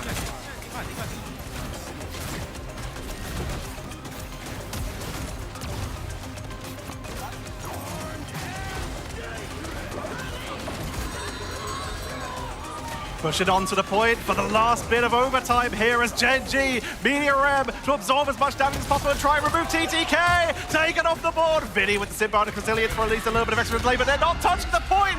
The great Aya Vagamoto was not needed, as that's going to be Gen G with a fantastic hold. And you heard the silence coming through during the Razor listen. I think 100 Thieves started to realize what was happening to them. They're not even going to get the first point here. Gen G, now all they have to do is get to point 1 and they will be sending 100 Thieves home.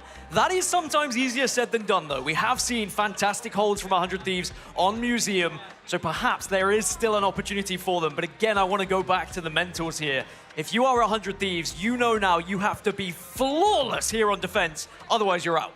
Nothing but flawless, and that is kind of familiar from the last round, but in this case, there's not even the triple cap to lean back on that you have pushed them before. It's all down to Thieves being able to put up the perfect defense, and as such, we talked about it earlier, it's time to lean on the perfect being. Delena, Adam Warlock, with as much sustain as they can give. The penny comes on out. It's the 0-0-0-3 for every defense they can offer. Can Thieves pull off the hold and keep the dreams of the third American team alive? I mean, if it's going to happen from any comp, it would be this one. It would be having the Adam Warlock to bring it back if things go sour here for 100 Thieves. But with how well Gen G have been building up their ultimates in the neutral, they've been winning that battle time and time again here, which just has had them ahead, winning that first engagement, which would give them so much room and space going into this first point. They've swapped over to the Storm. Punisher Storm, the classic Spawn Break combo to just try and eat their way through Thieves. We've already seen the Gen G can burn through the trap. They find it, take it down, and that is a huge advantage taken as they immediately try to get as much momentum onto TTK as they can. With that Chaos Sword, the extra damage output while Bobo builds up Instinct bit by bit, but it's all about that finish line at the end of point 1 that Gen G needs to get to, and they're putting a lot of pressure onto 100 Thieves, and they have already pushed to where 100 Thieves were basically stalled for most of that first round. And again, it's going to be Skittles. Look over towards that ult charge on the side of the invisible boundary. Gen G should get first attempt to drop an ult here, but they could hold it if they wanted to use it as a response to something from 100T. TTK is still building up that side introduction, but no, it comes out straight away here from Gen G. They want to take full advantage of their win in the neutral. Zenstari takes down Delena. Delena's already down, but he's going to come back with the Cocoon, which means he will not have it if he gets taken down again. Self will fall. Battle Rebirth Beacon not going to bring them back from the Guard Amplifier, because suddenly Thieves are in the danger zone. They've got everything to throw at the wall, but they're losing members. Self is going to swap over to the Strange to make sure they can come on back. Delena's at 95% towards the Karmic Revival, but he's got to stay alive through it. Millennia with a great invisible boundary. Counter with a Sonic Seduction as Gen G are routed. TTK takes out Alex, and suddenly Gen G are forced off the point as Thieves will hold. Thieves will hold. Karmic Revival is going to be there now for Delena. That's what's important here for 100 Thieves. A successful hold, which gives them the backup plan of Karmic Revival into that next engagement. It looked dicey But at the first test, 100 Thieves, they had the answers, and now they just need to reset, refresh, and make sure they're prepared for this next push, because Gen G have a lot to throw at them here. A minute left on the Adam Cocoon, meaning that he is vulnerable for a large period of time. If he goes down, he is out the fight. He has to fly back and try and make it. So Delena already got close. Spider Time's going to come on out early to make sure they can try and zone the position. They can at least set up webs with this and try and set some of the traps. As many mines being placed down as possible. Gen G, though, the Kraken, the straggling prisoners available at the point. Says Story goes down as Duem, looking for the meteor ram. The front line will do off the floor, but the bubble from Mag keeps them topped up as 100 Thieves are looking to try and turn this round. Apex Predator was a whiff as well from Gen G, so 100 Thieves doing very well at holding at the moment. If they can keep this Karmic Revival alive, but Vinny's gone down, do you pop it now? Is this the moment here for 100 Thieves to try and go for the nothing or broke? Self is down. Delena with the Karmic Revival brings back Self, brings back TTK, keeps them on the board, but Gen G are still going in. They found the res. They're trying to zone them. Here comes the Silent Seduction for at least an attempt at a turnaround. Meteor Rebel to the point is enough to take down Duem. And Thieves are throwing everything at this point to try and hold. They're forcing Gen G back one more time. Gen G will back off. They will respect the 100 Thieves. As now 100T again, they just have to mentally reset once more. They do have Seer available for them, but now with no Karmic Revival, it is do or die. They cannot afford to lose this next fight. There is going to be the Rage of Royal Flush. Here comes Gen G. They're pushing in as best as they can, trying to take them down with the anti-heal from Alex. As much burst damage as they can. There's no revive available, meaning it's all down to the Battle Rebirth Beacon and the Cosmic Guard Amplifier to keep the team topped up. Millennia's going to bounce to hit that boundary. And it's all about if Gen G can maybe snipe them with that Glatrox, as they are not built up to any of their Vanguard ults yet. They are so off the board in terms of being able to get and engage here outside of Bobo, who heads up to the high ground, goes to the wraparound, tries to take out the nest with those ricochet shots, but just cannot get it. They cannot find the nest. As you say, Glatrox needs to do something here, but now the invisible boundary is out. On both sides, by the way. It's traded out, but still no KO was found. Bobo, do you get anything with the Glatrox? The answer is no. Bobo gets removed as Winnie keeps us going. Portal is available for Gen G, and it might need to be used to try and delay this as they are scaled off the board. Bobo's coming back on Winter Soldier. He thinks his team can hold, and that damage might be enough. He's sticking with Elsa. Spider Time comes out from Vinny, though, which means the nest. The webs are spread all across the board. Gen G getting thrown straggling prison into the back line to try and take them down as Gen G are throwing everything at the point. Zed Story is tanking through as best as they can with the Stone Haymakers. Meteor M from Self to take out anyone they can. It's Groot, it's Thing. The damage of it is huge, but the healing is better. Gen G are still holding. Here comes the clobbering time. Meteor M from Duem to try and find the backline, but he finds everyone. Overtime ticks, but you see the revival now. Delena with the last-ditch attempt to try to bring it back, but Skittles and Zendary, they work together. Duem gets another as Gen G push forward. 100 Thieves are clinging on. Don't step off the point. Down goes Self. They're trying to throw bodies at the point. They've got the Cosmic Guard Amplifier for an extra stay. There's no defensive tools for Gen G.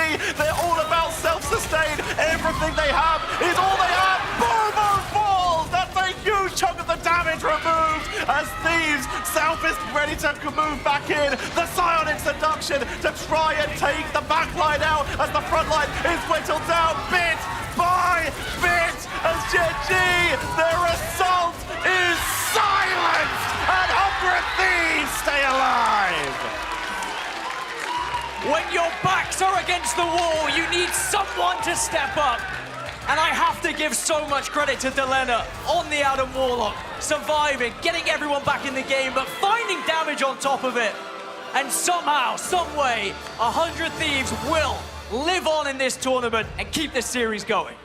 2-1 in favor of Gen G, but Thieves just took Museum of Contemplation, a map that we always talk about teams choosing to take, and often it doesn't go well. But this time they hold, they survive, and 100 Thieves are looking to try and end the Pacific fans' dreams. Well, I said who was going to step up?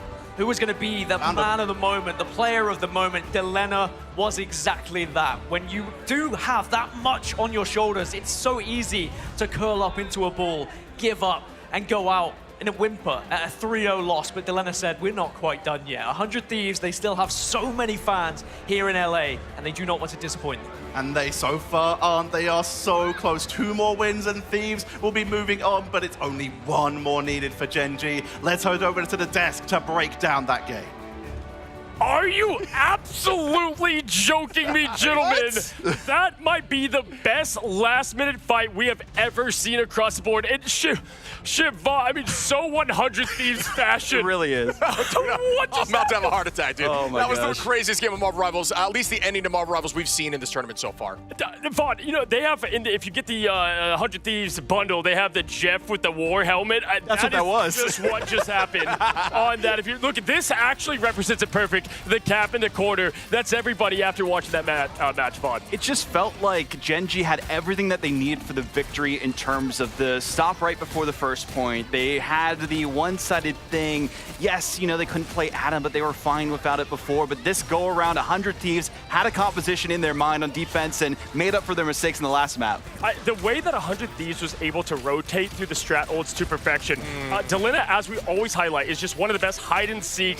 Get the Born again. Just got to give the tip of the cap to Duet for finding him up top. He was looking, hunted, found it. But Millennia and the Rocket able to just go back and forth with Winnie, gave them that edge at the end. I have no words for once, Ship. Yeah, Delena had Cocoon, which was huge there. Yeah, that landed on his forehead, and if he didn't have Cocoon, it was over. Yep. But I will say, shout out Winnie, too, on the Rocket. The amount of Sias answering the Gambit, I thought was insane. Really good placement, hiding it behind the wall. They never moved forward with it. God. It felt like the Sias did so much more than the Gambit ults did, just because the extra damage boost from it, the bonus health as well, and they were able to kite just around that corner. Every time Gen G tried to section them off from it, it just didn't work. They played a split push with FMCL flanking from the side, and I don't think that was the best option. Yeah, there was a split there, and unfortunately, too, whenever Bobo, like the Glartroxes weren't there at the end when he needed the clutch to happen the most, there was a moment in time, if the trigger was ready to pull, Millennia was not going to be able to get the invisible boundary. Kind of all went from there. We saw rotations almost 3 times of ultimates, folks, and that is why you come to LAN. That is why you watch greatness unfold. Guys, the questions were ready for Gen G. I was walking up the stage with the microphone, and now we're here at a 1-2 situation, Chip. I can hear all the fans of Gen G from here in the stands losing it. I love it so much. I mean, but then, of course, what do you know? It gets bounced back, and 100 Thieves just lock in. I could just hear the mobs over and over. Come on! There was that last bit of hope. I mean, Vod, listen, let's slow it down. Yes. We're excited. They didn't win the Super Bowl or anything, right? They got themselves a win going up against now 1-2. What needs to continue to happen? So one thing before that too, just to not to cut you off or anything, looking at these stats, if you didn't see the score at the top, you would have thought Gen G won. More finals than anyone else, but Delena popped off. The damage though from TTK, 35,000 is what we saw. And this is what we continue to see if you're a fan of Thieves, is that TTK, it's not always there in the finals every time, but the damage department is why it works so well. Also, shout out to the trust they have in Vinny. I will say this, oftentimes we have seen, sadly, Vinny getting hit at the end and they lose positioning. Oh, we're going back to Dom. But with that, the trust in the Penny to stay on point while you have TTK push forward towards spawn, get them off the point. Now we find ourselves at Celestial Husk. My gosh. Yeah, Gen G doing their homework. Going to Dom against this team. Why not? Make sure you take them to a domination map, take this thing home. I think the Rocket ban from the side of Thieves was smart. You mentioned this, Vod, and I do agree.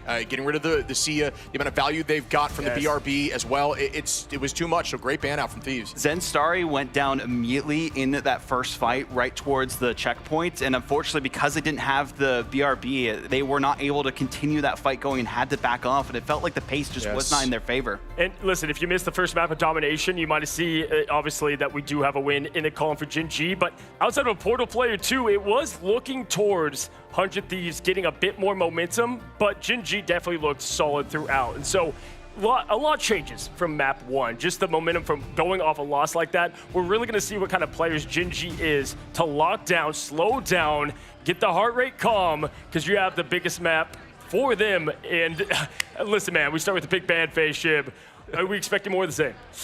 I think the Thing ban from Gen G's been a mainstay. It's been a smart play. I think we're going to expect to see that. The mag is back on the table for them. I think they didn't do that last time and they lost. That might be the go-around. They're going to go right back to that, Vod. What's also interesting, too, this is even between both these maps. 4-2 is the record on Celestial Husk, but I feel like Venom is a really good pick for this map, especially around the vault.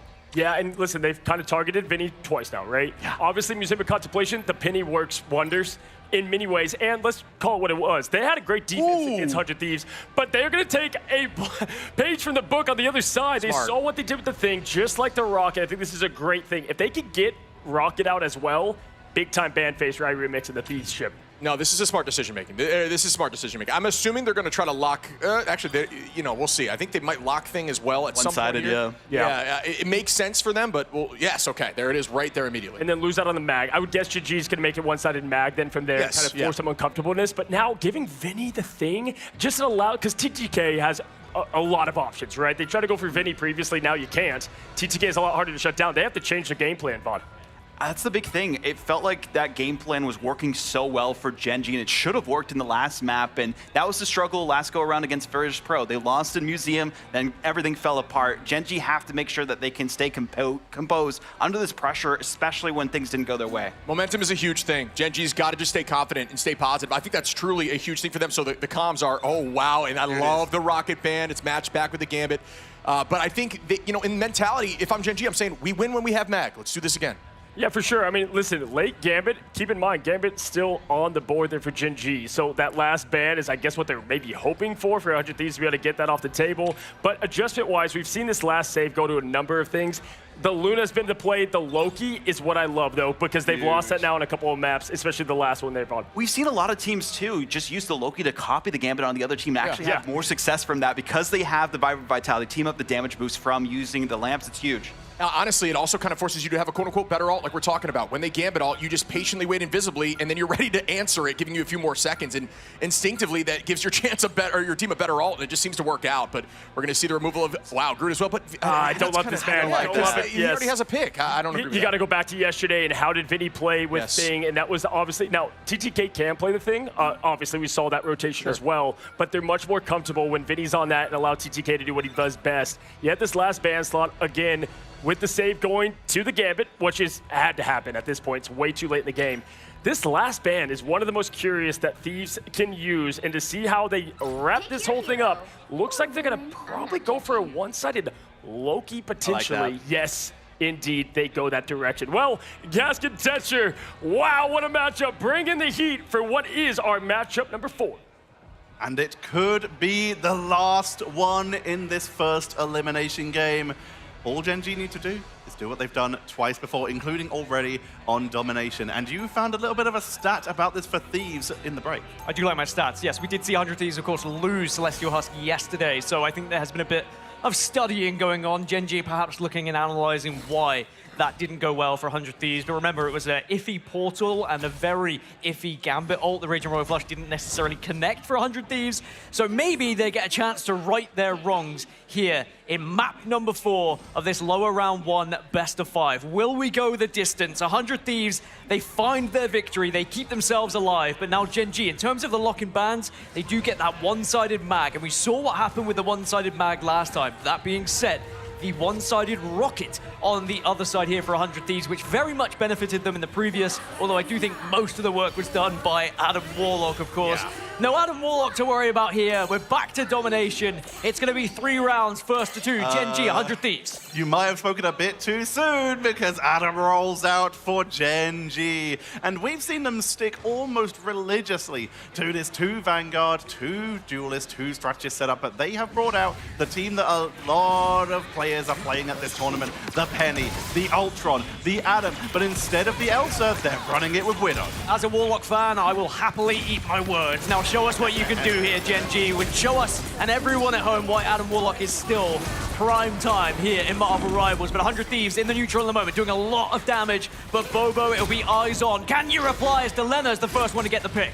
Taking out FMCL out of the air, the risk of playing a flyer. Bobo gets stunned out, but the healing output is good. Alex is keeping them topped up as well as Skittles, but Duep is also being targeted on that front line. Vinny is forced to back up a little bit, uses that Yassi Street charge for a little bit of extra sustain, that bonus health that you do get from it, and Self is back on the Black Cat. With FMCL not playing that Daredevil to track them, this gives Self a lot of freedom just to try and put some pressure on. Thank goodness Adam Warlock can fly now, right? Otherwise that would have looked very different indeed. It's a portal already being used, by the way. Gen G do not want to give up this first point over to 100 Thieves, so they are doing everything they can to regain control, because if you have this trip, you do want to have the first point in your hands. Well, we do end up with a triple Vanguard, triple Strategist in the end anyway, as the Strange comes on in, and it's working out. They respawn. Alex goes down. He's already cocooned once, and second portal. Vinny comes in. Both teams are just throwing bodies at this. It's as if it's the last overtime, but it's the first point of Celestial Husk, and no one's even got a percentage yet. Both teams recognizing just how important it is to get these first ticks on this point, as now Raging Royal Flush from Skittles, who again pops that first ult, but there is the response from Millennia. The dance floor comes out, and it means that no trades will happen. Gen G still holding on to the point, but they haven't been able to tick it over, as now we move over to Delena, who does pop that ult, but gets ripped away as Gen G take advantage. Over with the Invisible Woman team up, is able to take them out of the sky and prevent them from leaping away. Meteor M to try and track someone, takes out a Loki clone as Vinny is delaying as long as they can, but are getting focused down. TTK off the board, thanks to Skittles. Then Starry is frozen by the Luna, as they keep the pressure onto the bottom. The Spider Type is going to heal them back up, but Ayamoto locking them down, but then Starry keeps healed up. Alex is already built up to that Karmic Revival, so they're ready for a res if needed, but Thieves cannot find space yet. 100 Thieves, if they use ult, it will just benefit Gen G here, as now that Karmic Revival could be popped, of course. If Alex would like to, he will bring back FMCL, as Gen G now re-engage with this. Still, no one has been able to grab this point. TTK does have ult, will use ult as well, but can you find anyone? It's a reverse! Ayamoto as well, alongside the bubble, is huge from Gen G. They're able to push Bobo off the point, though, with the help of that Angela, but Millennia is taken down in the backline, removing a lot of healing from the side of 100 Thieves. It's still the first Kapka skin as they throw everything at the point. Skittles has the Raging Royal Flush charged up again, and that could be what Gen G need as they commit. They don't even use their Rage of Ultra, but it's picked out the sky by Delena. But the momentum was in Gen G's favor. They took down 3, make it 4. Thieves are forced off the point, and finally, after several minutes, Gen G are 2%. Right, Thanos, everyone breathe, take a moment, because what did we just see for that first point? Gen G do eventually close out the first, as they get the chance to reset now. Skittles will still have Raging Royal Flush. Delena's just built up ult as well on that Black Widow. If you could maybe pick off Skittles before it's popped, or when it's popped, could be highly beneficial to your squad. As much healing onto the board as possible. You can see that Ness is set up nice and low. TTK looking for a wraparound. Delena gets stunned out once again. They're tracking them so well. Dropped low, but the healing output is good. Winnie and Millennia putting on quite a clinic here as Millennia builds up towards that fate of both worlds. Skittles frozen, but there's no follow-up. Stays topped up here.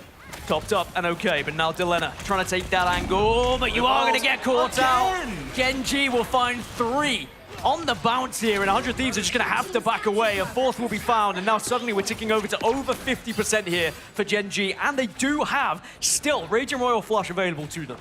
Bobo, usually what would be the Widow player for this team, is now on the Strange and seems to have seen several million possible futures and has been able to track down Delena every time he dances out in order to pick him off the board multiple times. Key feature here as well. Alex is building up that Karmic Revival, and FMCL does get the opener onto self. Meteor M now comes in to follow. It absorbs a lot of damage and takes out Millennia, who had that fate of both worlds on the board, meaning Winnie has to steal something from Gen G if they want to ult, but they're losing too many members. This may be a regroup for Thieves as they're being picked off one by one, but that means staggering could be an issue. They have a little bit of time, 90% on the board, but who's going to touch during that? Is it worth a portal even? Is it even up yet? As Ayamoto comes on in, Bobo keeps them zoned, and at this point, this may be Thieves just taking the mulligan and waiting for round 2 with ults. Gen G take the first round and again put themselves on round point, map point, and match point here in the lower round 1, and again put 100 Thieves just moments away from being eliminated from this tournament. And what is important here for Gen G, they still have so many more ults to work with. The Karmic Revival is still there for Alex. Skittles still has Raging Royal Flush to work with as well. This famous strategy we've been hearing all about throughout scrims leading up to this tournament, that we tried to keep our lips sealed about so that we didn't ruin anything for these teams building up on it. It has been fabulous for anyone who's been able to play it correctly, as Gen G get that first round, and 100 Thieves will need a response here in round 2. Damage boost, the healing, everything that is given from this Penny and Ultron team up, the AoE healing on that Adam Warlock from the Ultron team up, and of course they still have that Magneto and the Gambit team up for that little bit of extra healing with that we'll call it card bubble for the Magneto That works and for me. Gambit team up. But Bobo has finally been let out of Doctor Strange jail. He was stuck on it since the first portal because he just never went down. And he's finally, after that Eye of Agamotto to zone away Thieves at the end, allowed back on the Winter Soldier. And if they were doing that with Bobo on the Strange, you now put Bobo on the Bucky, and this might go from bad to worse for 100 Thieves. But they have ults to use themselves. What can you do if you are Self with that Hurricane, for example, which is going to be the first one to commit to? But there's spider time on the board. They need to be careful of the webs. If they do this into that, they could get picked off. Trying to go into the backline, quick dash away from Skittles. Self gets caught in the terrain. He's just going to back away to not get caught out of position, but his drops low, picked off, and immediately Gen G take control. And already we are starting to look towards back against the wall moment again for 100 Thieves, where someone is going to have to be the hero for them, as that first point has gone in favor of Gen G. They still have Karmic Revival as well. But on 100 Thieves, they've been able to build up plenty to work with. And remember, Winnie on the Loki could, in theory, use those ults in his favor too. So we'll have to see whether 100 Thieves can get this first pick. Lenia and Winnie have been holding on to these ults since the last round, but they need to be able to use them. Winnie goes for the steal, goes for that Raging Royal Flush that they try and commit, even though Millennia is taken down for the second time. Karmic Revival comes on out from Alex. Can't seem to get to Skittles, though, as more members go down. Alex just can't find the reses here. It's going to be a Karmic Revival that just gets zero value on the board. Skittles swaps to Strange. They don't want to give a single percentage to Thieves. That is a huge shame for Gen G. A massive win, of course, for 100 Thieves, being able to take advantage of this one, but they still haven't got the point. Now we'll see the Strange Portal come out from Skittles, who quickly shifts over as Rage of Ultron starts to rain down on 100 Thieves. They need something to reply themselves. You do have Dance Floor available from Millennia. That Fate of Both Worlds can certainly keep them alive, but it is still percentages going to Gen G. Maybe finally 100 Thieves get the break. EDRM comes on out, but it's not enough for a finishing blow as Vinny takes down Bobo. Zed Story off the board as well, and it looks like Gen G will finally be halted. After so much effort, Thieves are able to repel the heroes of the Pacific. Curious now, do Gen G switch things up, or do they try and stick with what's worked so far? Of course, it's only 50% on the Karmic Revival, so you could switch now if you wanted to, but it looks like they are happy to roll out. They said it's been working thus far. All we need is one successful push here, and we should be able to hold out once more to win this entire game. But 100 Thieves, they've got plenty to work with here, and I think clobbering time in particular is going to be a huge chance for them to win this engagement. It's a huge engaged tool. They also have that Heaven's Retribution from TTK as it starts to slow down a bit as Gen G just look to posture. But the commitment comes on out. Bobo not wanting to give them a chance to hesitate. Kraken Impact comes on in, gets a reset. Off the Loki Go, gets caught by the Assassin's Charge. Versus Bobo keeps the resets going, but he's only taken out Loki Clones so far. No finishing blows, nothing that's stuck, but wants to try and commit. But a great dodge from Self escapes, meaning that Bobo will find no more resets this day. And Gen G burn their first engage. Heaven's Retribution comes on in as TTK from the top rope is taking down Gen G. Fantastic positioning from 100 Thieves to be able to avoid all of the damage that was coming out from Gen G, and especially from that Kraken Impact, and they get the chance to reset and will probably gain the lead here on this point now as Gen G once more look over to what they could possibly change. Karmic Revival is very close, so again, I think they will probably hold on to this for at least one more push before they potentially change things up. It's not just Karmic Revival either. Raging Royal Flush is going to be there for them too, and Zenstar is starting to build up that penny ult to work with. And then it tries a blind bionic hook. If they could get a pick or a stagger, that would have been huge. But now he's forced to back up. Zed Starry has the spider type. Self is going to be the one committing into the backline, trying to force out defensive tools, but there were none to force out here. So Gen G just avoid. In comes the Raging Royal Flush. They commit to the backline. Winnie gets the steal onto the Fatal One, but he goes down before he can use it. That is a huge pickup for Gen G. But at 89%, 90%, Thieves are close to a victory if they can get a turnaround. But with members falling left, right, and center, Gen G get the flip. Can Alex get the pick? This would be massive as again it's Alex and Bobo working together. Alex, the substitute, coming in for Gen G, still has Karmic Revival eventually, and they will still take this point now. They didn't even need to use it from that push, and they still have Spider Time available to them as well alongside Meteor M. Gen G, it is all looking up for them right now as it's do or die for 100 Thieves on this push. Bobo on the Elsa, swapping off the Winter Soldier so he can get back to the point quick enough to make sure that he's with his team. Thieves reconvene, they have their Kraken Impact for the reset, and Millennia with that Fate of Both Worlds might be the fate that they need to turn this round. Vinny comes on out, but he's getting zoned away very aggressively. Self into the backline. Axe is taken down, but he does have Cocoon, but that's his safety net taken off the board. It's 99 to 95 as Gen G have control in overtime. Karmic Revival's going to come on out to bring back Skittles to delay as long as they can, as Thieves make the most of that regeneration domain to push onto the board. forward. Zelena gets dropped low. Spider time to try and make sure that their backline is protected, and then to push up, set the mines, and allow the damage to come on out. FMCL keeps the damage up. Rage of Ultron on the flank, heals up back with Meteor M to remove bodies. Vinny off the board, and Thieves are running out of time. Fade upon wants us to come out, and we'll be seeing Portal for reinforcements too. Kraken impact onto the board to try and reset, but the Apex Predator, the Gladrox takes them down, and now they just have to delay with TTK. Vinny's coming with the Portal, but they're running out of time, Gaskin, as TTK just runs for their life. Portal comes in, but they can't reach! Gen G take out 100 Thieves, and they will continue their run through the bracket. Gen G keep their region alive here at the Marvel Rivals Ignite mid-season finals. It is 100 Thieves eliminated at top 8, their worst land placement so far here in Marvel Rivals Ignite. From 3rd to 4th to top 8. They have slowly fallen deeper into the pool here, but it was a Gen G they came up against who just seemed to have every single answer possible to the questions that were being posed. What a series we just witnessed. What a performance. The heroes of the Pacific with Reject taken out. This team have been essentially the sole representation of OCE for 2 tournaments in a row, mid-season finals and grand finals. Now they find themselves not just representing OCE, but Asia as well, with Reject down. All that weight on their shoulders, and Gen G come up gold. Taking the weight on their shoulders as soldiers, it would seem, and so brave of them to hold on to that composition as well. The trip strat was working, but then they go down, and a lot of teams, I think, may have hesitated, may have changed at that moment because they didn't have the Karmic Revival up. But Gen G, because they had that fallback, they had the extra map still, they said, what do we have to lose? And in the end, it's an impressive push off the bounce. And just right from the get-go of this series, Gen G looked like they were not scared of the occasion. They knew what they needed to do to win this one, and they send 100 Thieves home. It's not an easy journey for Gen G from now on. They have Swamp or they have TLC waiting in their future. It's far from over for them, but for now, Gen G keep the hopes of the Pacific region alive, and they look to try and push on their own best performance in previous. They've already made bracket runs in every single tournament. They are going to want to surpass previous results. Thieves, commiserations to them. A valiant effort making it out of the play-in stage and then having to fight all the way to this point, but they put on such a show for us. They have truly made America proud. They have made America proud, and I think even though 100 Thieves will be disappointed with the top 8 in the end, you think about the journey that they've got to get here today, right? The online stage was very difficult for them. It was up and down. I didn't even know if they were going to make it here at one point, but they bounced back from some disappointing performances. They get through the play-ins, and if they hadn't come up against a very hot Gen G, let's be completely honest, Gen G look incredible so far.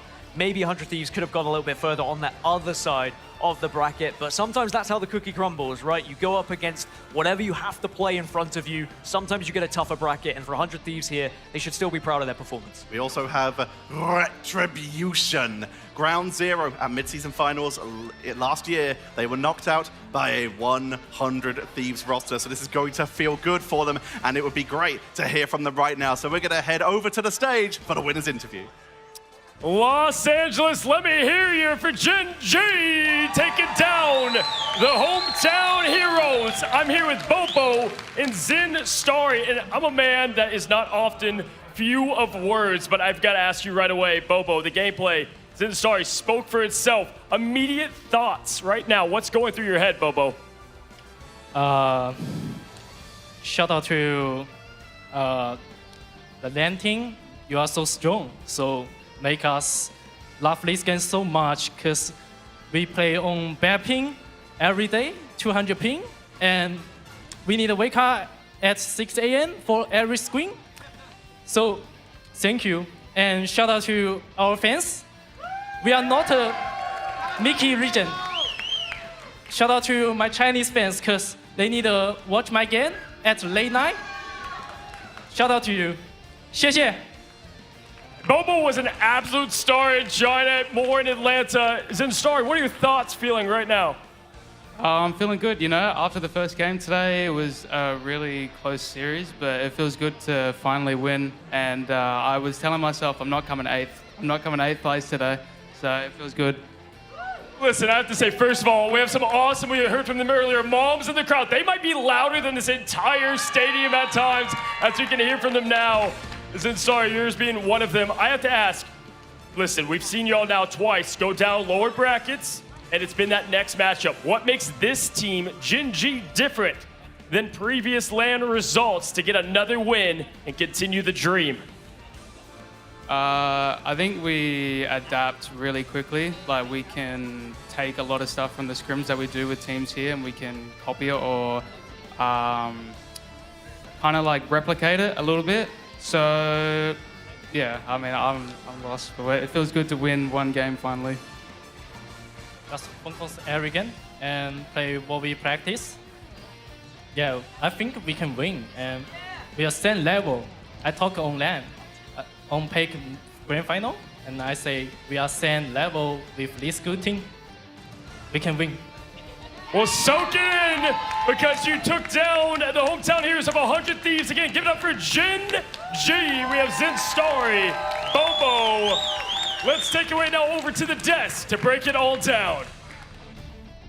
We got some analysis from Gaskin and also Tetra at the end there. You know, some sweet revenge from mid-season finals last time when they used to go by Ground Zero Gaming, the organization that they were under at that point. But also it's kind of a mirror to the grand finals, right? Lost to the second seed, which was the Citadel Gaming team last time, and then won against Dark Zero in the lower bracket 3-0. Pretty much the same here. Lost to VP, the second seed from EMEA, then beat the American team in 100 Thieves. 3-1 this time, but it seems Museum of Contemplation was a bit of a crux for them. At least they were able to turn things around. Domination is their domain. Yeah, history really does repeat itself, it feels like right now. I mean, this team is just so flexible. You think about, I mean, Bobo, even on the Strange there, had like 4 individual picks on Strange alone. Then you saw FMCL playing Groot. They really can flex their roles so well. I mean, this team is very dumb. And they can even run these triple comps, which I think Thieves, honestly, they can run too, but they struggle into. What do you think, Coach? Yeah, listen, Zinstar up there, he told me multiple times, I am not coming bottom 8. It's not happening. I mean, it's a story of two emotions. This is what makes esports great. It's sports great, right? You have one side, the high highs, the low lows.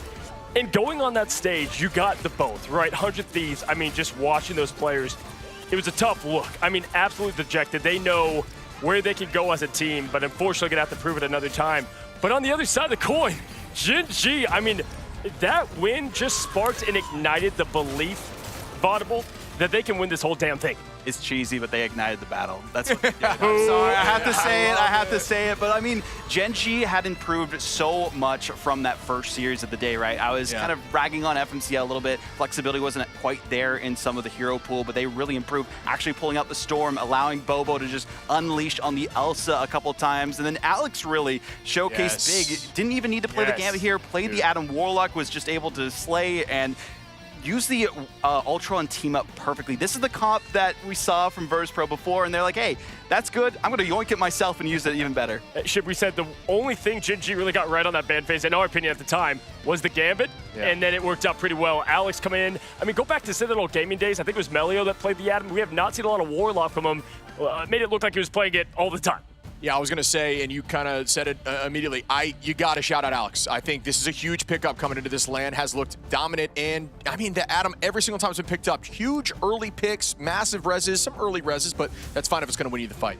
Listen, I'll say this. Obviously, we can almost start calling this team the American Slayers, because we have what was first 100 Thieves, right? And now it's going to be Swamp Gaming or TLC. Now, looking at what has been trends in the past, if we assume it's Swamp Gaming, I feel like, Vaude, this matchup is a bit better than people might think. Potential grudge match as well. I mean, Fox has been, you know, talking a little bit of smack about the region. They're good friends with Gen G too, but, you know, it would be a good way for them to prove themselves. They've gotten the same placement every time at LAN for OCE, 5th through 6th, so we'll see if they can actually improve this time. Let's take a look at our MVP right now, folks, because one thing Bobo said in general is that this team has to practice on crazy amounts of ping, right? Doesn't allow them to scrim as well. Like, the cards are kind of stacked against them over and over. Last year is Bobo joining a team where didn't speak the language, right? Like figuring things out in hurdles, and they're just starting to click more and more, Ship.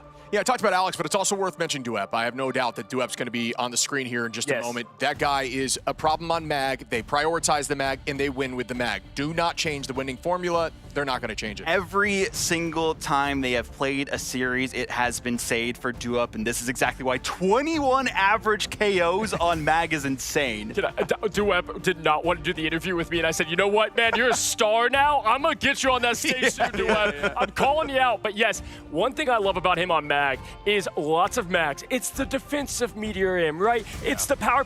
This man is a hunter on the Magnetic X-Men. Like, he is going at, half the time we're like, who's he going for? Finds a target.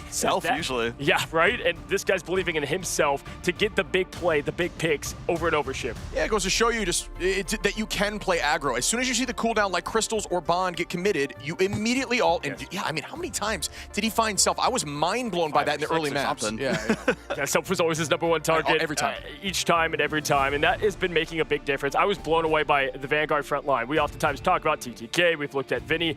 But for them, as we continue to hear the moms cheer down there, literally we are far away and can still hear the absolute delight in the crowd. They're louder than that whole stadium. And that's what, you just need the belief, right? You need a couple people to believe. Point to the sign, as you guys know Ted would say, to get it done. We promised y'all a banger. Obviously, we didn't go the full series, but it somehow felt like it, Shib. Yeah, this was one of those moments where even my heart was pounding here on the desk. Not even casting. I was just having so much fun. Like, is it over? Is it? Yeah, being a part of the series, you never really knew what was going to happen next. What'd you think, Vaughn? I mean, you know, going back to your point about how strong the Vanguard line here was for Gen.G, only went down twice that final map. I mean, that was MVP performance from Zenstarry and Duep, did everything necessary for the victory. And TTK and Vinny, no slouches themselves in the same right, but it just was a difference in Vanguard lineups. Listen, to speak of it, right, we're going to see more of Gen.G, so I just want to, as we have this time, this is our last chance to talk about 100 Thieves, and this is a team that has been close to greatness a few times, but as we've said, fallen shorter more and more. And Shib, when you look at the rest of America going the opposite direction, right, finding and refining, I wouldn't be shocked if we're going to see some changes, or at least, you know, a hard look in the mirror of what you could do to change the result either way. Yeah, I could see that. I think this team just struggled with momentum. You can see it in their faces even after their win there, and that's something that you can't have happen. You've got to know that you got it. As soon as you start doubting yourself, it's going to go downhill, and it just kept going downhill. Yeah, Audible. Either way, all I know is Gen.G fans, they are celebrating, and we have ourselves and continue to have ourselves, as all lands do, Cinderella stories, folks. We're not done yet. We have one more elimination match today, and it's a battle of the regions. China, EMEA, OUG, RAD. Don't go anywhere. Reset, reload. We'll see you on the other side of this break. When it's make or break, the Razer Black Shark V3 Pro is a real difference maker. Its wireless connection is so fast, there is zero delay to how I play. With the best mic in the business, my shot calls are always on point. To top it all off, active noise cancellation, so that I can focus on what matters most, winning.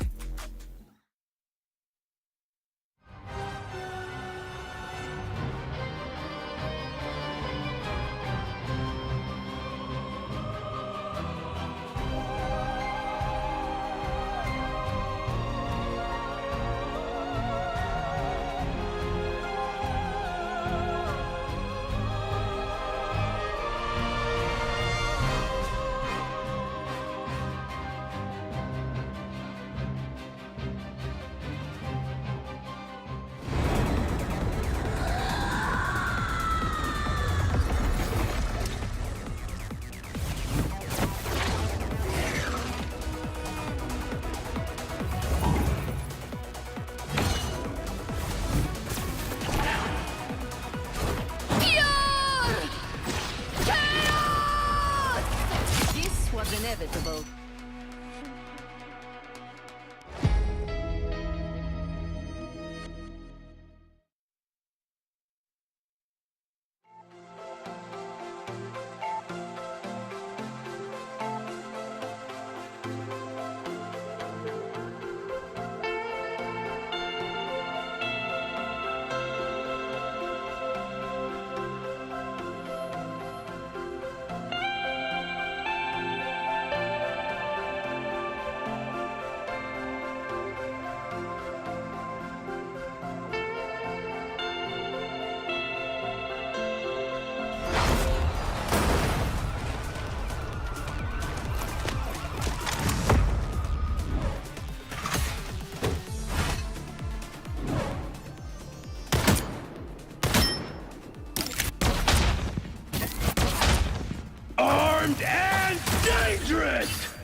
No mercy.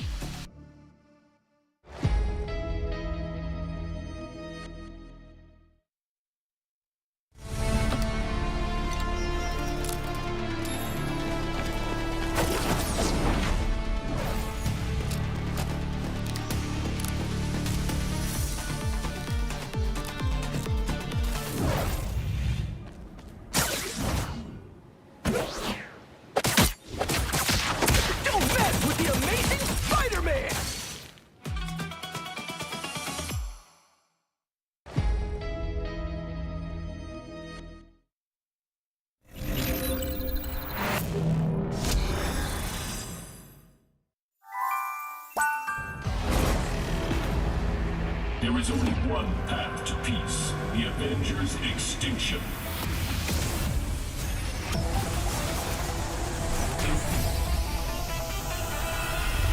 Avengers, assemble! Widow style.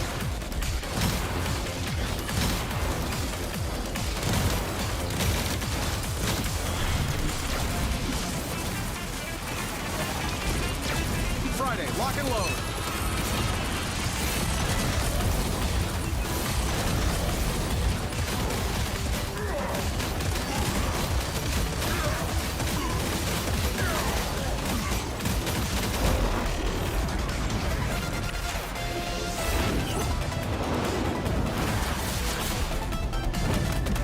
This is for Pietro!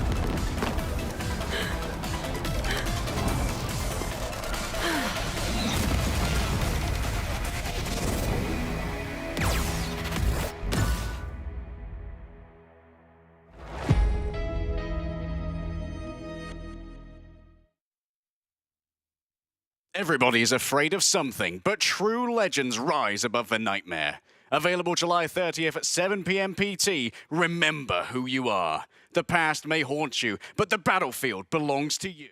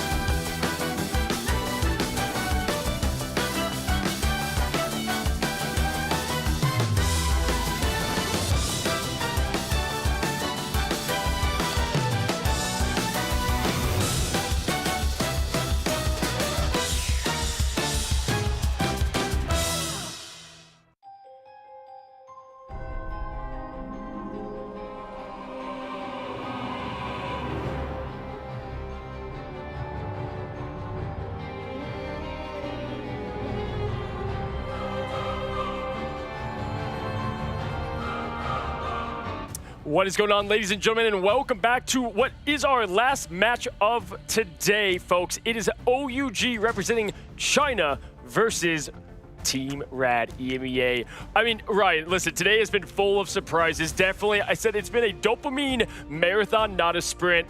RAD has been at the helm of a lot of that, but don't count out OUG yet. No, it's pretty much the mix of the team that's played the most on stage with the amount of reps that they've had versus the team that we've seen like the least of, Yes. right? Like OUG only getting 2 maps, very quick maps. Longest thing about them was the technical pause, to be fair, because Swamp were very much set up, and we want to see more of OUG. We don't want to just see like these 2 Chinese teams that have come in just instantly go straight back out again when we know that there's a reason why they keep consistently qualifying for these events. Yeah, and Vaughn, that's a real thing, because if you look back going to the midseason finals last year, Team Envy was one in the play-in stage, and what did they do? They made that bracket run through because there's something about just getting that LAN prep, especially, right, you said it best, when you're new to LAN. I mean, this is like the perfect time. There's speed running, the emotions, the feelings, and most importantly, like the requirements to get better on the biggest stage, Vaughn.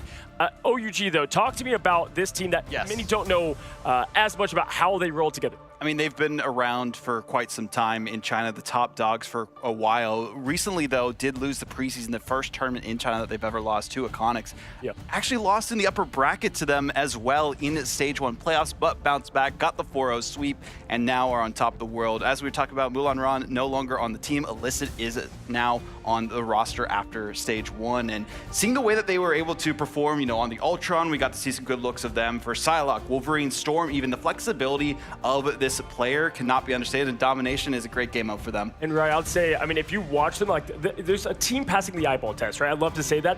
Even in a loss, they did. They had some insane plays and very well coordinated, really just opportunities, especially on the defensive side. What did they have to do to beat RAD? I mean, I think it's just making sure that RAD are the ones that feel a little bit more scared. It's like similar to Gen G just beating 100 Thieves. Speaking of which, I saw the Gen G mums doing shoeies in the audience, putting energy. I'm telling you, man, they're relentless. If Gen G wins this whole thing, who knows what will happen?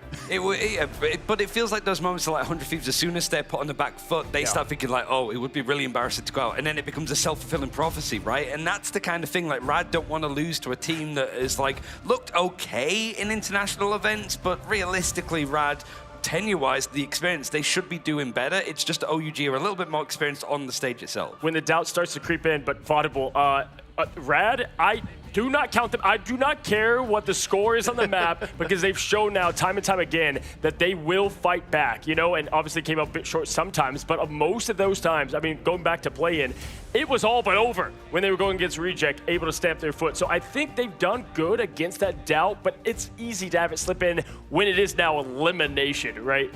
I mean, we were also talking about this earlier too. They now have all of the experience from the play-ins to now that they have for the meta that they've downloaded into their brain. And speaking of their brain, Dennis, their coach, has really been giving them some good insight on to this meta. I actually talked to him before this event, and he was very insightful about what we could potentially see. And, well, we've seen a lot of the Penny Ultron, and that's something OUG loves to play. We saw it in Midtown. They almost made it all the way to that 3rd checkpoint as well, so definitely don't count this team out.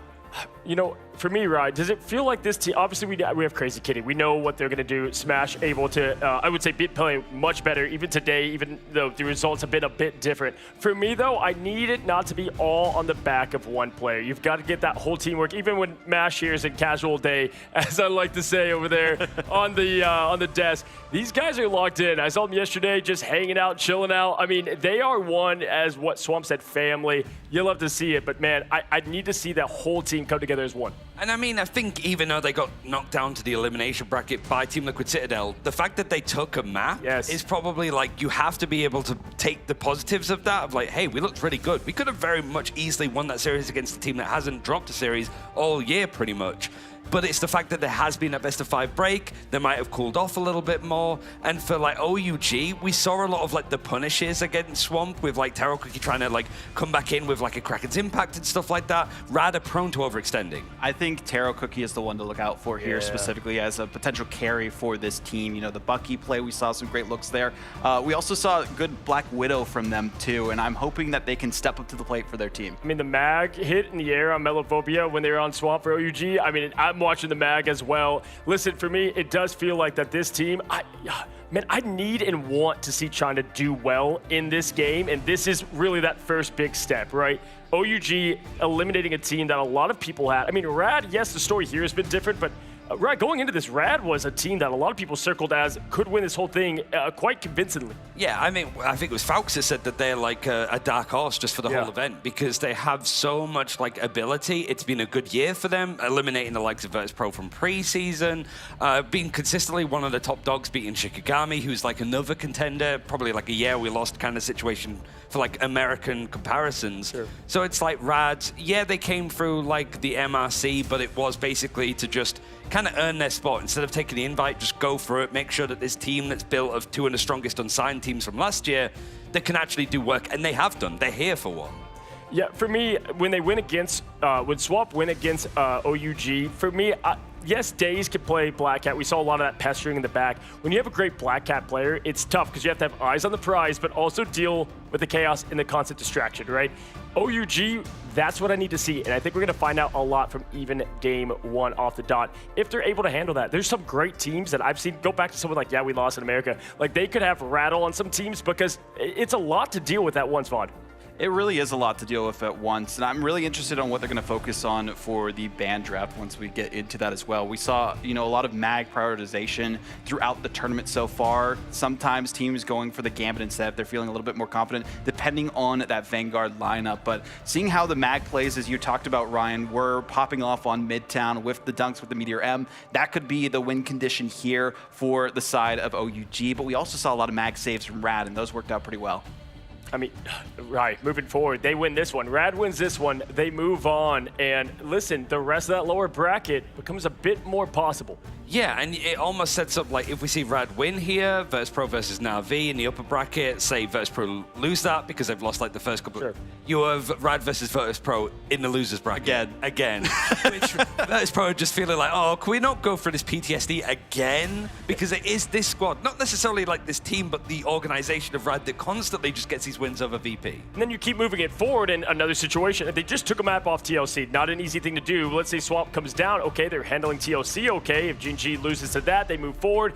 I mean, the sky's the limit. This is the game that could separate them from really making a lower bracket tear. And listen, right now, I've said it 100 times, EMEA, they own these lands. I mean, y'all have been doing an insane job. We just said goodbye to our first American team. Will this be the first goodbye to the EMEA side of things? Now, either way you look at it, I think the big position players on OUG can step up to it. And right, for you, does it feel like... I mean, we said it best. I felt like the duelists of OUG are a cut above what we thought they were coming in. Yeah, but you still want to see a little bit more about Illicit, right? He was the player that came in, second place finish, like Vodable mentioned, behind Iconics that brought Illicit in, Korean player that was on Pirates in the Pacific region. You want to see what difference he made in particular. Well, ladies and gentlemen, we get to our ban phase, and right off the bat, we said, how will they handle the backline distraction of Black Cat? Well, I'll tell you how, folks. They just get rid of Felicia. No more going to be had here on Domination. Again, tip of the cap to our craziest kitten, and it is the mag. So we're not going to have a one-sided mag ban, right? Yeah, I mean, also we got Dennis coming in. Like, I think this is the key area of the game. Drafts, it is, and he's sort of familiar at the very least. Like, Dennis is just around the world internationally, like Mr. Worldwide, if you will, when it comes to like playing for teams. But he is well aware of what these RAD players can do because he did work with some of the chopped roster last year. I'm thinking for OUG specifically too, they're probably going to focus on the Luna so they can play some dive here on Celestial Husk, have the Luna Snowflake on them, but actually no, they're going for the thing. I like that, especially if you are going to face off against Crazy Kitty, potentially playing that Wolverine like we saw in that last map against TLC. Everybody has a plan until they get punched right in the mouth, right? And the thing does that, I think, the best of all of them. So you're going to go with the Ultron one-sided, and this is this showing us, are they fearful of some maybe aggression from OUG on the dive front? I think they might be doing the penny composition with the Adam Warlock. We just saw that in the previous series work so well for Gen G. Why not do it again? I mean, our man Ryan G. Young's here. That was one of the fastest balanced hot fixes to get rid of that team up down a little bit more, but it is still that much more threatening. Yeah, but it also gives a character as well in the end for Crazy Kid. If he doesn't want to be on melee, he's a very good Ultron. Absolutely, folks. Well, the pity is gone now, but we do have arrived Gaskin and Tetra to bring in the action to kick off our last match. One more match. One last chance at survival for these two teams, one best of 5.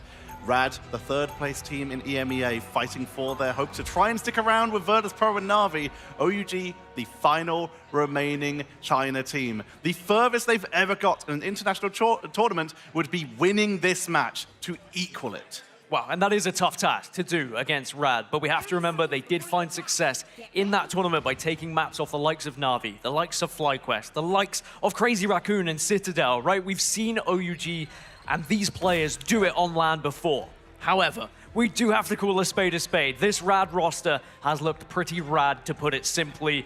Crazy Kitty has been unbelievable, but the Black Cat is banned going into this first one. They've tried to go for the strategy of going on along the lines of the Ultron and the Penny, but we saw the Penny ban come out right at the end. But they are looking like they might still go along the lines of using that Ultron to their advantage alongside the Adam Warlock, just as we saw in the previous matchup. Well, we know from Ultra Gaming in their region, Illicit coming over from the Pirates roster from Asia, and he is filling some heavy shoes of Molan Ram, but has shown that aggression can do so much work. And you can see with that very solo wraparound that they are looking to try and focus on somebody's backline, especially with the triple strategist coming in for RAD. Even without the Penny, they do stick with this Ultron and Adam Warlock team up. Well, if someone is going to be aware of a Black Cat position, it's going to be Crazy Kitty, so I'm sure he's going to have his eyes out for Illicit, but it's Spald who gets the opener onto Smash, as you mentioned, and over Ultra Gaming will get the advantage in this engagement now and potentially the chance to take this first point. When Shuyen takes out Lugia Go, just right now, over Ultra Gaming have a heavy set of momentum on the board, forcing the retreat out of RAD, who try and drop the snowball to try and just zone out, get a little bit of crowd control. The strategist just bullied off the point, are forced to retreat and wait for the rest of their team to re-engage. No crazy stall like we saw in our previous matchup with 100 Thieves. No portal to try and keep this one going. RAD are happy to back off, retreat, and give it one up to OUG, who have been able to build up the Seer, but on the other side, RAD are also doing very well building up to their ultimates as well. As in the moment, Taro is just going to be able to hold down this point alongside the rest of the squad, but now Extermination gets blasted, but maybe Crazy Kitty gets ripped out of the sky. Crazy Kitty was able to track Illicit, but it's picked off themselves, making it a 1-for-1. But it's over Ultra Gaming are absolutely cleaning up RAD, pushing them off the board here. We will lose Taro Cookie as he pushes a little bit too far. Will get taken down by Mash. Mash has a little bit of experience, not just at international events, but on over Ultra Gaming, subbing in for them at the Grand Finals last year, and is really coming to try and show the lead that they have over them. But for now, over Ultra Gaming with 55% on the board. That being said, if RAD can take this point at any moment, that's when they should solidify a round victory, because this kind of composition is meant for defense, it's meant for setting up, but they are struggling to break through OUG, and OUG just have so much utility to work with right now. Taro can pop that Glartrox whenever you would like, alongside Meteor M, of course. So much offensive utility to work with. Vertigo's dropped to half. I don't know if they have Cocoon at this stage. They're going to drop the Karmic Revival right off the bat to make sure that Crazy Kitty and Ducky can return to the fight because they're running out of time. Svel, with the Fate of both worlds, is going to try and mirror it as they wait for anyone of RAD to step up. Meteor M, RAD are just burning all their cooldowns looking to try and take out Svel. Turns it off to Disaster instead, removing the rocket from the board. Mirror going to be coming out from Wenju. Yeah, trying to get onto Vertigo, takes them down, but the Cocoon is in play, so Vertigo will return to the fight, which they need desperately because numbers are now in favor of RAD, but overtime has already been hit as over Ultra Gaming have taken us to the 99%. Illicit dives on in, takes out one, but falls with the rest of their team as we get the flip from RAD. It just took so long for RAD, didn't it, to get that point, and even though they do have things to use coming back into this engagement from OUG, was it a little bit too long? Did they underestimate OUG coming into this first round? That would be a big question. I love the switch from Illicit, getting off the Black Cat, moving over to the Daredevil. Perhaps you'll find a little bit more success when attacking here. Just that extra little bit of damage could be the difference maker to try and break. The deflect gives them a little bit of a sustain onto the objectives. They can try and take these longer fights. They can try and scout Vertigo when he tries to move in for a Karmic Revival. He's only at 20%, but if the fight goes long enough, he might be able to build up a second one here. Smashness already charged up with that new Widow ultimate, and he's going to pop it, committing to the fight to try and take out anyone who steps out. But the deflect from Illicit keeps them topped up. They're able to dance away from the fight. TyroCookie does fall, but comes back at the Rebirth Beacon, but drops down a second time, Gaskin, as finally RAD seem to be getting some momentum on their side. And they need it. They need to be holding this point. Allow that Adam Warlock ultimate, the Karmic Revival, to build up as much as possible. Smash gets one. Ninja replies though onto Ducky, and now the Seer comes out from OUG, which may just be enough to give them enough damage to take this point away from RAD. But RAD, they've been able to deflect. They've been able to get around some of this scenery, use the objects in their favor, and now they re-engage. Rage of Ultron is going to force out a Fade of both worlds as well. So Mash coming in as well is going to use the damage bonus to try and allow Crazy Kitty to take something down. You have both strategist ultimates at the same time, but it's enough to take down TyroCookie. And now they're chasing down the rest of the members of Over Ultra Gaming to try and make the most out of using all their defensive tools. And it will be enough to keep the control in favor of RAD, but Over Ultra Gaming only losing one member means they're just holding back in this choke point, waiting for the regroup. We're into the neutral, and the ults are beginning to build up. OUG probably the closest as outside of Ducky, of course, on that Meteor M, which we already can see on our screens. And Ducky is holding so well, or he was, until he gets obliterated by Ninja and the rest of the squad, as OUG now march forward. Fold with the freeze for the setup there is doing good. Ninja gets frozen themselves. TyroCookie getting dropped low. Vertigo falls, comes back with Cocoon. He knows he needs to stay in this fight with a healing output. Meteor M from Wen Shuyan to find the backline. Won't find any targets, but it gets a little bit of damage absorption here. But the rest of the members of RAD are starting to fall down. Ducky's looking for a portal because they're running low on time. It's a big pickup, and he has to portal solo because his team is staggered. Overtime ticking down. People are coming back one by one, but Vertigo falls another time. No Cocoon as Over Ultra Gaming keep control. What an early setup here. Over Ultra Gaming 1-0 on the first map. Just that first push, that initial point control was so big for OUG, and it took RAD far too long to break. I mean, Ducky at the end having to sacrifice the Meteor M just to switch over to the Strange as well. So they lose on the ult economy race a little bit going into round 2. And perhaps, maybe, some people have been counting out this OUG roster, but that is the perfect way to demonstrate that they very much deserve to be here, and they can go toe-to-toe with one of the best from EMEA. What we have seen, though, from RAD already in this tournament is they're very good at coming back when they lose the initial rounds. I understand that nerves start to come into play. Maybe you're underestimating your opponent a little bit as well. It's starting to get a little bit late here in LA, but RAD need to wake up. Otherwise, if OUG have that same kind of control going into the next, they can very much sweep them here 2-0. It's important to note that on Domination, cooldowns carry over between rounds. This is both a boon and a bane for RAD. Vertigo, this means that they're at 79% towards a Karmic Revival, a huge boon. But also, they used Portal at the end, and it was not enough to secure them the point, so RAD have almost 2 minutes until they can Portal back if need be, whereas Over Ultra Gaming can do it immediately. Speaking of immediately, Fate of Both Worlds is available if they want to go for a hyper-aggressive engage. And this would have been a very different game had RAD have got the penny, by the way. We have to give credit for OUG of spotting out what was attempted in that composition being built, take the penny away, and suddenly RAD lose so much power away from what they were trying to go for. Smash, though, can maybe take out some of the backline. Disaster gets ripped off the server, and now OUG may decide to back away from this one unless they want to pop an ult of their own. Goldbond comes on out, so it's a commitment from RAD, pushing on to the point, and it works out beautifully, taking down everyone on the side of Over Ultra Gaming. TyroCookie drops his ult as well. He goes down. And Over Ultra Gaming, they'd already lost that fight, but Taro finished off the board as well. Illicit also ults to try and commit to that fight. Illicit goes down, and RAD take the point, take the ults, and come out ahead. Yeah, that's poor decision-making from OUG, and they know it. They didn't need to use those 2 ults. You back away, you give the fight up, and you re-engage afterwards. You would have had 4, make it 5 ults going into this next fight, and potentially stopped this percentage ticking over to RAD, who now gain advantage, and Vertigo is going to have Karmic Revival as well going into the next engagement. Rage of Ultron going to be there as well. Also, notice the switch. Lugia now over to the Magneto with Ducky onto the group.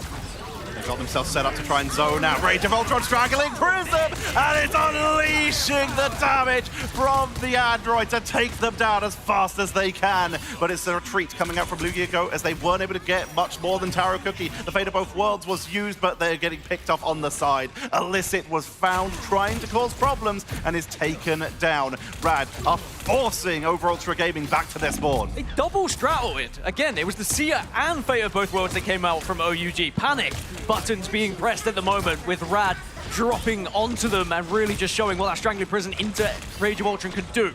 As now 56% ticks up, and it just feels like, for me, RAD have got too much of a hold now on this point. Don't get a little worrying. Clobbering time comes on out, but Meteor M's going to absorb a lot of the damage. Vertigo is taken down. Oh, no. As Cocoon could, in theory, sacrifice it here, but is going to come back. Karmic Revival brings back the team. Meteor M to find the revives, looking for the entrance, finds nothing. That's huge news for RAD, which means they're going to continue this fight as Smashness gets the ultimate on the Widow, trying to go for the wraparound to snipe off anyone on the retreat. Finds Illicit. Good damage output, not enough for the finishing blow as Over Ultra Gaming are still in this fight. Rocket barely able to evade it, but the dive on the Smashness goes for the trade and takes out Illicit. Still ticking up towards 100, and now you see Rage of Ultron gets back already here from Crazy Kitty. Let's rip onto OUG, who are out now of ults. It's purely the neutral for them, but they may need someone to go off here to find something special to try and break this setup now from RAD.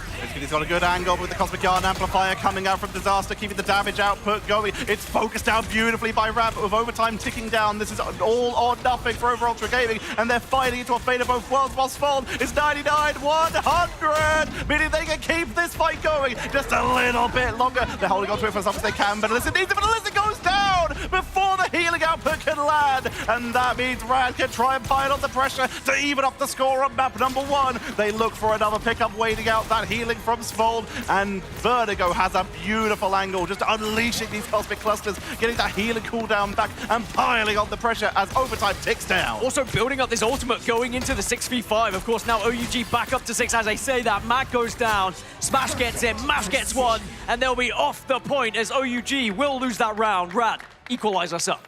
Taro ulted at the end of that round as well, thinking they could try and delay a little bit more, maybe pick someone off to allow a duelist to step up, but the round is taken from them, meaning once again, Widow will be getting the round without the ultimate available. We are 1-1 on Celestial Husk, and RAD not going down without a fight. Some bad ultimates there from OUG. I think they know it, you know it, we know it.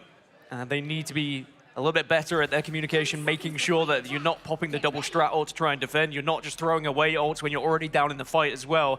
They could have had that round. They could have had the map had they planned out these ults a little bit better. But that's also the pressure that's being applied from RAD here as well. That's the kind of, well, that's what can happen when you going up against this kind of composition. When you see a Strangling Prison into Rage of Ultron, it's natural as a strategist to say, oh crap, I need to do something here. I need to get my ult out. But with both of them doing it, RAD were just laughing their way back to the point. Speaking of strategists, Crazy Kitty, once again, usually the dive player was even target banned by Over Ultra Gaming here. Playing the Ultron has been putting on a clinic here, and very importantly, he actually has the most healing on his team, showing the power of that team up with the Petty that isn't even needed in this case, just piling on as much pressure as possible. It is the unupgraded team up coming in here, but they're still getting value and still being able to find pickups. So it doesn't matter if Crazy Kitty is down on the floor with his claws or up in the sky as Ultron still finding value. Mash is the one who gets the opener in the end. Meteor M is, again, just kind of thrown into nothing. In the end, the bubble sucks it all up. And RAD are able to just bully OUG away a little bit as another Rage of Ultron comes through. When Shuyen tries to zone away the healing to allow them to pick up anyone here, Lugia in particular, but it's going to be that Rage of Ultron for Crazy Kitty enough to finish off the members of Over Ultra Gaming and force them off the point. The first objective percentage here is going to be taken by RAD as Over Ultra Gaming are forced to back up and regroup. Yeah, this is really bad news for OUG. Just giving the first point away when the Adam Warlock and the Trip Strat is on the other side. Very difficult to try and break. That's why they were so successful in the first, because they never allowed RAD to really set up accordingly on that point. And now with that Karmic Rival there, waiting just in the wings for RAD if they need it as a backup. OUG do have Invisible Boundary that they can pop if needed as well.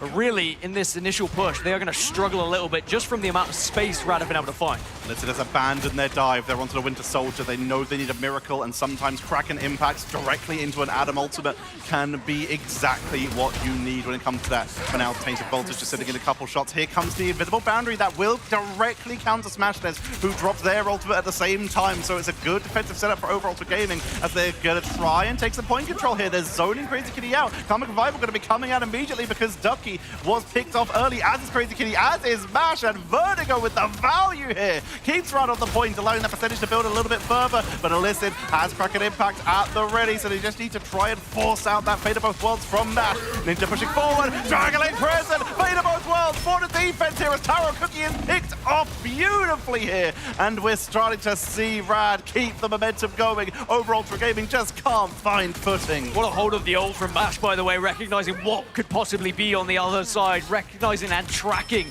those ultimates on the side of OUG is now Smash tracking himself with all those bullets from Black Widow as they tick up to 82%. So it's one last chance, really, for OUG, and it is going to be a portal, all 6 through. Can they take this away from RAD?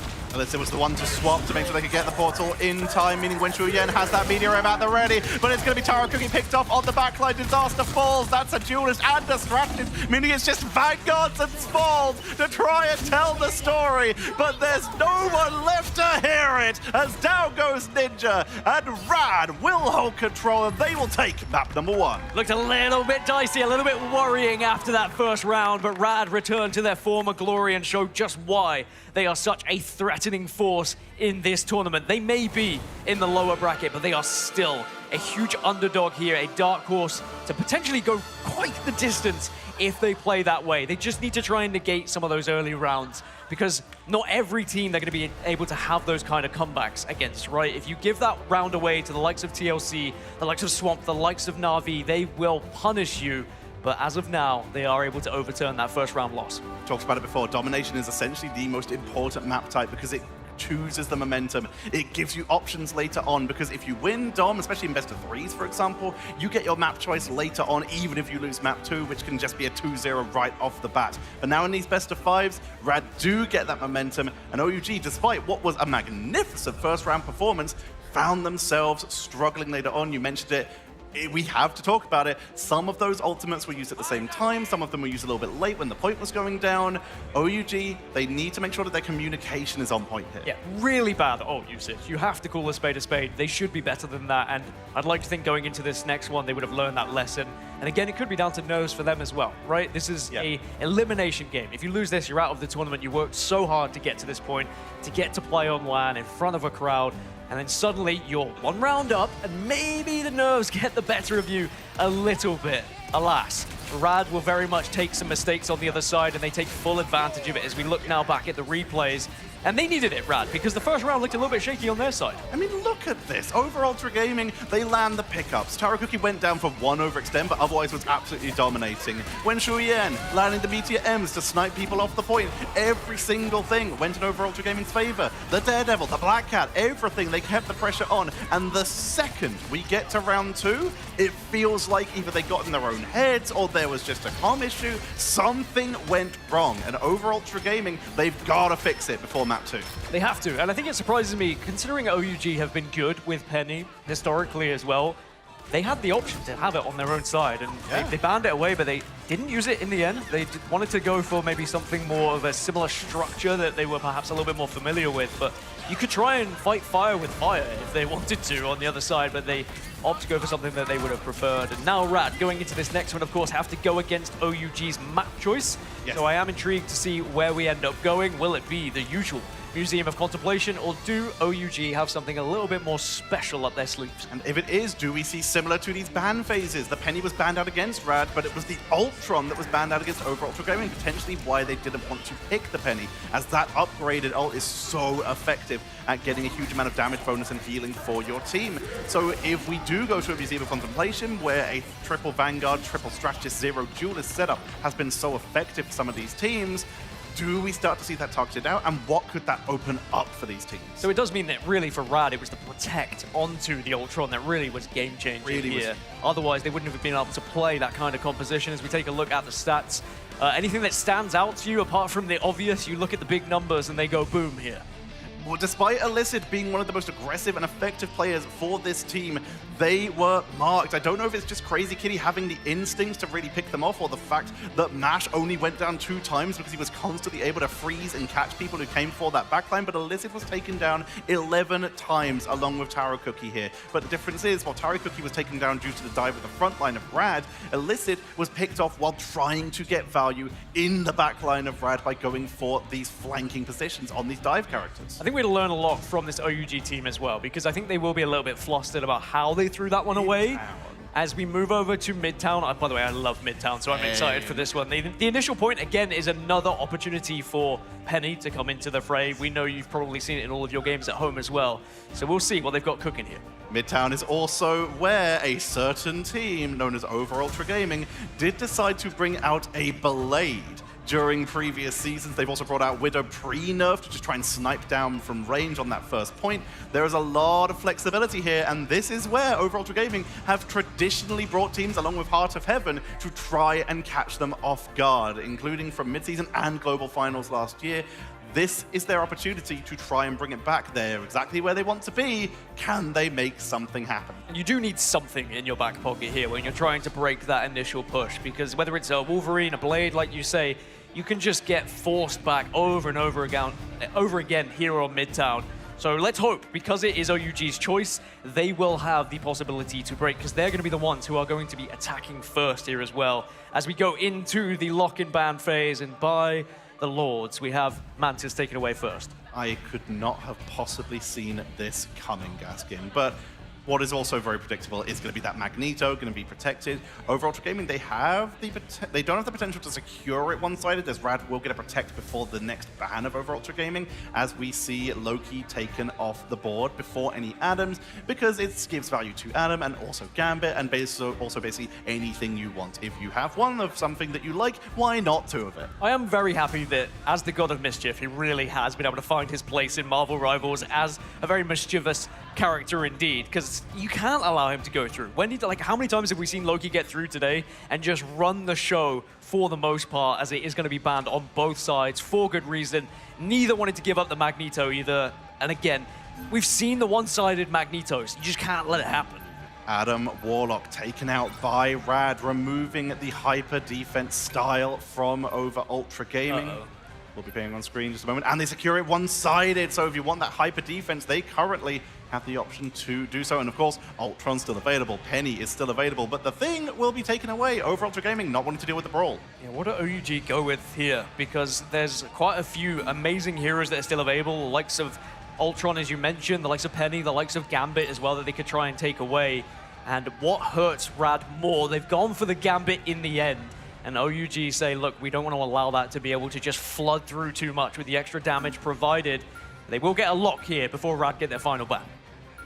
This is where all the pressure comes on in for OUG. Okay. They don't choose to remove the Ultron with that Adam team-up. They choose to take out the They choose to secure their own Gambit and get themselves that one-sided Magneto Gambit team-up. RAD, though, one last secure. If they have the Adam, they want to remove the Stormbreak, and it is going to be Storm removed from the board. It's what a lot of teams have been resorting to deal with Adam's sustain comms. Might as well take it out, but RAD just got given the entire comp that we've been considering meta. They have Penny, they have the Ultron, they have Adam, they have essentially everything they could possibly need if they choose to go that direction. Whereas OUG, they just have some very safe frontline here with the Magneto, and of course, that Gambit Raging Roar Flush could be enough to break him. Key factor is Rocket is still available on both sides as well. The BRB plays a huge factor in some of these holds on Midtown, so that could be a consideration for both squads when they get to their defensive side, and, to be honest, their offensive side on the other side of things is now RAD.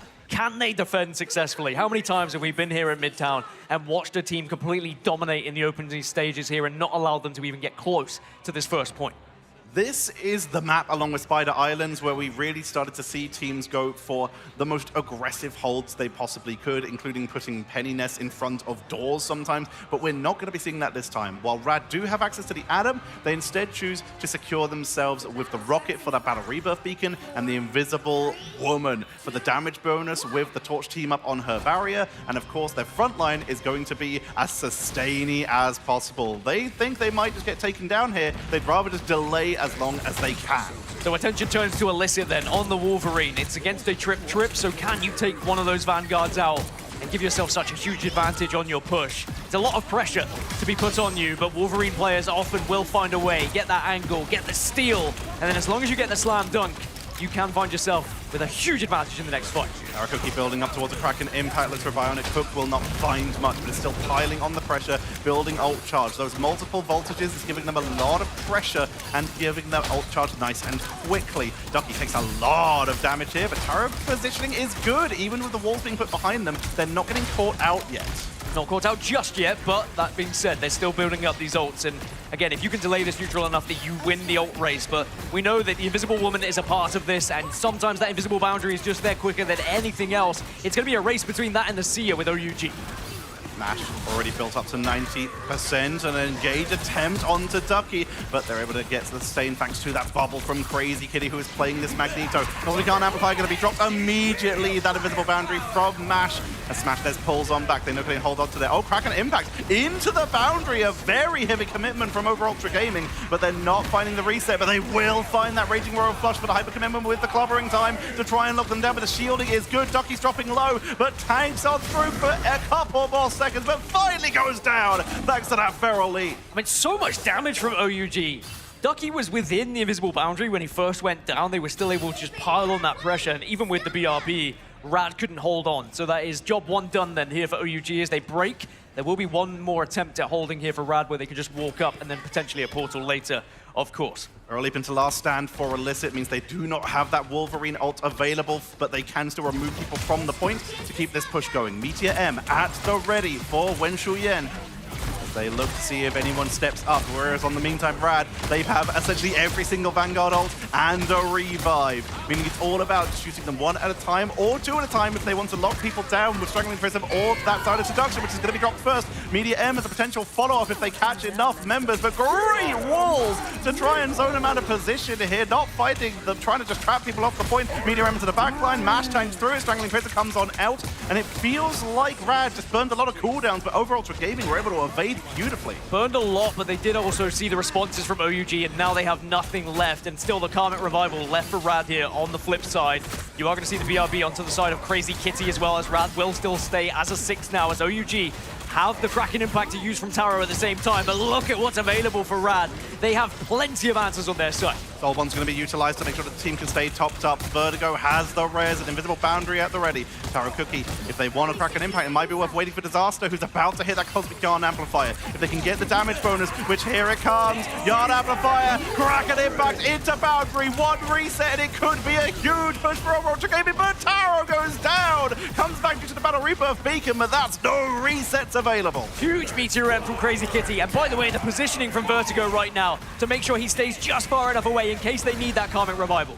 He's got a good position set up, but Crazy Kitty is getting focused down here, dropped so low, but tanks on through the walls, trying to keep people safe. It's going to be Mash who falls first, Crazy Kitty falls second, Vertigo goes for the revive, but it's taken out as Over Ultra Gaming have found an opening. Lugia not going down without a fight, but go down they will. Just as I was complimenting his positioning, Vertigo cannot get the Karmic Revival off. Massive chance now for OUG off this push. 2 minutes 40 still left to try and get to point number 2. A successful break in the end, and RAD will be very frustrated they weren't able to use that one. The Atom has been abandoned, but the Ultron will still make an appearance. They're just going to go for a classic triple strategist. They can still have the unupgraded team buff, of course, and it looks like they'll abandon it. They were thinking about it, but Crazy Kitty, they think that they can maybe try and pick off some backliners with that Black Cat. This is what the people wanted to see. Crazy Kitty on the Black Cat. There's been so much noise about it. Murmurs around the arena of just possibly the best Black Cat in the game right now. Well, Crazy Kitty, show us what you can do on the Black Cat, because this could be the difference maker. Here comes the last stand from Illicit. Grabs 2 immediately off the board as Wen Shuyan coming in with the Meteor M for the attempt at the follow-up, trying to chase down the backliners. Gets it past Mag, but finds nothing. Ducky goes down and is brought back at the Battle Rebirth Beacon from Rocket as Crazy Kitty not finding a lot yet, but it's causing a lot of pressure. Helm of Hades doing some great work at keeping them zoned as Ducky is focused down for a second time in one fight. Goes down, but he's able to find Wen Shuyan for the trade. Yeah, and RAD just haven't been able to stabilize here. OUG have been able to bully them time and time again, and now they are very close to this point. Of course, you can quickly rush there if you are RAD, but you need to try and find that stabilization. The staggering is huge here. Darrow's getting a lot of pressure onto the board here. Like you said, taking people down one at a time with a huge set of stagger here. Down goes Vertigo. Mash has the boundary, but at this point, it might just be worth the sacrifice. Kitty's just going to get taken down so they can rejoin their team. As over Ultra Gaming, as usual, show they're not going down without a fight. That one was a little bit too easy for OUG, and RAD know it. Kitty not able to find that value, and in the end, the staggers were too much to try and contest. So instead, they have to back off and just try and hold for 3. And then hope that maybe they can do this a little bit faster on the flip side. There's plenty of ults to work with on the side of RAD, but again, this Wolverine has been doing some damage.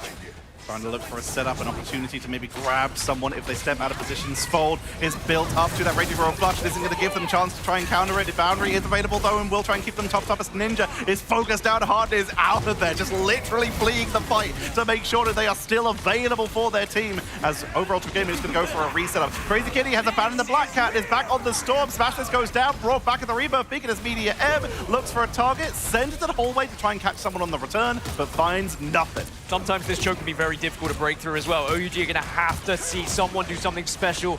Clobbering time maybe could be it, as now Hurricane going to be there from Crazy Kitty as well.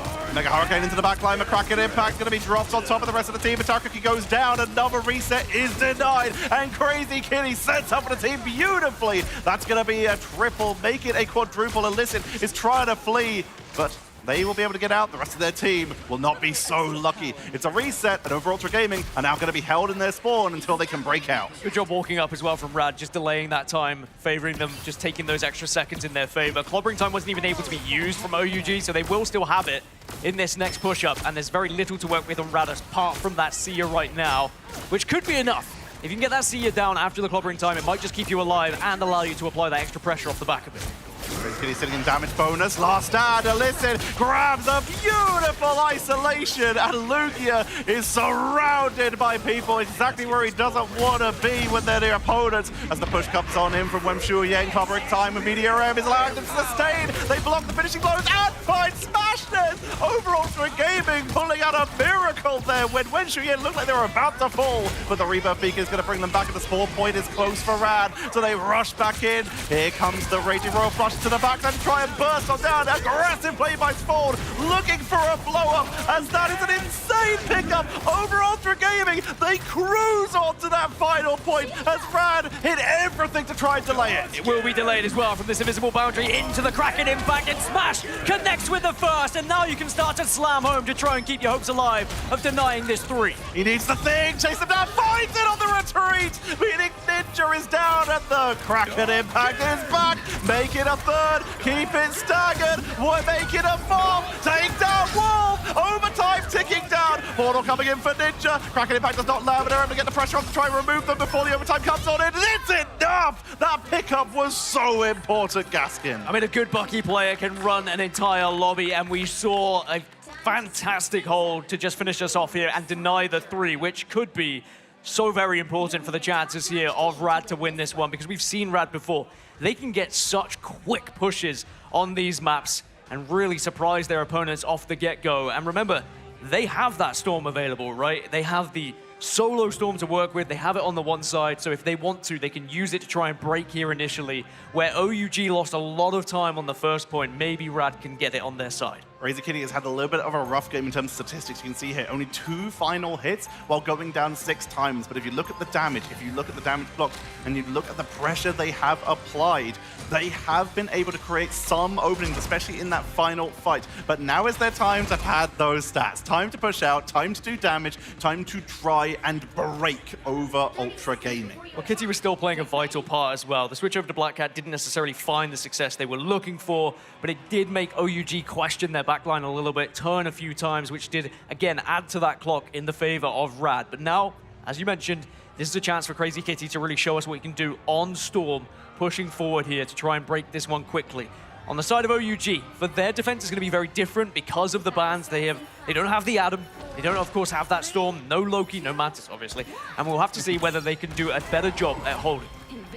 They're going to be sitting out with a 3-1-2, a strategy that seems to be becoming very popular here going with the Magneto, the Benjamin Grimm, the Thing, and the Emma Frost. This gives them a very hefty front line, but with a little bit more brawl potential with that Thing. This could give them some dive and the potential to try and stop RAD if they go for a backline flanker. But RAD, they want to front to back it. They've got the Punisher. They're just going to use the damage boost from Crazy Kitty to try and get Smashness to build up ult charge as quick as possible. In the meantime, Mash and Vertigo keep the team topped up as Falls is building charge. Great pickup from Taro, though, who is continuing to just show how good they are on this Winter Soldier. It's a huge grab. I was about to compliment the positioning from Crazy Kitty, using that cart to their advantage, just hiding around, not going too high up in the sky as so many Storms do, and they just reveal themselves and give themselves too much of a disadvantage to the likes of a Bucky. But Taro still finding that pick, which now will give them the chance to try and deny RAD this opening push.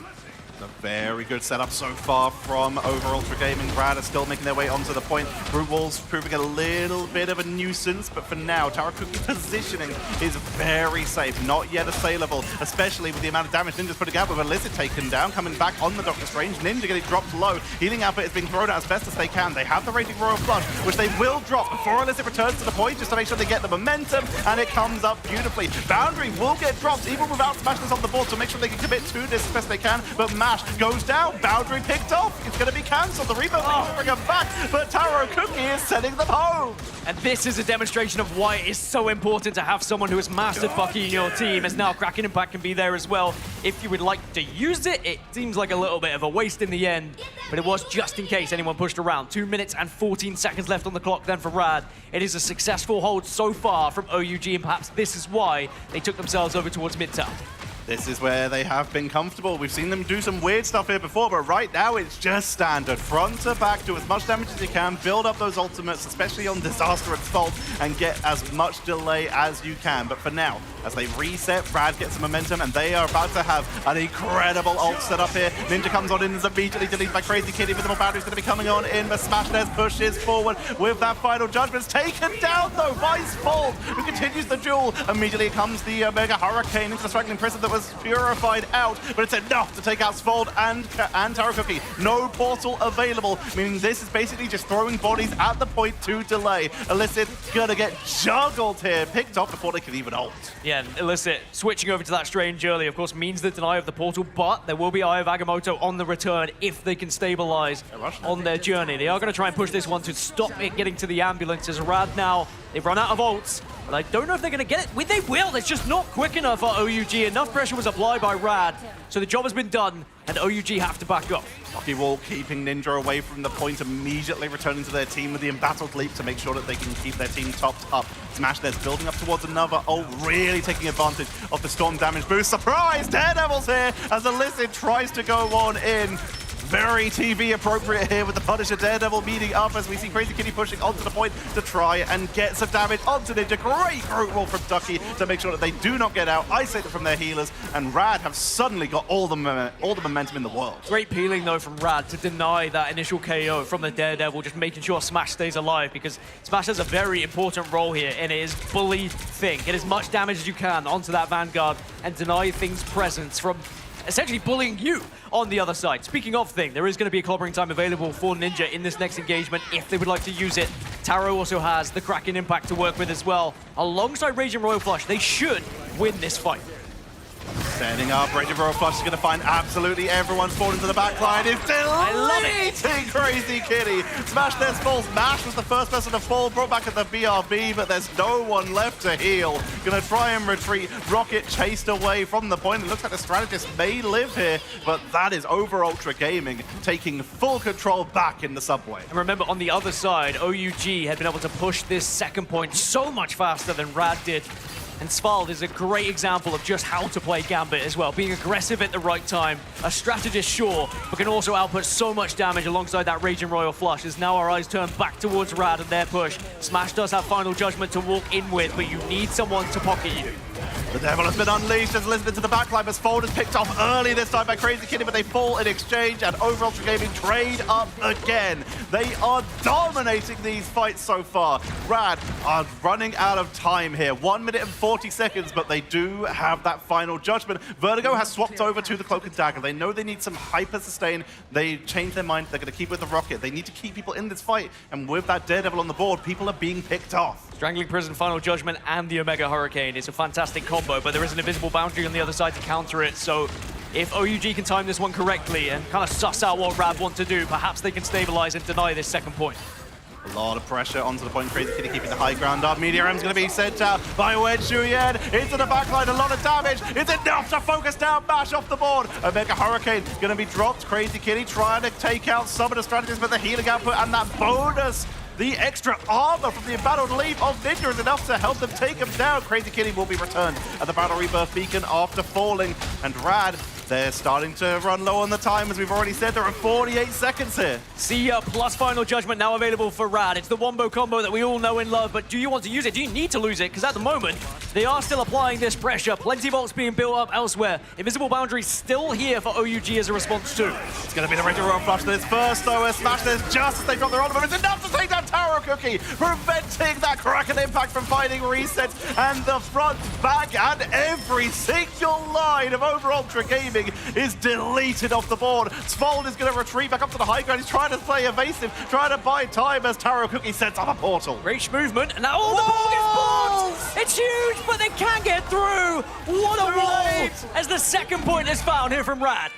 What a setup from Ducky, keeping their hopes alive. They don't need a triple, they just need to reach the end. It's essentially a triple. It's right at the finish line as Alyssid moves over to Psylocke. They need something special here, and they choose to believe that the Psionic Assassin is what it is. There was more time for OUG at this point. We have to remember that. RAD still have a lot to do. We saw how difficult it was for OUG to get through that final choke, and RAD will face the same kind of struggles. I like the switch over to Psylocke as well. We know how the Dance of the Butterfly can impact some of these end games, and perhaps if you can build it up quick enough, maybe, just maybe, could be the difference maker. It's a lot of ult charge, especially on something like a Groove, which is why Lukigo has moved over to the Venom for a little bit of extra pressure onto the board here as Smash's invisible boundary isn't enough to keep Smash There's topped up as Disasters works out a little bit better here. We can see Ninja trying to chase down the aggressive members. Ducky falls. Over Ultra Gaming find themselves in a similar situation to RAD by sending them back to spawn. Sent back to spawn, and not much time to work with here, Tech. RAD now need to kind of look towards who is going to be the difference maker coming off spawn here, because they don't have much in terms of ult economy. Crazy Kitty on Daredevil, can you get that pick just to give you the advantage? They're about to have let the devil out, but they don't have a lot of time to use it. 20 seconds. They are luckily very close to spawn, like you did say, meaning that if anyone goes down, they can try and swap to Rocket for reses. They can try and swap to Adam for the Soul Buns as they come on in. Does the Butterfly at the ready as BDM's going to come out as is Raging Royal Flush. Over Ultra Gaming with 10 seconds on the board, say hit all the buttons.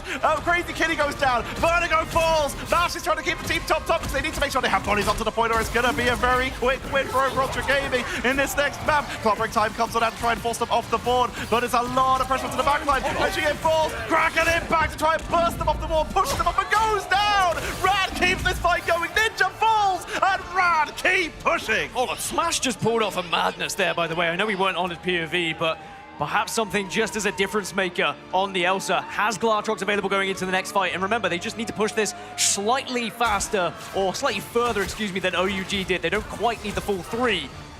For OUG, they just used everything here, Tech.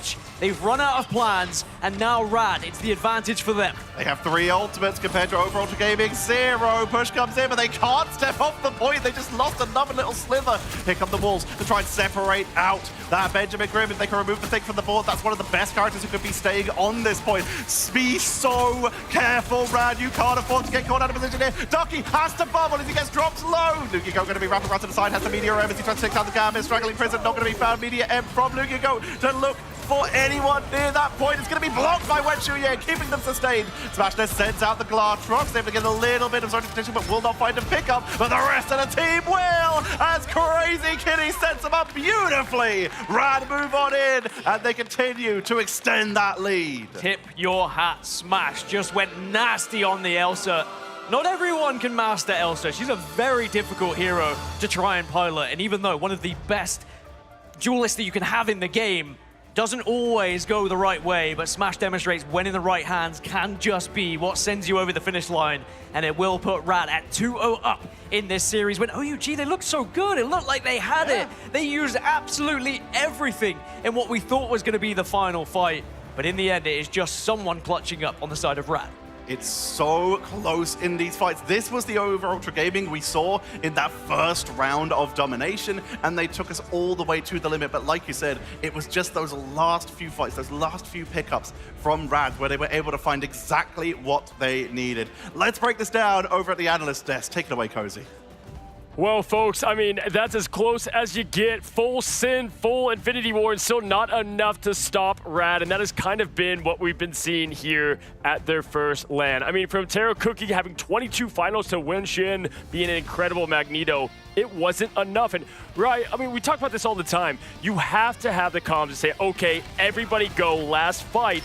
But guess what? Then the ult economy flipped completely and Smash was Smash. Yeah, it sort of looked like you've got the Meteor M that you're sort of bullying in position for, but then we were watching it sort of from Ducky's POV, and it was just like this gauntlet of like OUG players in front of the payload, and it's just an easy smash across from the Vanguards to actually push in.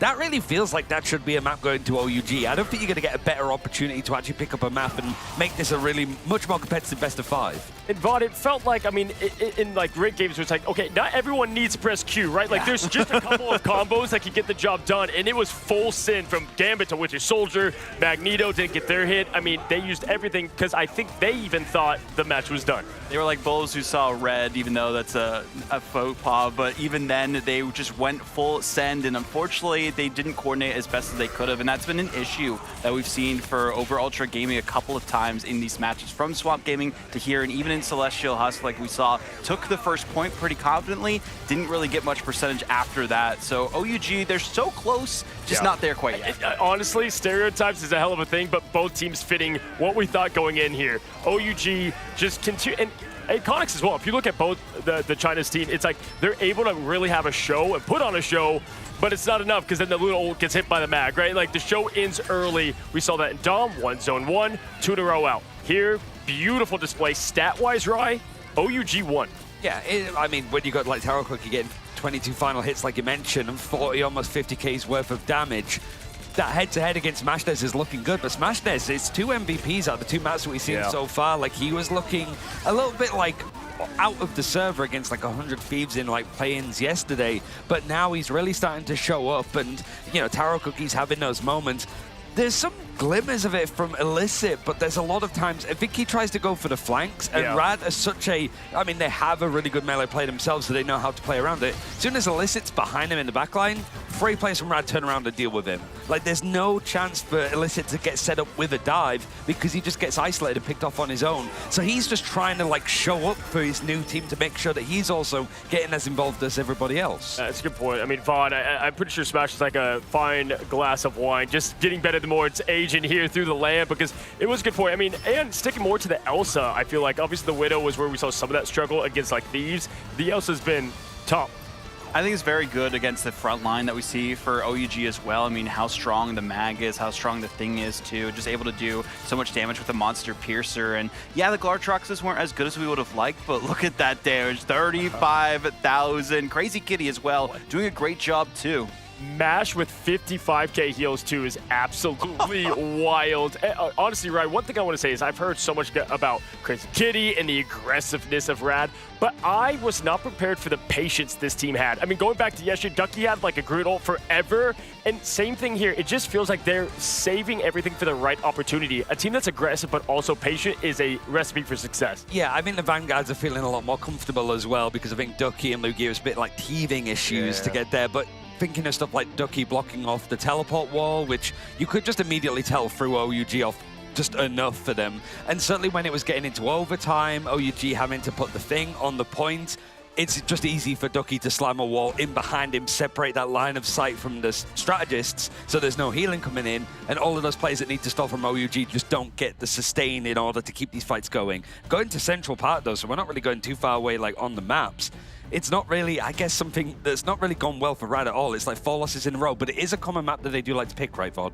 Yeah, it really much is, and I think it's a good map for Groot, too. So if you're OUG, you got to get rid of Ducky's Groot. He seems to be one of the best in the game, especially at this LAN. Continues to get better, as we said, with wine. Ages as they go along and continues to improve. So we'll see if RAD can continue this fire that they have lit underneath themselves, going from the last series yesterday to the last series today. They must be tired, but hey, they're still locking in. For sure, and to speak on OUG again, they they won a stat war, and I think Disaster staying alive, maybe a disaster of what happened there. It was just one team fight, but did not get eliminated a ton. That was a big recipe for success. But on top of that, win she in, we need to see the mag that we saw glimpses up there in the upper bracket. I do think OUG at least can come away with some confidence, like we've got it. We just have to put all the pieces together. But yeah, to your point, also for RAD, we're staying in New York. This is a map that I would favor a bit of them, but OUG feels, you know, all the same, and that's the beautiful thing of LAN.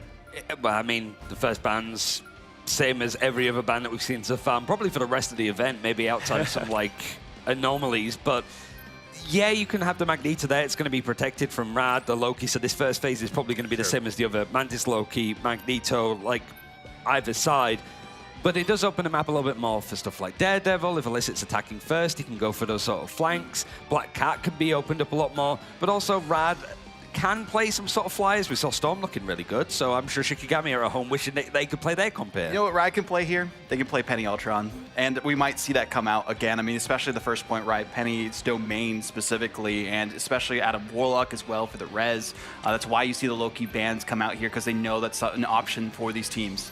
One of the things I love as we see Gambit will not be folding, gentlemen, as both are going to be banned, is Central Park is one of those very unique maps that you get some heroes that creep in that you might not see in some other maps at play. Love the thing save here from OUG, kind of complements the playstyle as we've continued to say. And listen, I mean, to break into Dracula's Fortress and make this thing competitive at a 2-1, they're going to need every bit of that fist and firepower. Daredevil on the other side.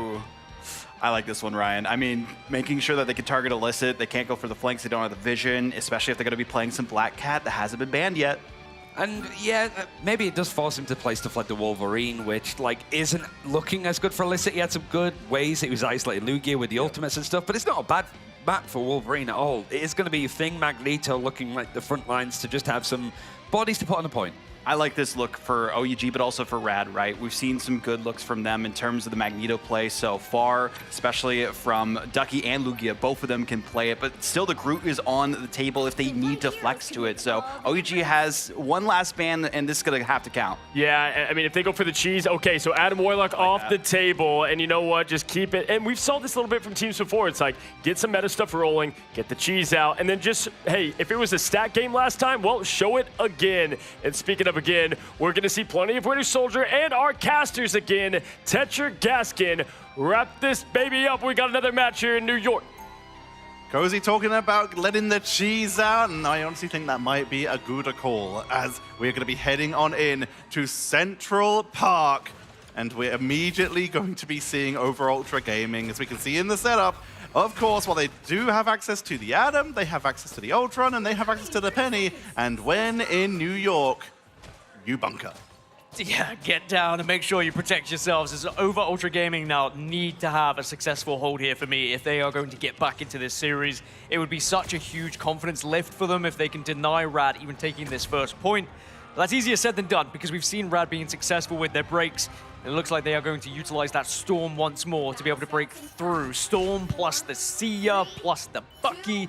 There's a lot of options there for RAD to work with. As for OUG, it will be the one-sided Adam, of course, so they have to make it count here on defense. Over Ultra Gaming, it is literally your last chance. Make it count. As RAD look to try and close this out. They've got the Storm buff, as you've already mentioned, with the Winter Soldier, and there's going to be a lot of very quick ult charges. Fault starting on the Lunar Snow here in case of any dive for a little bit of lockdown. We see that wraparound that we see so common. Everyone wrapping around to this side and then climbing up onto the high ground to try and force people out of this right-hand room. There's a lot of pressure being given here, which is in fact going to force Taro Cookie to retreat from the point here, allowing Crazy Kitty to take control and utilizing that Visible Woman with Human Torch team up. They're getting a lot of extra damage out. Lugia does get brought back by BRB, as now OUG have been able to force them back off of point, and that Spider Nest still there and still a problem. But Crazy Kitty taking down Cookie here means that they've got a chance to push in 6 versus 5, and maybe they've already found their successful break because they're bullying them back in. Ducky gets another, the Adam has gone down, and OUG are fumbling. Disaster is gone. They can Cocoon to bring it back, but do they want to? Yes, they are going to commit to this. Taro Cookie's going to portal in, has to wait for the map to get out the way, but he is going to make sure that they can keep it with 6 people onto the point as the Cosmic Yarn Amplifier will come out from Vertigo. Committing to trying to take this fight, finishes Ninja off the point. Disaster is very far away from getting a Karmic Revival, and fantastic group walls from Ducky, preventing so much of the value of that Rage of Voltron, preventing all the healing, all the damage, and overall gaming are cleaned off the point. RAD already going to be moving on with Ratatoska. What a group Ducky is. If you think back to some of the impactful moments from those walls, every single map he's shown what he can do. Remember, he was playing a little bit of Mag to start with on the first map, switched it over, gave it back to Lugia, been on the group since, and has not looked back for good reason here.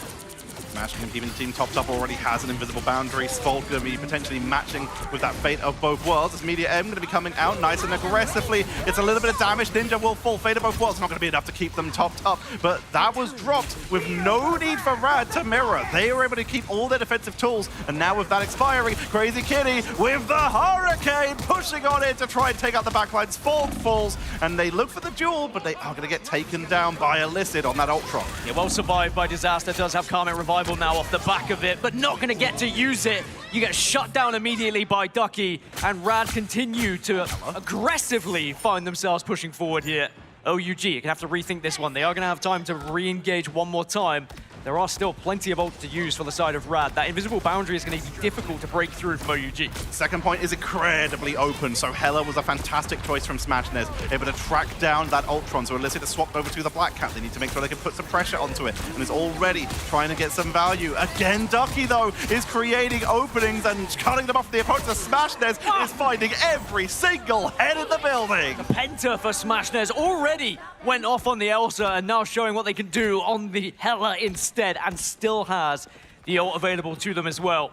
They've been able to get that second point so comfortably. 4 minutes and 48 left on the clock. RAD are on a rampage towards victory here. Yes, OUG do have ults to reply on their side, but RAD look like they don't plan on slowing down anytime soon. Crazy Kitty back onto that Daredevil, because now they have moved out of that wide open space and they've moved into a tight enclosed one, so that vision is extra important. Smashness will stay on the Hela, at least for now, as they do have Ultimate, the Goddess of Death, for their potential early setup. Boundary is forced out as Overwatch Gaming go for a nice aggressive play.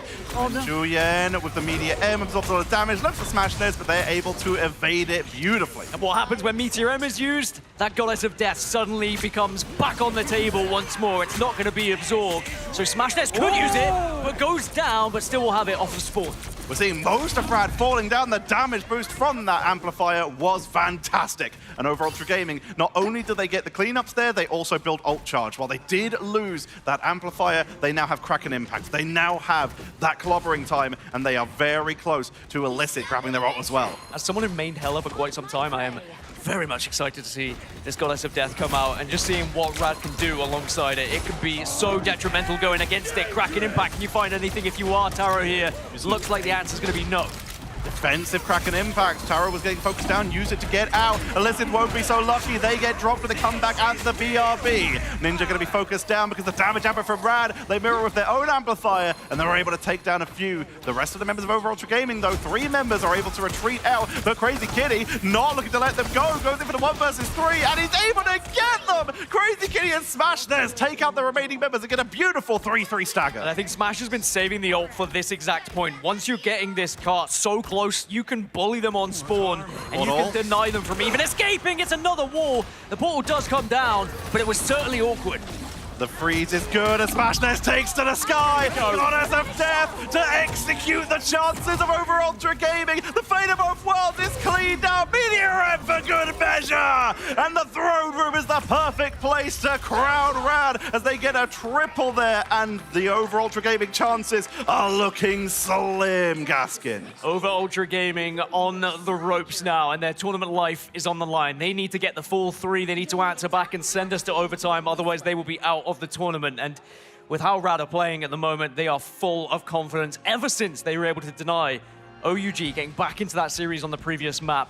I think RAD knew this series was very much in their hands. 12 final hits from Smash. The Hela has just been the perfect hero to play on the attack going into OUG. Headshot after headshot, Smash is on fire. We talked about stuff that RAD does not have available to them. We talked about the stuff they do not have for this defense with that Adam Warlock taken away from them. So instead, what is an old-style defensive setup? We are looking at Hela, Namor, and we're even going to bring in the Hulk. They are just going to put all of the eggs in the Crazy Kitty basket to allow as many of that defensive setup as possible to just zone out. And over Ultra Gaming, they're going to be sticking with the Adam, they're going to be sticking with the Ultron, they will get rid of the Penny, but this is a scary comp to push into, especially if you're a flyer or a diver. And of course we knew Hela Namor was always going to be a problem with the new team-ups as well. Hela on that Goddess of Death now will spawn all those squids on every single impact. Crazy Kitty offers so much to the Hela, but of course the Namor in general is such a good defensive option against any sort of dive on the other side. I'm very excited for this one from RAD. The Gamma Squid, it was infamous when it was around the first time and has returned once more. Over Ultra Gaming, they get a little bit of a scout, but they're just making their way up slowly, sending a couple shots downrange, not looking to get themselves caught out, but it's RAD who are playing incredibly safe. They want Over Ultra Gaming to step up. They want them to force themselves forward with those squishy backliners moving into those unsafe positions. Who needs Spider Nest when you've got squids to work with instead? But Crazy Kitty needs to make sure you stay up here, being defended by Ducky at the moment. So great working together to make sure that this position is held on the high ground, just to deny an easy access for OUG. What are squids but the spiders of the sea with their 8 legs, as Crazy Kitty continues to throw as much damage out there as possible. As Smashness is untouched up here. No one can get to them, and with that extra damage bonus from Vertigo, but that shield will get picked off very quickly. High ground looking to be taken by Over Ultra Gaming as they try to assail the right-hand tower, as RAD retreat slowly, just trying to ping people from a distance and trying to set up. Over Ultra Gaming with the wraparound, they're building towards their first ultimates. Yeah, first ultimate is going to be there, as Rage of Ultron going to be available for Illicit if he stays alive as well. Doesn't get focused perhaps, and maybe you can just push your way in and start to find a little bit of success as Rage of Ultron finally is available. Ooh. But just as you get it, Crazy Kitty removes him from the server. Ninja's taking a lot of damage in this choke point now. This is exactly where you don't want to be versus the Hela Namor, as they just send shots into the doorway and they're guaranteed to probably hit something. And there's also the risk of an extremely angry whale potentially picking you off. Fate of Both Worlds going to be forced out even before Alyssa gets back to the fight, but he will be joining soon with that Rage of Ultron, which will probably be there the second that ultimate from Svolv expires. Great bubble, just keeping them alive at least for the moment. They do lose Smashness. Lugia Goat commits to the Monster Hulk to try and zone out the back. But they are now very isolated. Rage of Ultron is trying to finish it off. Meteor M, though, takes out Svolv. We're going to have squids and a whale available for RAD now to use against OUG, so the entire ocean is going to be there at their whim if they want to use it when they need to. But at the moment, OUG haven't even been able to find anything, as the first whale will come out. And of course, the little knockback will be there alongside maybe something to be found, but the Meteor M is an attempt to try and respond. Illicit gets one onto Ducky. No one in the choke point, at least for this. When Shuyen takes out match, Vertigo falls. That's a lot of the sustain for Over Ultra Gaming, but it will return in Doomsday as Disaster revives their team. RAD will not be so lucky. They do not get those reses as they are forced off the point. Illicit picks up Smash this for a second time, and RAD are losing that sustain, but they will portal back even though they are staggered. They want to try and sustain this. Crazy Kitty is off that Namor and is now onto the Black Cat, taking a lot of damage. Still in this fight, not for long, taken down by Svolv. At this point, it's about eating away at time. You know this point may not go in your favor, but if you can take away as much time as possible from OUG, it just gives you such an advantage going into the next point if they are able to complete it. Ducky trying his best to stay alive, but gets removed as Illicit and Tara will eventually find the KOs. And now 3 minutes and 24 available for OUG to find this second point. Vertigo making the most of that new Cloak and Dagger team up, swapping for the portal. They will go down, being chased down at the point there, but that new team up with Luna Snow does actually delay the point, so they did just dive through the portal to make sure they could keep touching and try and hold for as long as possible. They will now swap onto the Rocket, as that revive is going to be more important at least this stage of the map. Smashness sticking with the Hela. Crazy Kitty wants to try and see if they can hunt down that Ultron that's been marking them so well onto the Daredevil. This push in particular was quick from RAD in the previous round, but OUG doesn't look like they're going to have that same success. They've already lost 3. RAD are already dominating here, and OUG back to the drawing board for this one. As still, Smash finding so much damage on this Hela. Smash is doing so well, and again, this is the point that's so good for it. It's very wide open, you have massive range advantage, and especially on flanks like this, you could potentially get some easy pickups if people aren't careful on their rollouts. Blizzard has that Rage of Ultron at the ready, but you got to be careful on those flanks. Once again, there's a lot of pressure coming in from Crazy Kitty, who will get marked though. Great reactions from Over Ultra Gaming. Crazy Kitty just hasn't been able to find that success on the Black Cat. Might maybe just switch over, but RAD still have damage to do here if they want, but with now Vertigo going down, suddenly they find themselves several players down and will have to just give up so much space here to OUG. But again, it's about eating away at time as Lugia now tries to stall a little bit, but eventually he will go down as well.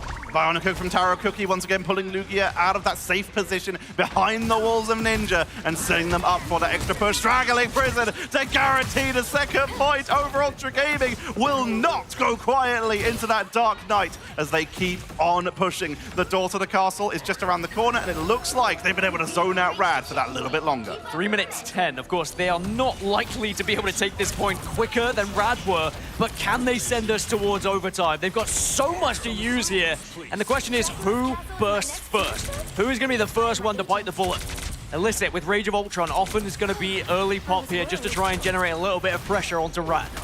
A lot of extra push coming in here. That Rage of Ultron, like you said, at the ready along with Kraken, Impact, Invisible Boundary, and Cosmic Yard up on fire! Used at the same time by RAD! Immediately Rage of Ultron and Fate of both worlds used by Over Ultra Gaming. It's full defense to try and tank through with Meteorite from Lugia in the doorway. Tries to find Illicit in the sky! Everyone panic down! Ninja's barely up and holds it through. Taro Cookie has the Kraken Impact at the ready, but it's going to be a straggling Prison from Ducky that secures the defense for a moment longer. Disaster does go down as well, had the Karmic Revival, but not able to use it. OUG will have to reset. Back to spawn, just go. Do not risk it. Don't give anything else to RAD as everyone panicked, everyone dropped the ults there, and there's still going to be a couple left for RAD to work with, as do OUG. It's going to be Kraken Impact on both sides. Disaster, he switches off. He says the Atom's not worth it. And instead they switch over for the Rocket. It is about just trying to guarantee this third point here and trying to ensure they send us to overtime. They sacrifice the Atom ult. They're not believing in the amount of healing it could offer without an Ultron team up because Elizabeth swapped over to that Elsa Bloodstone. Disaster on the Rocket is going to give so much more healing, at least in these team fights, especially when they're grouped up. And that Cosmic Gun Amplifier does charge quick, but it might not be available if Crazy Kitty's able to find the pickup, but he will not find the finishing blow. They're still going to try and commit to this as Kraken Impact comes on out from Taro Cookie, turns it, takes out Crazy Kitty, but it's not a reset. It was not dropped on them. Crazy Kitty will return at the Rebirth Beacon, but Over Ultra Gaming still think that this is a fight. OUG doing very well to stick together. Don't put themselves out of position, but the hook, but the instant bubble into the Seer now as OUG try and climb these stairs effectively. RAD have been able to drop away, but Smash gets another one. It's Taro that goes down as Smash MVP for me without a shadow of a doubt, constantly being the thorn in the side of OUG. Ducky Balls once again able to zone people away from their healing as Over Ultra Gaming are eliminated from the board. Everyone falls, and it's now time to regroup with a minute remaining. Even if Over Ultra Gaming are able to push on in for this final point, it will almost certainly be overtime. They will only have the basic minute left to try and outpush RAD, who had 2 minutes 43 seconds left at the end of their push. They've got Invisible Boundary and the Kraken Impact. Are you ready to go again and again? Meteor M is going to be there for Lugia to work with too. Ultra Gaming do finally build up some ultimates to go at them here in this final push, but Ducky with a strangling position to start us off, and now you'll see the Meteor M come out as a reply. You do hit Smash, that's huge. Battle Rebirth Beacon brings them back, but it's not so lucky for Crazy Kitty. Lugia looking for a target. Anyone will do. It's going to find a little bit of damage onto Wen Shuyan, but he will tang on through. Lugia falls, and Over Ultra Gaming in the neutral are taking a stand. They're able to track down a couple more members. Ducky falls, and Smashness needs to make sure he can get out, but no, he gets staggered out one more time, and we hit the overtime. Over Ultra Gaming, if they all go down or step off that point, it's going to be RAD moving on in the bracket. If Over Ultra Gaming can push on in, the hope stays alive. Crazy Kitty on the flag link for the opening, but Illicit has them marked beautifully. The Glartrox is at the ready as they look for an opening. And this is overtime, but can we go to overtime here for Over Ultra Gaming? It's going to be just so much overs, or will it be over, as Ninja's going to be the first one to pop clobbering time. Sia is the response from the side of RAD, and now again and again we go as OUG will come crashing out of the tournament. RAD get their win, and OUG go home. Smashness with the Kraken Impact at the end to show that what they've shown repeatedly.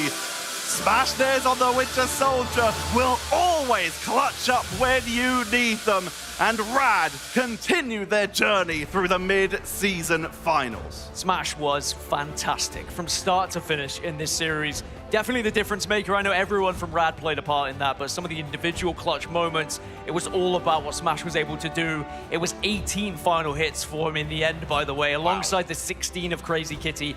These two duelists can definitely go far here alongside the rest of the RAD squad. I would be terrified to play them in this lower bracket.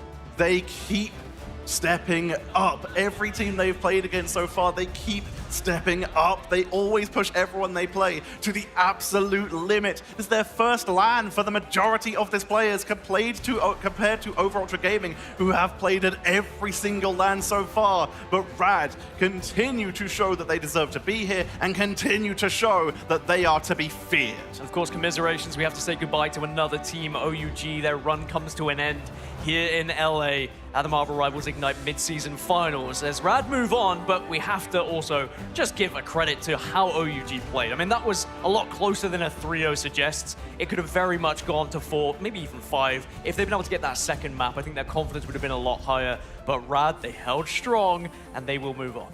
OUG continuing a very proud tradition of putting on some of the best games at the tournament in the early stage and yet not making it that far, sadly.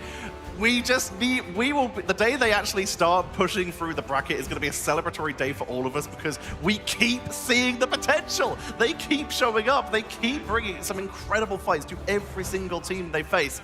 But overall, RAD with a very well-deserved victory here. It was. I think that RAD, in the end, they were a better team all round and they had those individual moments, which sometimes in these very close, tight-knit games, it does come down to one individual stepping up when you need to. And that's exactly what we saw from some of those guys. As RAD continue their journey through the bracket, let's hear from them as we head down to the stage with Cozy for the winner's interview. How are you doing, Los Angeles and viewers at home? Of course, we have to welcome to the stage Smash. And Smash, like a championship boxer, you're getting better and better the deeper these rounds go. I have to ask, walk me through the team in general and how you feel, because you seem chill as a cucumber, my man. I feel like we're just getting better as the tournament is going on. We understand the meta like better and better after every match. Yeah, I hope it keeps going that way. Well, listen, I mean, when you look at it in general, you're going up against either VP or Navi, right? I mean, EMEA versus EMEA. You know these teams very well. Which one are you looking for, and do you think this team can easily run through whoever's coming down? I think both teams are very, very strong. I do think we prefer VP just because of the way they play. Yeah. I have to say, I know this is your first LAN, but at this point, you've sped around the emotions of it. You pretty much have made up for it because you're going just morning to dawn, morning to night. How does it feel going through, seeing crowds, greatness, and everything from it? How is this LAN experience for you and the team? I mean, it just feels surreal to be here. I've been competing for like, what, 8 years? So yeah, it's so crazy meeting everyone and being on stage and actually being the person like playing. Well, thank you so much. Again, give it up for Smash. Throw the emotes in the chat. We appreciate you so much for coming on. Desk, break down the action. It's been an incredible day. What do we got? Thank you so much, Cozy. Well, congratulations to MRC, now all the way into the top 6. Guaranteed here for RAD. Taking down another veteran LAN roster we saw earlier on with Reject, and now you also see OUG falling by the wayside. And RAD, they looked on top of the world here. Like Smash Dares said, better and better each time that they play. Him in particular, 3 maps, easy 3-0 and 3 MVPs to boot with a 5K on Hella, which even though you've got OUG trying to go to these maps to try and catch out RAD, whose results on this map have not been the best despite it being a map choice for them, it's really just a shame for like OUG, for both them and Dayconics, the China region, not even leaving without a map win, never mind a series, right? These kind of games, you just want to hope to see a little bit more, because we see glimmers, but we haven't quite seen just enough to actually pull a map over the line. Like Askin was saying, that second map really should have gone their way. You know what? I think that makes a great point. This is truly a game of inches each and every time, because when you look at the big picture, someone like RAD that's beaten VP, I mean, OUG took RAD to the limit several times, and I don't think people realize just how close these teams are in talent. It's just having that it factor, that special something that it feels like, at least for now, at least the teams coming from China, we just haven't seen at LAN. So, right, VOD, I mean, OUG, they can go back, they can be proud of the way they play, but ultimately did not show on the win-loss column. Yeah, and it's crazy to think that like RAD is the one taking out the entire Asia region at this point. True, right? yeah. Going down through China for Iconics, then Reject, now OUG. They're eventually going to be having to take on their own region against Virtus Pro, or will be Na'Vi, probably Virtus Pro from what we've seen. And we've seen them before, Ryan. They took them down in the Stage 1 or preseason playoffs and looked pretty good before. Yeah, it's PTSD potentially for Virtus Pro, and they seem to be just getting that in droves from RAD. But like, I guess just final thoughts for like OUG. It's nice to see like Taro still be able to perform as well as we've seen. It's just when we saw them at Grand Finals, even with substitutes taking a map off the majority of teams and just having a really good like way of playing, they're going to be just really sad that the first day that they play, they're out pretty much instantly up against like Swamp Gaming and RAD, who are both dark horses for this event, right? It's hard to get a gauge on how well they play, especially with all of the team-up changes. Yeah, certainly, and sometimes it just comes down to who you end up matching up against. Again, we saw the stats last match. Here they are again, and the stats have shown well for OUG, and ultimately, I think you put it best, Vaughn. Now we can say Jin Ji is looking to be the American Slayer, and if you look at all the Asia region, that's going to be going over to RAD. So if you're a fan of those two regions, I mean, looking at it, Vaughn, what sticks out to you from this match? I think the big thing is, like, you can't allow Ducky to have Groot on almost any map, right? He is the just prodigy that we've been expecting to perform. We saw it in the Stage 1 in preseason, now here on LAN, the same as before. But Smashnez and Crazy Kitty as a duelist duo is also something to talk about. 18 finals that we saw in that game for Smashnez. 31 average KOs is insane. I just talked to him on stage. I was like, how are you feeling? He's like, pretty good. That was great. Yeah, it's Smashnez. Yeah, another day in the office, right? Just winning another win in the column at LAN. Yeah, I can't wait if we ever get to see, a little bit more like potentially like RAD versus Swamp, like just the trash talk between Smashnez and I think like Skagenji of just like how polite they've both been when they've been like in these interviews, like, hey, how's it going? Good, thank you. How are you? It feels like just these kind of games, like, but in the server, they're both demons and monsters, and you're scared of them. Yeah, Grand Finals brought to you by Disney themselves, right? Because last year we had Na'Vi at least had some Trust Me versus Sparker. Yeah, if we end up having something like VP versus, Smash there, it's just going to be handshakes and smiles. I mean, but yeah, in the inner side, ranked demons, inner demons, pro demons, that's what we're seeing from them on stage. Listen, I mean, the whole day, start to finish, I think, showed exactly what we thought we were going to see. There's nothing better than putting the regions to the test. And Vaudable, coming away from day 2, quick takeaway that you saw and recognized from it all as we do take a look at our bracket. Yeah, I think, looking back at how things progressed throughout the day, Na'Vi just seems to be one of the top contenders for a grand finalist, right? Didn't break a sweat against 100 Thieves and were able to take that in stride. Virtus Pro, there's still some questions about them dropping their ever first domination map on LAN, and after the middling results from the preseason in Stage 1, you got to question, can the world champions do it again? Yeah, and listen, if it was about battling the regions today, tomorrow, it's looking right like it's some more familiarity. We have a lot of the same region battles, obviously with Na'Vi and VP. I mean, what sticks out to you? I mean, just the upper bracket final, either be Na'Vi Virtus Pro or Liquid Citadel, Swamp Gaming. Like, you couldn't have a better start to that final day on Saturday. And it's going to be a long one because you have the upper bracket, lower bracket, and then the grand finals all in one go. So it's these games, right? Like Team Liquid Citadel consistently beating Swamp Gaming in preseason, in Stage 1. Well, Virtus Swamp Pro, Gaming took one. yeah, but like Na'Vi have been consistently beating Virtus Pro recently, but on LAN, it's a very different story. It is. What did we say yesterday, Vaughn? Expect the expected. I guess right now when you're looking at how this has been shaken out, but definitely in that lower bracket run, that's where we have the potential for some of these teams, these dark horses, as you will, to shine. And it's funny that we're even calling something like RAD and Jin Ji talent-wise a dark horse ride. And it's also like you've got Jin Ji and RAD waiting in the wings for those upper best of threes, but then they have to go again for that semi-final that is also tomorrow. So it's like, if you see the likes of Virtus Pro losing, they have 2 other best of 5s to play after that, at the very least to try to get to that final day. It's a hell of a gauntlet. Yeah, Bob, that's a great point. Day 3 is going to be absolutely, I think gauntlet was the best way to put it. If today was a marathon through it, tomorrow is going to be the exact same, but gauntlet-wise, because you have to continue that success and that perfection. That's why LAN's different, right? It's just a completely different environment. Not only, obviously, physically what it takes out of you, and Vaughn, you said it perfect. RAD has been playing all day. So long. They haven't even been at the hotel. It's just been here. Yeah, it's very interesting, too, because, like, with Season 9, we have the new team-up changes and everything that's been happening with that. These teams have had to adapt and learn and overcome. But, I mean, talking about the team-up changes, I noticed that you got something hidden under your jacket there, Cozy. What's going on over there? Some are, I showed it to Ji Young himself here. Listen, Guangguang, I think, says it best, right? He said he's losing hair, bringing us these challenges and these balance changes. And then we have now, obviously, if you've seen Ji Young here on the campus, well, he looks something like this, I think. But either way, they've been cooking. I mean, can we talk about the team-ups and how they drastically have changed kind of what we all thought was going to happen? So, because he's essentially bald now from the picture, he's now making like amazing balance changes that we all love and adore. I mean, just get rid of it all. Like, the wavelengths for the brain are allowed to be a little bit more free. And yeah, the changes have been pretty much spot on. And I think that's one of the things that OUG could not really get the most out with. Even with Dennis's help, it felt that RAD very much can play to the strengths of that. Yeah, absolutely. I mean, listen, the Kingpin special, by the way, is what I like to call that. But either way, our schedule tomorrow, we have an absolute heater built up for you. And I have to say, from start to finish, you will not want to miss it, whether you're here live in LA or joining us across the world. Navi VP to kick it off. Are you kidding me, folks? As we take a look at all 5 matches. A big thank you from us here at the studio in LA.